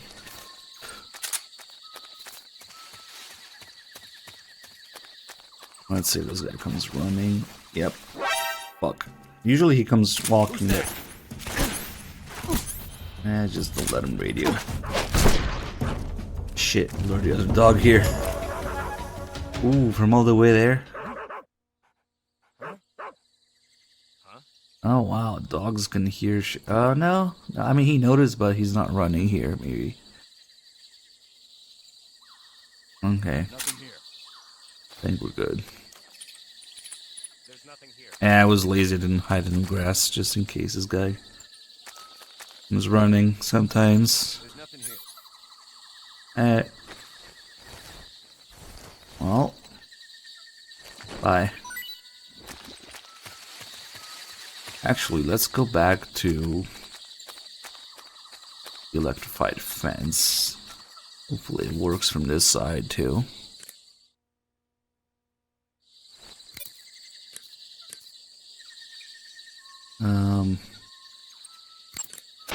Snake, be careful. There we go. I might not have told you this yet, but that swamp is rigged with traps.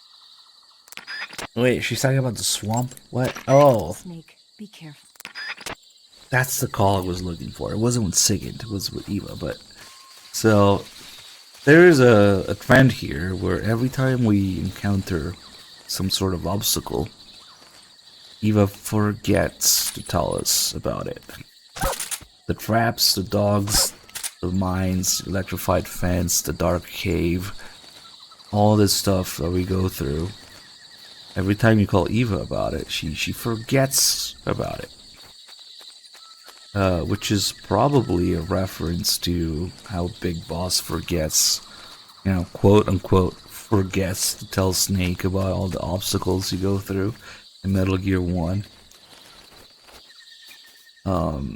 Obviously because he's trying to stop him, but I wonder if Eva just genuinely forgot about, I don't know. She's also kind of hiding her real identity, like Big Boss is, in a way, in Metal Gear 1, but it's probably a reference to that.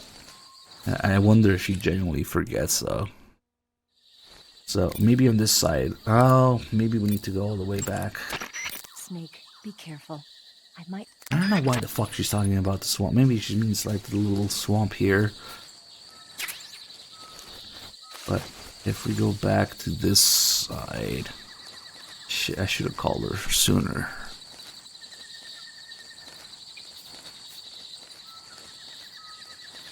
We're on this side of the electrified fence. Maybe she'll call about it. Yeah, Kojima knows about the channel, at the very least. I don't think he watches it, but we got like a retweet or two a few years back. Good. You made it to Bolshaya Pust. The name Bolshaya Pust means something close to the Great Cavity. It probably got that name from the crevice to the north. Your ass got that There's a name. fortified area in the southern part of Bolshaya Pust that's strung with barbed wire. To the north of that is a relay station that serves as both a depot for material shipments and a communication facility.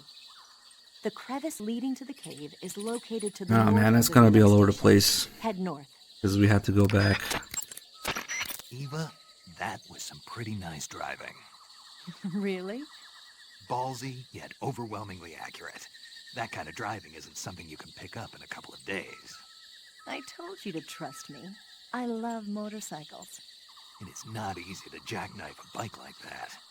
So, you believe me now? Think I'll pass on going tandem, though. Oh, that's too bad. The crevice that leads to... I remember Kojima saying something specifically about watching his previous work, how going back to see MGS1 or 2 made him cringe, like when you're an adult looking back at your high school work or something like that, your high school projects. Yeah. Sucks because that was like his best work, but whatever. There's a tweet somewhere out there where he talks about that. It's like, I don't want to go back and look at my previous work all the way back there, because I don't know if he meant from like a technical level. I think he might have meant from a technical level. Hopefully. Snake, the barbed wire in that area has a high voltage electric current running through it. A high voltage electric current? Right. Though I might have forgotten to tell you. Which is funny as fuck because you'll get electrocuted if you touch that the barbed wire. technical So level don't. that came after is. Let's not go there. Thanks, Fox Engine. Okay, there we go. She forgot to tell us about the electrified fence. Okay.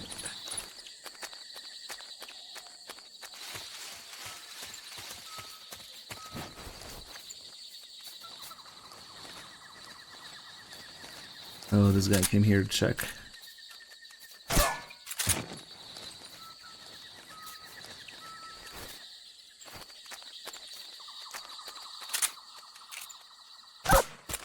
I'll fuck around with the dogs a little bit.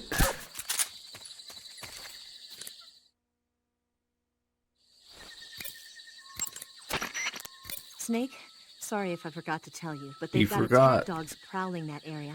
If they find you, you'll be in for a rough time.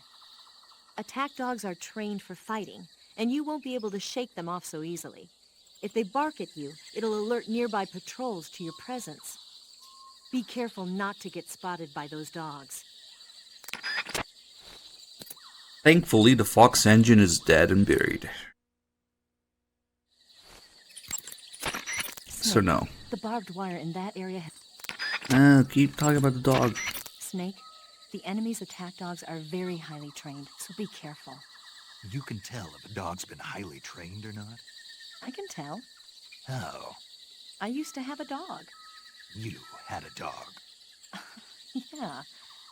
What's so funny about it? Nothing. It's just hard to picture you with a puppy. Who asked you? He was really cute, but I had a hard time housebreaking him. When he finally did learn, I was so happy. I still dream about it sometimes. It's just a coincidence. Okay. So much later in the game, when we put her to sleep, and we can listen to her talking in her sleep, she dreams about a couple things, including her dog. And that's one of the dreams she has. If you do these optional calls, they want to lead you to believe that she's dreaming about something different, yeah? But Yeah, it's Phantom Pain is just a PS3 game that runs at 1080p, 60 FPS on PS4. It's no different than, I don't know, The Last of Us Remastered, yeah? They just didn't market it that way, of course. Also, the tranquilizer only lasts, what was it, 60 seconds on the dogs, regardless of difficulty. Like on enemy soldiers, it depends on the difficulty, and even then, I think on extreme, it lasts at least a couple minutes. But the dogs, yeah, it only lasts 1 minute on the dogs on any difficulty. They have like their own separate timer for it. Let me clear this area of enemies so we can fuck around with the dogs a little bit.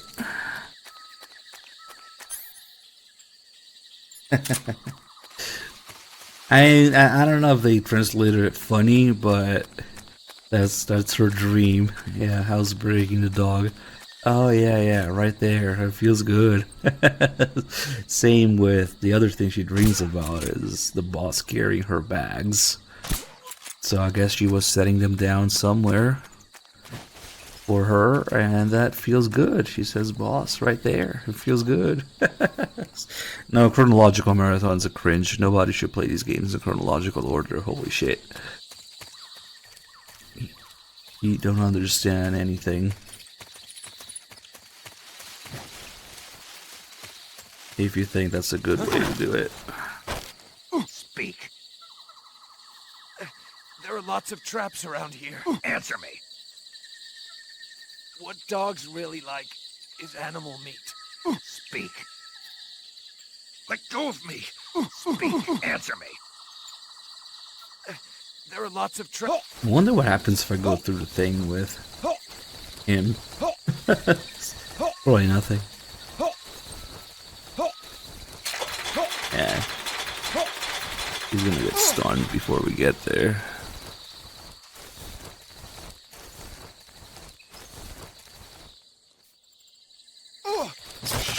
Whoops. Not a kill.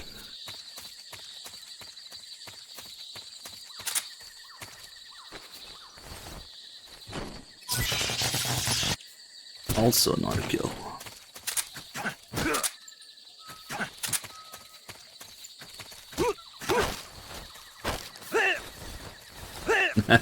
Revengeance. Man, when we play Rising again, it's gonna... We haven't played Rising since we got the fuck you asshole thing, so... Answer me. On the little island in the southern swamp, a bizarre crocodile. Speak.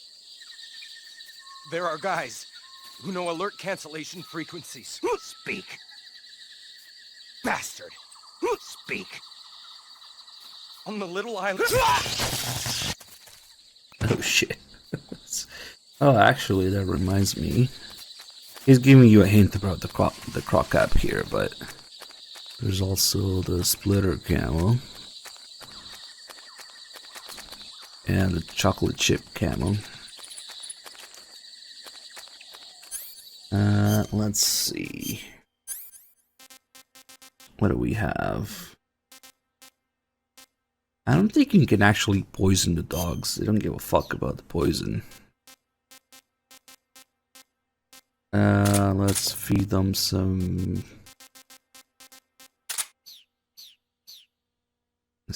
Indian Gabriel. Why not?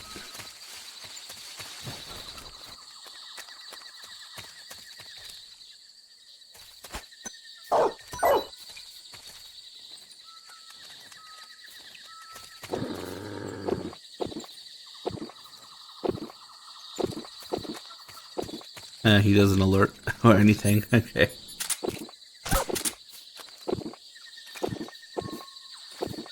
And then after they eat, I think they go to sleep. That's the life. Eat food, take nap. There you go. Oh shit. It's not a very effective nap, though. Not like this.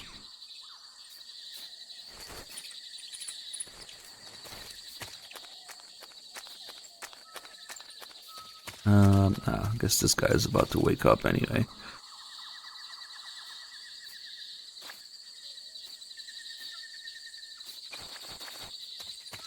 You can't wake them up by kicking them like enemies. Yeah, they don't care. Oh, the other guy got here. Hello. Wait, no, come back.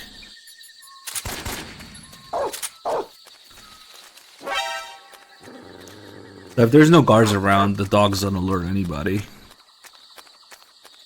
The way it works is they alert once for themselves and they immediately alert a second time if there's guards around.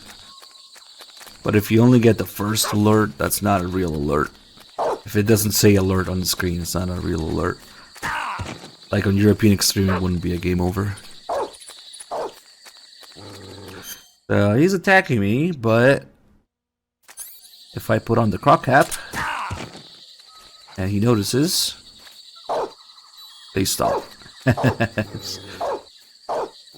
don't know if they're afraid of the croc cap or something, but it prevents them from attacking. That's a feature. The other thing that prevents them from attacking is the torch. Because of the fire, of course. Oh, wake up. All they do is bark if you have the croc cap equipped. Nah, they're really cheesing my ass, but they just can't attack with the croc cap equipped. Nice.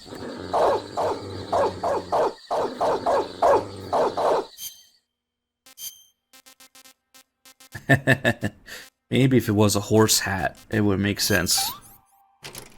Oh, hey, we got the animation. It takes one bite and then throws the whole fucking thing away. Yeah, what's up, Dollar Bean? Thank you so much for the 111 months.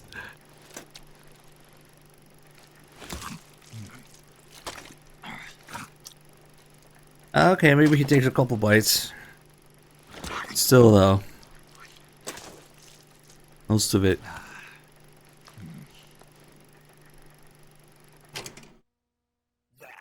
Yeah, most of it is just wasted.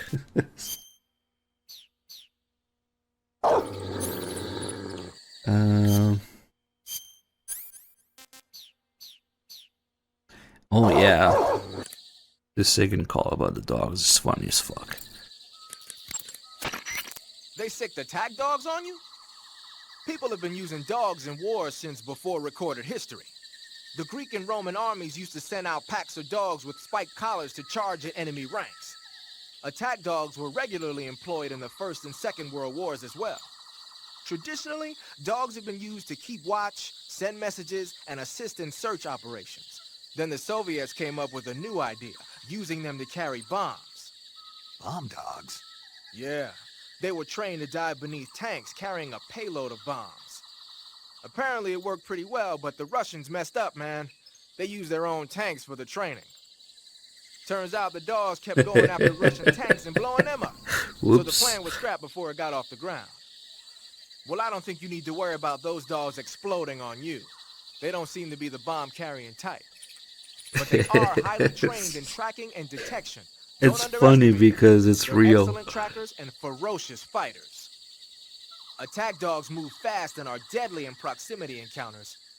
They'll pick up your scent and use it to track you, so it'll be hard to shake them off. In a way, they're more dangerous than any human opponent. Be prepared. The Soviet-made smoke grenades you might find around there also seem to act as a mild tear gas. It might not have that much of an effect on human targets wearing balaclavas, but it ought to wreak havoc to a dog's nose. If you're being chased by attack dogs, give them a taste of a smoke grenade. The Russians messed up, man. So that's a real story. That's what makes it funny as fuck. Let's see what this does. Maybe they just run around.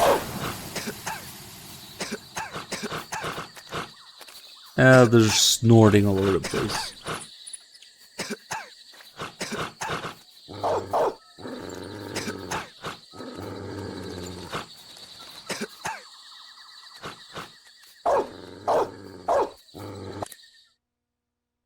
Paramedic, how do I eat the dog?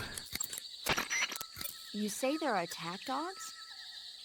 Those attack dogs are Great Danes. The breed is originally from Germany. They've been used for hundreds of years as hunting dogs. As you can see, they're very large, strong too. They've got a calm yet courageous temperament, and on top of that, they're extremely intelligent.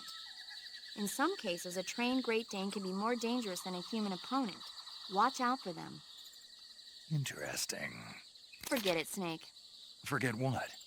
You were thinking about how they taste, weren't you? I wasn't thinking... Don't lie to me. I could tell by the look on your face. You can't see my face. No, but I can imagine it. A bit of Don't you dare lore think there. about trying to capture an attack dog. You hear me? Yeah. So when you kill the dogs, they don't turn into food items. Because Paramedic just doesn't let us eat them. Okay.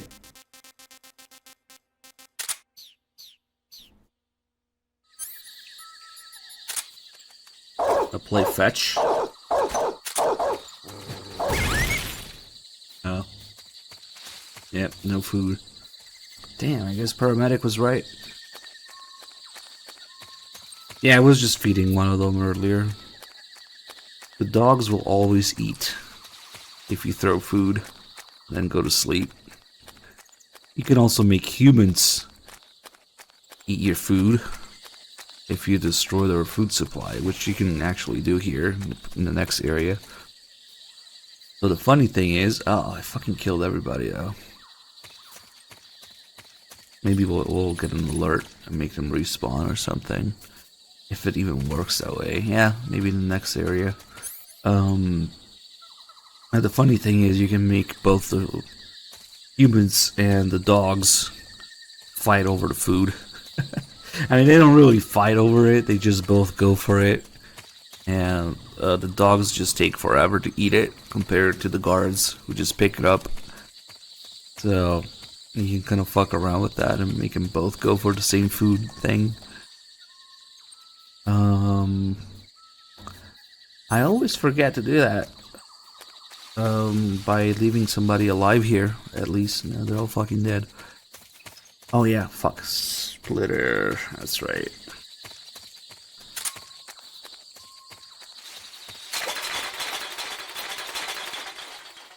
So these just make noise. There's nobody alive. It doesn't matter. These still make noise if I shoot them. Oh, you can shoot them off. Huh. Does it just disappear? I actually didn't know that. Yeah, it just disappears almost instantly.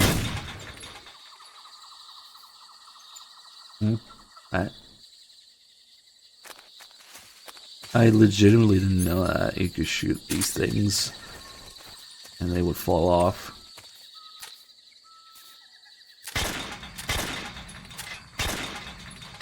So does that mean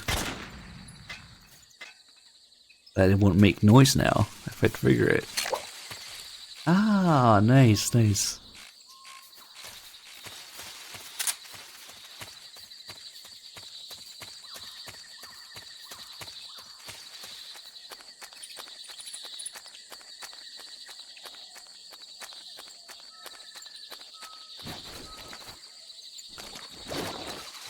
I've never done that before, I think.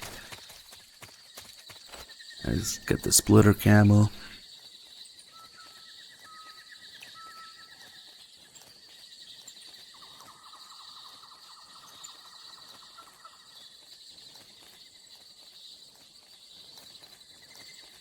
Oh yeah, we need to do a couple more weapon crawls as well.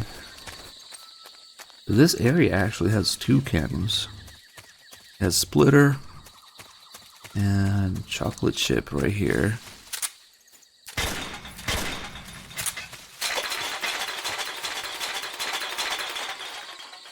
kind of wondering if it would make less noise. Maybe I should have just left one. These cans.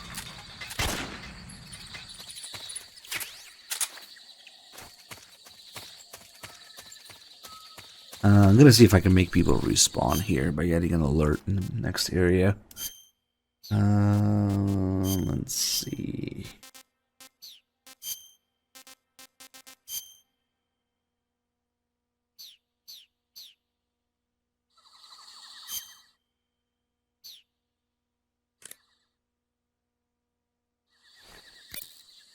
Speaking of the splitter camo. Looks like you're wearing the splitter pattern camo. Splitter was used quite a bit in World War II on German aircraft and stuff. The pattern helped mask the plane's attitude and direction in dogfights. Even now, it's still being used as camouflage in some places. It works best when you wear it against a steel or stone background. This might not apply for a while, but so the splitter camo is for concrete, steel, whatever, urban environment, right? But in the Phantom Pain, it fucking changed it. And it's suddenly for vehicles. The splitter camo is for when you're in a vehicle. So I was watching the VOD of the last marathon we did, and I don't know if the Three Dog realizes that, because he keeps fucking wearing the splitter camo when he's not using vehicles. He's just going into like the airports and shit. So yeah, maybe next time it just happens to be a Phantom Pain marathon. You guys let Three Dog know. I get where he's coming from, because he thinks it's the same probably as MGS3 splitter. No, it's not for urban environment in Phantom Pain. It's for vehicles, whatever the fuck that's supposed to do. Like, I don't know, gives you camo index when you're driving a car.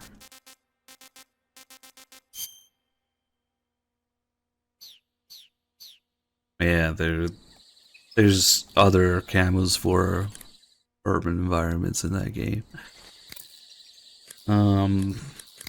Let's see. They sick the tag dogs on you?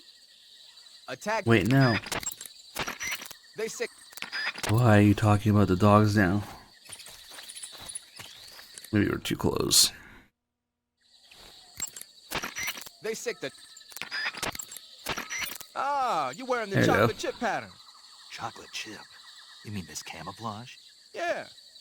I've never heard of a camo pattern called that before. Yeah, I know. I just thought it up right now. The chocolate chip pattern is probably designed to provide cover in a desert environment. It should work best against a sandy or rocky background. Makes sense, but why'd you call it chocolate chip? Because that's what it reminds me of. What? Those little round cookies that Major's always snacking on?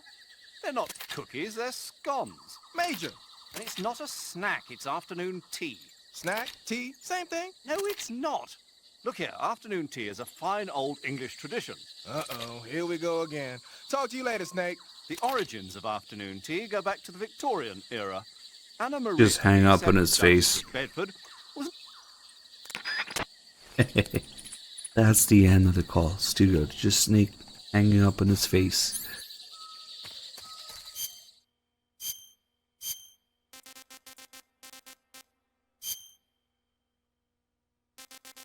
I guess we'll just leave DPM on.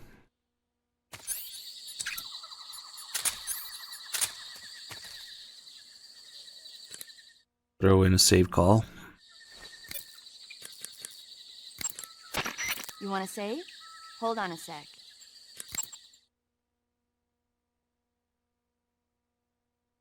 And unfortunately, chocolate chip camo is gonna eclipsed by the what's it called, the animals camo that you get from Ocelot. Much better. Snake, have you ever seen the War of the Worlds? No. These flying saucers from Mars arrive on Earth disguised as meteorites. the saucers use their heat rays to attack the nearby towns. And then, Something wrong? the thing is, I was too scared to watch. I had my eyes shut almost the whole time.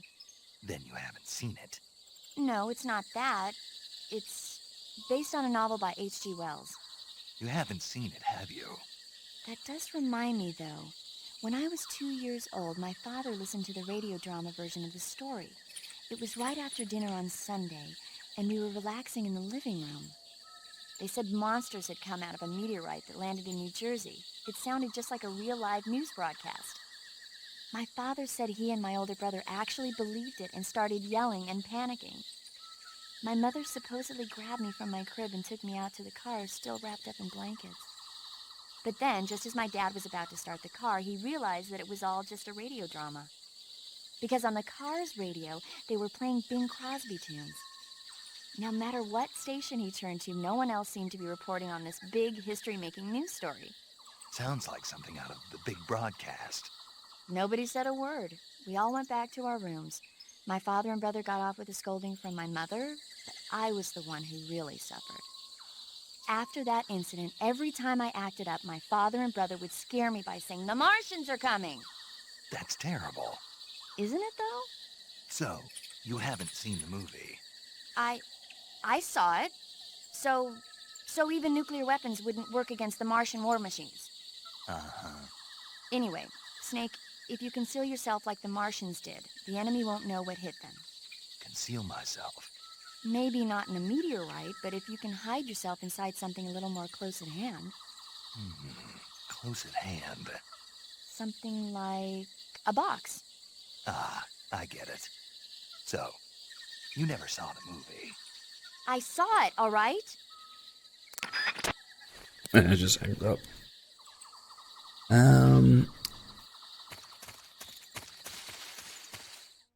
I guess I'll clear displays except for one guard.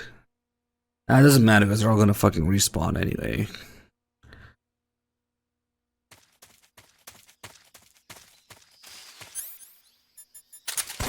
Who's that? Let's see if we can get them respawning in the previous area. Come on, go raid you in.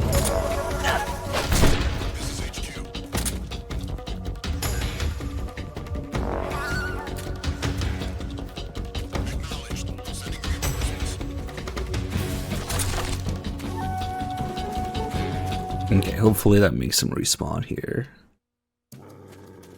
Okay, the alert is still going. That's a good sign. Dogs are back. Wait. There's no... Oh, okay.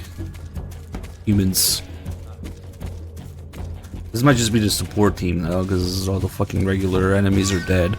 So if they spot me... God, how fucking blind are you? Okay. If they radio in here, they should all respawn.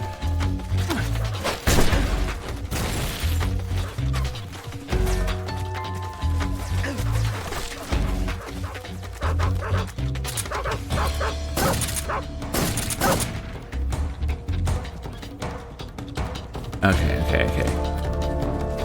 They're all coming back.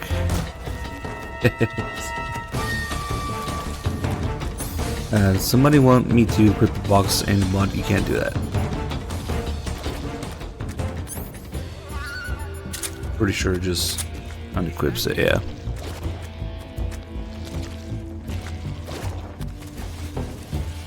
Okay, now it's a little funky, but at least there's people here again.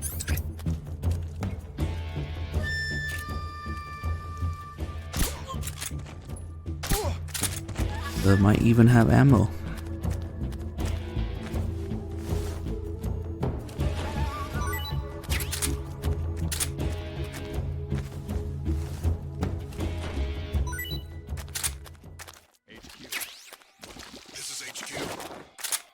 Patrol here. We've lost sight of the enemy. Commence alert formation. Acknowledged. The enemy is still nearby. Pursue and engage him. We shooting through here. That's kind of cool, actually. Damn it!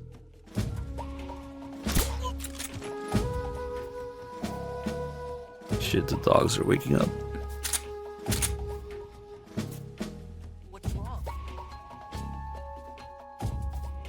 And they have this little slit here, so you can shoot them through it. Fuck with the pressure sensitivity, and you sidestep. Shit, that's kind of hard to do. Fuck this, just. What's wrong?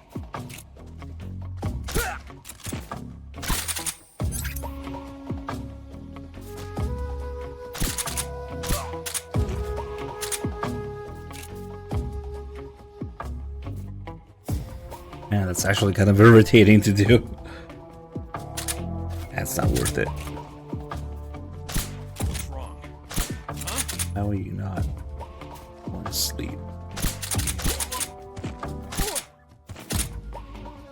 And there goes my ammo.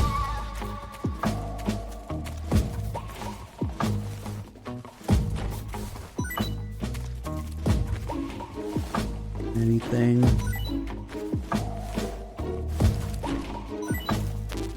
Oh, fucking grenades. Who's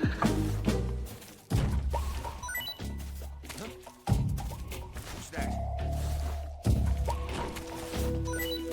What's wrong? More grenades.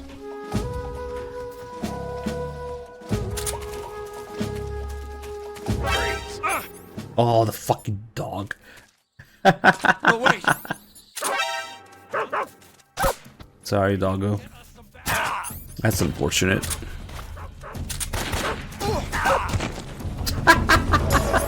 A triple KO. I didn't even know you could do that.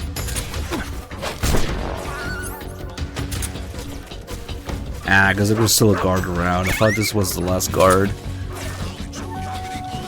I think it would have been fine. Oh yeah, those guys woke up for sure. Finally, okay. Now let's go destroy shit here.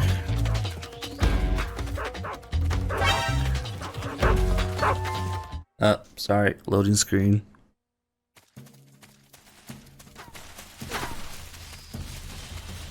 Ooh, is he gonna go for the machine gun? Why not? It's been a while since I've seen him do that.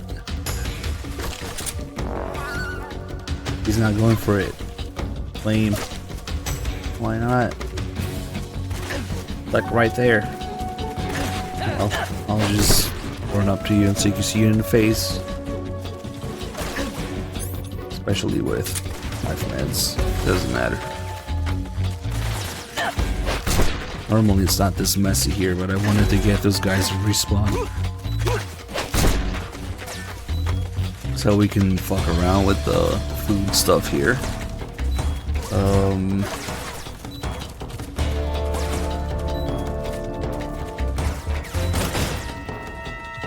Excuse me. You're mildly inconveniencing me with your bullets.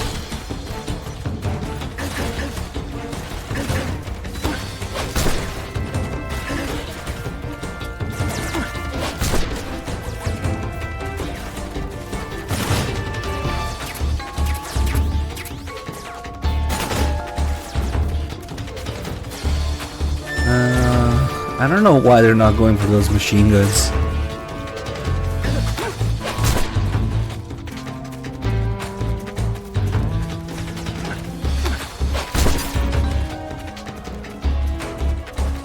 Oh, there's one more guy.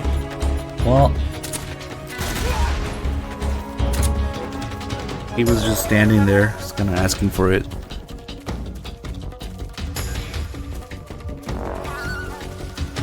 I don't know if they tell you that your maximum health goes up. Maybe you're just supposed to figure it out yourself.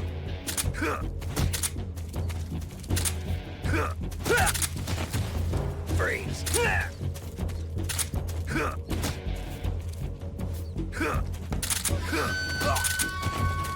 Freeze.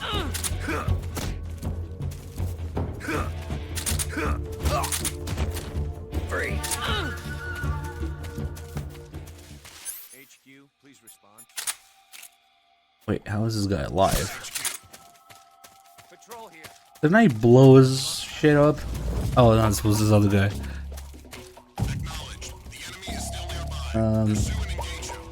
Yeah, I guess they're waking up from the CQC.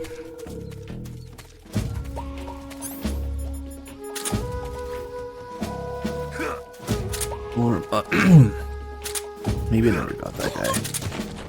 Freeze.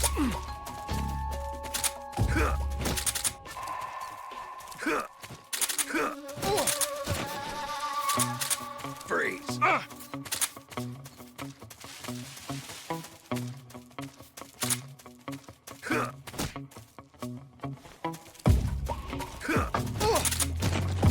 Freeze.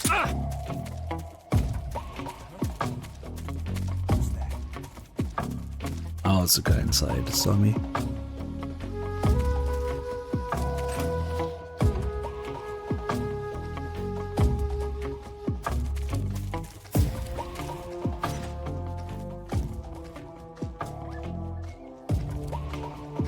Who's that? Come on, I didn't freeze him. MGS3 is kind of unique in which you can freeze people during alerts.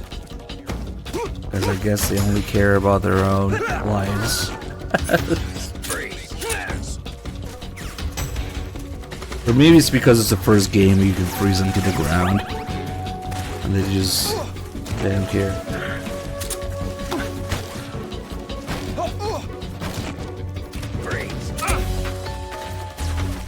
Who the fuck is it?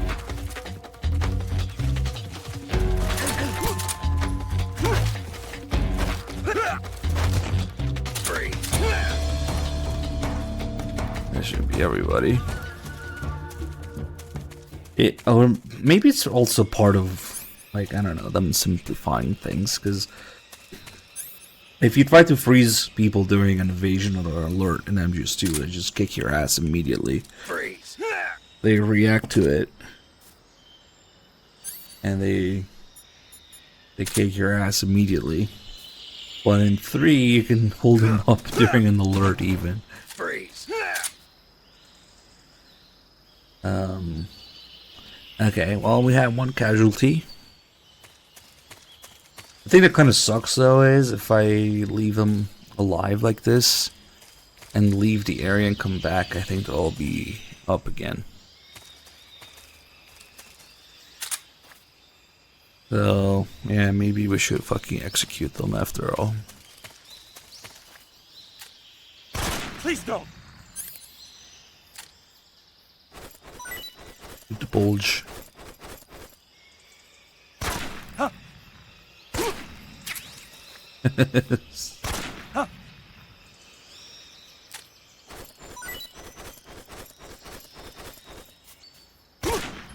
Oh shit. Yeah, he took that.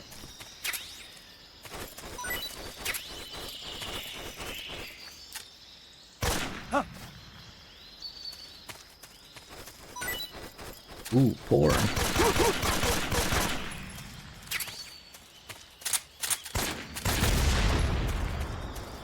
Haha, that guy's. We didn't really see the flame, so he was doing the burning animation. Don't shoot! No, wait! One of these guys should have a healing radio frequency.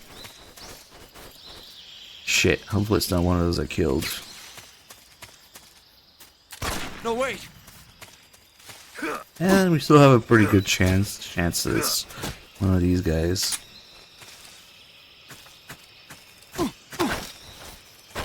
Speak. I don't know anything. Speak. Ah. I don't have anything. Ah, you're fucking useless. Let go of me. I don't know anything. I don't have anything. Speak. I don't. Okay then.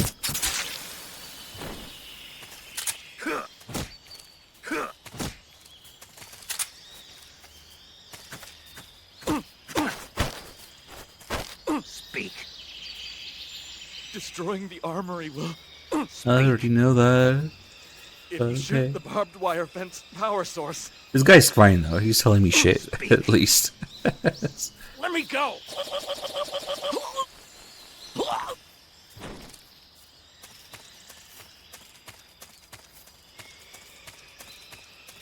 Yeah, I think it might have been one of those guys. Well.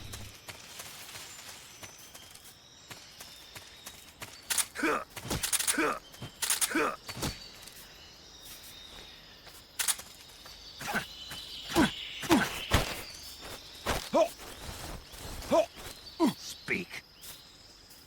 I'm not talking. Speak. Fire support request 148.17. Oh, I think this works in the previous area. Answer me. Let go of me. Okay. Hey, he asked for it. 148.17. But those kind of frequencies only work for specific areas, and I think they gave you one for the previous area here. 817. So you can actually call airstrikes in MGS3 or mortar strikes, whatever the fuck they are. Answer me. I don't have any. Speak. Another one of these useless guys. Under the bed. Oh. Speak. Bastard. Speak. I.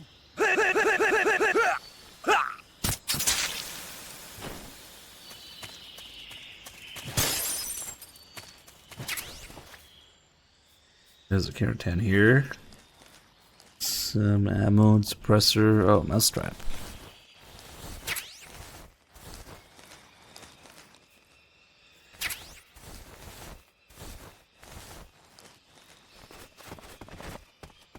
Okay, let's go get some TNT and blow some shit up, which actually does things in this game where you can influence enemy supplies in the world. Go figure.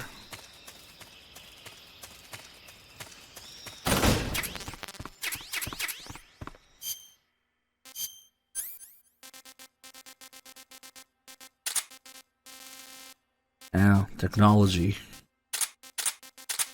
Only PS2 games can do that. It's fucking pathetic, man. We make fun of it, but it is actually genuinely fucking sad. That, whatever, you know where I'm going with this. What weapon calls am I missing? The handguns and the Weisswaffers grenade. Chaff grenade, TNT, claymore, porn, mousetrap. I don't know if there's a mousetrap call.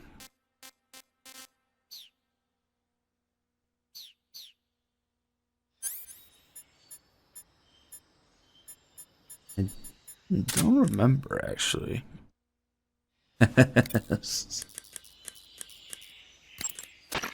Hey, you got a mousetrap. Oh, nice. That mousetrap is a portable tool for capturing small animals alive. Where'd you get the cheese Press from? the weapon button to place it on the ground. Come back a little bit later and there might be a frog or a snake caught in there. Whether or not you actually catch anything, though, is all a matter of luck. Don't get all down if there's nothing in the trap. Try and try again. Also, don't forget that you need some bait in the trap or nothing's gonna come crawling in there. If you capture an animal with a trap, it won't have any bait left. Just crawl to pick it up, then put some more bait back in and set it down again. Master You bait. can use the map in the survival viewer to see where you've placed traps. If you forget where you put a trap, just look at the map. So, Snake has an infinite supply of cheese to use as bait. Why not just eat the cheese? What? I like Gorgonzola anyway. I guess you missed the call about the Keratin frogs, but they're just little collectibles that you can find to unlock the stealth camo and the codename emblem associated with them. I should have maybe made this a Keratin run as well, but...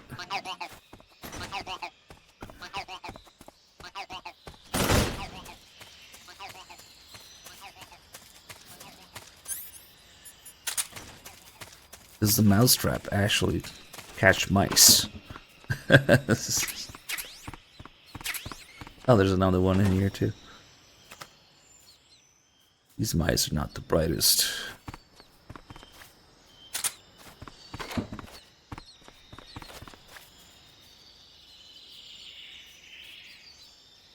Maybe we should make this... Oh, never mind. A prediction? Never mind. Oh. It's alive. It's missing the part where they fucking break their spine and die. Okay. Yeah, these kind of mousetraps. Gonna do that. Alright, let's get the other calls. Second. Do you know about porn? When you fire continuously No, with a gun actually, like the he assault doesn't. rifle, the recoil will cause your shots to veer off target. He actually doesn't know. He doesn't have a porn call? Oh.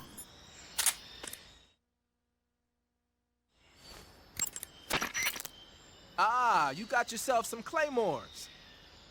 The M18A1 Claymore is a new type of anti-personnel directional mine developed in the US after the Korean War.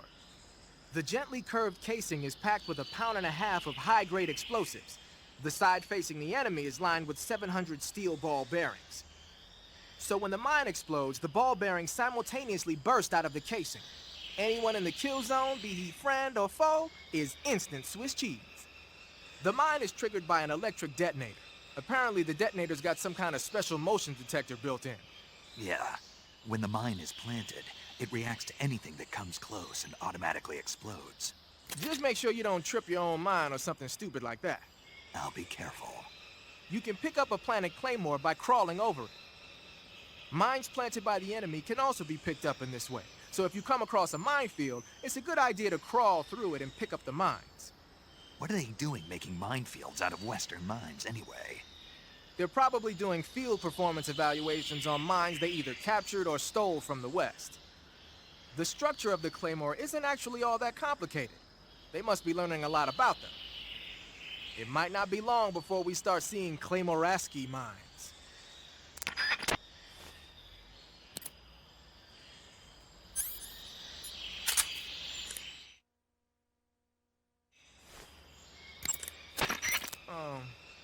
That's a weird grenade you got there.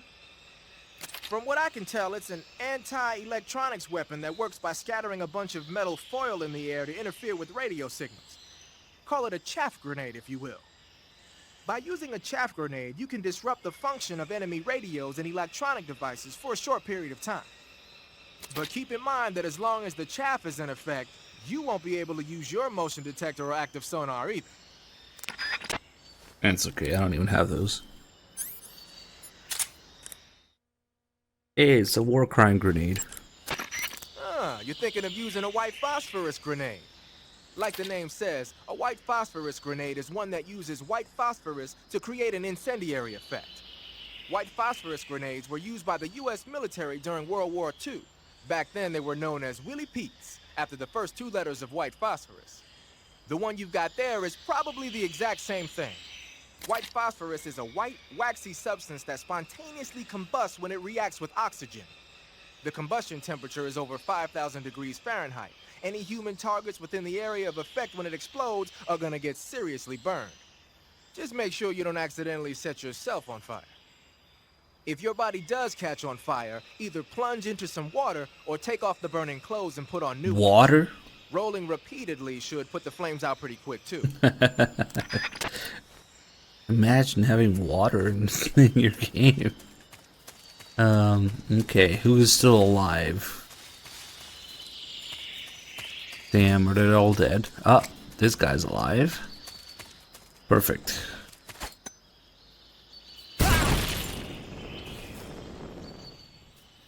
Nice. The end has a specific animation for when he's on fire. And then we'll see if we can do that. Sigint. What's up? The chopper we were talking about is parked at the heliport. The one that was hauling the Shagohod in the Virtuous mission? Yeah. Perhaps it's an armed variation of the Mi-8 hip. No. Some of it looks the same, but the overall shape is different. It's got stub wings, and the cockpit canopy looks like an angular greenhouse. No kidding. Then it must be some kind of new model. I've heard stories recently that the Soviets are developing a flying infantry combat vehicle. That's gotta be it. A flying infantry combat vehicle? Yeah, a transport chopper with troop-carrying capabilities. Think of it as an attack transport chopper version of France's AMX VCI or the Soviet BMP. They must be doing field tests on the initial prototype. A next-generation chopper that's a little smaller than the hip. Maybe we should call it a Hind. Not bad. It's cool with me. Then it's settled. We'll refer to that new type helicopter as a Hind from now on. Very Sag. What the fuck? Sag with a water reflection? You can't do that in the Fox engine. There is no water.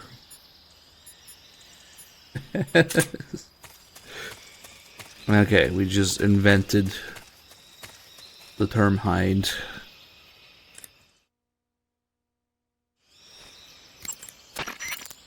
Those gun emplacements are DSHKs, a large caliber machine gun officially adopted by the Soviet Army in 1939.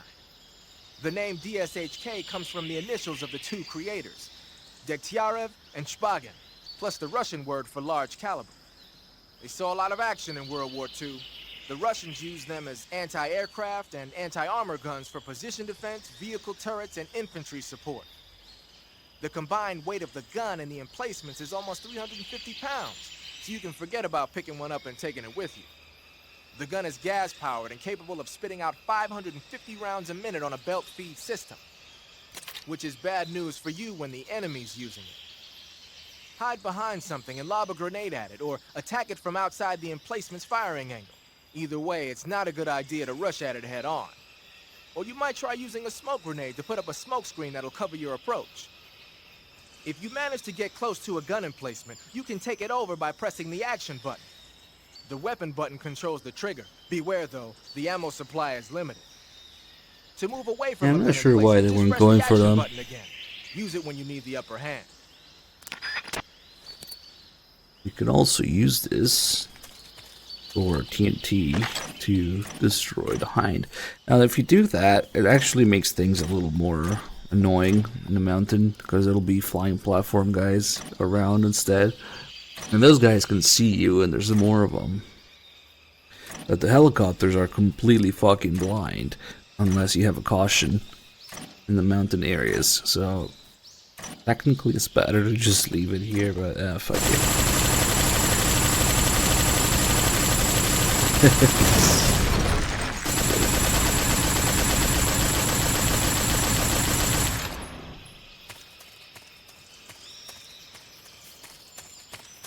Oh yeah, since we're here, what else do we have? 2 handgun calls and TNT. Okay. So TNT, we can destroy their ammo supply here.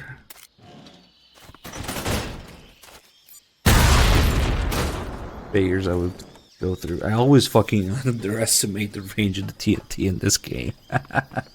And you can see how it actually kind of destroys things in here. And this will change how enemies behave during alerts when they're shooting you. They will only have 1 magazine of AK ammo, and they'll shoot more sparingly. And once they run out of that 1 magazine, they'll switch to the Makarov. So they'll have considerably less firepower during alerts. And then, yeah, no, this is pretty advanced. Imagine we destroy their food supply. This is the best part. It makes them hungry, which does a number of things. When they're hungry, they complain about being hungry, so you can hear them talking to themselves how they're hungry. So it's easy to hear where they are. And since they have no stamina because they're hungry, they will go down in a single roll or 2 punches. They get stunned instantly. And they will also eat anything that you throw on the ground. And maybe, I'm not sure if it also influences their accuracy, and I don't know about that. But that way you can find them, you can stun them, and you can feed them whatever you want. Including, of course, poisonous, rotten things. I have a poison dart frog. I have a couple of rats. Oh, but the rats are alive. We can put this away. So that's why I wanted those guys to respawn, so you can go fuck around with the food.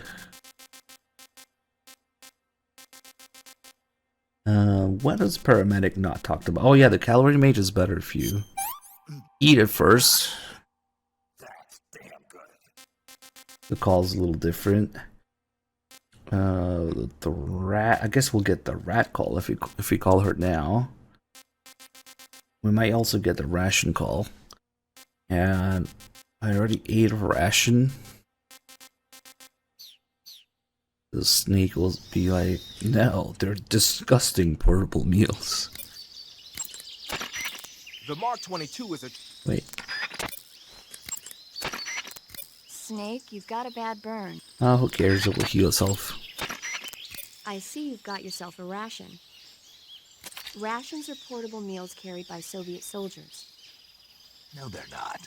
Huh? They're disgusting portable meals carried by Soviet soldiers. Hey, you should be grateful. Those things are designed to last. No matter how long you keep a ration, it'll never go bad. And they're surprisingly good for you, too. I'd take a snake over this any day, even if it's a little rotten. You are hopeless. Yeah.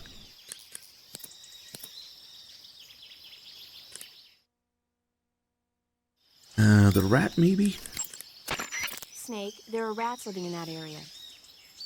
The rats in that area are the descendants Wait, she didn't of say that I wild caught lorry one? rats that were domesticated by humans as That's pets weird. and lab animals. They're not poisonous, and I don't think they'll attack you, but they're quick little creatures, so you might have a hard time catching one. That's kind of weird. She didn't see the one I have in my inventory already. Oh. I wonder if it's because we caught it with the mousetrap. Like, is it a bug or something that she didn't recognize that I have them? Weird. Should we give him the squirrel to eat? Also, I want to see if they also don't like their own rations. So we'll give him a ration. A ration. What? A Russian ration. Fuck it. We'll kill the rats and the squirrel, maybe.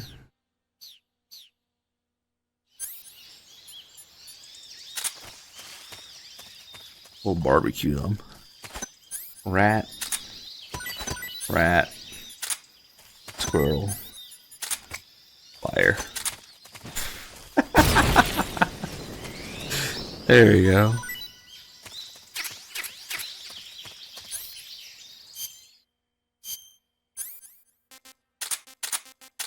That should be cooked.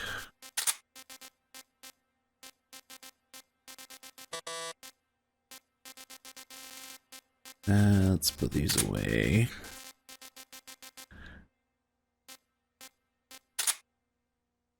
Snake D. Man, I've been meaning to do these fucking handgun conversations for a while now. Let's do them.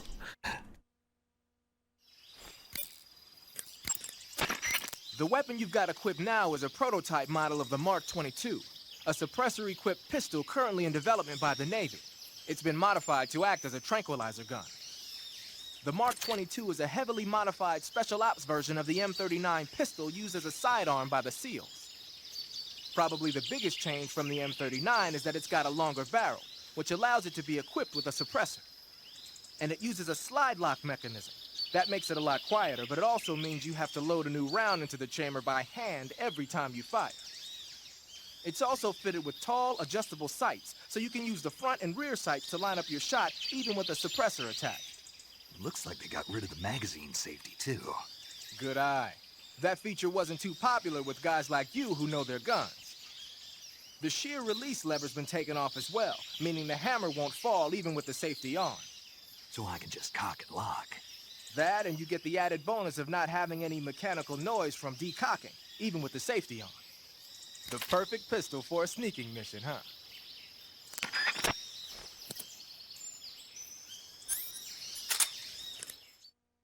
Oh boy, here we fucking go. Custom 1911 call. Hey, you've got an M1911A1. Yeah, a 45. 50 years since the Army adopted the first model, and they're still using them. It's a real gem of an automatic pistol. But aren't you gonna need more than just one little handgun? Not at all. When you're in a tight spot or fighting in close quarters, sometimes a handgun works better than a rifle. And if I equip a knife at the same time, I can instantaneously switch over to hand-to-hand combat. I see. That 45 you've got there is a lot different from the original, though. Looks like someone did some serious work on it. It's more than a little. First of all, the feeding ramp is polished to a mirror sheen. It's not going to have any feeding problems. The slide's been replaced with a reinforced version, and it meshes perfectly with the frame. The frame itself has been iron welded and scraped down multiple times for maximum precision. The front strap part of the frame has been checkered to make it dig into the hand. That prevents any slipping. The sight system's original too. It's a 3-dot type. It's got an enlarged front sight, giving it superior target sighting capability. The regular hammer's been replaced with a ring hammer. That enhances the cocking control and increases the hammer down speed. They also reworked the grip safety to accommodate the ring hammer. Looks like they eliminated it altogether. This is a tool for pros. The thumb safety and the slide stop are extended to allow for more precise handling. The base of the trigger guard is whittled down so you can use a high grip. And the trigger itself is a long type for easy finger access. The trigger pull is about 3.5 pounds. That's about 1.5 pounds lighter than normal. The magazine well has been widened to make it easier to put in a new magazine. The magazine catch button has been cut down low to make it harder to hit it by mistake. The mainspring housing has been changed to a flat type to increase grip, and it's even been fitted with stepping so it doesn't slip from the recoil when firing. On top of that, they added cocking serrations to the front part of the slide. That lets you load and eject cartridges faster in an emergency. Whoever did this is a professional. No question, this thing could shoot a one-hole at 25 yards in a machine rest. Well, I'll be damned. That's some gun. Yeah, I've never used a weapon this fine in my life. This call is just all Snake explaining to Sigint. It has nothing to say. I'll be damned. Alright, let's go. Thinking, what else? I think we're good.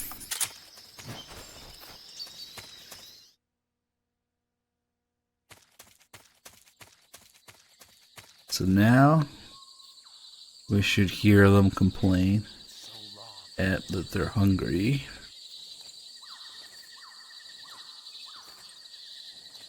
What the?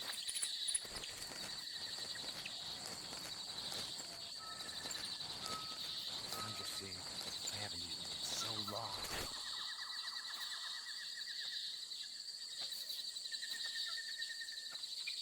Maybe we'll just leave this guy here with this dog.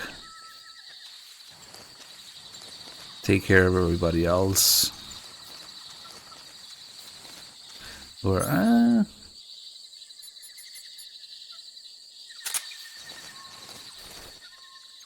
let's give him some poison dart frog, actually.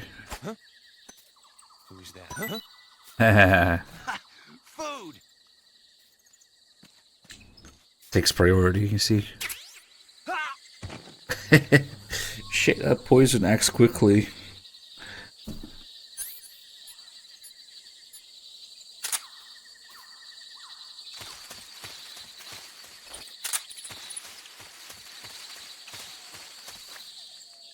I forget what happens if you give them something rotten. You shouldn't kill them instantly. Does it just... what does it do? Do they shit themselves? I don't know. I think they might have like an animation for it.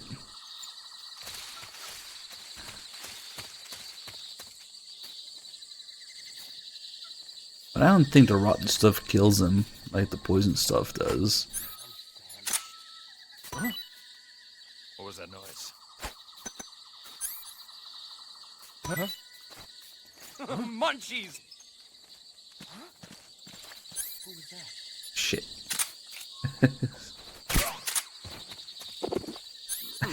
Tastes good. Oh shit, that's right, he just ate. So now he's not hungry. He has stamina. What's wrong? Fuck. Wait, this guy has a radio.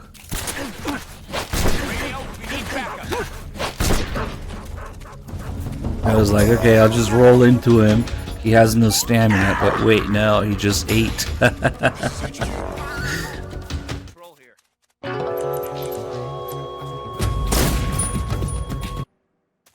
Hold on. If I rolled into him before he ate, it would have gone down. One. It's either one roll or two punches. What the? But I'm just seeing. I haven't eaten. shut up.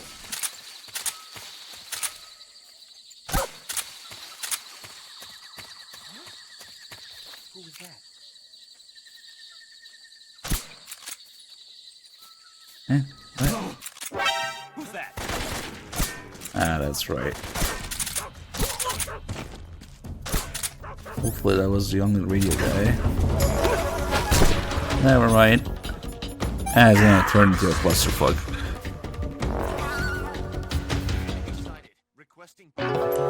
I just want to have that guy and the dog fight over the food. But it's a bit of a mess to set up.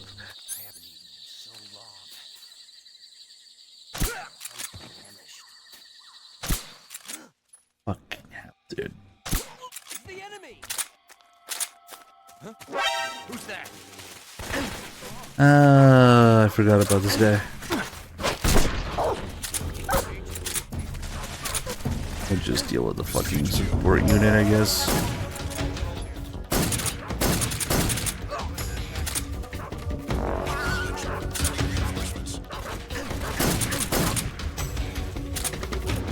How is it that the dogs don't have low stamina? The dogs have food. This guy should go down in one roll if I can hit him. There we go. And then I guess the support unit must be the same, even though they just appeared here. You have any stamina? Yep. Oh yeah, they should also have no ammo. Let's see, when they run out of AK ammo, there's one mag. Let's see, you should switch instead of reloading. Yeah, let me increase my camo index so he can miss. So that's the thing too. Go to sleep.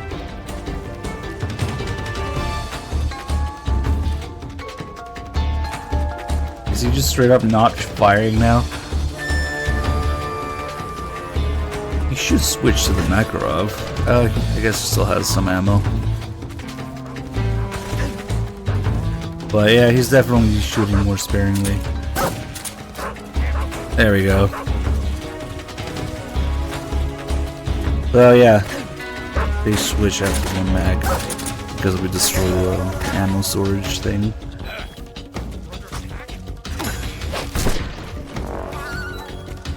And we got all the dogs here now.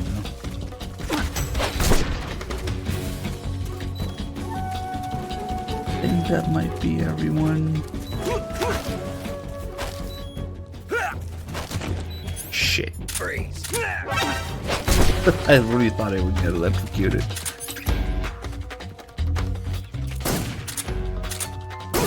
We got lucky this time.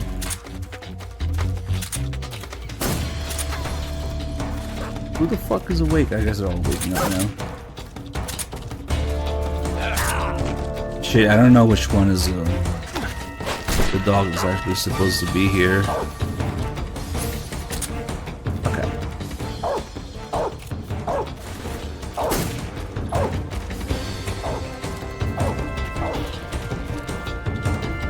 What the fuck is shooting at me? Oh. We'll just let him go. If they're respawning though, it's gonna be a pain in the ass. We got all the doggos.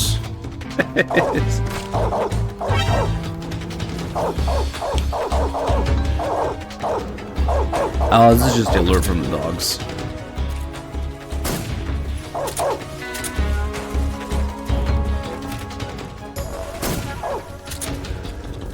Ah shit, I think they're respawning. What?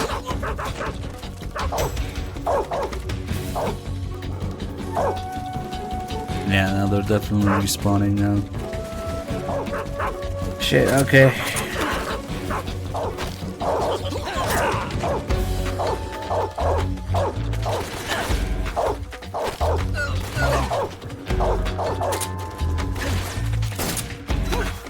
Oh wow, he didn't give a fuck. So much for stopping power.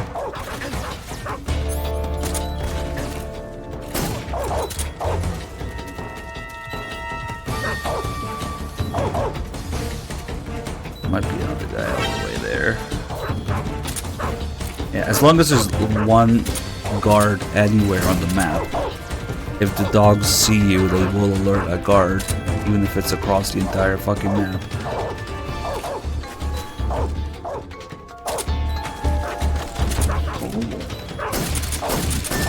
He's down.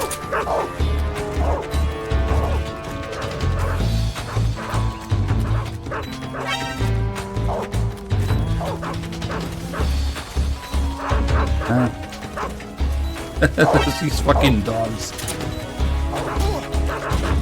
Oh no. Oh no, he drowned. You can see him down there.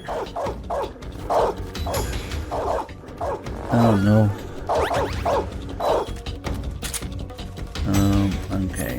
Leave here. Shit, there's still somebody somewhere.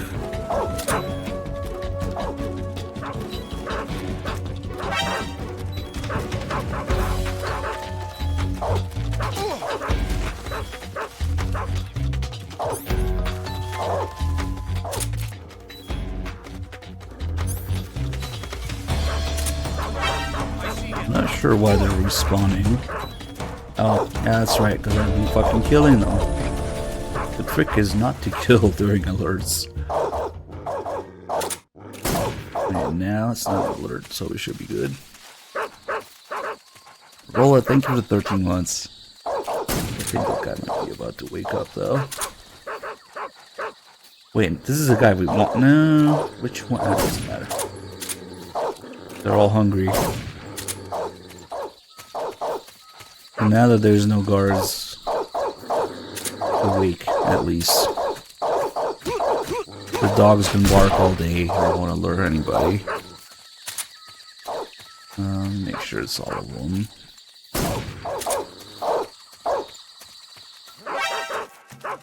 Shit, that means somebody woke up.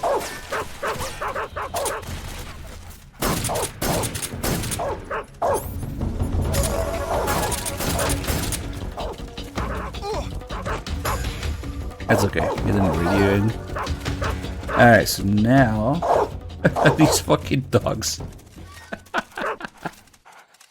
I wonder if will they eat while they're barking at me? Do you want some rat?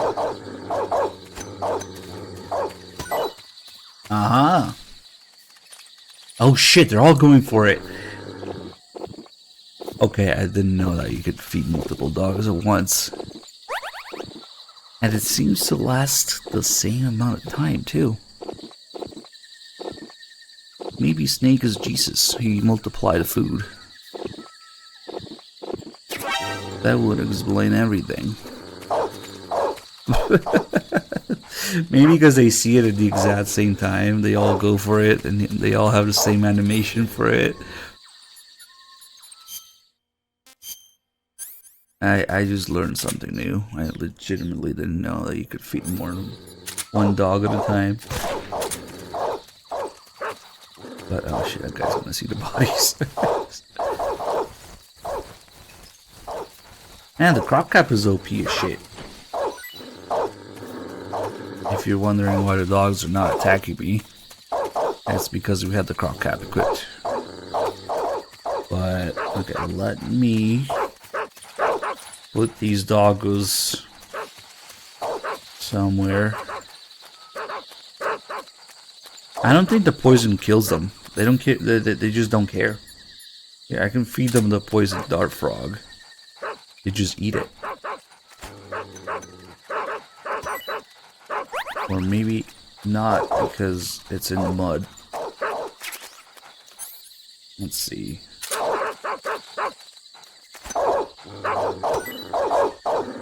Wait, earlier they ate... Oh, wait, I forget. That's right. They only eat once. I always fucking forget. The dogs eat once, which is not realistic behavior at all. Because dogs will keep fucking eating forever if you keep giving them food. So yeah, no, now they're not gonna get distracted by food because once you feed them the first time, they don't eat again. And I always forget about that because if you know anything about dogs, that's just not true. Like, they keep eating forever as long as you give them food. But yeah, now they're not interested.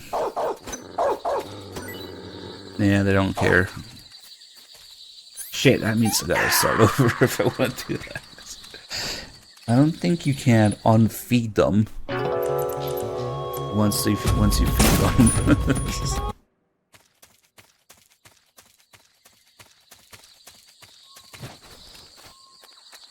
But it was still kind of cool that I found out you can feed multiple dogs at once, I guess.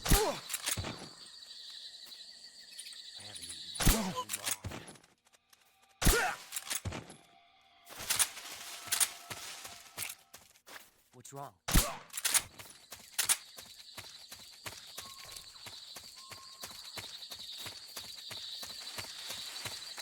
Huh?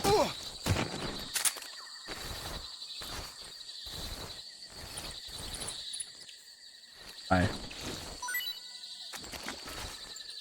Oh, he made it. Maybe we should spare him. Never mind.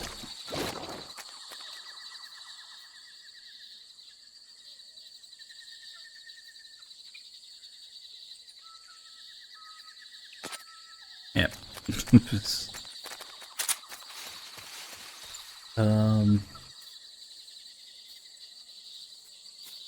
I'm trying to remember if there's another guard. No.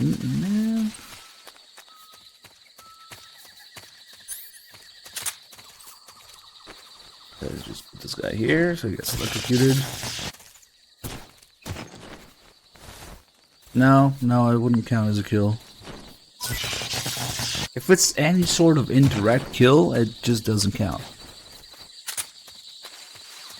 The only thing that counts is if you attack somebody with a lethal weapon directly. That's a kill. Or snapped their neck, I guess, if you want to be technical about it.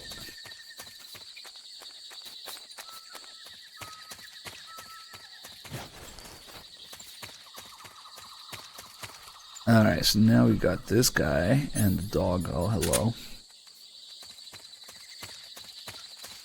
How do I make them fight over the food?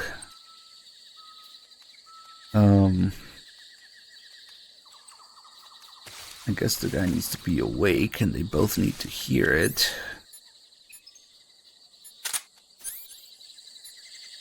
Make him fight over the squirrel.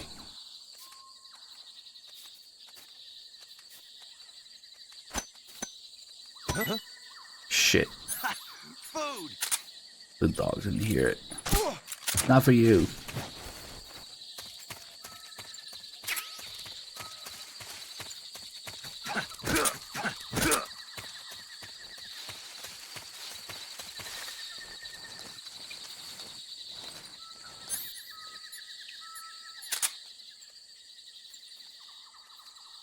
Come on, dog, go come closer.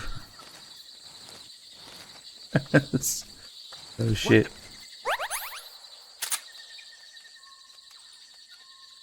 Ah shit, he's gonna alert if I do it now. Aha! Here we go.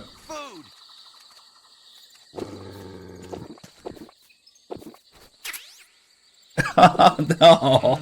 The poor dog. The dog was like, question mark? The guy just fucking took the dog's food. Oh no. I forgot that's what happened. The poor dog. Hey, the dog went to sleep anyway though. Can you imagine? Yeah, they just ripping the food out of the dog's mouth and eat it. Yeah. Still went to sleep though. I wonder, it probably counts as having fed the dog anyway.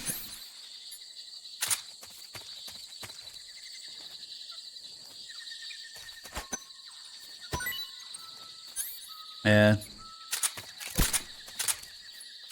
Pick up.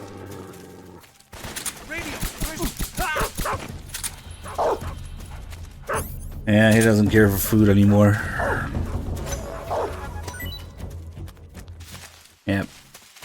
Okay, so you can partially feed them, and it still works. Still counts.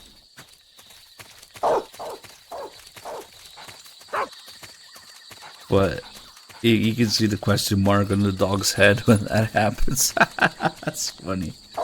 I don't think the dogs can get electrocuted.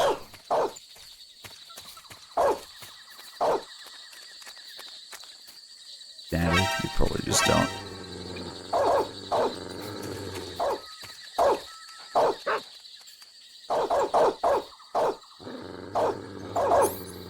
These guys haven't eaten though. Yeah, these two are still hungry. I'll be taking that. Oh! They don't question mark now. They alert. I don't know about the calorie mate, but I know for a fact the croc cap calls trigger during the sorrow fight. But maybe a calorie mate as well, yeah. Maybe we'll save it for that then. And now none of them are hungry. Alright, hold on. I want to see if they also don't like the rations.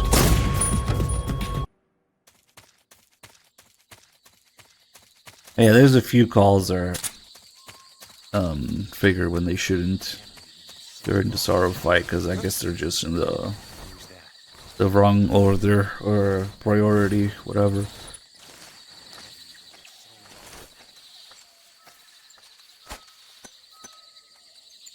Huh?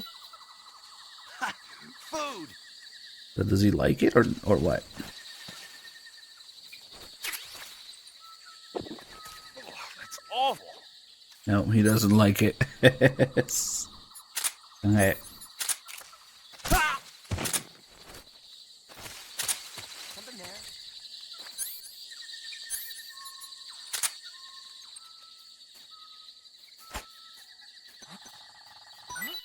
Oh, what the fuck was that?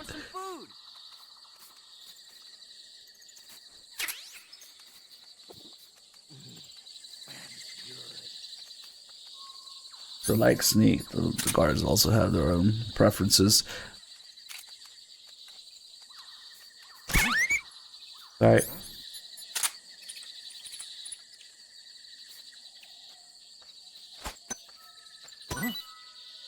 Food.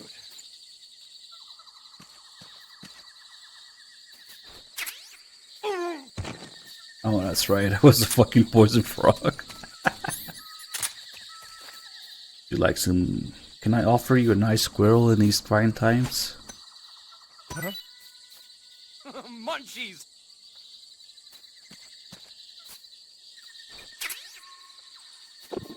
That's alright, I guess. Huh? What's Ah, picky, aren't you?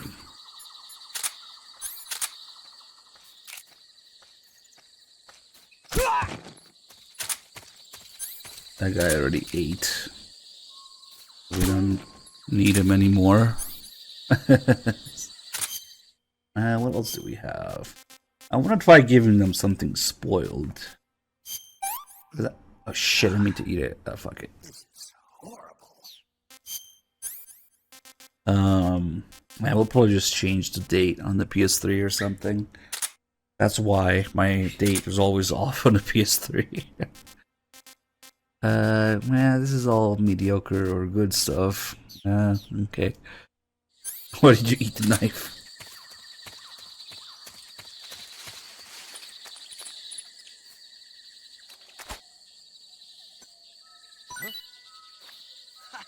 Food! I wonder if... Hold on, let's not let him eat. Fuck, too slow. I wanted to see if he would get the fucking food in the swamp.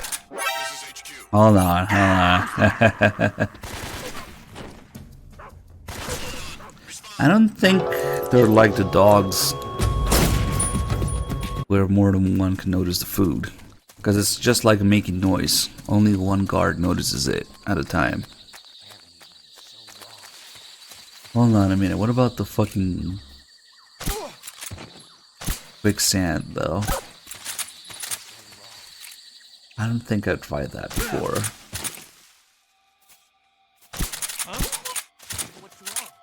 What's wrong?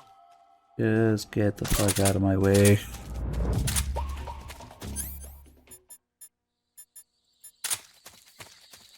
Does he go get it in there? Oh, it fucking sinks. Wait, what if... Shit, come on. There's nothing here. We can land it there. He doesn't fucking hear it. Okay, let's wait for him to get closer there. Is he gonna go all the way around to get it, or what? Is he gonna walk into the fucking mud? Nah, I don't think they do that. Okay, so when he gets there, should be close enough for him to hear.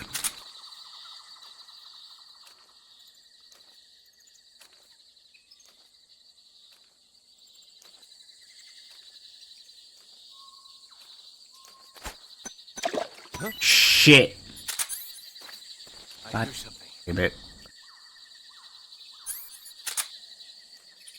Oh, he's go. Okay. I guess that answers the question. But what about the food? There's nothing here. Ah, there we go. Food! What?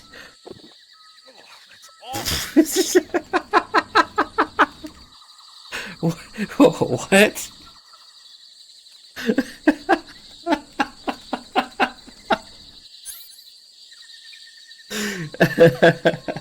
Okay, I guess that answers the question. What the fuck? Okay. Nice. Forget Stinks CQC grab. That guy's got the real grab.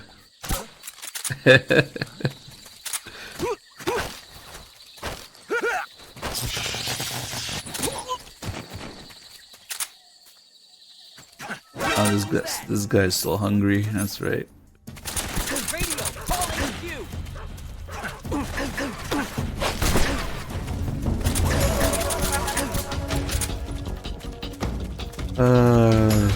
That was funny as fuck.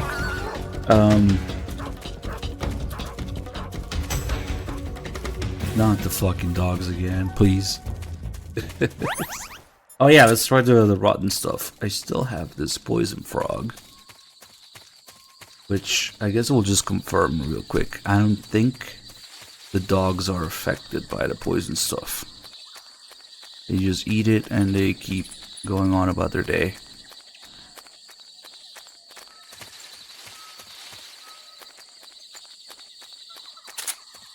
Where'd they go? Here. Yeah, they both noticed it too. Nice.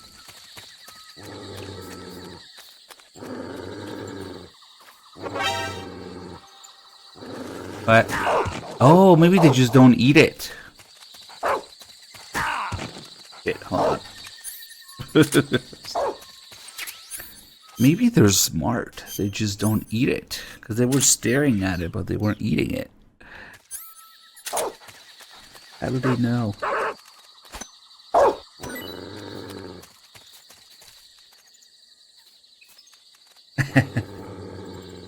Oh, they're growling at it. They know. They just know. Interesting. Okay. Somehow, the dogs know.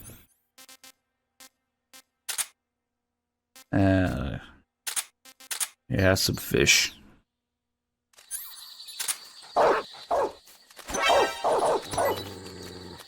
Oh, the third dog is here now, too. They're all going to eat.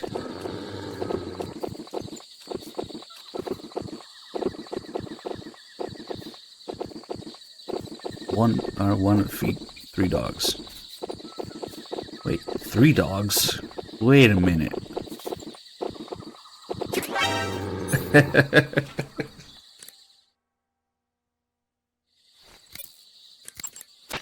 You want to save? Let's get some rotten food now.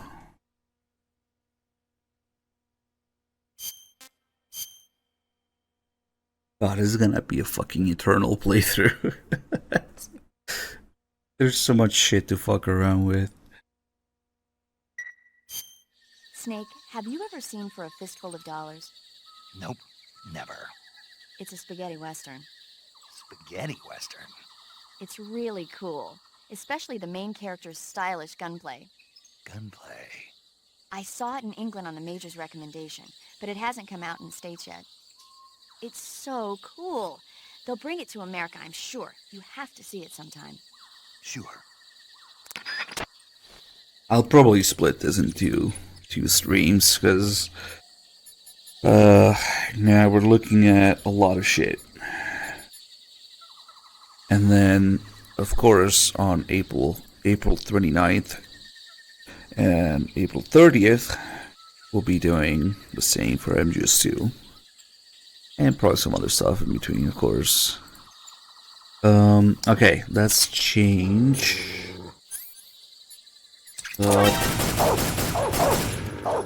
Okay. Let's change the date on the PS3. Well, yeah, of course. And we might have a guest for MGS2 Day. Where the fuck am I going? No. Date and time, just add another year, so everything fucking spoils. And that is why my saves are 2026. Actually, you can't do that. It only goes up to 2099, I think. So, about 70 something years, we won't be able to do this anymore.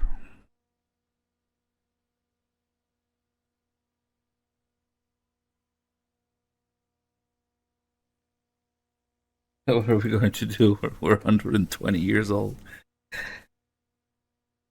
Shit, who knows? Some people do make it. Wait, no. What's the world record? Like, it's pretty close though. And with medicine and science advancing in our generation, who knows? We might make it. What the fuck is a rec? Oh shit, there is 122 years. What? The longest documented verified human lifespan. A French woman who lived to the age of 122 and 164 days. Holy shit.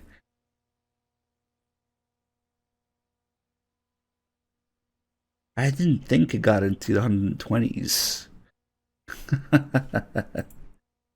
Number 1 is 122, number 2 119. God damn. Alright, so you're saying there is a chance.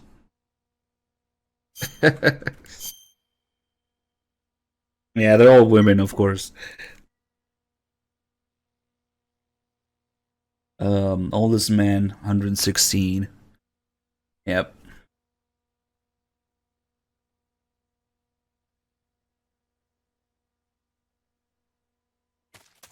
Someone didn't account for it. Shit company. Okay, now everything is rotten. Because it's been a year.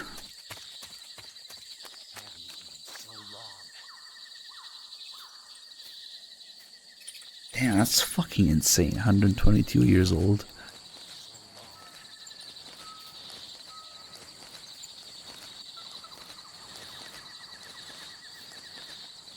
R rat D dog. Huh? Ha! Food!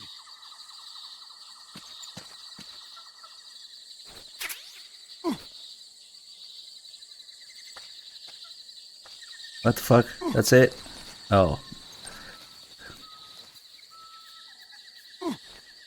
Oh, that's right. They just keep shitting themselves constantly. Is he just like completely useless now? What's up?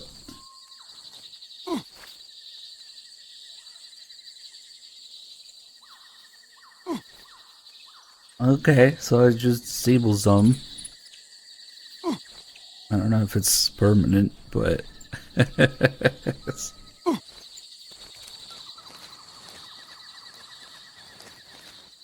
he's working on creating the Fox engine assets.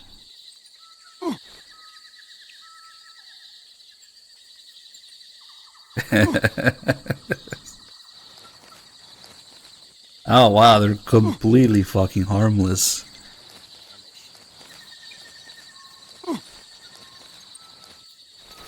Even if I bump into him? No. Oh! He alerts, but... Shit, fucking dogs. Oh, now it's gonna alert because... Oh, when you get a proper alert... Well, he's trying. What if we make everyone do that at the same time?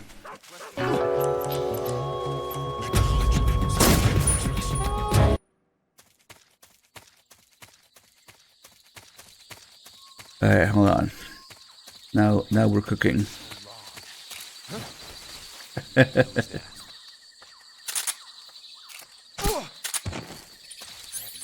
Get rid of the fucking dogs, they're annoying now.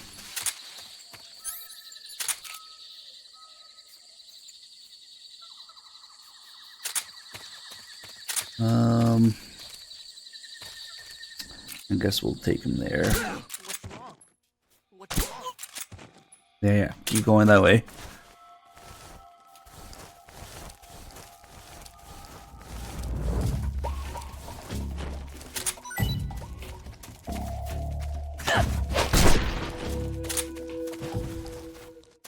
And then we just gotta lure this last guy here.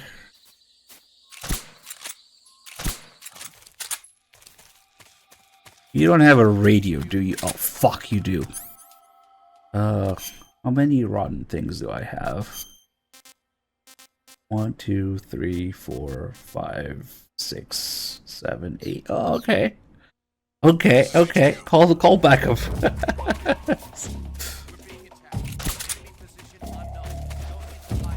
Oh, this is gonna be good.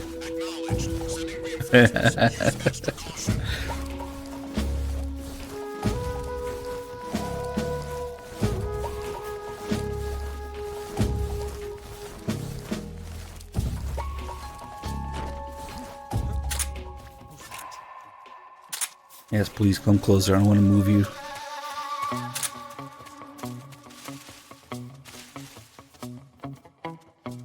What's wrong?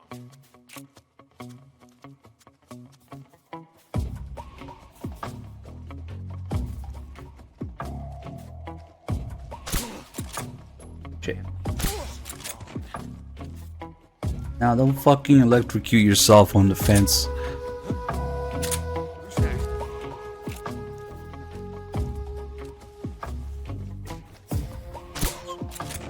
Who's that?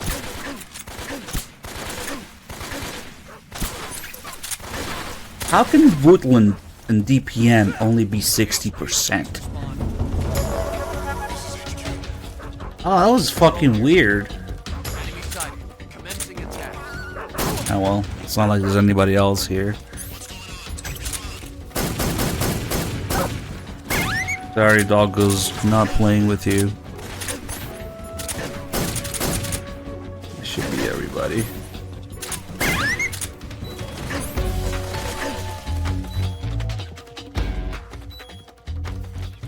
I guess one little tiny bit of grass is... It's weird. Look at the camo index. Oh my god, you have to be like exactly on it.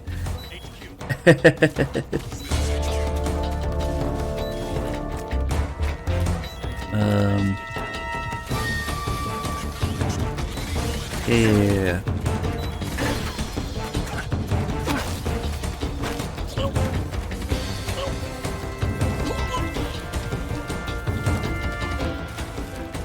Are we missing somebody?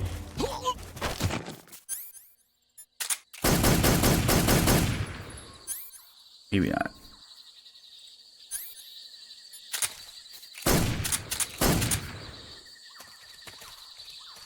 Oh, okay, that's where they are.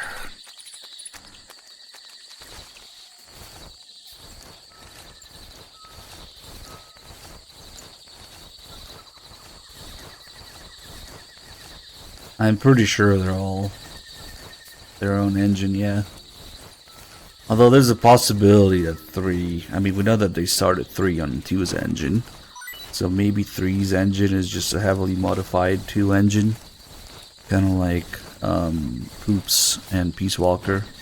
That's also very likely to be the same. Freeze! Okay.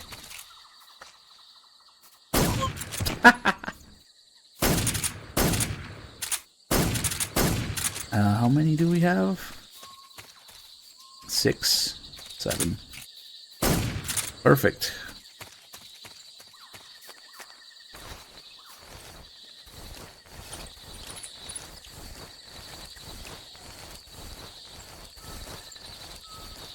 Oh yeah, the first MGS4 trailer was made in MGS3's engine. But that's just an MGS3 thing. They weren't gonna make 4 in 3's engine. Alright, what should we do with these fools? You know what? We'll just bust out the easy gun for this. Sure, they're all really asleep. And then, hold on, we're cooking here. Put them all facing one way, I guess.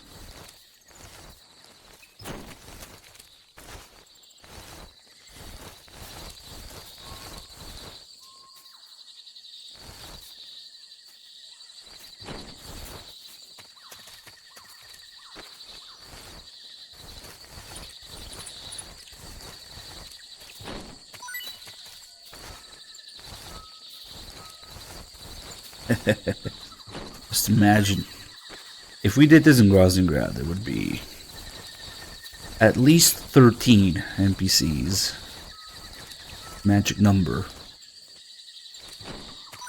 But some of those guys are scientists, so they're not gonna eat and behave the same. But still, you could do this with more than 12. 1, 2, 3, 4, 5, 6, 7, Alright. The ration doesn't go bad.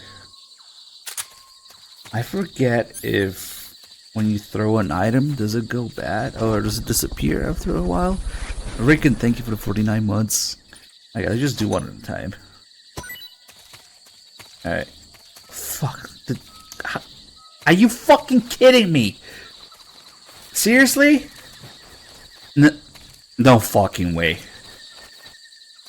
What the fuck are the chances? Alright, hold on. Maybe they can see it. Oh my fucking god. Are you fucking serious right now?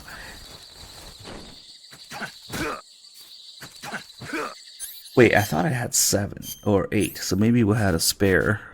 Okay. Oh, okay. I can't believe what the fuck just happened, dude. Hey, hold on, we still have enough. It got fucking stuck exactly between the fucking 3 branches or trunks, whatever, fuck.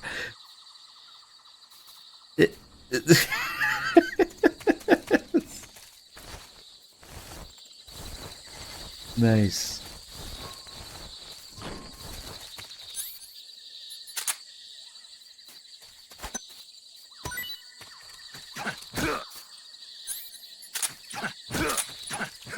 Oh my god, with the easy gun. How fucking long do they stay awake? Or asleep? What's wrong? Oh, he's not going for the food.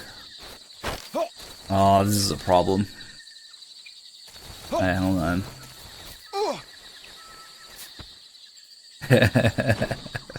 Bisexual. Shit.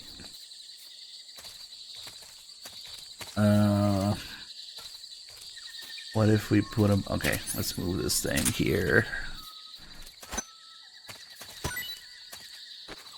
Now this guy's stunned, so he's not gonna do it. Can you please just fucking get the food?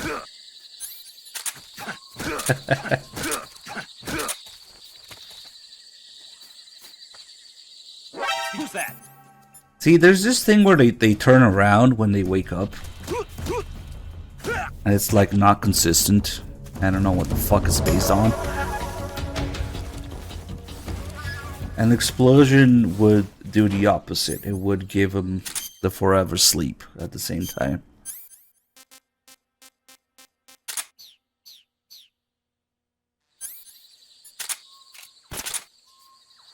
Oh man, I would have to fucking hide all of them to do this properly. I believe that's what the stealth camo was invented for. Bisexual.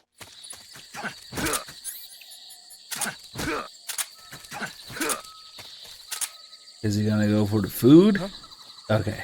Munchies! Okay. If that guy could fucking get it from the swamp, I'm pretty sure they... Oh, that's right. I'm down. Does that keep the alert up? When you're dragging people, it goes down to 95%, so he could still alert. I can't believe that shit keeps the alert up. Are you serious? Oh my god.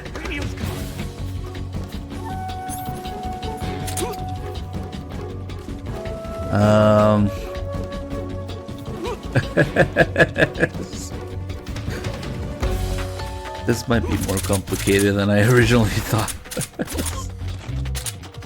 How does he keep the alert up like that? Come on. Bullshit.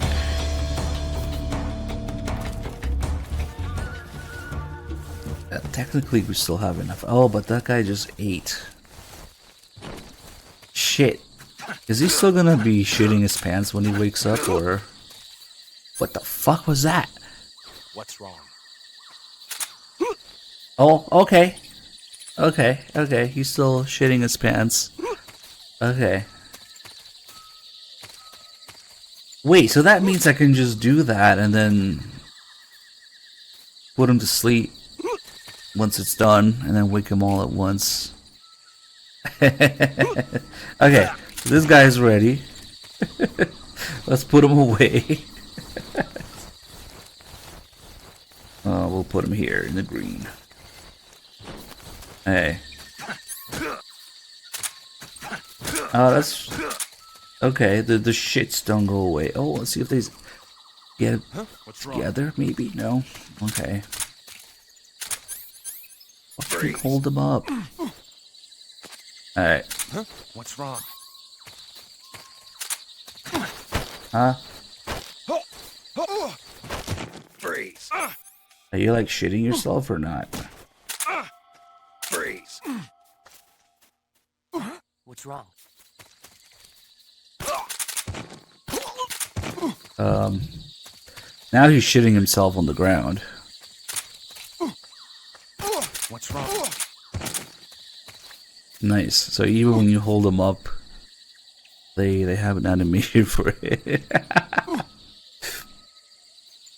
It's kind of like when you roll into them. Okay, so he's also ready. Oh wait, who the fuck is that guy all the way there? I forgot about him. What's wrong? Shit, do we not have enough food then? They're all shitting parrots. Yeah. Grab this guy too. Huh? Food.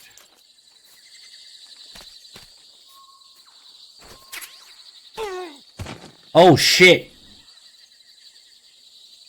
Was that a poison mushroom? I wasn't looking.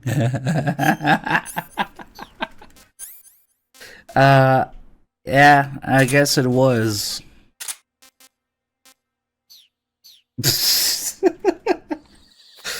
Alright.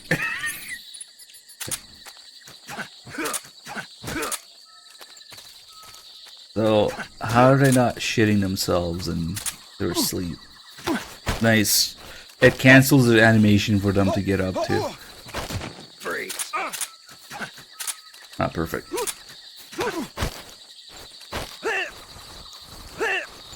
Ah, so they just fucking... Freeze.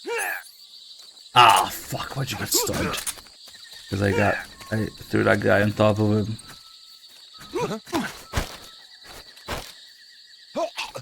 No!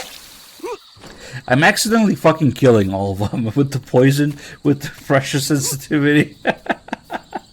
This is not turning out like I thought it would.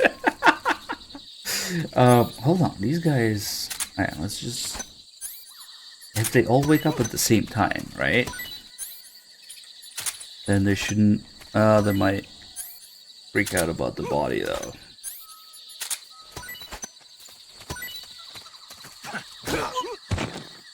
Shit. What's wrong? Food or... Huh? Okay, this has been a clusterfuck. Huh? What's wrong?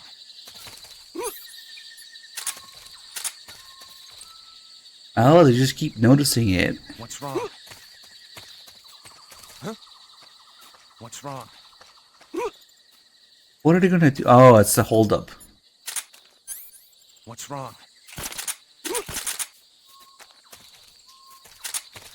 They didn't notice this. What's wrong? Well, I'll just...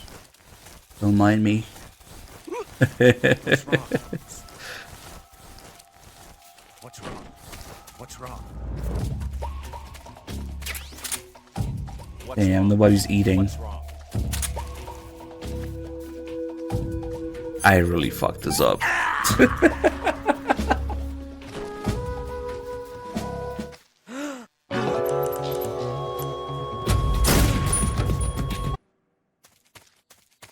Okay, we have learned a little bit though. Okay, get an alert. And then...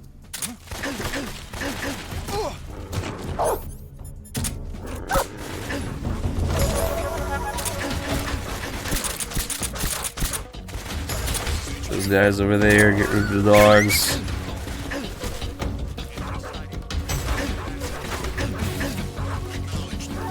Oh shit, hold on a minute.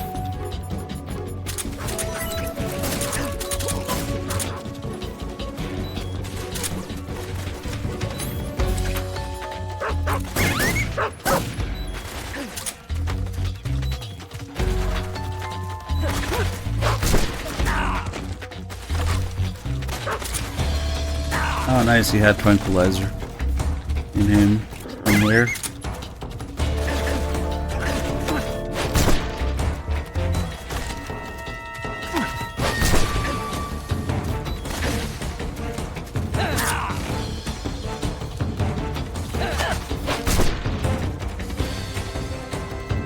Did they call for backup or what?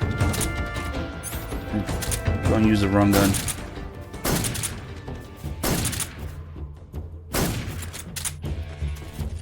Maybe not. Let's see. 1, 2, 3, 4, 5, 6. Okay, there's just one guy left.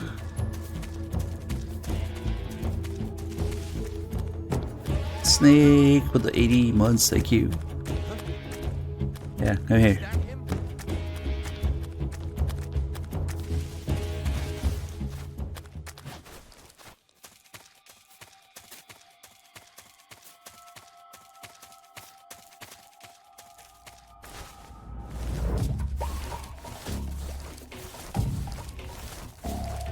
It's too bad you gotta fuck with the clock to have spoiled food. You don't get like a reliable supply of it unless you keep quitting.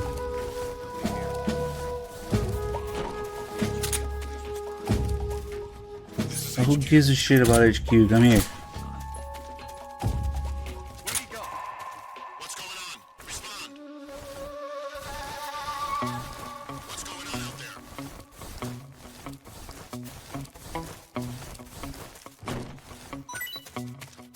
I wonder if I can just wake them all up once, and I guess it depends if multiple guards can eat one item. Like bisexual. Like dogs can. We learned that.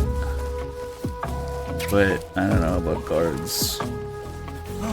Who's that? Hello. Because then I can just put them all in one spot and wake them all up once.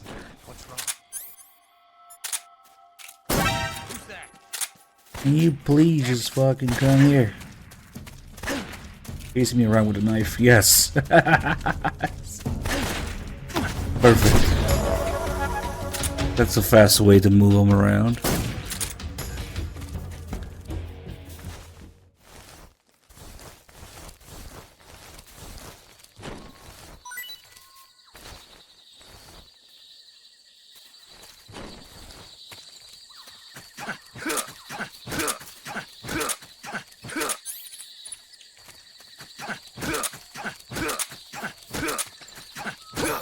Shit. Oh no. Oh no. Hold on. Shit, I have to synchronize them all.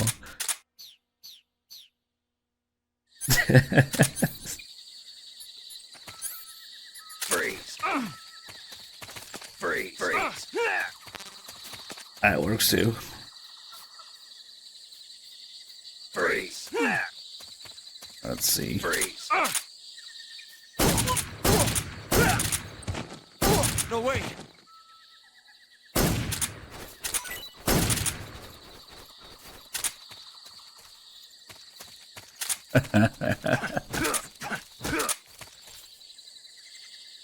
Yeah, that guy was already asleep. The trick is to make sure they all wake up in 2 kicks. Which means I can't have multiple tranquilizers in them. Let's see if the shit even works with 2 of them. Because otherwise there's no point in waking them all up at once.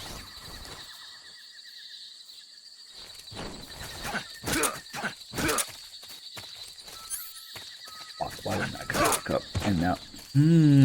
son of a bitch. I thought he only had 1 tranquilizer in him.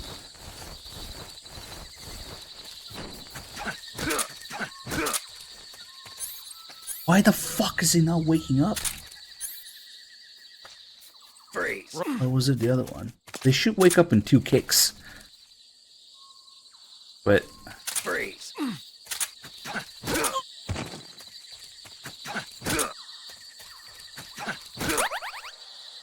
that's fucking weird. Freeze.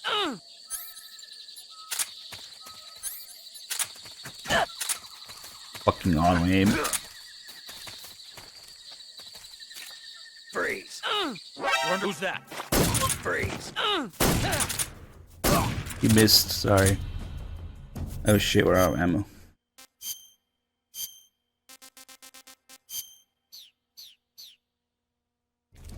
Maybe we can use a rifle for this too.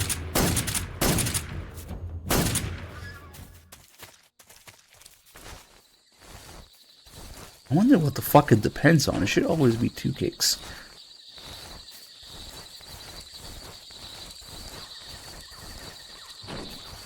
Okay. There we go. Hopefully they don't fucking turn around. Okay. Ooh. Oh, no. Okay. They only go one at a time. Okay, so there's the answer. What's wrong? Even if 2 of them notice, they go one at a time. So it's not like the dogs. What's wrong? Okay, well now we know at least. You can't make them fight over it. Okay, but it's okay, because we got enough food for all of them. Let me just get rid of this fucking poison frog. Because I don't want to accidentally fucking kill them with it.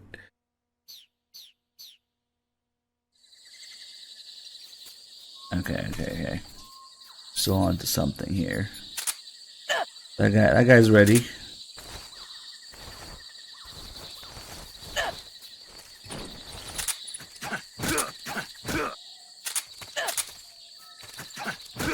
More than 2 kicks. Okay. He was already asleep.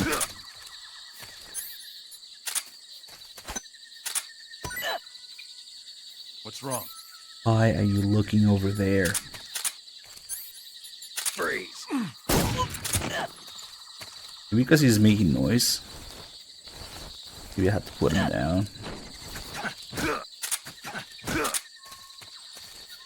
Come on, eat the fucking food. Huh? Food. Okay, that guy is ready now.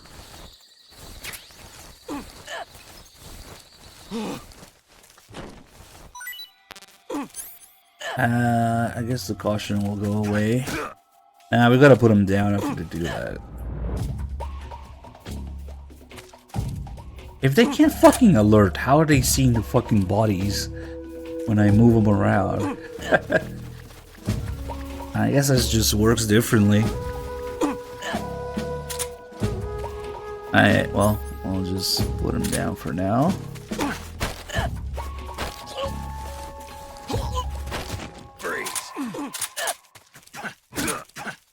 Hopefully this guy sees the food. Huh? What's wrong? I guess I can't really blame him for seeing the guy first.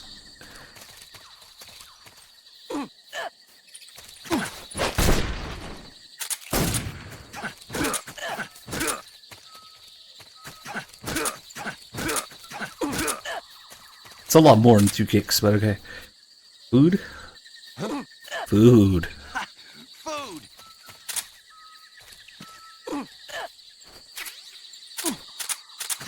Alright, you're ready. Freeze.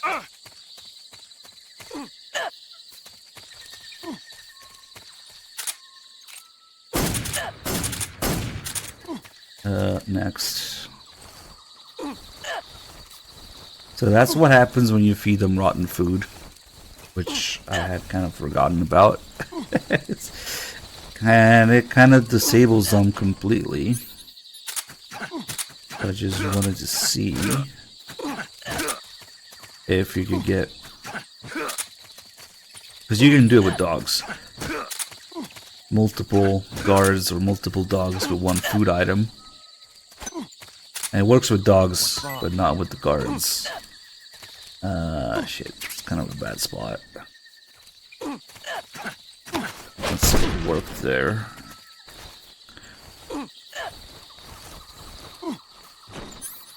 Just mostly fucking with all the food mechanics for dogs and for guards, and when they notice when they're hungry, if we can make them fight over it. Why the fuck is this a lot more than 2? I don't know. There we go. Let's get these out again. Not the frog.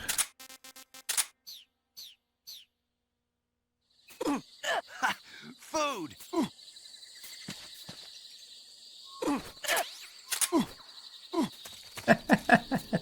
Who's that? Oh, shut up. I don't understand. Maybe after the first time they react to it, they stop alerting, but like the first time they do it, they can alert.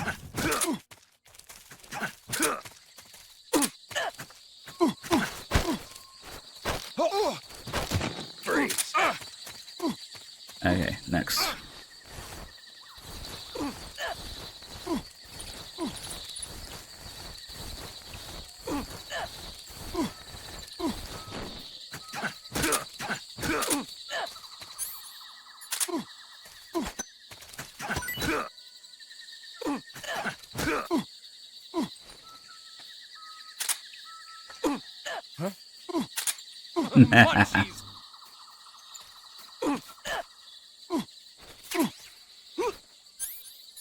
Okay. Yeah, he's ready.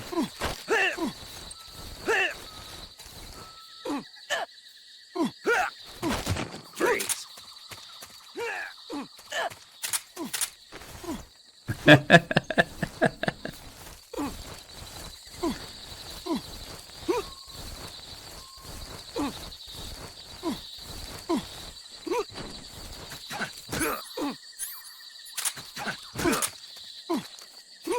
Wait, why the fuck am I making him face this way?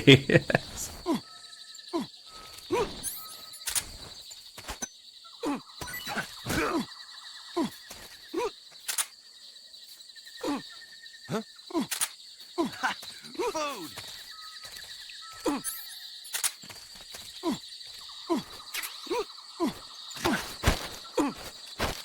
Still better sound fact than Phantom Pain. Ah, he's stunned. Fuck.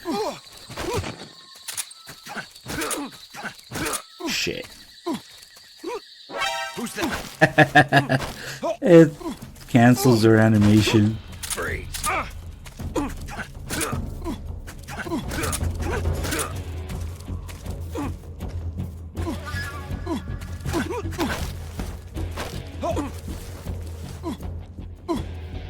You shat on the chat.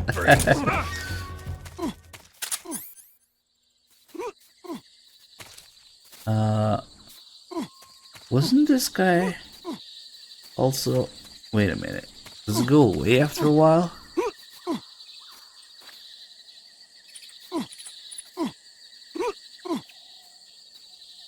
Oh, it's not permanent, huh?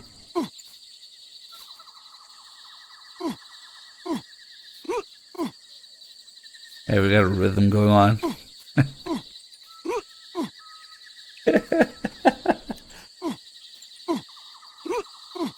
MGS3 beatboxing guards.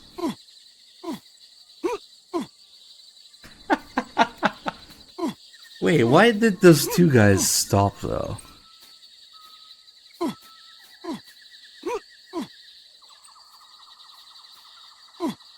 Is it? What if there's a cap of 4?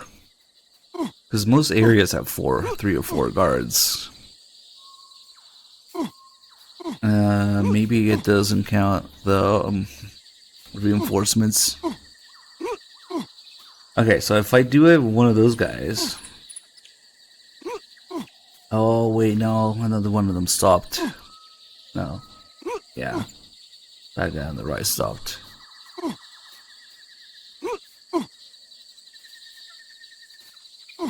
No, they didn't die. They just stopped freaking out about the food.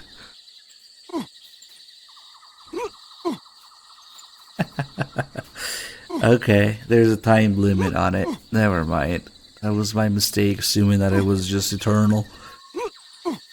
It's a pretty long time, but it does run out eventually. Okay, we learned a bit more.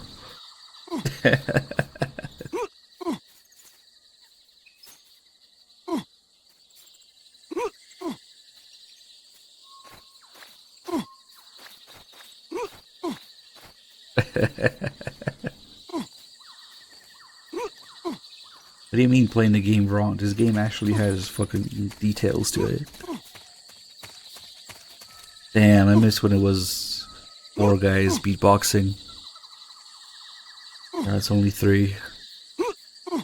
Soon it will be just 2.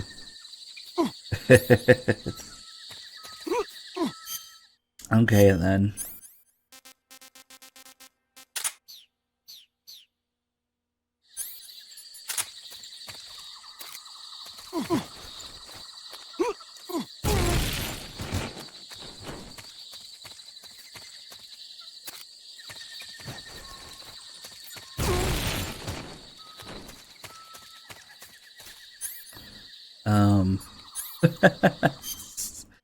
I completely fucked up my ammo to do this.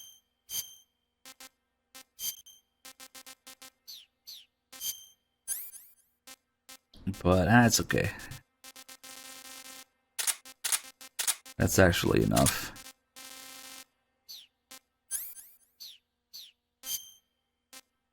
Oh yeah, all my fucking food is spoiled now. The ration.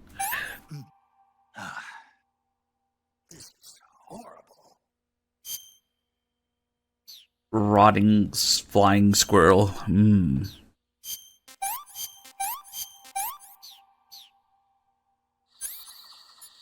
That was fun. I wonder what's going on in here now, if everything's back to normal or... That is okay, because you just need to get to Ocelot.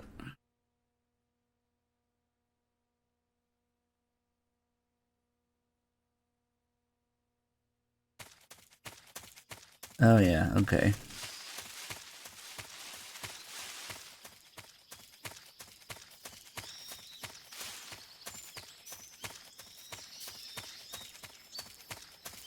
Wait, the guy who's normally here is not here. Only the first guy is still there. That's why I thought it was normal for a second. Now everything's so fucked. Yeah. They didn't respawn or anything. That's okay.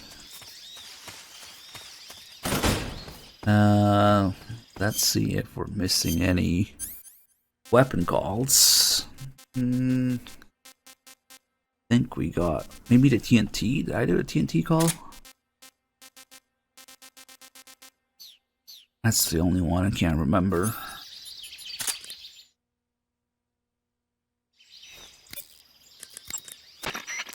Looks like you've got some TNT. TNT is short for trinitrotoluene, a pale yellow crystalline compound made from a trinitrified mix of nitric acid and sulfuric acid. It's used throughout the world as a military explosive. It has a low sensitivity and is chemically stable, making it easy to handle. It's also got a low melting point and can easily be shaped by boiling or steaming it. But because the sensitivity is so low, you need a booster to actually get it to explode. No problem. It came with its own remote control detonator. Good. Then all you have to do is press the weapon button to place the TNT, and then press the CQC button to set it off. The map screen in the survival viewer will display the locations where you've planted TNT. Take warning though, the radio signal for the detonator is pretty weak. Don't forget that pressing the CQC button will only set off TNT that's planted in the same area.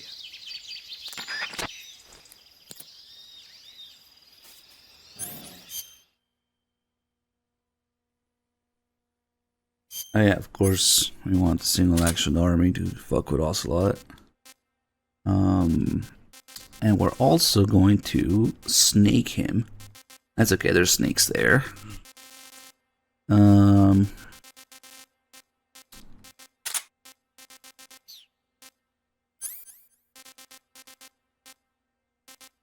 Did I use all my life medicine? I guess I did. Fuck. We'll just switch to Oscam. Damn, I kinda wish I had a life medicine though. Just so we can fuck around with Ocelot some more.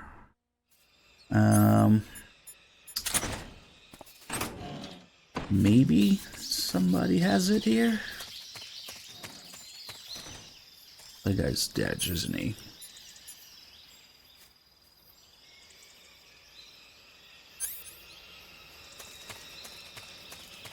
I think it might just be the first guy who's still standing.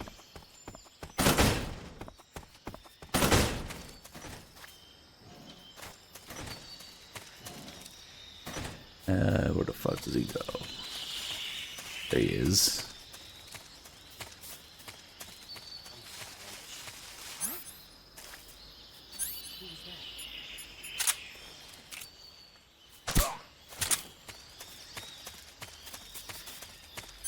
Come on, you have a life medicine, right?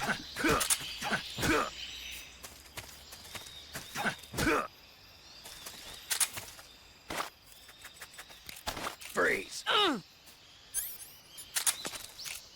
Don't shoot me, please!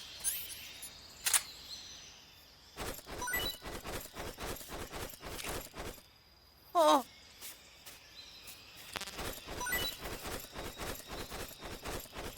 Oh!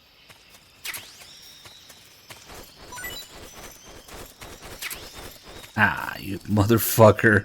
Oh. Trolled me with the antidote. Oh, nice. Okay. Then you get to die from natural causes. Bye. He actually does have one.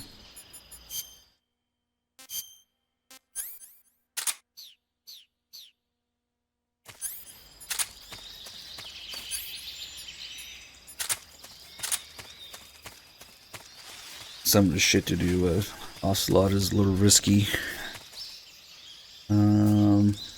Oh, that's right. I was gonna get all the camos and shit as well, so and get the calls as we get them. So let me think. I didn't miss any so far, did I? No, I didn't think I did. I almost did though, because Ocelot is a point of no return. We have this here.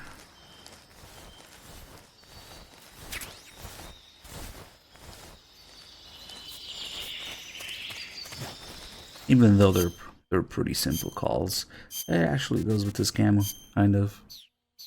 Not really. Whatever.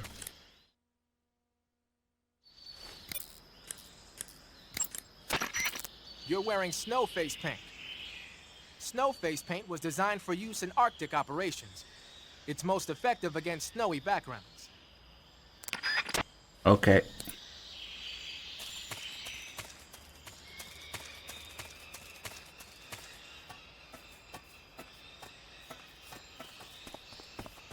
And then up here we have this one.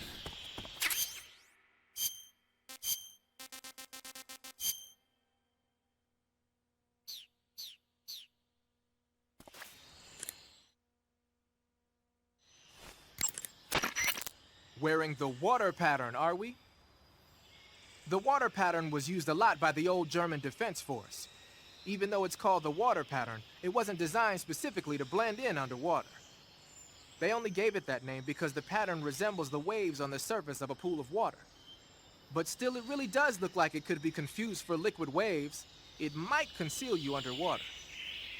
No shit.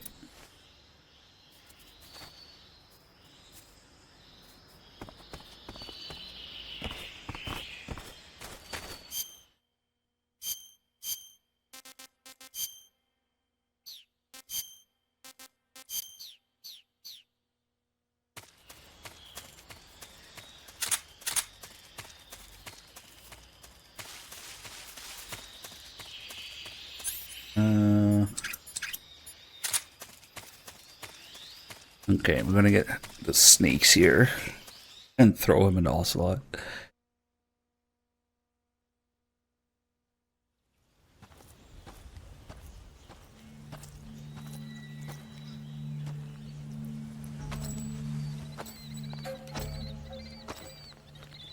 here at last.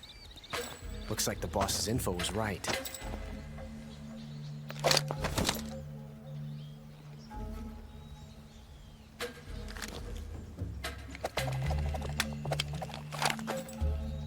Twice now you've made me taste bitter defeat.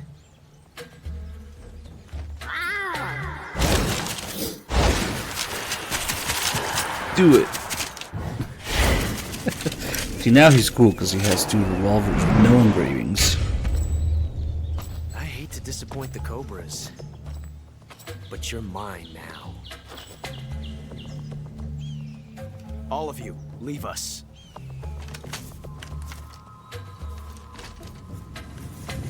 It's just you and me. No one to get in our way. Ocelots are proud creatures. They prefer to hunt alone.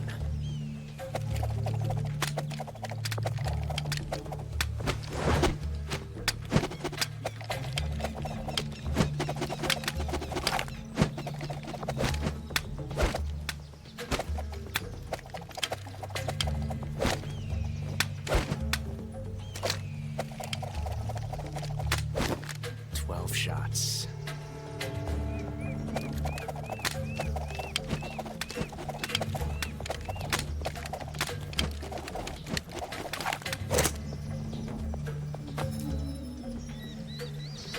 This time I've got 12 shots.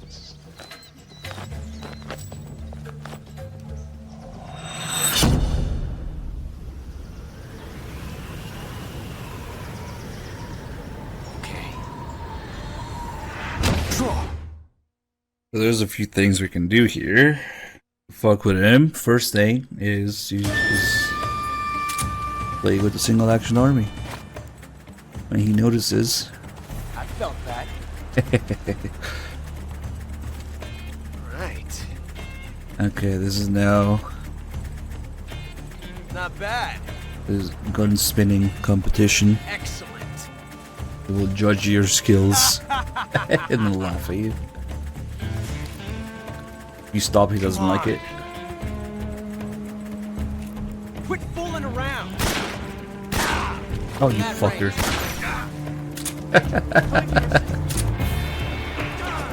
So you see how it doesn't matter necessarily if they're killing each other or whatever.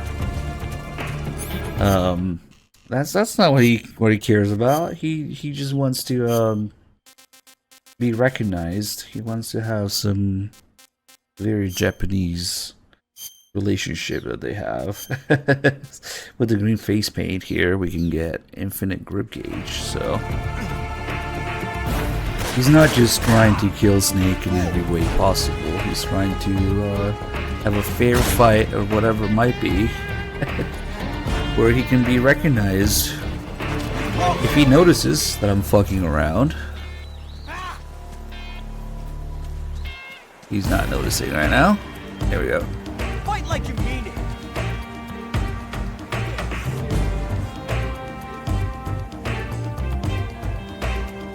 Quit fooling around. And all he cares about is to how can I look cool? Like when he beat my ass.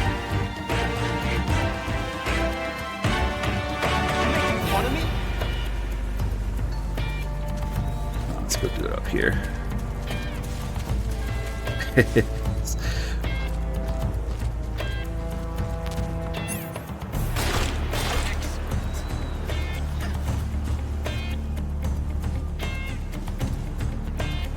Quit fooling around. Quit messing around. Oh, we can't do it with the single action army, but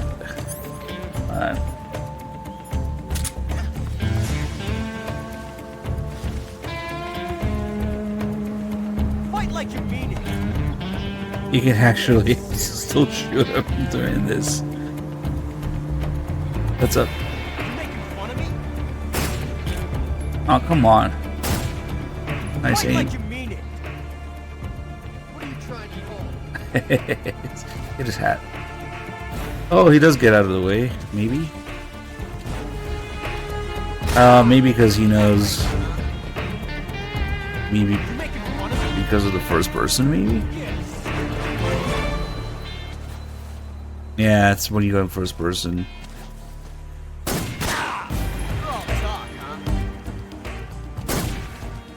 Yeah, it's not worth doing.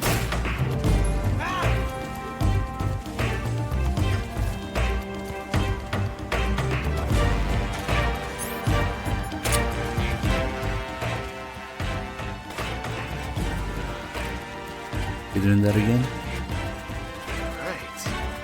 Nice shot. Not bad. I wish it didn't fucking move the camera.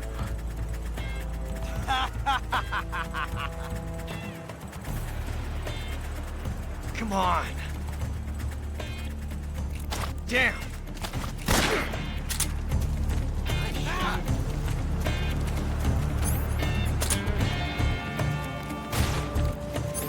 Oh yeah, if we equip the croc cap here, his men will start laughing.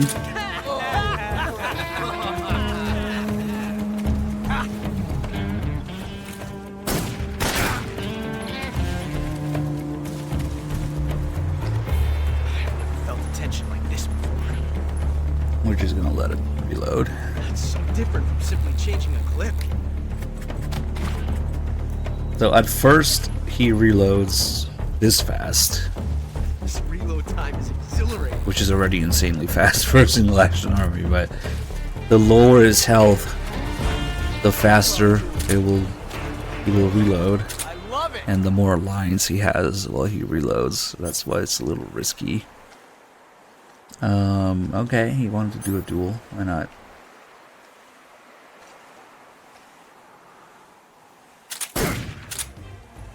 Not bad. Ash, out of the way.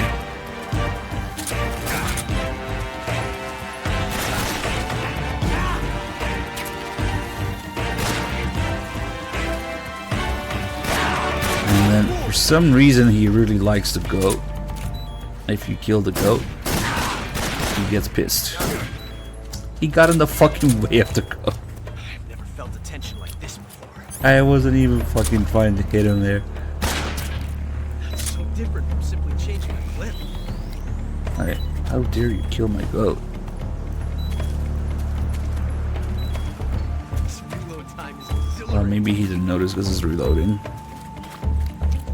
Hopefully he notices after. No, fuck, he didn't notice. Hold on.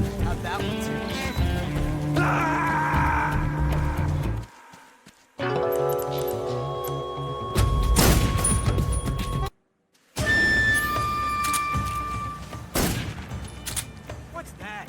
Show some respect. Son of a bitch! Why does he care so much about the goat? I don't know. Stay out of this. Excuse me, sir.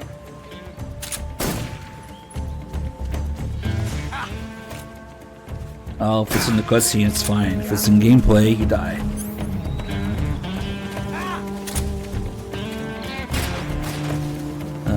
Then... Oh, that's right. I need to get him to reload faster. Oh, got his hat. You're all talk, huh? I've never felt a tension like this before. That's so different from simply changing a clip. That we start fucking with the Hornets. He spins his revolvers to do it. Shoot! Get out of here! But now, if you start doing this, he will do the same thing. There's a hornet's nest here.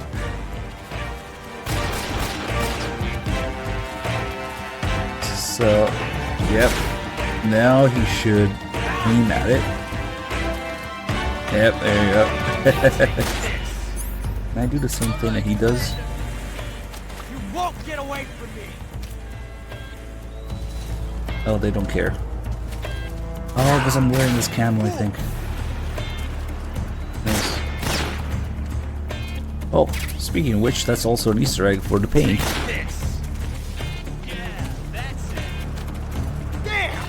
Going for his hat.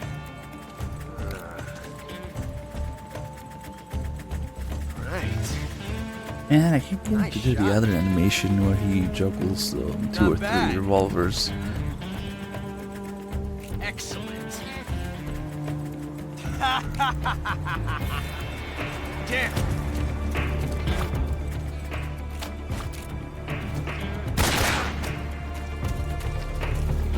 Felt the tension like this before. Yeah, let's just lower his health now. And then watch the crazy fucking reloads like he pulls at low health. Also throughout the fight, you see hornets flying in a figure 8.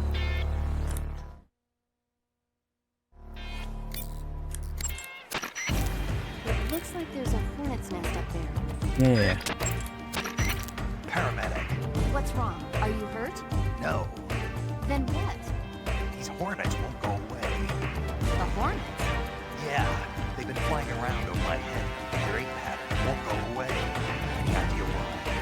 Well, hornets use the figure 8 domes to signal that they found food.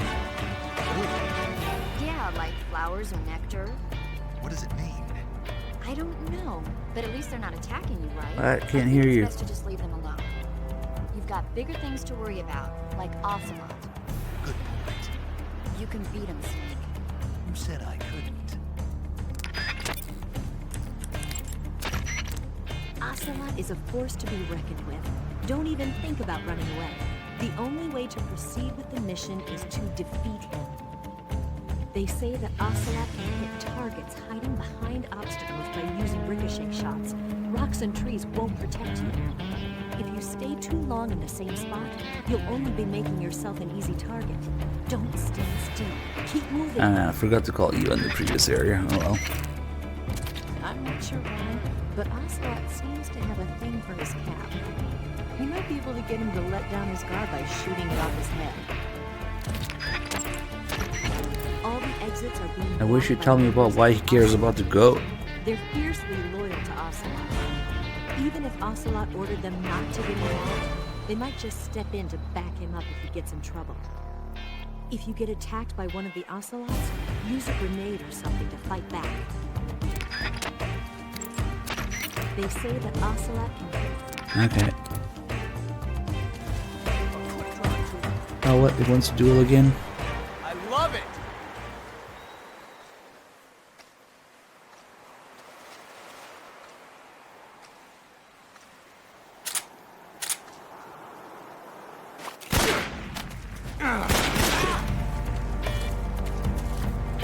Oh, he's going for the...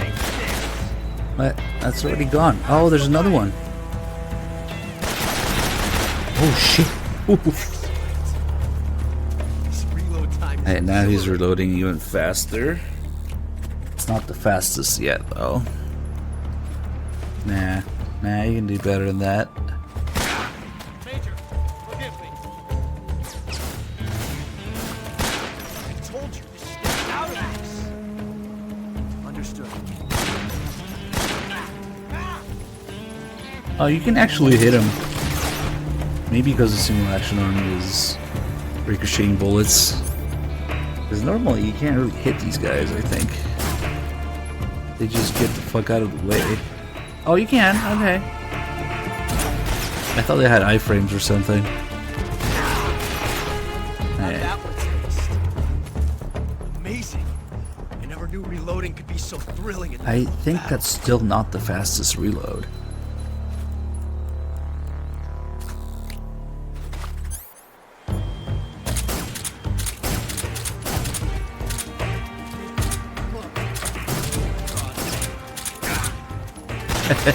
Okay, now it has to be.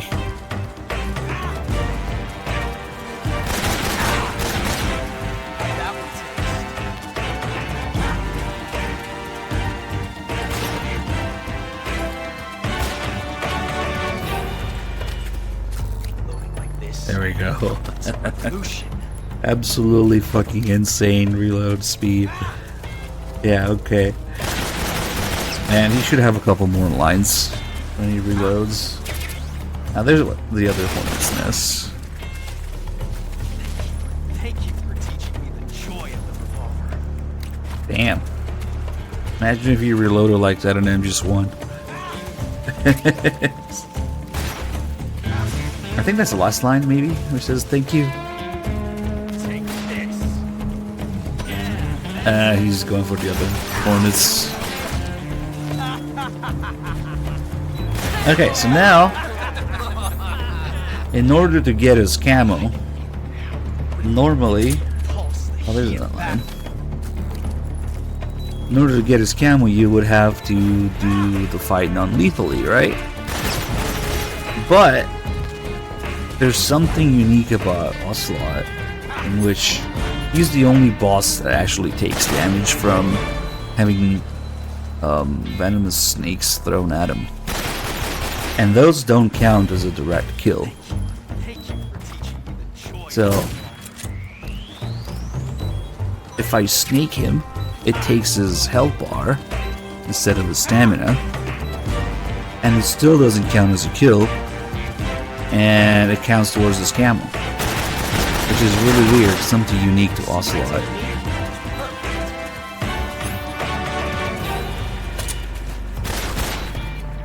For the other bosses, you have to do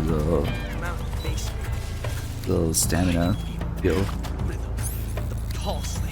Okay, now, whenever he wants to duel again, we will snake him. Just put a snake in my holster real quick. Here it comes.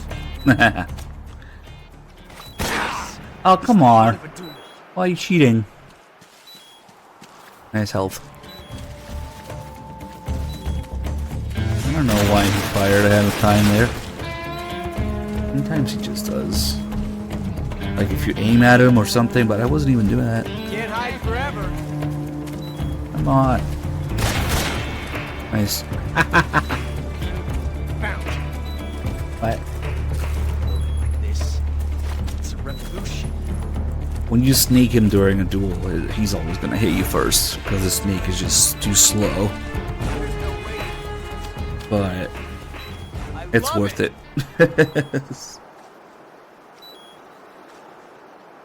Oh, I forgot to do a little something actually. That's okay.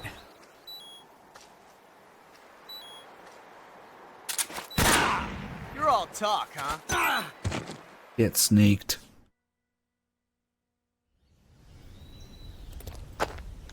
The other thing I forgot to do is that if you snake him, but it doesn't end the fight, then he will stomp on the snake. It's just a little animation that he has for it. Since we ended the fight with it, and he didn't get to do it.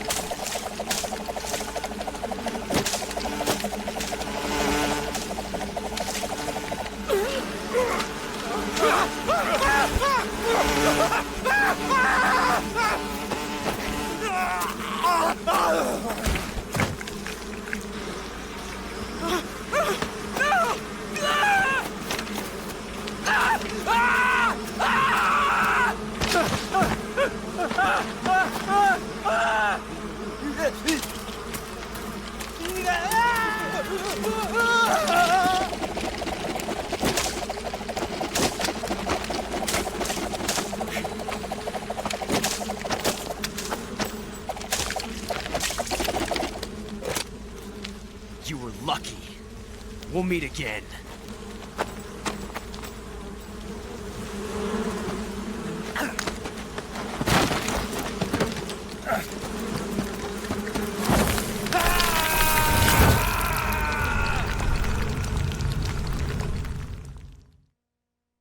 Oh, now falling in there is fine.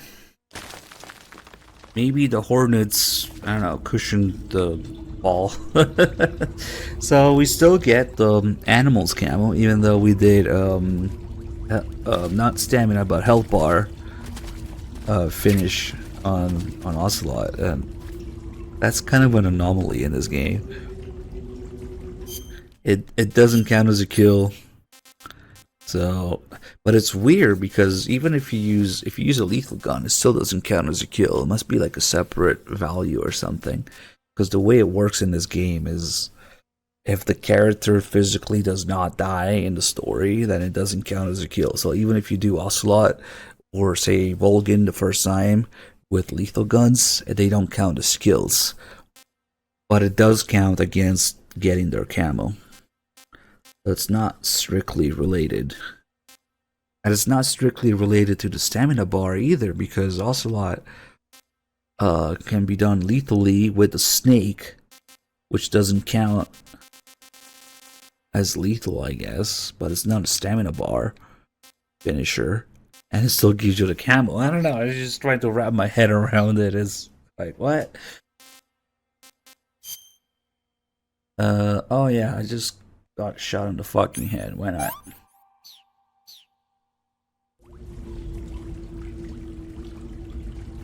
Yeah, I don't know. There must be like a value for it. That's not a kill, and that's not a stamina bar, but it still gives you the camo for it.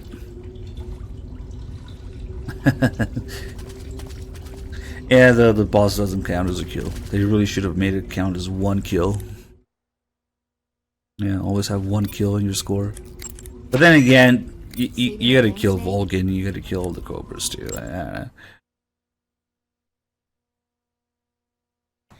Anyway, guys, I think I will split this stream into two.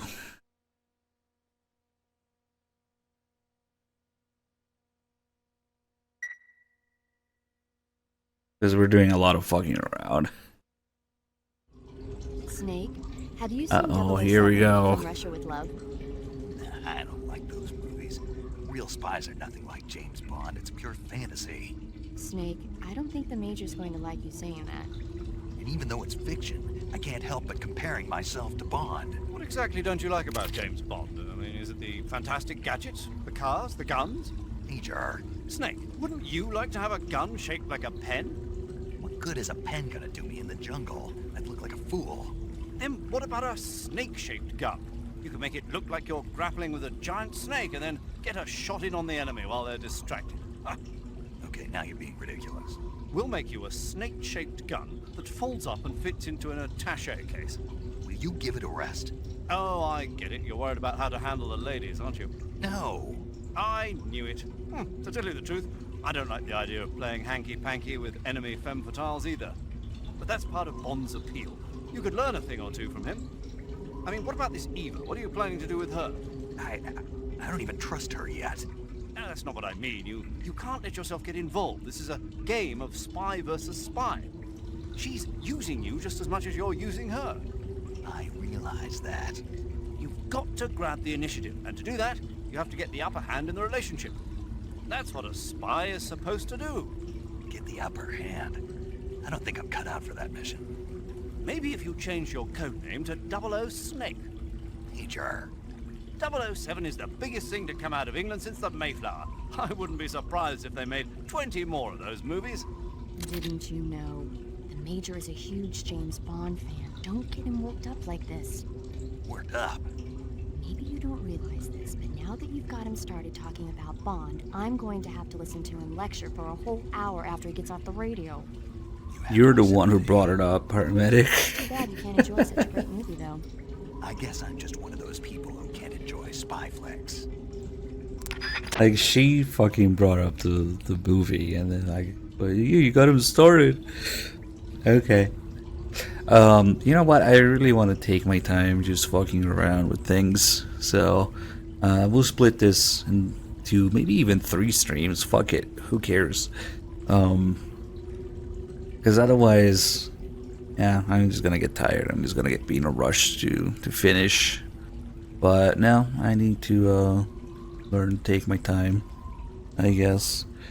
Well, yeah, hope you guys enjoyed. First part. I'll be back soon. We'll do some more fucking around. There's a lot of good stuff to go through. Now the question is, are you guys fucking serious? You want to continue Twitch plays Phantom Pain? Oh God. Should we? Are you fucking serious? I guess we should fucking finish it, get it out of the fucking way, and never do it again. Ugh. Yeah, you're not halfway, dude. You're not halfway. Alright, we're putting on Phantom Pain for the chat. God damn. What have I done? Never again. Never again. We will not. The other games, yeah, you can do it like a day or two and it's cute. But Phantom Pain,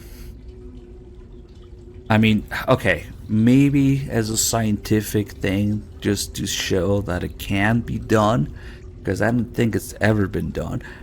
People have done MGS1, 2, I don't know about 3 or 4. But we've done most of 1, and then all of 2, 3, and 4, and now about a little less than halfway through Phantom Pain, probably. Just to show that it's technically possible. Yeah. Anyway, guys, I'm gonna end the stream for like a few seconds.